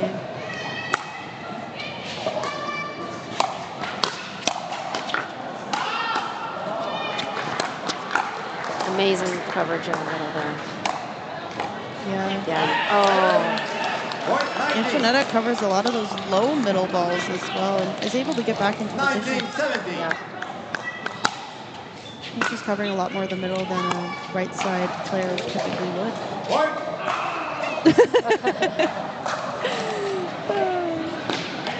All right, game point on the paddle of Northern Lights. Oh, ball took a funny bounce. Oh, did it for the boat. Point 18. You see the Rapids grabbing a couple points.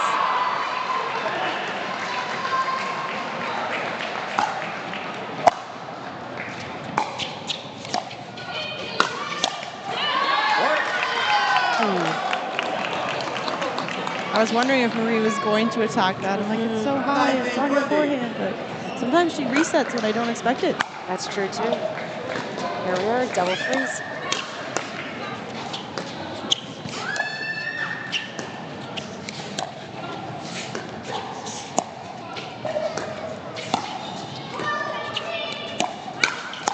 Really taking an out ball. I know all about that. Yes, yes, I hear you. Great rally here. Oh my gosh. Danny finishes it with the back. Yeah, what a finish. You know Antoinette wants that one back. Yeah. That was the no-go zone.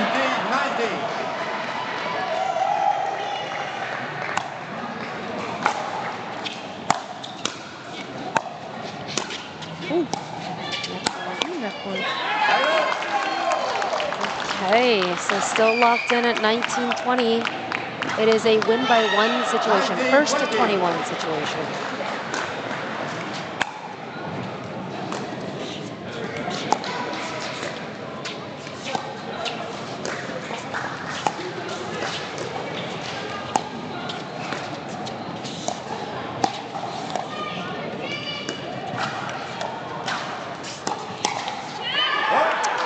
Wow.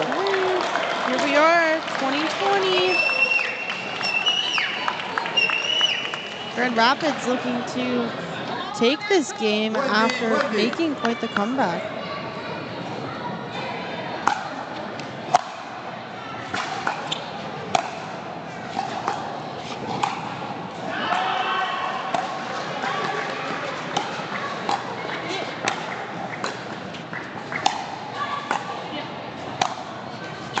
Good defense.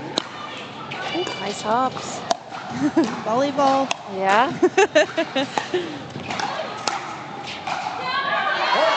That is the game, and what an extended point by all players. Great comeback by the Grand Rapids. Such a good comeback. It looked like it was in the pockets of the Northern Lights, and yet, there we go, the effects of a double free situation. Guys, we're gonna take a really quick break and come back with men's doubles.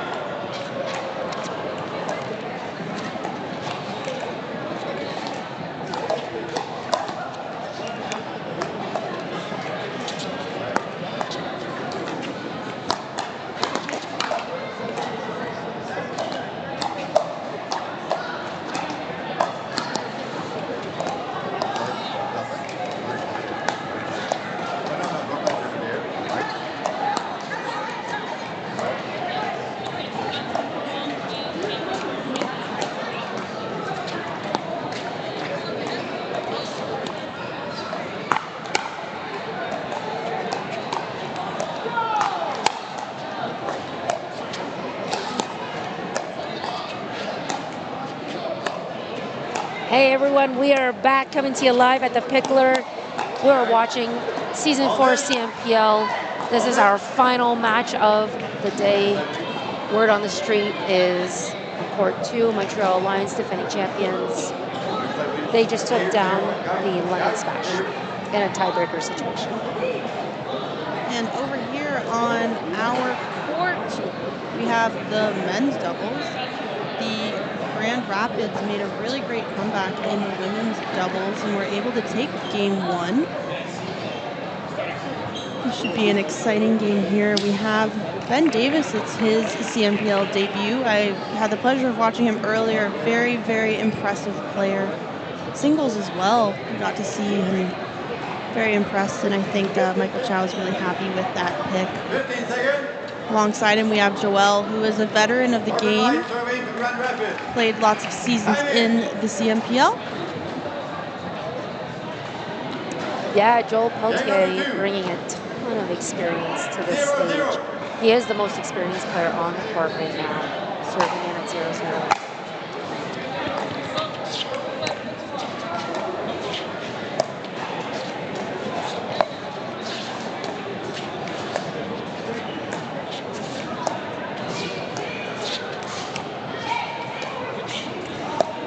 Really nice thinking happening from Ben Davis today. And some matrix from Joel Peltier.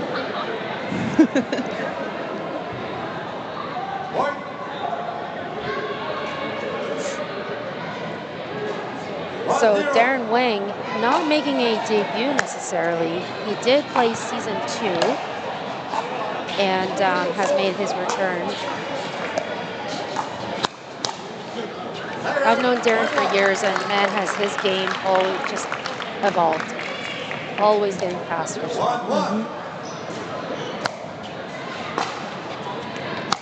Another one of those players who's really super nice guy on and off the court. Definitely a really good asset to a team environment. Look at those hands. And yeah, lightning speed hands.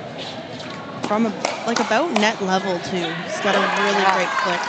Like, is there a faster duo than Lucas and Darren? That is a good question. Lucas has some wicked fast hands as well. I'm not sure we're going to get much past this wall.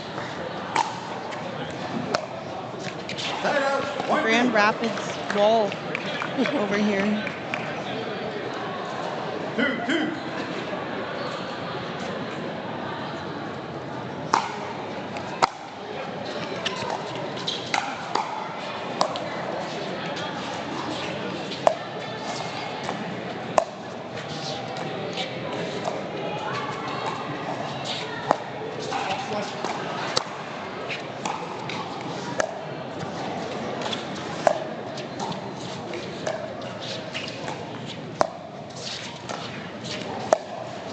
Ben really puts his body into those backhand swings. It works. It's working. Yeah, they're pretty short like distance, but they are working. No one's really attacked off of them. I never underestimate the hand speed of Lucas Wall. I mean, if you're playing against a team like Lucas and Darren who have such a good speed up, such a good flick, maybe keeping those things short and closer to the net is a good idea.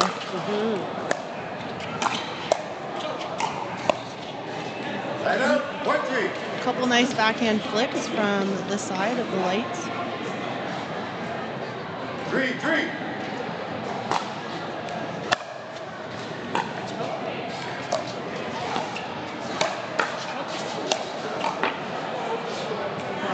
Defense. Yeah, they are under attack and need to get themselves out of some hot water here. Not going to happen this rally. That was quite the overhead. It's pretty high, eh? Quite high. 4-3.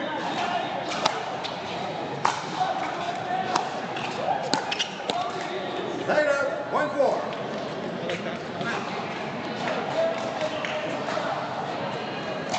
All right, we're neck and neck here in the score.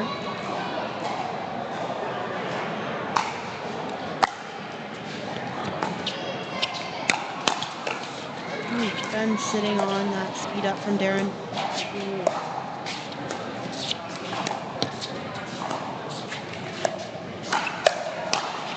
Oof.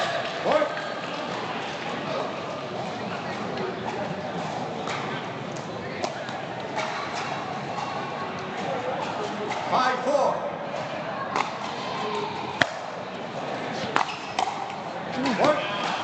Beautiful drive. Just barely cleared the net. Beautiful drive.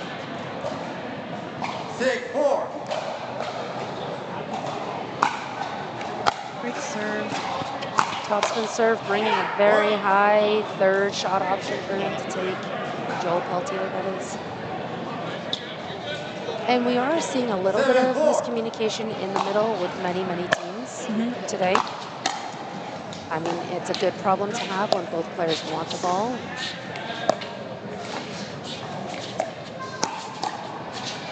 Nice cover by Darren. And I like that decision. Lucas taking his time with that net purple. It's hard, but it is possible. Yeah. Great combo by Ben Davis. Really great finishing power from him as well. Timeout being called by the Grand River Rapids. Down 4 points, 4-8. I like the idea to take a timeout this early on if you feel things are getting out of control. So I think they took some time testing the waters with Ben Davis. Ben proving himself quite well. I would think maybe they want to try a slightly different strategy for this timeout.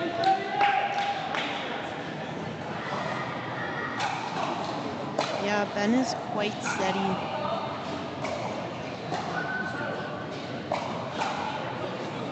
He's kind of out of a nowhere player for me, at least. But as we can see here, decent duper for this team. 15 seconds. And yet the duper predictions say a 72.8 chance going to the Grand River Rapids. All right, we're back. See if the Rapids have some answers here.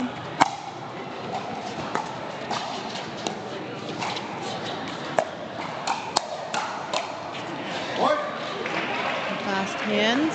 Such great hands. 9-4.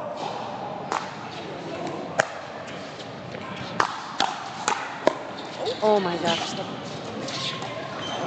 What a play. The cover and lightning speed of Ben Davis. The athleticism, goodness gracious. I feel like most of the players on the court just kind of stopped, and Ben was like, yeah, I'm coming. Don't you worry. Little slide, little court squeak. Don't tell me that landed.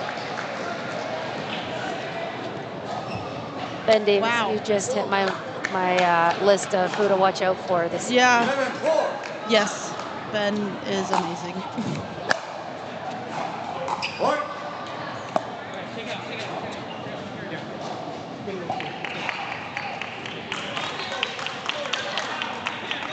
Well, 4. Good serve.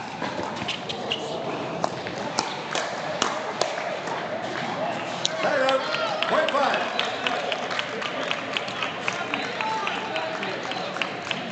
5-12.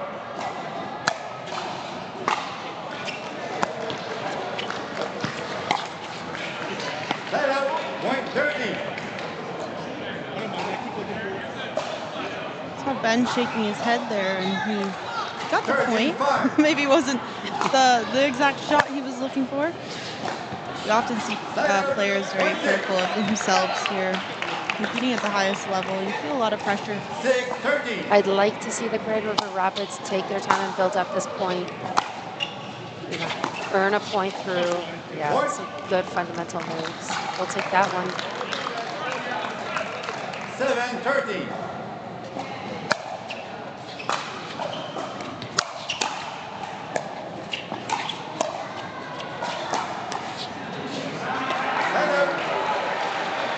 Wasn't sure if he should leave that one or not. Sometimes it's tough. If you're already going for it, do you just continue at that point? It's difficult.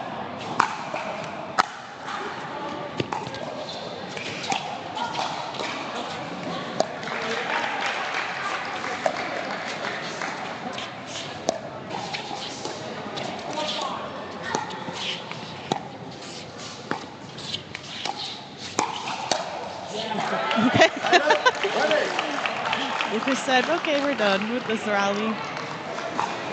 Great movement on the ball from all four gentlemen here. 8-14.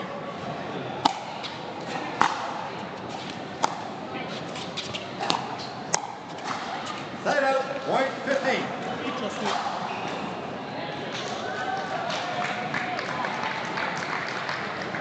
15-8.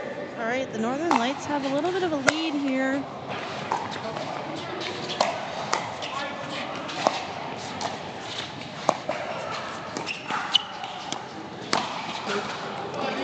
That's a wild Ernie to take. He's definitely outstretched, reaching. Looked like it, correct me if I'm wrong, that it hit the tape on the way. It did.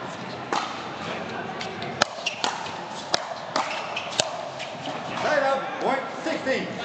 I think that's a little bit of frustration on Lucas's side there. Yeah. 16-9. To be firing away from mid-court multiple times in a row, sometimes it can be detrimental.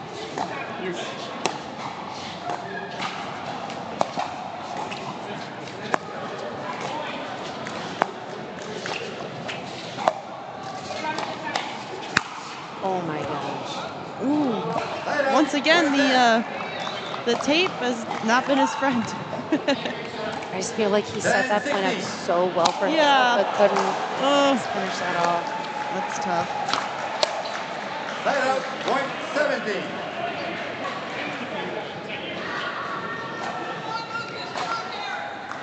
Some encouragement from the bench for the Grand River Rapids. They're down slight. Fans. Small fans. Yeah, so that ball was sitting high enough and really kind of baiting Darren into something. He went for the straight up winner. I think he wants to go head to head in the hand battle. Yep. Sometimes it's tough when you feel you're getting beat and you don't usually get beat on those shots to change it up, or sometimes you're looking to do a little bit too much. 18-10. 1 minute.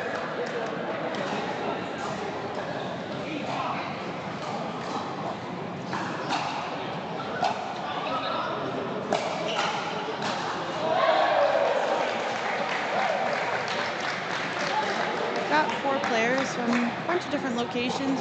Red Deer, Alberta for Joelle, Rochester, New York for Ben, and Lucas is from London, Ontario, and Darren from Markham, Ontario.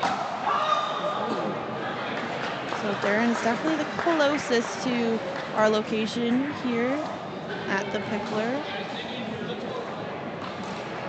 And of course, on court 2, we have York Yeti versus the Toronto United, the host team of this weekend's event. That's the final match being taken place on court 2, coming to you live on YouTube. We are live on court 1 on Game Plus all weekend long. Time in, please. 18-10.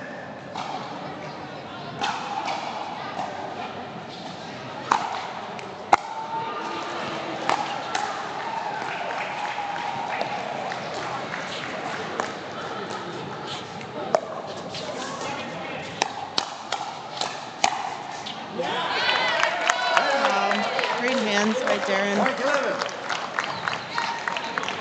Noticing a lot on those counters, Ben's ability to get his body out of the way so that he has his forehand there and he doesn't get himself in that tangled chicken wing situation, quote unquote. Very impressive. It's hard on the fly to be able to do that. Yeah, and he's doing this on the run at times, like not on the run, but he's shifting from one side to the other and doing this with incredible control.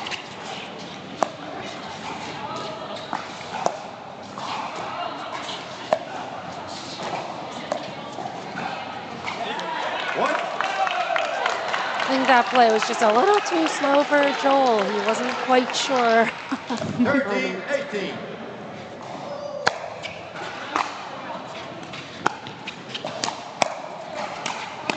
Nice defense by Lakis. Oh, Darren just could not get that ball down, unfortunately. Good placement on the overhead by Ben. We saw Darren kind of take off over to the right here and Ben put it down the middle. Wow. All right. The Northern Lights have game point here. 20-13.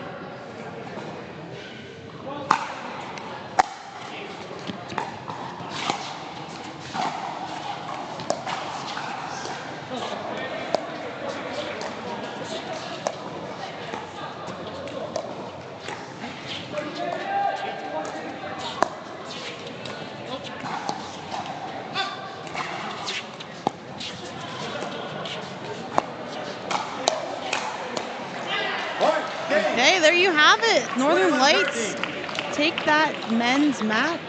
So we're tied 1-1 here. Yeah, I was just thinking, Reese, in those dinking rallies, the short dinks from Ben Davis made the ball less attackable for the Grand River Rapids. And that last play, Ben took a roll because of a deeper dink that just wasn't low enough. With that said, this isn't your grandma's pickleball game. This isn't a social event we do for fun. This is where champions are made. Get ready for the Canadian National Pickleball League's most explosive season ever. C4. It's gonna be a blast. Let's go!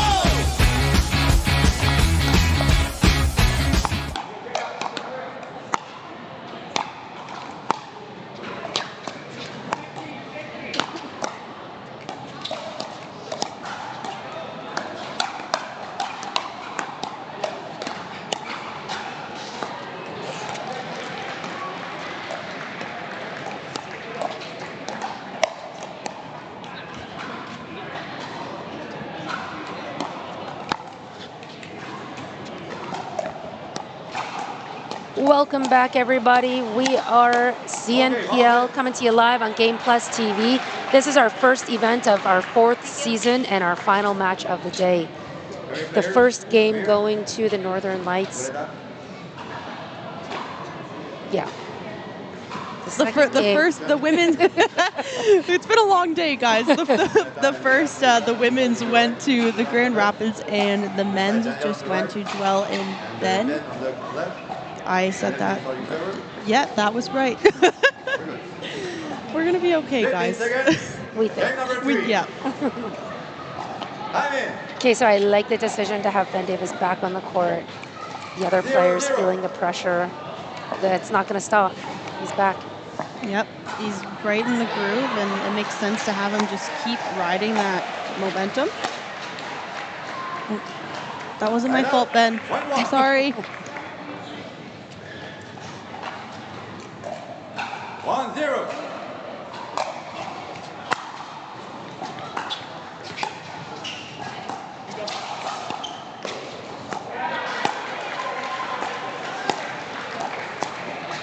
Nice inside out. Ben was there. Oh my goodness. I wonder if that's something she'll try again. The speed up down the middle, down the line, down the middle. We know that Ben Davis has been like, covering those cross-court speed ups like that.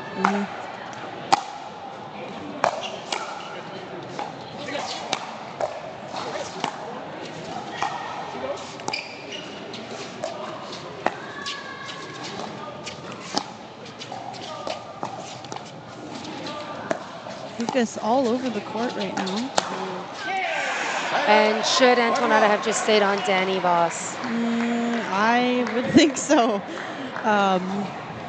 Yeah, Ben is all over those speed ups. His counters are quite good, even down the line. Light up. Point 3.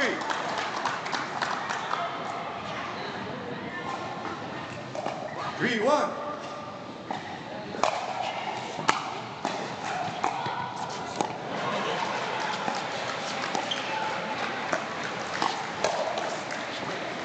Point.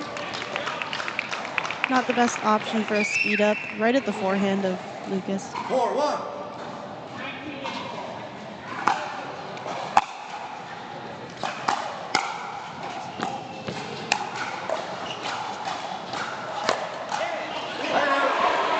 Point 2.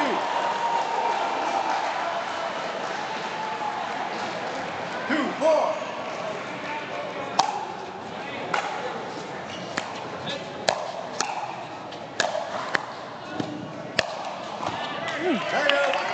Not Pretty getting nice. that one back. Yeah, I'd say it was pretty good on one leg and everything. Yep.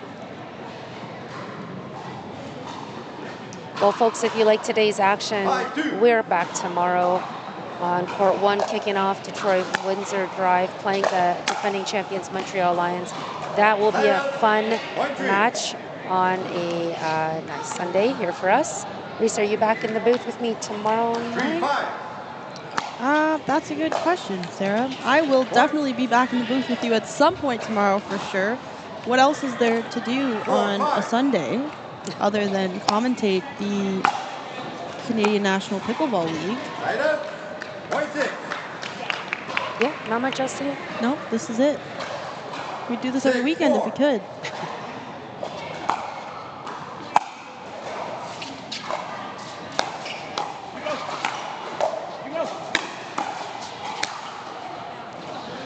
Yeah, that's so hard. Antoinetta ran out of space. She's trying to take that smash on the rise of the ball because she had nowhere else to go.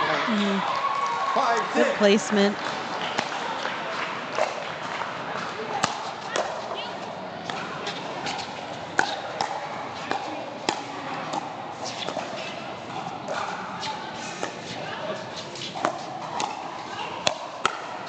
Wow. Wow, Danny.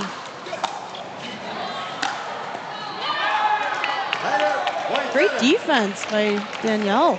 Great defense and just some perseverance on the side of Grand River Rapids. They're on 7, you're on 5. For sure, it's tough when you're hitting the ball as hard as you can, you're switching the location of the ball, and they're constantly getting it back. Yeah. But you don't want to do too much. Good job by the Rapids to hang in there. Light up. Point 6. 6, 7.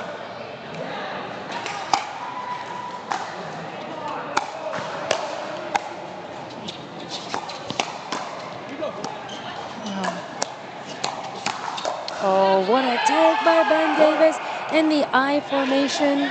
The I formation, yeah. I mean, Ben plays outstanding up there in the middle, taking those balls, and Danny's digging all the balls out of the back. I mean, I support the I formation.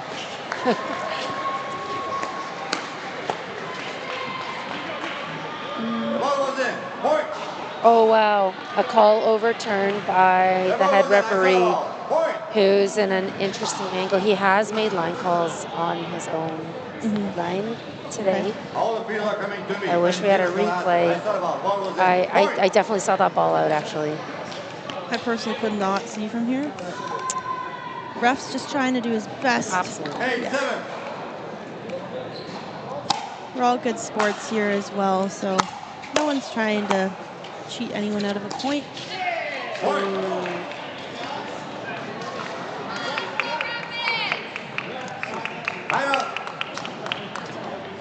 Red Rapids. 9-7. I like this timeout, especially after that. Don't want to let the overturned call get to you. Absolutely. And closer margins here in the Duper prediction. We are having a fairly close game, so I guess Duper knows what they're talking about here.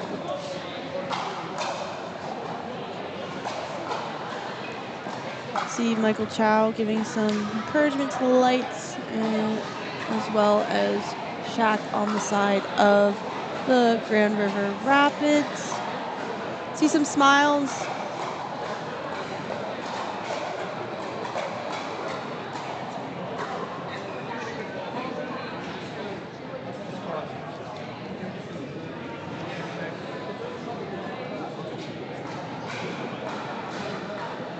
Grand River Rapids making use of that full timeout there. 15 seconds. Timeout remaining. Grand Rapids. They are a highly skilled team. 0. It's possible that the lightning speed of Ben Davis's play is catching them slightly off guard. It's catching me off guard. Oh, yeah? I'm out on the court, but I'm like, whoa, Ben. What did you eat for lunch? Because I need to get some of that. Look a girl up, Ben. What do you have over there in the water in Rochester?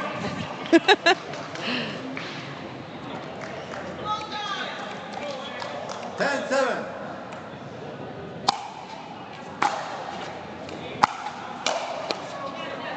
Hello, 20.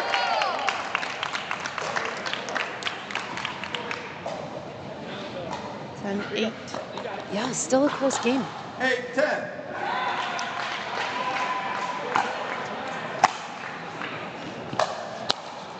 This is a game that either team absolutely wants. They want to go in the lead heading into that second mixed game. 9-10.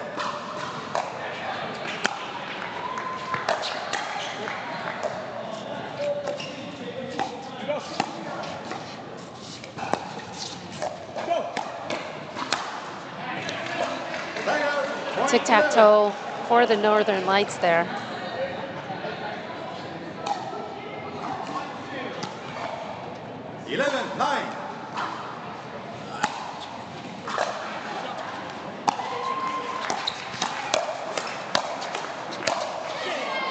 Gosh, great play by everyone there. Really great effort. Ben getting the upper hand on that rally. I don't know what you do when someone's covering the court this well. Yeah. What do you do when you're playing against a Ben? I mean, they've tried to get the ball behind him, but that has worked a little bit. But, you know, I think Ben's level of play is giving Danielle a huge amount of confidence to just be able to play her own game. And man, they look rock solid right now. Yeah, they're both playing so well. They have really great chemistry on the court, too. They do, yeah. Yep, their styles really work well together. Even when they go in the I formation, you don't see many many teams able to pull that off.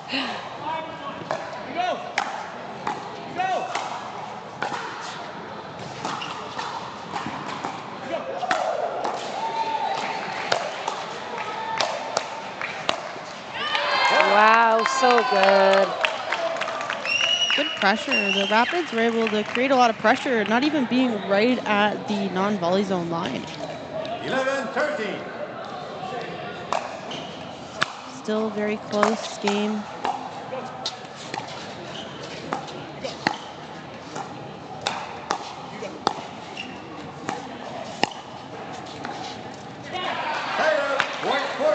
Antoinetta has broken the X, like she, like her own X, like she's broken the trajectory of that cross court dink and changed the direction straight on and has missed that shot. I wonder why she feels that's the right time to make the change of direction. I wonder if it's just feeling the pressure and feeling the need to do something different and change the direction. That's sitting in. That was a nice inside out. Was it in? Yeah. Let's see. Oh, wow. Beautiful. It was really beautiful. Wow. She does throw that in from time to time. Like, The that was a great precision. time. Yeah. Yeah. That was this is a good example of a great time. Thank you for that, Danny. Oh, my gosh. The fact that he still kind of got that over the net was crazy. Crazy. He's going for everything. 12-15.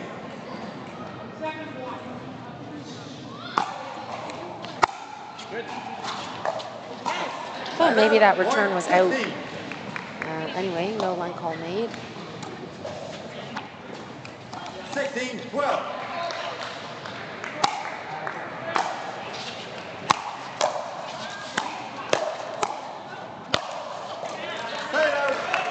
Point 13.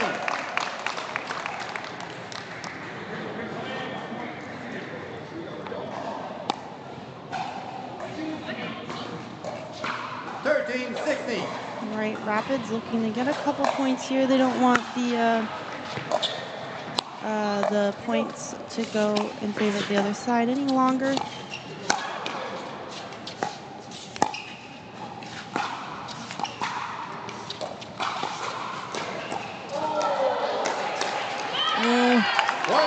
There we saw off the tape again. Yeah, for a winner. 14-16. 1 minute. Yeah, good timeout being called by the Northern Lights as the Grand Rapids are creeping back in on score.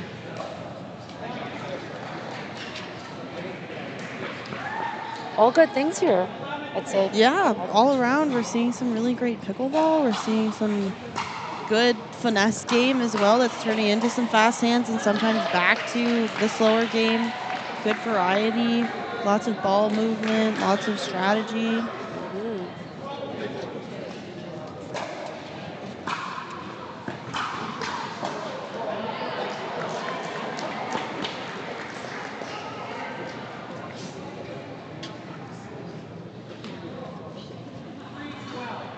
The Northern Lights definitely wanting to take this game. You can just feel it. You can feel their hunger.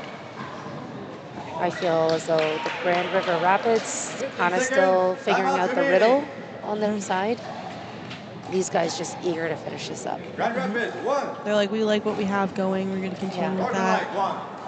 Grand Rapids are still, like you said, trying to figure out how to get through this Northern Lights wall.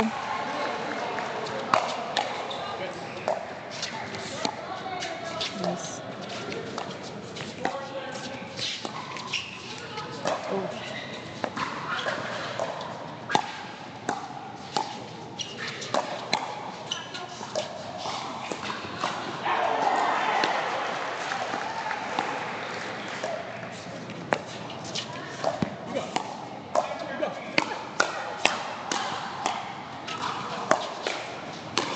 Oh my gosh.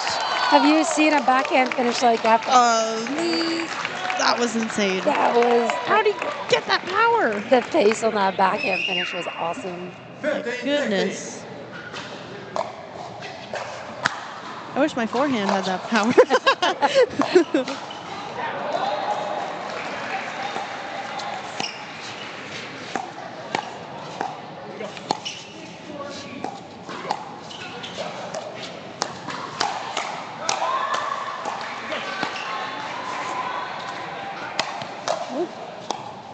We'll switch. Yep. Oh, and a deep put away attempt from Lucas Wong. What an exceptional point. Really dynamic, every player involved. 17-15. Again, we saw good chemistry there. They were able to switch. I thought maybe there would be a little bit of confusion when Danny went over, but they switched. easily there. Yeah, there's something going on where they are just good with knowing each other's game, what's going to happen, where they are going or need to be going. The lights are in sync. 18-15.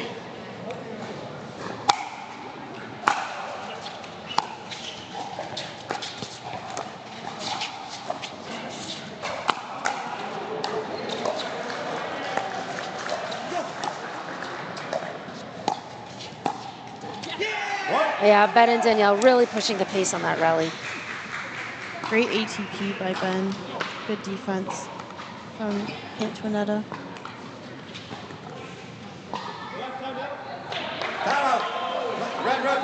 Timeout being called here by the Grand River Rapids, and why not? Score being 19-15 in favor of the Lights.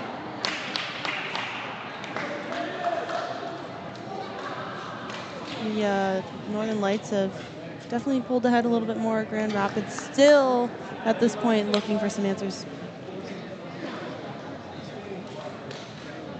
We'll take a minute to thank some of our sponsors here. The Ontario Pickleball Academy, our official equipment sponsor of the CMPL.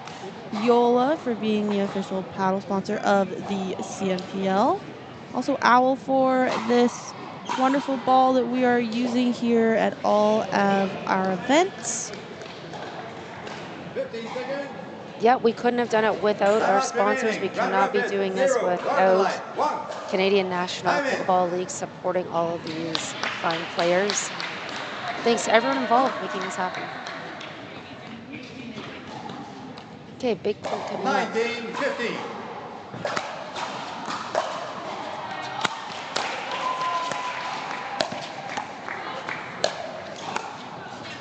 Side out. Point 16. Good timeout. Good timeout. 16-19.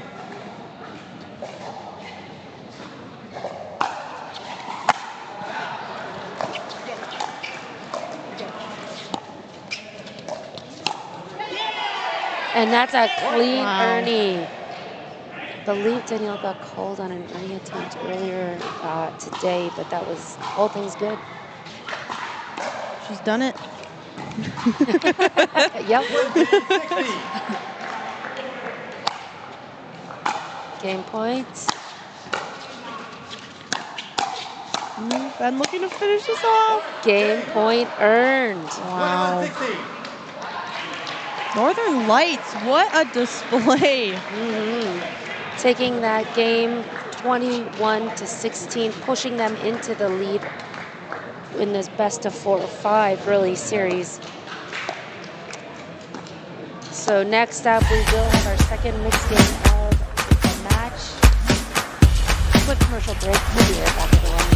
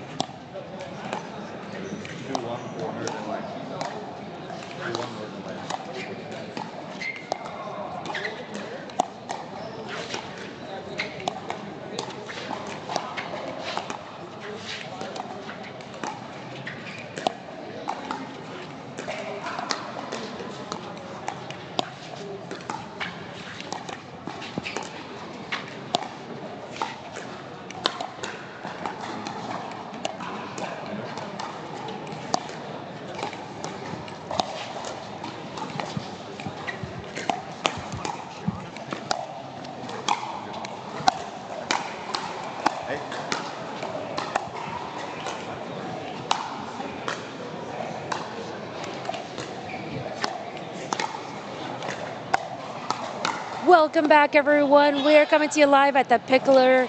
This is the Canadian National Pickleball League, showcasing the highest level of pickleball talent in Canada. My name is Sarah McInnes. I'll be commentating with you all weekend long, and alongside me I have Reese George. Reese, welcome back to another season, season 4. I am so excited to be here. Had lots of great games, lots of great matches all day. The level here is insane. We've had lots of people come and watch today to see some of the best pickleball in Canada. We have The Northern Lights are currently up a game in this match. We have a substitution. We have Bruno coming in for Darren here to play this second mixed. They're looking to bring this match to a tiebreaker.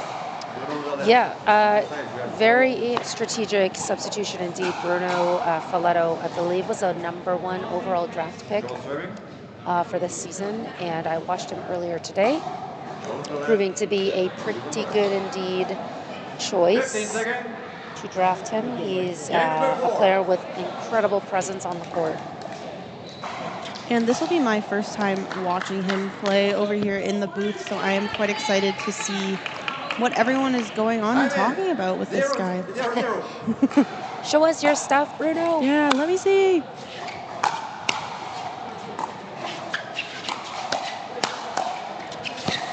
Oi.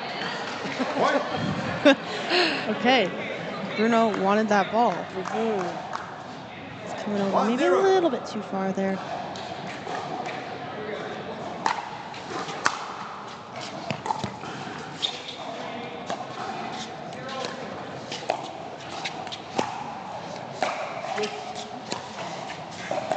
Louise playing into the slice game. The slice game. Yes. And again, the head referee overturning this line call on his own side. Yeah, he's very confident in these line calls there. Michael Chow, owner of the Northern Lights, not happy at all. And he's actually in disbelief with that call.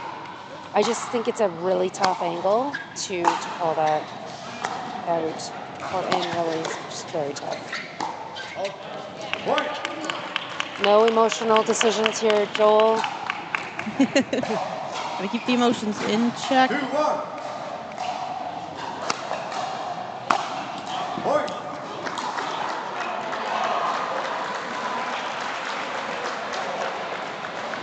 3-1.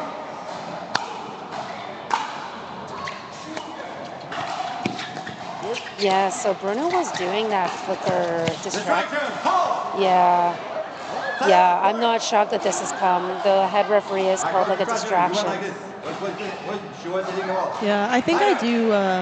Do you agree with this call, Sarah? You know what? It's a tough one. He's gotten bigger with his distractions throughout the day. He started off a little bit smaller, but his stomp is louder. His arms got bigger. I think it's distracting for sure, and he's clearly doing it on purpose. Like it's intentional and supposed to be distracting.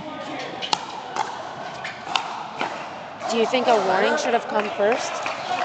Actually, yeah, yeah, I agree. I didn't think of that. A warning probably would be a good way to go. Perhaps this ref has refed some of his previous games and that has already happened, or something along those lines.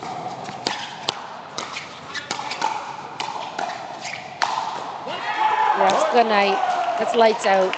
Lights out. Yeah. No pun intended. Have you used that one today? Oh, that was accident. Yeah, that was accident. Okay. I would have played the Northern Lights. 5-2.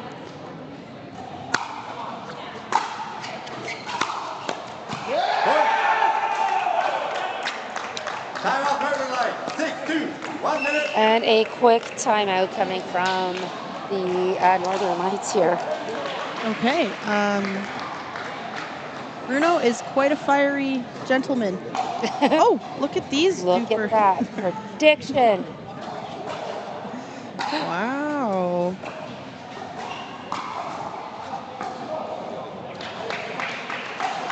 Not sure I could have predicted that myself.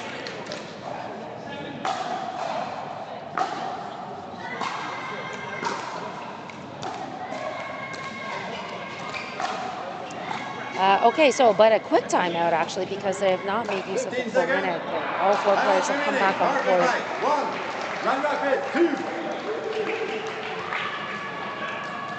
Time in. 6-2.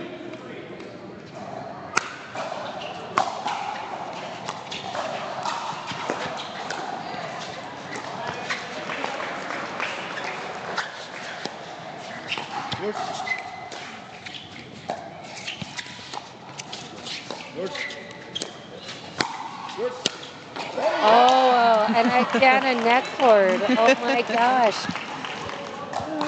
I love how we see Bruno taking up like 90% of the court, and then Marie's able to put the put away. Yeah, absolutely. And the Northern Lights really should, you know, not should. They really want this win because this would close out the match. They're currently in the lead 2-1. See Louise smiling as Bruno was waving his finger at her, saying, "Nope, you're not going to speed up on me."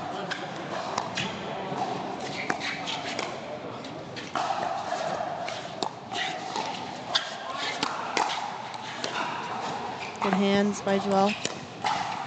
Question is she going to speed up on him again at some point in this game? That was a wide dink. He may have just gotten into her head a little bit. It's such a tactical game, pickleball. It really is. 9-2.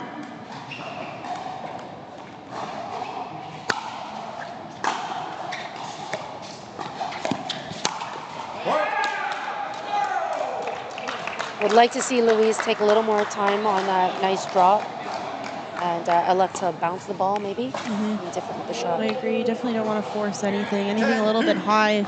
Anywhere on the court, I think Bruno's going to jump on that. Yeah. Side out, point 3.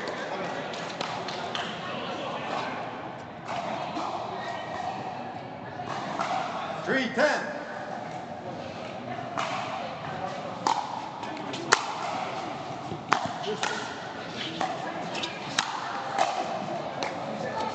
Oh, what a dance move by Bruno, showing the twinkle toes. 11-3.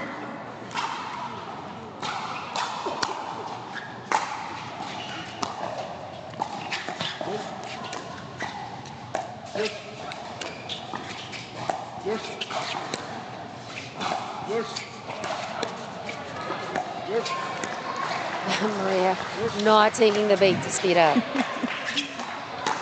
She said, "I'm the last person that will take the bait." Yeah. I could do this for days.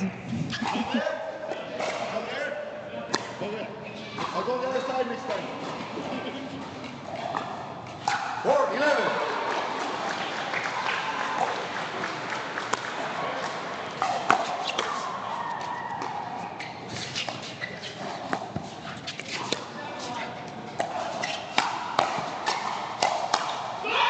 Oh, Louise loving that win and the hand battle there.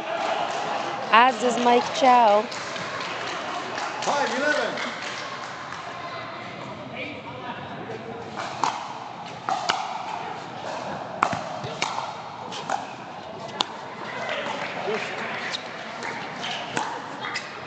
Oh, Joel trying a little bit too hard to insert himself there.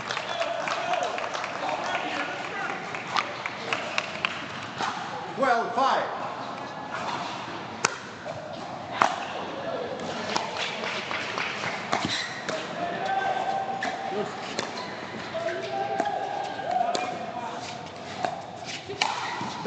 Yeah, that's a nice take by Bruno. A little cheeky, giving a thumbs up, saying thanks for feeding me that meatball. 13-5.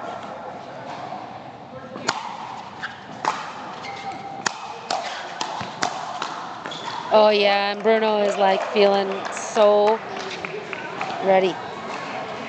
Referee timeout.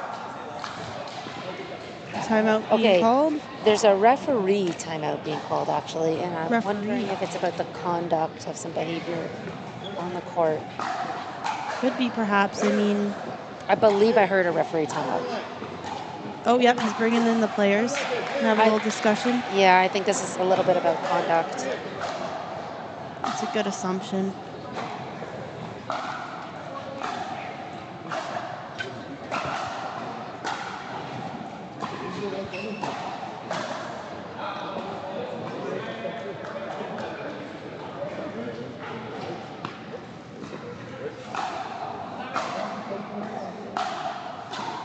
Well, the fact that the head referee is staring directly at one player alone Yeah, kind of tells us, you know, maybe there's some conduct issue, as you mentioned, with maybe a specific player or side. Well, if you just kind of like break it down to the facts, the Rapids are up 14-5, and there's a lot of flair and some attitude being thrown. Yep. So I don't think it's necessary. I don't think it's ever necessary, but certainly not in this case of the score with these large margins. Time in. That is a really good point, Sarah. 14-5. We take sportsmanship very seriously at the CMPL.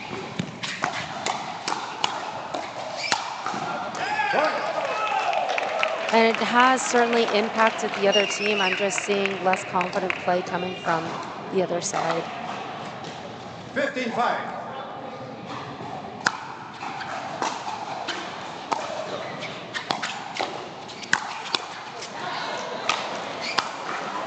Light out, point 6.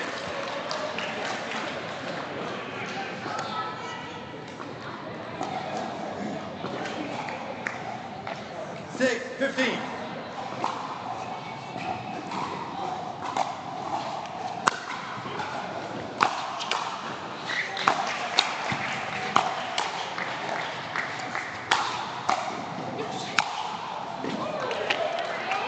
Louise wanted to go toe-to-toe, I think, in that situation there. Yeah, I've been in that situation as well. You feel you want to go toe-to-toe. If someone's bothering you, whether it's their game or not, you know, you just feel, oh, okay, let's just lay it out on the court then. Yeah.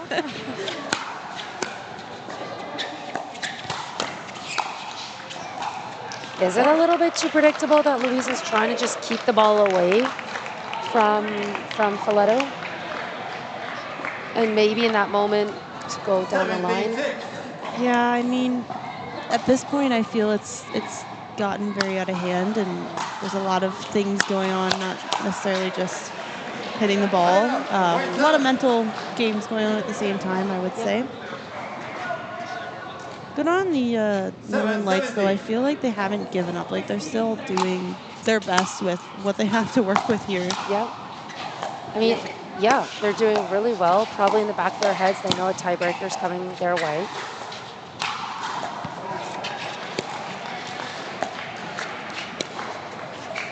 Good rally. It's just a little bit too hard.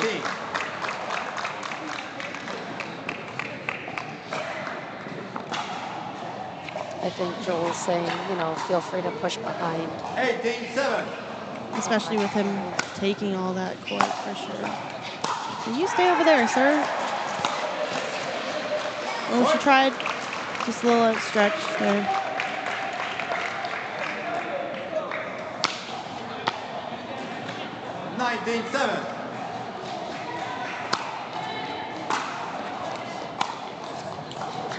Light out, point 8.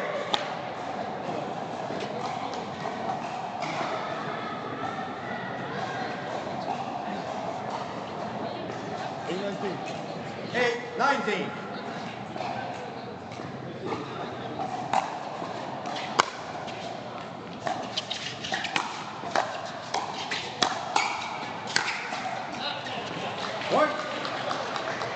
A little bit of satisfaction in that last point for the Lightning, I'm sure.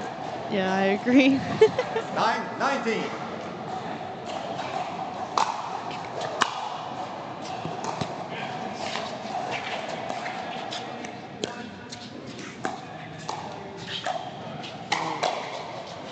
That's it. Light out, point 20. Okay. It was definitely a close ball. Light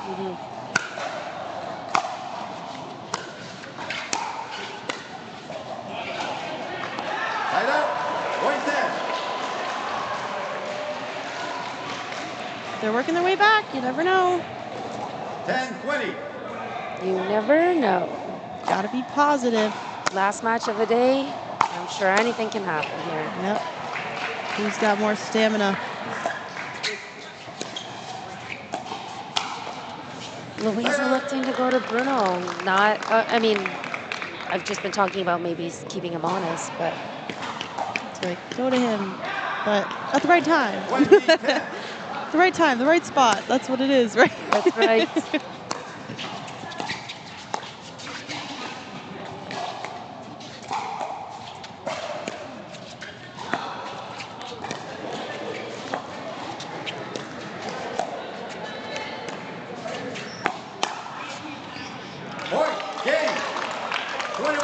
Okay. Okay. There it is. Tiebreaker it is, everyone. Tiebreaker number 600 of the day. They thought we were wrapping up, but no, we are still going strong. A singles tiebreaker to 21 points will determine the winner of this match. Whose game is it? We have no idea. Stay tuned and we will be right back to find out, everyone.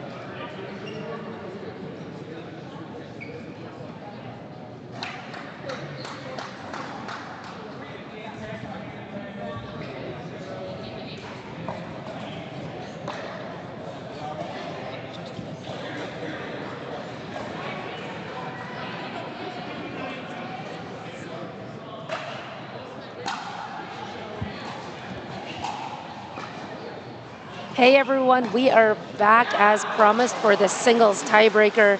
My name is Sarah McInnes and I'm sitting here with Reese George. We are about to find out the lineups for this single tiebreaker. So what happens in this is that three rallies are played by one player at a time, and then there is a rotation. This rotation continues, of course, until one team earns 21 points. Yes, and Sarah and I have seen a couple of these singles dream breakers recently. A lot of these today. A lot of running around going on for these players today, and they're definitely going to be tired going into this. I think it'll be not only a test of your skill, but also your stamina and your cardio. At the end of the day, it's been such a long day for all of these players. Yeah, it's been a lot of pickleball. Yes, there are 6 players to a team. Yes, most teams have been rotating their players, allowing people to refresh their legs, but there's no one not giving a 100% in every single game that they're playing. So, okay, this is interesting. We've got Ben Davis versus Bruno Folletto. So 2 debut players to the league. I have not seen Bruno play singles. I did see Ben play earlier, and he is quite a good singles player. So we'll see how this goes. We will, indeed.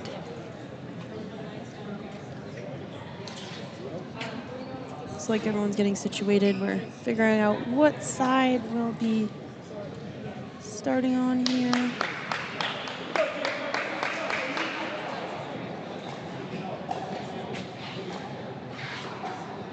Interesting, we didn't see any players warming up some of their ground strokes. We usually will see that.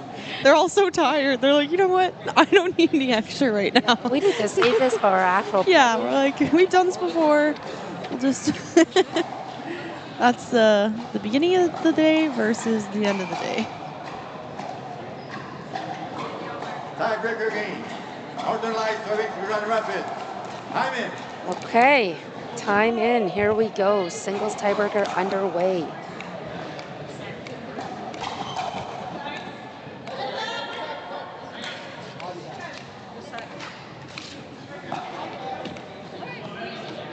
Time in. 0-0.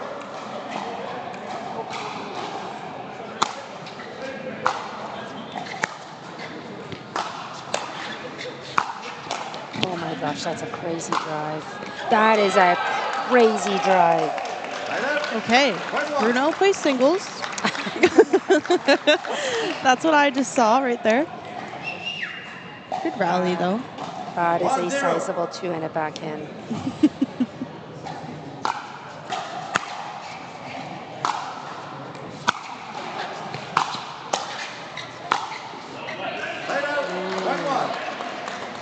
hear Mike Chow saying, "So good, Ben." Really great of him to be encouraging his players, and we can even hear him from here. Yeah, absolutely.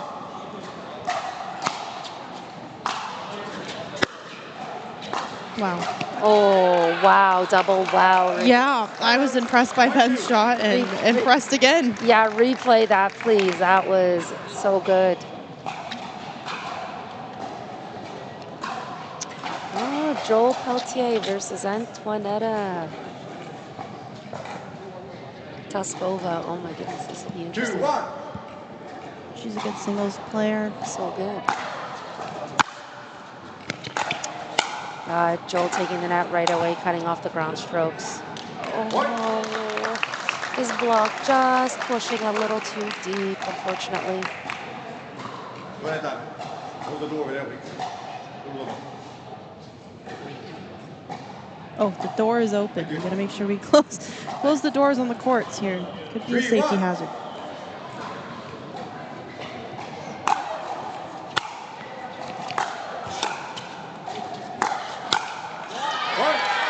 Joel going with the strategy of taking the net right away. I don't think he wants to get in the ground stroke battle with Antoinetta. I wouldn't either.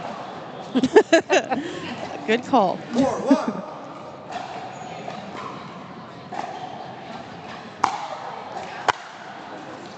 Okay, now he's trying a baseline game. Oh, works in his favor. Point 2. All right, close game so far.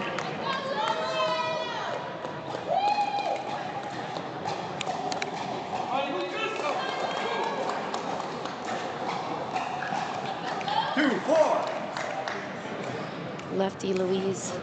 Lefty Louise. Take a ring to it. Left side Lucas. Left side Lucas. 3-4.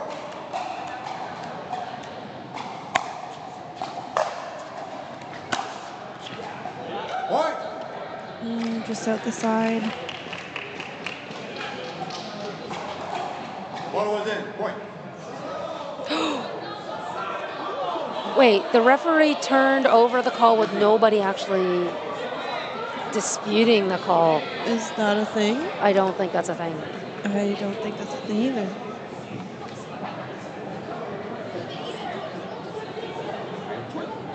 Ball was out. Point. Ball was out.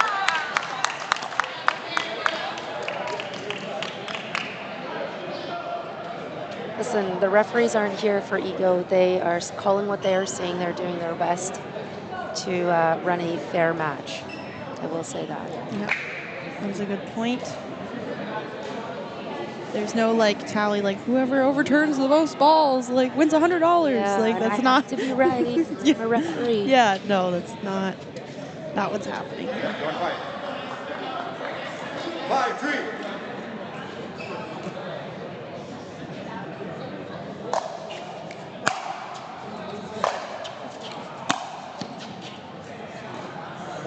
This one we know is out. Has been confirmed by Sarah. Yeah.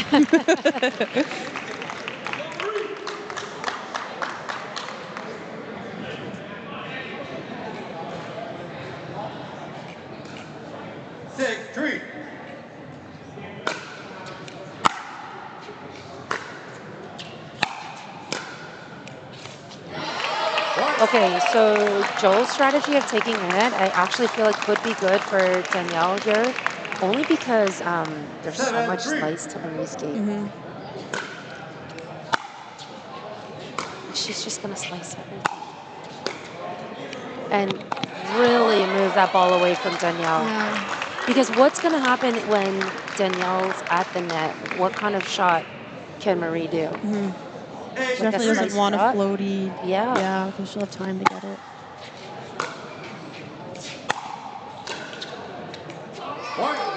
And there you go. Selva's taking 3-0. Slicing her way to victory.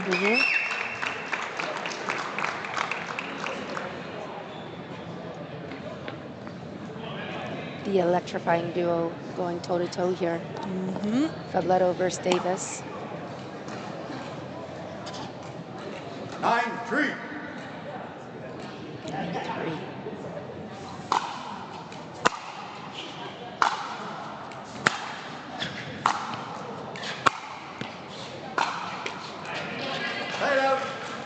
Good ground strokes there. Good ground strokes.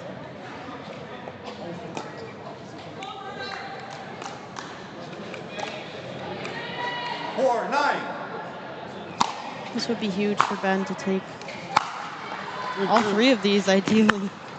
Even just that one. Oh, these are great shots by Ben. Oh, that's a great play by Ben. Ben says, I am also a singles player, Bruno.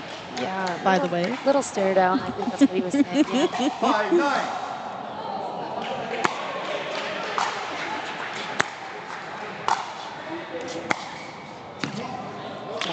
Just by the great effort.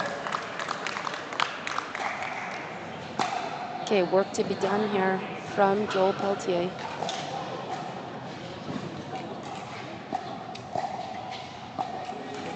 He looks deep in thought. He's doing math. He's doing visualization. Yeah. Visualizing myself hitting 3 winners.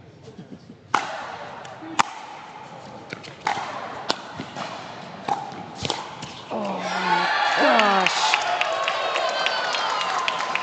Incredible control from Antonetta Kloskova. And we switch ends when the first team hits 11 points. 1 minute. Yeah, she looks fully confident. Even with Joelle crashing to the net, she's fully confident in her ground strokes and passing shots.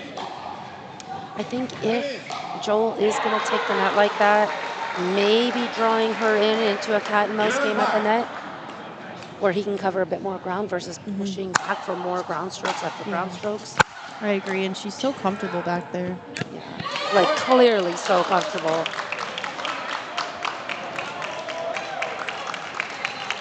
Would you send the ball to her forehand or backhand? You know, that's a good question. Probably her forehand, honestly. I'm not sure. I think she likes her backhand. Yeah. Okay, there it is. I think so. Don't go to the backhand. Really great performance by Antonetta.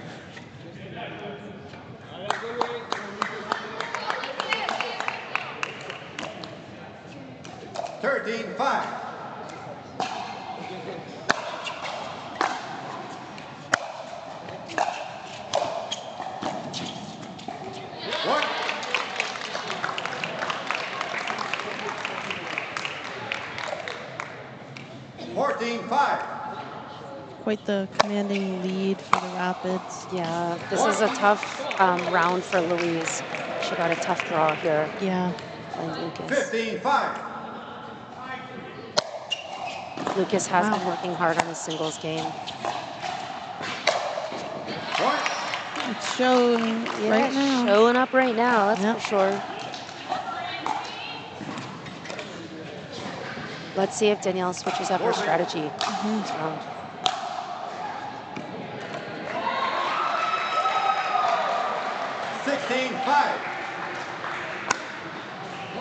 Crush the net. Not happening. Murray takes the net first, and she's just going to slice every Slice and dice. Man. Yep.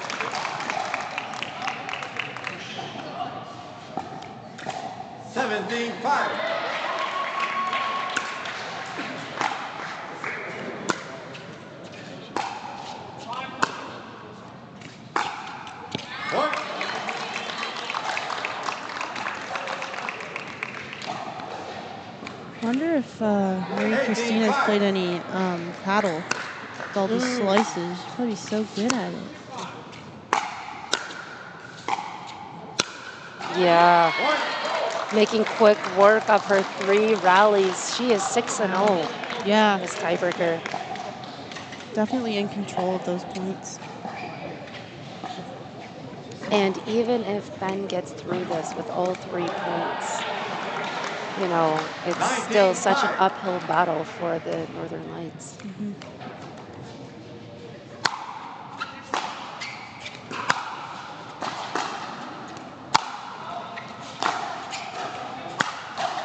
Neither player wanted to come up. I was wondering if Ben maybe would come up on one back.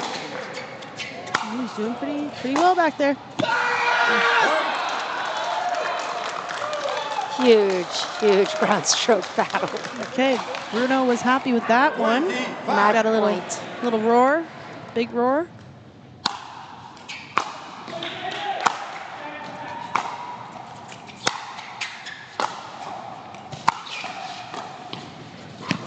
Oh boy, yeah. And Bruno Folletto seals the deal, taking that match for the Grand River Rapids. What a team effort by all 6 players. Yeah, that was quite the commanding win for the Rapids there. I think the decision to take out Darren and put in Bruno was advantageous to them. Indeed, and so the friendly ritual of congratulating and saying hey to the other side and thanks for a great game. But of course we have our post-match interview coming up.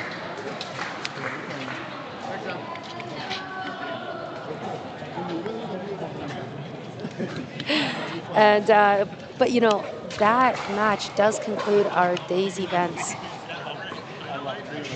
And of course we are coming back to you tomorrow. Yes, we're not going anywhere. Well, we're going to go sleep, and then we're going to do it again.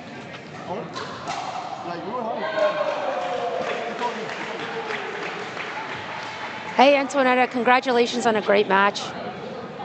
Yeah, we noticed, Reese and I noticed that when you were playing women's doubles today, you were playing that right side, Marie on the left side. How is that working for your team? I think it's so far working pretty well. We're 2-1 today, so yeah, we had a great start to the tournament. I mean, Marie and I know each other. We train together all the time, so yeah, we're adjusting according to whoever we're playing. Yeah, really great synergy, and definitely you, as a team, look very comfortable playing singles. Yeah, we do. I mean, it's our second Dream Breaker today, and so far it's going well.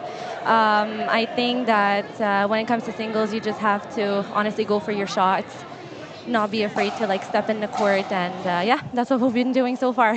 Yeah, Antoinetta, you have such a great singles game and doubles game. And Sarah and I had a question. We're wondering, do you go to your backhand or your forehand? Which one do you like more?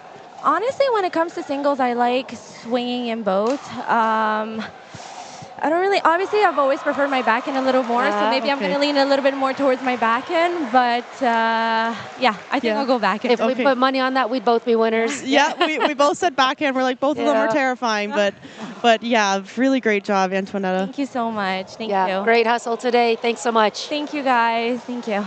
All right, and that is it, everybody, for a great first day.